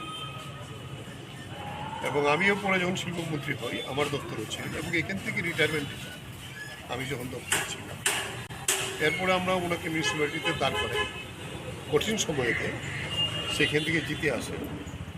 মিউনিসিপ্যালিটিতে একটা সাংঘাতিক ভূমিকা গ্রহণ করেছেন ডেভেলপমেন্টের জন্য। উনি যে এলাকায় দাঁড়াতেন এটা একটু শহরের একেবারে বর্ডার সংলগ্ন এলাকা, অনেক কাজ করেছেন এবং মিউনিসিপ্যালিটি পরিচালনা করার ক্ষেত্রেও শঙ্কর দাস তখন চেয়ারম্যান। শঙ্কর দাস বলতেন যে বাজেট যখন রাখা হতো, বাজেটের পক্ষে প্রথম বক্তব্যটা হরিপদ চক্রবর্তী রাখতেন, মানে এত ইকোনমিক বিষয়টা ভালো করে জানতেন এবং সেই জায়গায় দাঁড়িয়ে পরবর্তী সময়তে যিনি রিটায়ারমেন্টের পরে মিউনিসিপ্যালিটির পরেও আমরা ওনাকে আবার স্টেট কোঅপারেটিভ ব্যাংকের চেয়ারম্যানের দায়িত্ব দিই। দুইটা টার্ম খুব দক্ষতার সঙ্গে এই ব্যাংকটাকে অনেক উন্নতি করার জন্য কাজ করেছে। এরপরেও প্রতিদিন পার্টির নিয়মিত বিভিন্ন কর্মসূচিতে হরিপদ চক্রবর্তী থাকতেন। গত 2 বছর একটু অসুস্থ হয়ে যায়, অসুস্থ হয়ে যাওয়ার পরে নিয়মিত প্রতিদিন প্রায় এই পার্টির খোঁজাখোঁজ রাখতেন। যখন চলাফেরা করতে পারতেন না সবাইকে ডাকতেন কীভাবে কাজ করা যায়। এরকম একটা নিরলস পার্টির দায়িত্বশীল একজন নেতৃত্ব ছিলেন, লোকাল কমিটির মেম্বার ছিলেন আগরতলা রামনগর লোকাল কমিটির। এই জায়গায় দাঁড়িয়ে এই ধরনের একজন হয়তো বয়স হয়েছে 83, বয়স হলে তো সবাইকেই যেতে হবে, কিন্তু ওনাদের মতো এরকম যারা নেতৃত্ব তাদেরকে হারানোটা আমাদের একটা সম্পদ হারানো। ফলে সেই জায়গায় দাঁড়িয়ে আমরা ওনার স্মরণে যাতে ওই এলাকায় আরও বেশি কাজ আমরা করতে পারি তার জন্য এই কাজই করেই ওনার প্রতি সহমতা জানানো, সংহতি জানানো, স্মরণ করা, এই কাজটি আমরা করে যাব।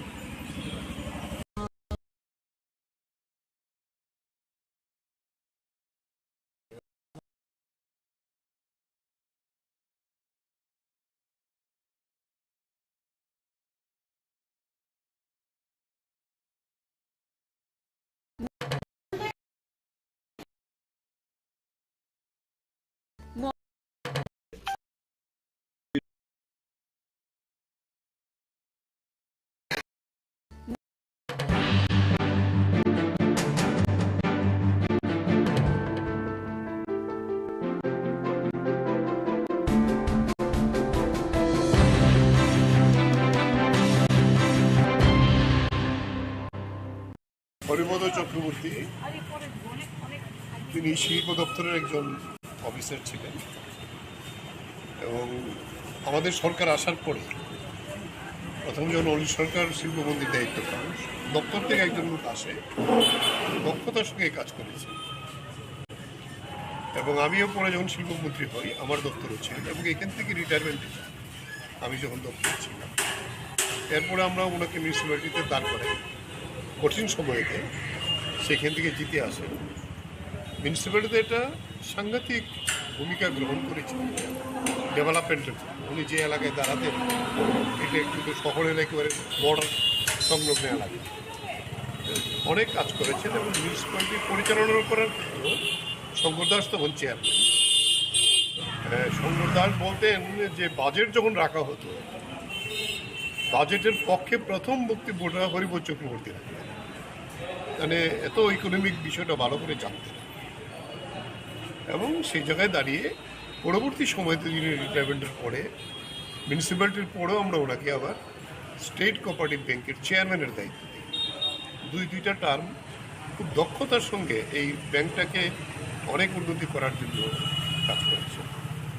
এরপরেও প্রতিদিন পার্টির নিয়মিত বিভিন্ন কর্মসূচিতে হরিপদ চক্রবর্তী থাকতেন। গত 2 বছর একটু অসুস্থ হয়ে যায়। অসুস্থ হয়ে যাওয়ার পরে নিয়মিত প্রতিদিন প্রায় এই পার্টির খোঁজাখোঁজ রাখতেন। যখন চলাফেরা করতে পারতেন না, সবাইকে ডাকতেন কীভাবে কাজ করা যায়। এরকম একটা নিরলস পার্টির দায়িত্বশীল একজন নেতৃত্ব ছিলেন। লোকাল কমিটির মেম্বার ছিলেন আগরতলার রামনগর লোকাল কমিটির। ফলে এই জায়গায় দাঁড়িয়ে এই ধরনের জন্য হয়তো বয়স হচ্ছে 83। বয়স হলে তো সবাইকেই যেতে হবে, কিন্তু ওনাদের মতো এরকম যারা নেতৃত্ব তাদেরকে হারানোটা আমাদের একটা সম্পদ হারানো। ফলে সেই জায়গায় দাঁড়িয়ে আমরা ওনার স্মরণে যাতে ওই এলাকায় আরও বেশি কাজ আমরা করতে পারি তার জন্য এই কাজই করাই ওনার প্রতি সহমতা জানানো, সংহতি জানানো, স্মরণ করা, এই কাজটি আমরা করে যাব।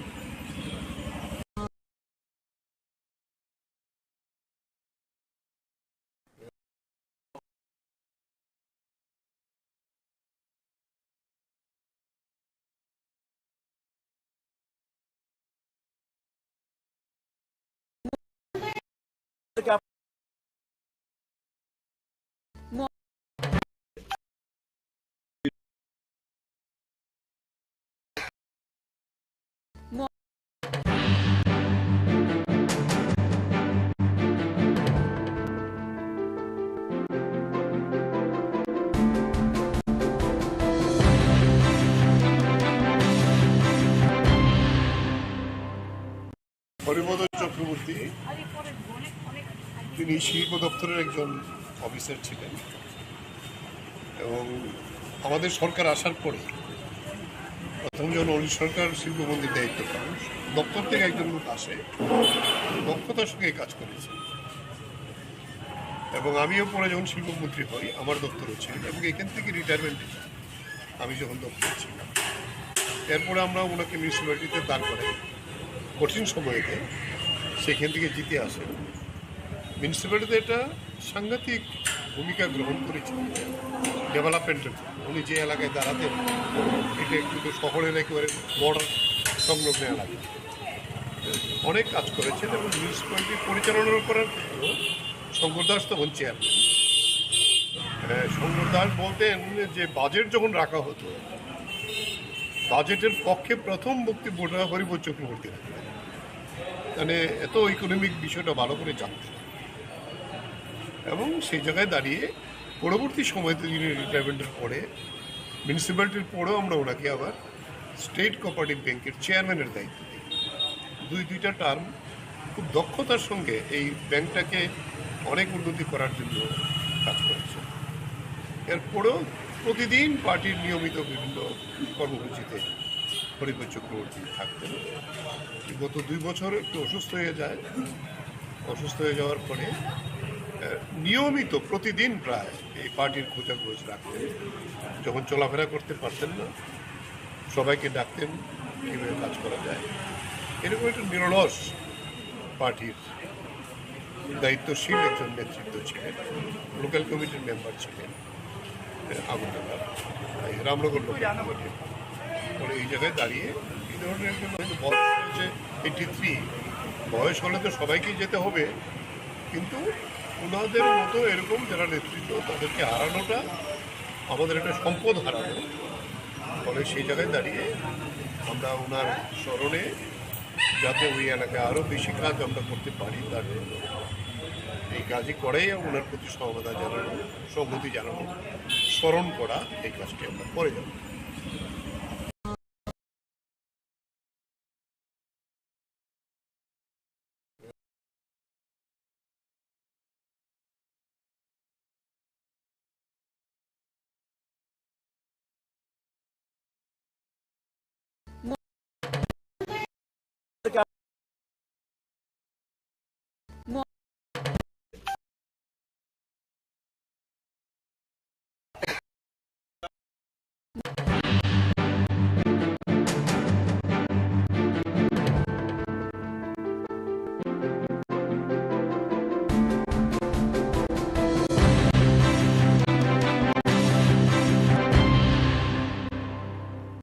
হরিপদ চক্রবর্তী তিনি শিল্প দপ্তরের একজন অফিসার ছিলেন এবং আমাদের সরকার আসার পরে প্রথম যখন অলি সরকার শিল্পমন্ত্রীর দায়িত্ব পান, দপ্তর থেকে একজন লোক আসে, দক্ষতার সঙ্গে কাজ করেছে এবং আমিও পরে যখন শিল্পমন্ত্রী হই আমার দপ্তরও ছিল এবং এখান থেকে রিটায়ারমেন্ট আমি যখন দপ্তর ছিলাম, এরপরে আমরা ওনাকে মিউনিসিপ্যালিটিতে দাঁড় করাই কঠিন সময়েতে, সেখান থেকে জিতে আসে। মিউনিসিপ্যালিটিতে এটা সাংঘাতিক ভূমিকা গ্রহণ করেছিল ডেভেলপমেন্টের। উনি যে এলাকায় দাঁড়াতেন এটা একটু শহরের একেবারে বর্ডার সংলগ্ন এলাকা, অনেক কাজ করেছেন এবং মিউনিসিপ্যালিটি পরিচালনার করার ক্ষেত্রেও শঙ্কর দাস তখন চেয়ারম্যান। শঙ্কর দাস বলতেন যে বাজেট যখন রাখা হতো, বাজেটের পক্ষে প্রথম বক্তব্যটা হরিপদ চক্রবর্তী রাখতেন, মানে এত ইকোনমিক বিষয়টা ভালো করে জানতেন এবং সেই জায়গায় দাঁড়িয়ে পরবর্তী সময়তে যিনি রিটায়ারমেন্টের পরে মিউনিসিপ্যালিটির পরেও আমরা ওনাকে আবার স্টেট কোঅপারেটিভ ব্যাংকের চেয়ারম্যানের দায়িত্ব দিই। দুইটা টার্ম খুব দক্ষতার সঙ্গে এই ব্যাংকটাকে অনেক উন্নতি করার জন্য কাজ করেছে। এরপরেও প্রতিদিন পার্টির নিয়মিত বিভিন্ন কর্মসূচিতে হরিপদ চক্রবর্তী থাকতেন।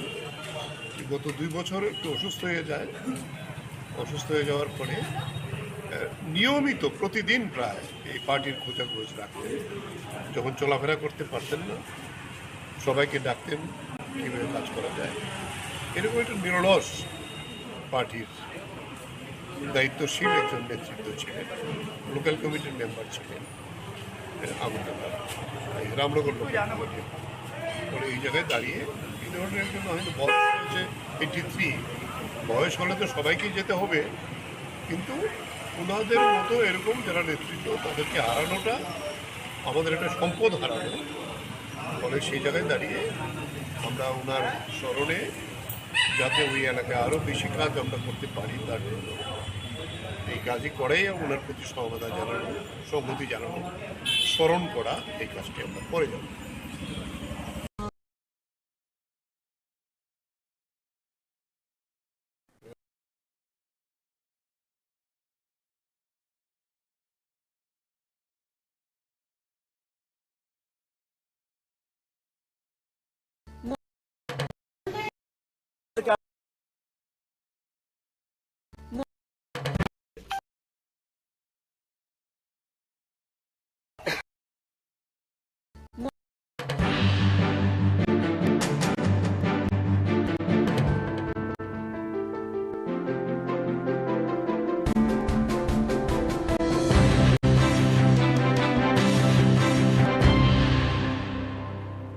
হরিপদ চক্রবর্তী তিনি শিল্প দপ্তরের একজন অফিসার ছিলেন এবং আমাদের সরকার আসার পরে প্রথম যখন অলি সরকার শিল্পমন্ত্রীর দায়িত্ব পান, দপ্তর থেকে একজন লোক আসে, দক্ষতার সঙ্গে কাজ করেছে এবং আমিও পরে যখন শিল্পমন্ত্রী হই আমার দপ্তরও ছিল এবং এখান থেকে রিটায়ারমেন্ট আমি যখন দপ্তর ছিলাম, এরপরে আমরা ওনাকে মিউনিসিপ্যালিটিতে দাঁড় করাই কঠিন সময়েতে, সেখান থেকে জিতে আসেন। মিউনিসিপ্যালিটিতে এটা সাংঘাতিক ভূমিকা গ্রহণ করেছিল ডেভেলপমেন্টের। উনি যে এলাকায় দাঁড়াতেন এটা একটু শহরের একেবারে বর্ডার সংলগ্ন এলাকা, অনেক কাজ করেছেন এবং মিউনিসিপ্যালিটি পরিচালনা করার ক্ষেত্রেও শঙ্কর দাস তখন চেয়ারম্যান। শঙ্কর দাস বলতেন যে বাজেট যখন রাখা হতো, বাজেটের পক্ষে প্রথম বক্তব্যটা হরিবোধ চক্রবর্তী রাখতেন। মানে এত ইকোনমিক বিষয়টা ভালো করে জানতেন, এবং সেই জায়গায় দাঁড়িয়ে পরবর্তী সময়তে যিনি রিটায়ারমেন্টের পরে মিউনিসিপ্যালিটির পরেও আমরা ওনাকে আবার স্টেট কোঅপারেটিভ ব্যাংকের চেয়ারম্যানের দায়িত্ব দিই। দুইটা টার্ম খুব দক্ষতার সঙ্গে এই ব্যাংকটাকে অনেক উন্নতি করার জন্য কাজ করেছে। এরপরেও প্রতিদিন পার্টির নিয়মিত বিভিন্ন কর্মসূচিতে হরিবোধ চক্রবর্তী থাকতেন। গত 2 বছর একটু অসুস্থ হয়ে যায়। অসুস্থ হয়ে যাওয়ার পরে নিয়মিত প্রতিদিন প্রায় এই পার্টির খোঁজাখোঁজ রাখতেন। যখন চলাফেরা করতে পারতেন না, সবাইকে ডাকতেন কীভাবে কাজ করা যায়। এরকম একটা নিরলস পার্টির দায়িত্বশীল একজন নেতৃত্ব ছিলেন। লোকাল কমিটির মেম্বার ছিলেন আগুনতলা, রামনগর লোকাল কমিটির। পরে এই জায়গায় দাঁড়িয়ে এই ধরনের একজন হয়তো বয়স হয়েছে 83, বয়স হলে তো সবাইকেই যেতে হবে, কিন্তু ওনাদের মতো এরকম যারা নেতৃত্ব তাদেরকে হারানোটা আমাদের একটা সম্পদ হারানো। ফলে সেই জায়গায় দাঁড়িয়ে আমরা ওনার স্মরণে যাতে ওই এলাকায় আরও বেশি কাজ আমরা করতে পারি তার জন্য এই কাজই করেই ওনার প্রতি সহমতা জানানো, সংহতি জানানো, স্মরণ করা, এই কাজটি আমরা করে যাব।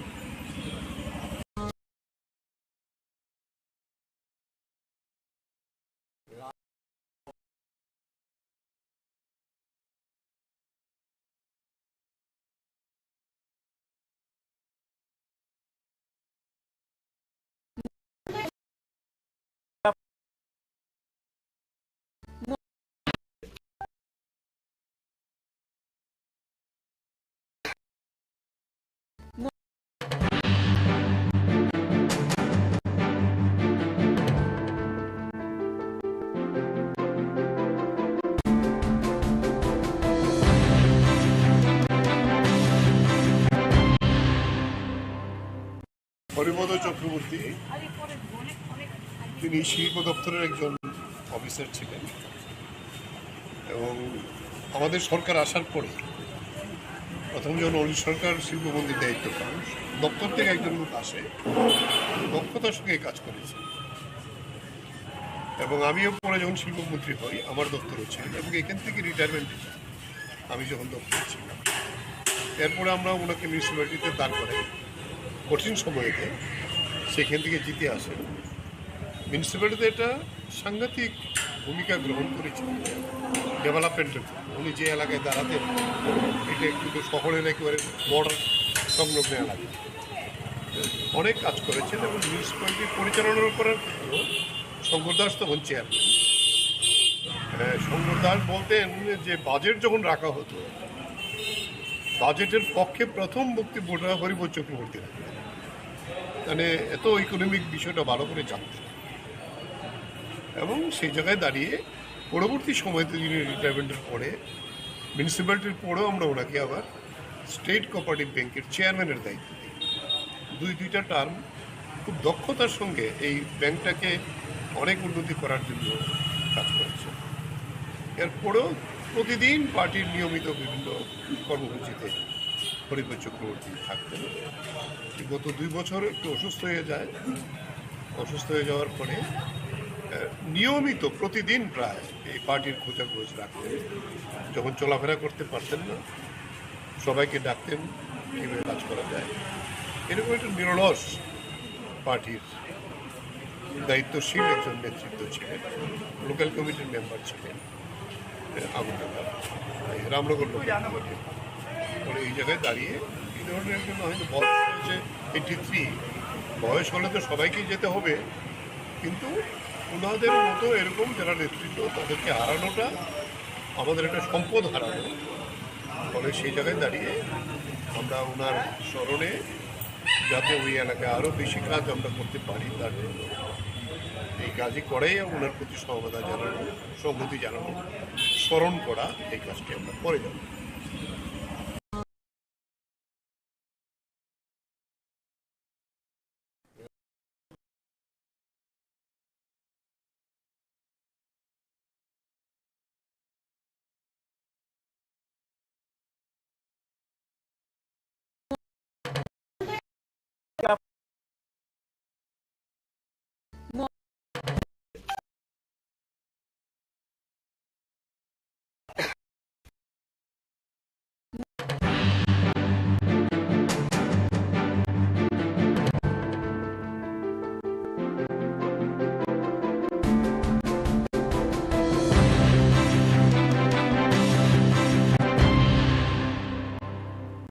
হরিপদ চক্রবর্তী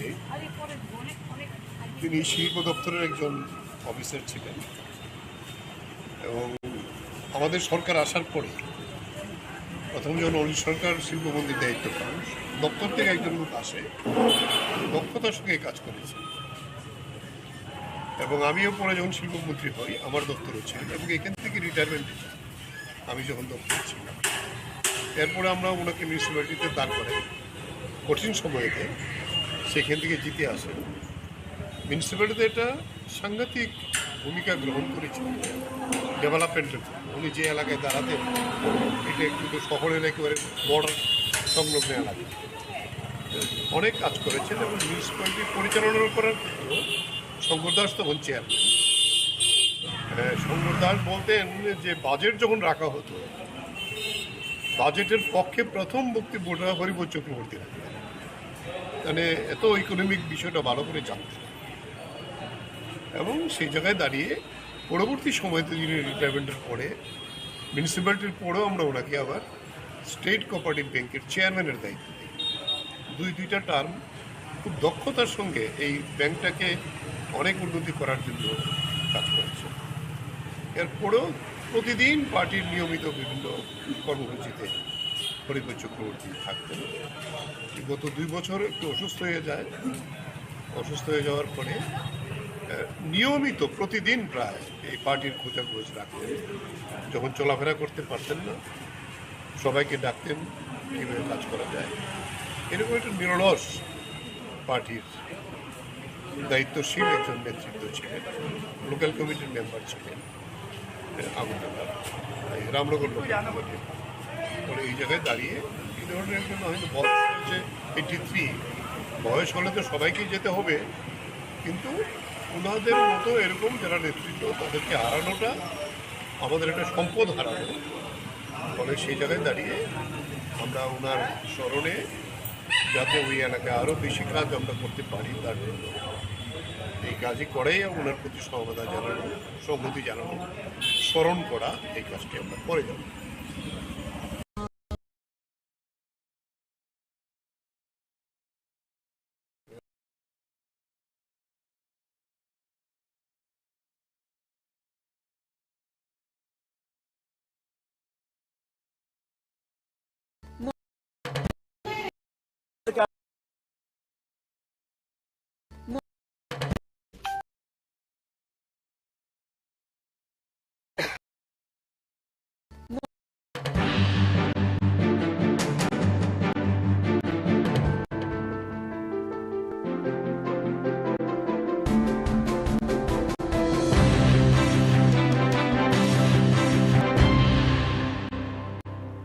হরিপদ চক্রবর্তী তিনি শিল্প দপ্তরের একজন অফিসার ছিলেন এবং আমাদের সরকার আসার পরে প্রথম যখন অনিল সরকার শিল্পমন্ত্রীর দায়িত্ব পান, দপ্তর থেকে একজন লোক আসে, দক্ষতার সঙ্গে কাজ করেছে এবং আমিও পরে যখন শিল্পমন্ত্রী হই আমার দপ্তরও ছিলেন এবং এখান থেকে রিটায়ারমেন্ট আমি যখন দপ্তর ছিলাম। এরপরে আমরা ওনাকে মিউনিসিপ্যালিটিতে দাঁড় করাই কঠিন সময়েতে, সেখান থেকে জিতে আসেন। মিউনিসিপ্যালিটিতে এটা সাংঘাতিক ভূমিকা গ্রহণ করেছেন ডেভেলপমেন্টের। উনি যে এলাকায় দাঁড়াতেন এটা একটু শহরের একেবারে বর্ডার সংলগ্ন এলাকা, অনেক কাজ করেছেন এবং মিউনিসিপ্যালিটি পরিচালনা করার ক্ষেত্রেও শঙ্কর দাস তখন চেয়ারম্যান। শঙ্কর দাস বলতেন যে বাজেট যখন রাখা হতো, বাজেটের পক্ষে প্রথম বক্তব্য হরিপদ চক্রবর্তী রাখতেন, মানে এত ইকোনমিক বিষয়টা ভালো করে জানতেন এবং সেই জায়গায় দাঁড়িয়ে পরবর্তী সময়তে যিনি রিটায়ারমেন্টের পরে মিউনিসিপ্যালিটির পরেও আমরা ওনাকে আবার স্টেট কোঅপারেটিভ ব্যাংকের চেয়ারম্যানের দায়িত্ব দিই। দুইটা টার্ম খুব দক্ষতার সঙ্গে এই ব্যাংকটাকে অনেক উন্নতি করার জন্য কাজ করেছে। এরপরেও প্রতিদিন পার্টির নিয়মিত বিভিন্ন কর্মসূচিতে হরিপদ চক্রবর্তী থাকতেন। গত 2 বছর একটু অসুস্থ হয়ে যায়। অসুস্থ হয়ে যাওয়ার পরে নিয়মিত প্রতিদিন প্রায় এই পার্টির খোঁজাখোঁজ রাখতেন। যখন চলাফেরা করতে পারতেন না, সবাইকে ডাকতেন কীভাবে কাজ করা যায়। এরকম একটা নিরলস পার্টির দায়িত্বশীল একজন নেতৃত্ব ছিলেন, লোকাল কমিটির মেম্বার ছিলেন আগুনদার রামনগর লোকাল কমিটির। পরে এই জায়গায় দাঁড়িয়ে এই ধরনের একজন হয়তো বয়স হয়েছে 83, বয়স হলে তো সবাইকেই যেতে হবে, কিন্তু ওনাদের মতো এরকম যারা নেতৃত্ব তাদেরকে হারানোটা আমাদের একটা সম্পদ হারানো। ফলে সেই জায়গায় দাঁড়িয়ে আমরা ওনার স্মরণে যাতে ওই এলাকায় আরও বেশি কাজ আমরা করতে পারি তার জন্য এই কাজই করেই ওনার প্রতি সমবেদনা জানানো, সংহতি জানানো, স্মরণ করা, এই কাজটি আমরা করে যাব।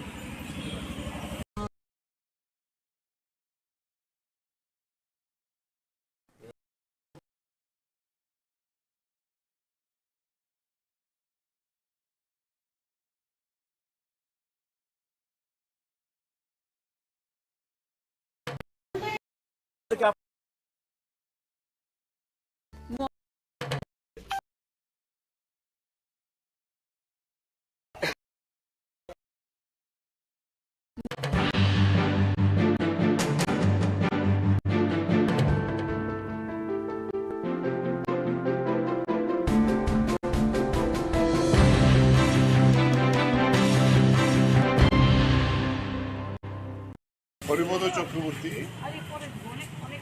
তিনি শিল্প দপ্তরের একজন অফিসার ছিলেন এবং আমাদের সরকার আসার পরে প্রথম যখন অনিল সরকার শিল্পমন্ত্রীর দায়িত্ব পান, দপ্তর থেকে একজন লোক আসে, দক্ষতার সঙ্গে কাজ করেছে এবং আমিও পরে যখন শিল্পমন্ত্রী হই আমার দপ্তরও ছিলেন এবং এখান থেকে রিটায়ারমেন্ট আমি যখন দপ্তরে ছিলাম। এরপরে আমরা ওনাকে মিউনিসিপ্যালিটিতে দাঁড় করাই কঠিন সময়েতে, সেখান থেকে জিতে আসেন। মিউনিসিপ্যালিটিতে একটা সাংঘাতিক ভূমিকা গ্রহণ করেছিলেন ডেভেলপমেন্টের।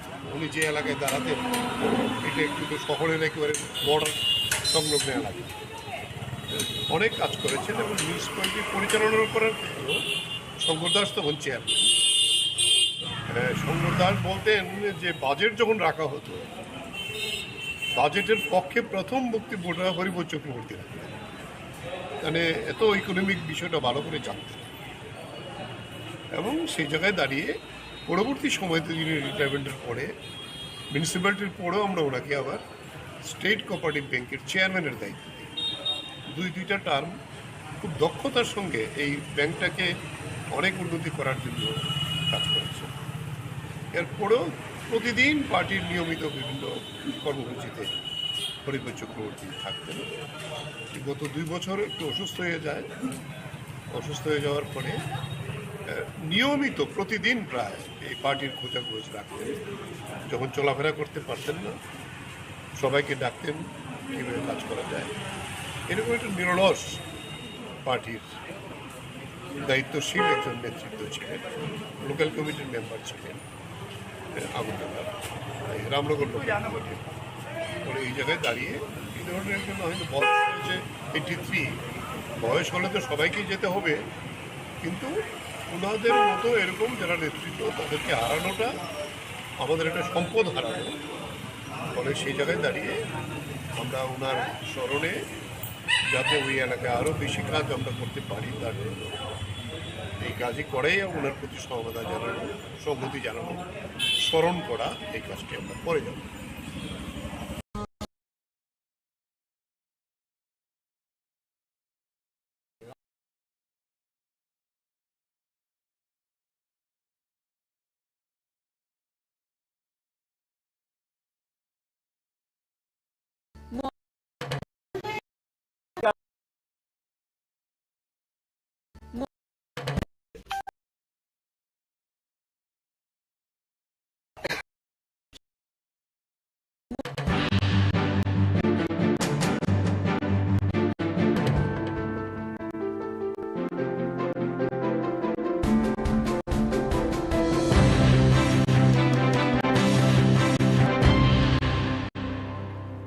হরিপদ চক্রবর্তী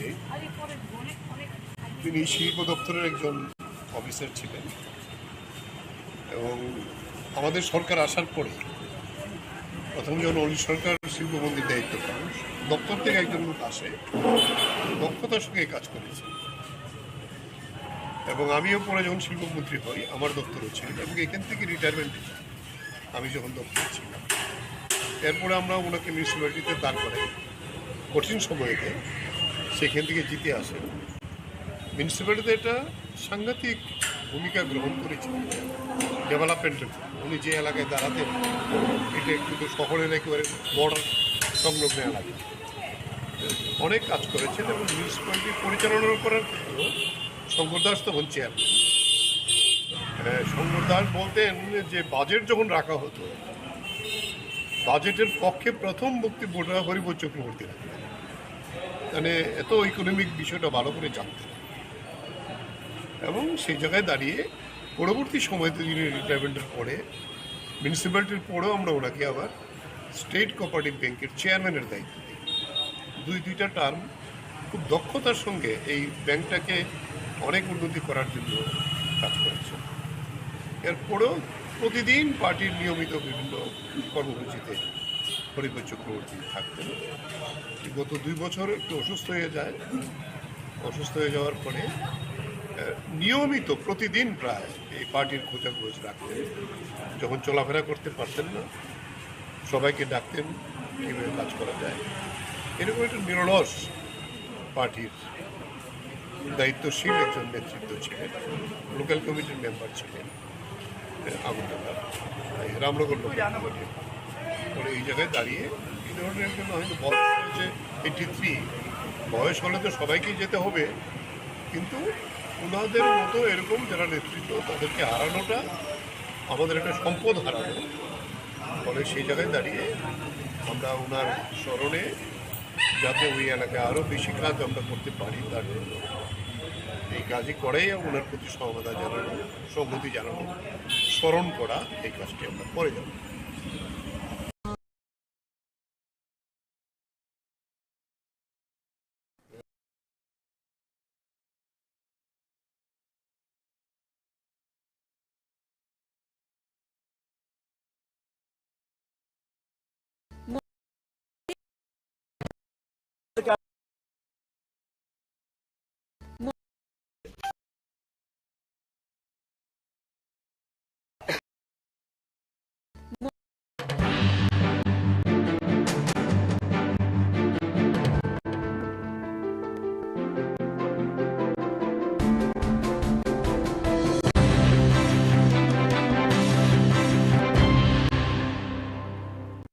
হরিবোধ চক্রবর্তী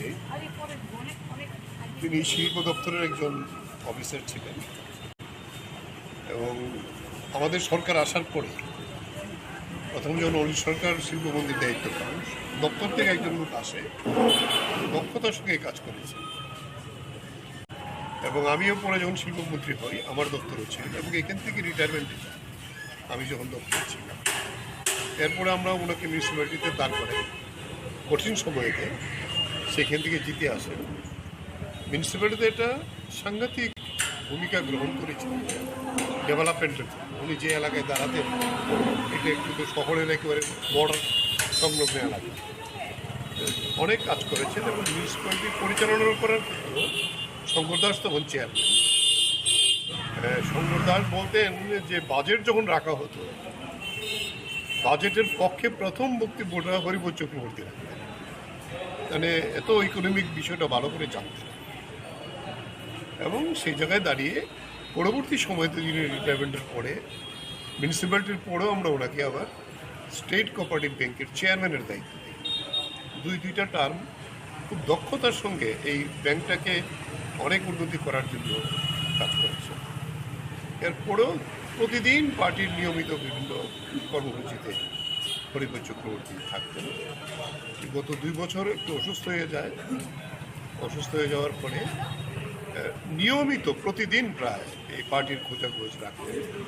যখন চলাফেরা করতে পারতেন না, সবাইকে ডাকতেন কীভাবে কাজ করা যায়। এরকম একটা নিরলস পার্টির দায়িত্বশীল একজন নেতৃত্ব ছিলেন। লোকাল কমিটির মেম্বার ছিলেন আগরতলা, রামনগর লোকাল কমিটির। ফলে এই জায়গায় দাঁড়িয়ে এই ধরনের জন্য হয়তো বয়স হয়েছে 83, বয়স হলে তো সবাইকেই যেতে হবে, কিন্তু ওনাদের মতো এরকম যারা নেতৃত্ব তাদেরকে হারানোটা আমাদের একটা সম্পদ হারানো। ফলে সেই জায়গায় দাঁড়িয়ে আমরা ওনার স্মরণে যাতে ওই এলাকায় আরও বেশি কাজ আমরা করতে পারি তার জন্য এই কাজই করেই ওনার প্রতি সহমতা জানানো, সংহতি জানানো, স্মরণ করা, এই কাজটি আমরা করে যাব।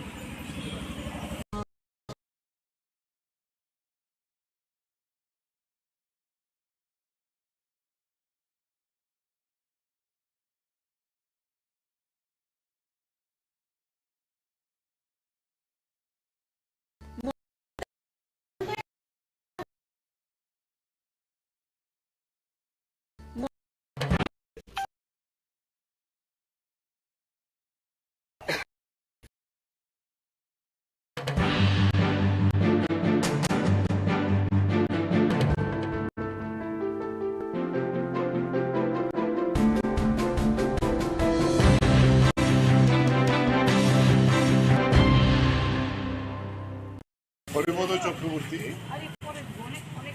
তিনি শিল্প দপ্তরের একজন অফিসার ছিলেন এবং আমাদের সরকার আসার পরে প্রথম যখন অলি সরকার শিল্পমন্ত্রীর দায়িত্ব পান, দপ্তর থেকে একজন লোক আসে, দক্ষতার সঙ্গে কাজ করেছে এবং আমিও পরে যখন শিল্পমন্ত্রী হই আমার দপ্তরও ছিল এবং এখান থেকে রিটায়ারমেন্ট আমি যখন দপ্তর ছিলাম, এরপরে আমরা ওনাকে মিউনিসিপ্যালিটিতে দাঁড় করাই কঠিন সময়েতে, সেখান থেকে জিতে আসেন। মিউনিসিপ্যালিটিতে একটা সাংঘাতিক ভূমিকা গ্রহণ করেছেন ডেভেলপমেন্টের।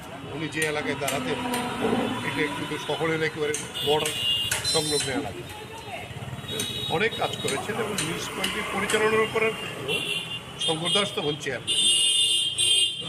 শঙ্কর দাস বলতেন যে বাজেট যখন রাখা হতো, বাজেটের পক্ষে প্রথম বক্তব্যটা হরিপদ চক্রবর্তী রাখতেন, মানে এত ইকোনমিক বিষয়টা ভালো করে জানতেন এবং সেই জায়গায় দাঁড়িয়ে পরবর্তী সময়তে যিনি রিটায়ারমেন্টের পরে মিউনিসিপ্যালিটির পরেও আমরা ওনাকে আবার স্টেট কোঅপারেটিভ ব্যাংকের চেয়ারম্যানের দায়িত্ব দিই। দুইটা টার্ম খুব দক্ষতার সঙ্গে এই ব্যাংকে উন্নতি করার জন্য কাজ করেন। এরপরেও প্রতিদিন নিয়মিত কর্মসূচিতে হরিপদ চক্রবর্তী থাকতেন।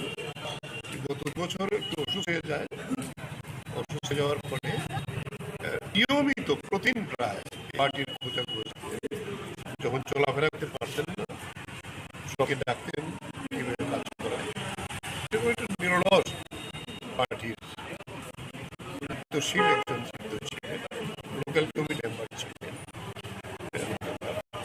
রামনগর এই জায়গায় দাঁড়িয়ে বয়স হলে তো সবই যেতে হবে, কিন্তু ওনাদের মতো এরকম নেতৃত্ব তাদের হারানোটা আমাদের সম্পদ হারানো। সেই জায়গায় দাঁড়িয়ে তা ওনার স্মরণে যাতে ওই আরো বেশি কাজ করতে পারি, এই কাজ করেই ওনার কোথাও আমাদের জানানো, সংহতি জানানো, স্মরণ করা, এই কাজ আমরা করে যাব।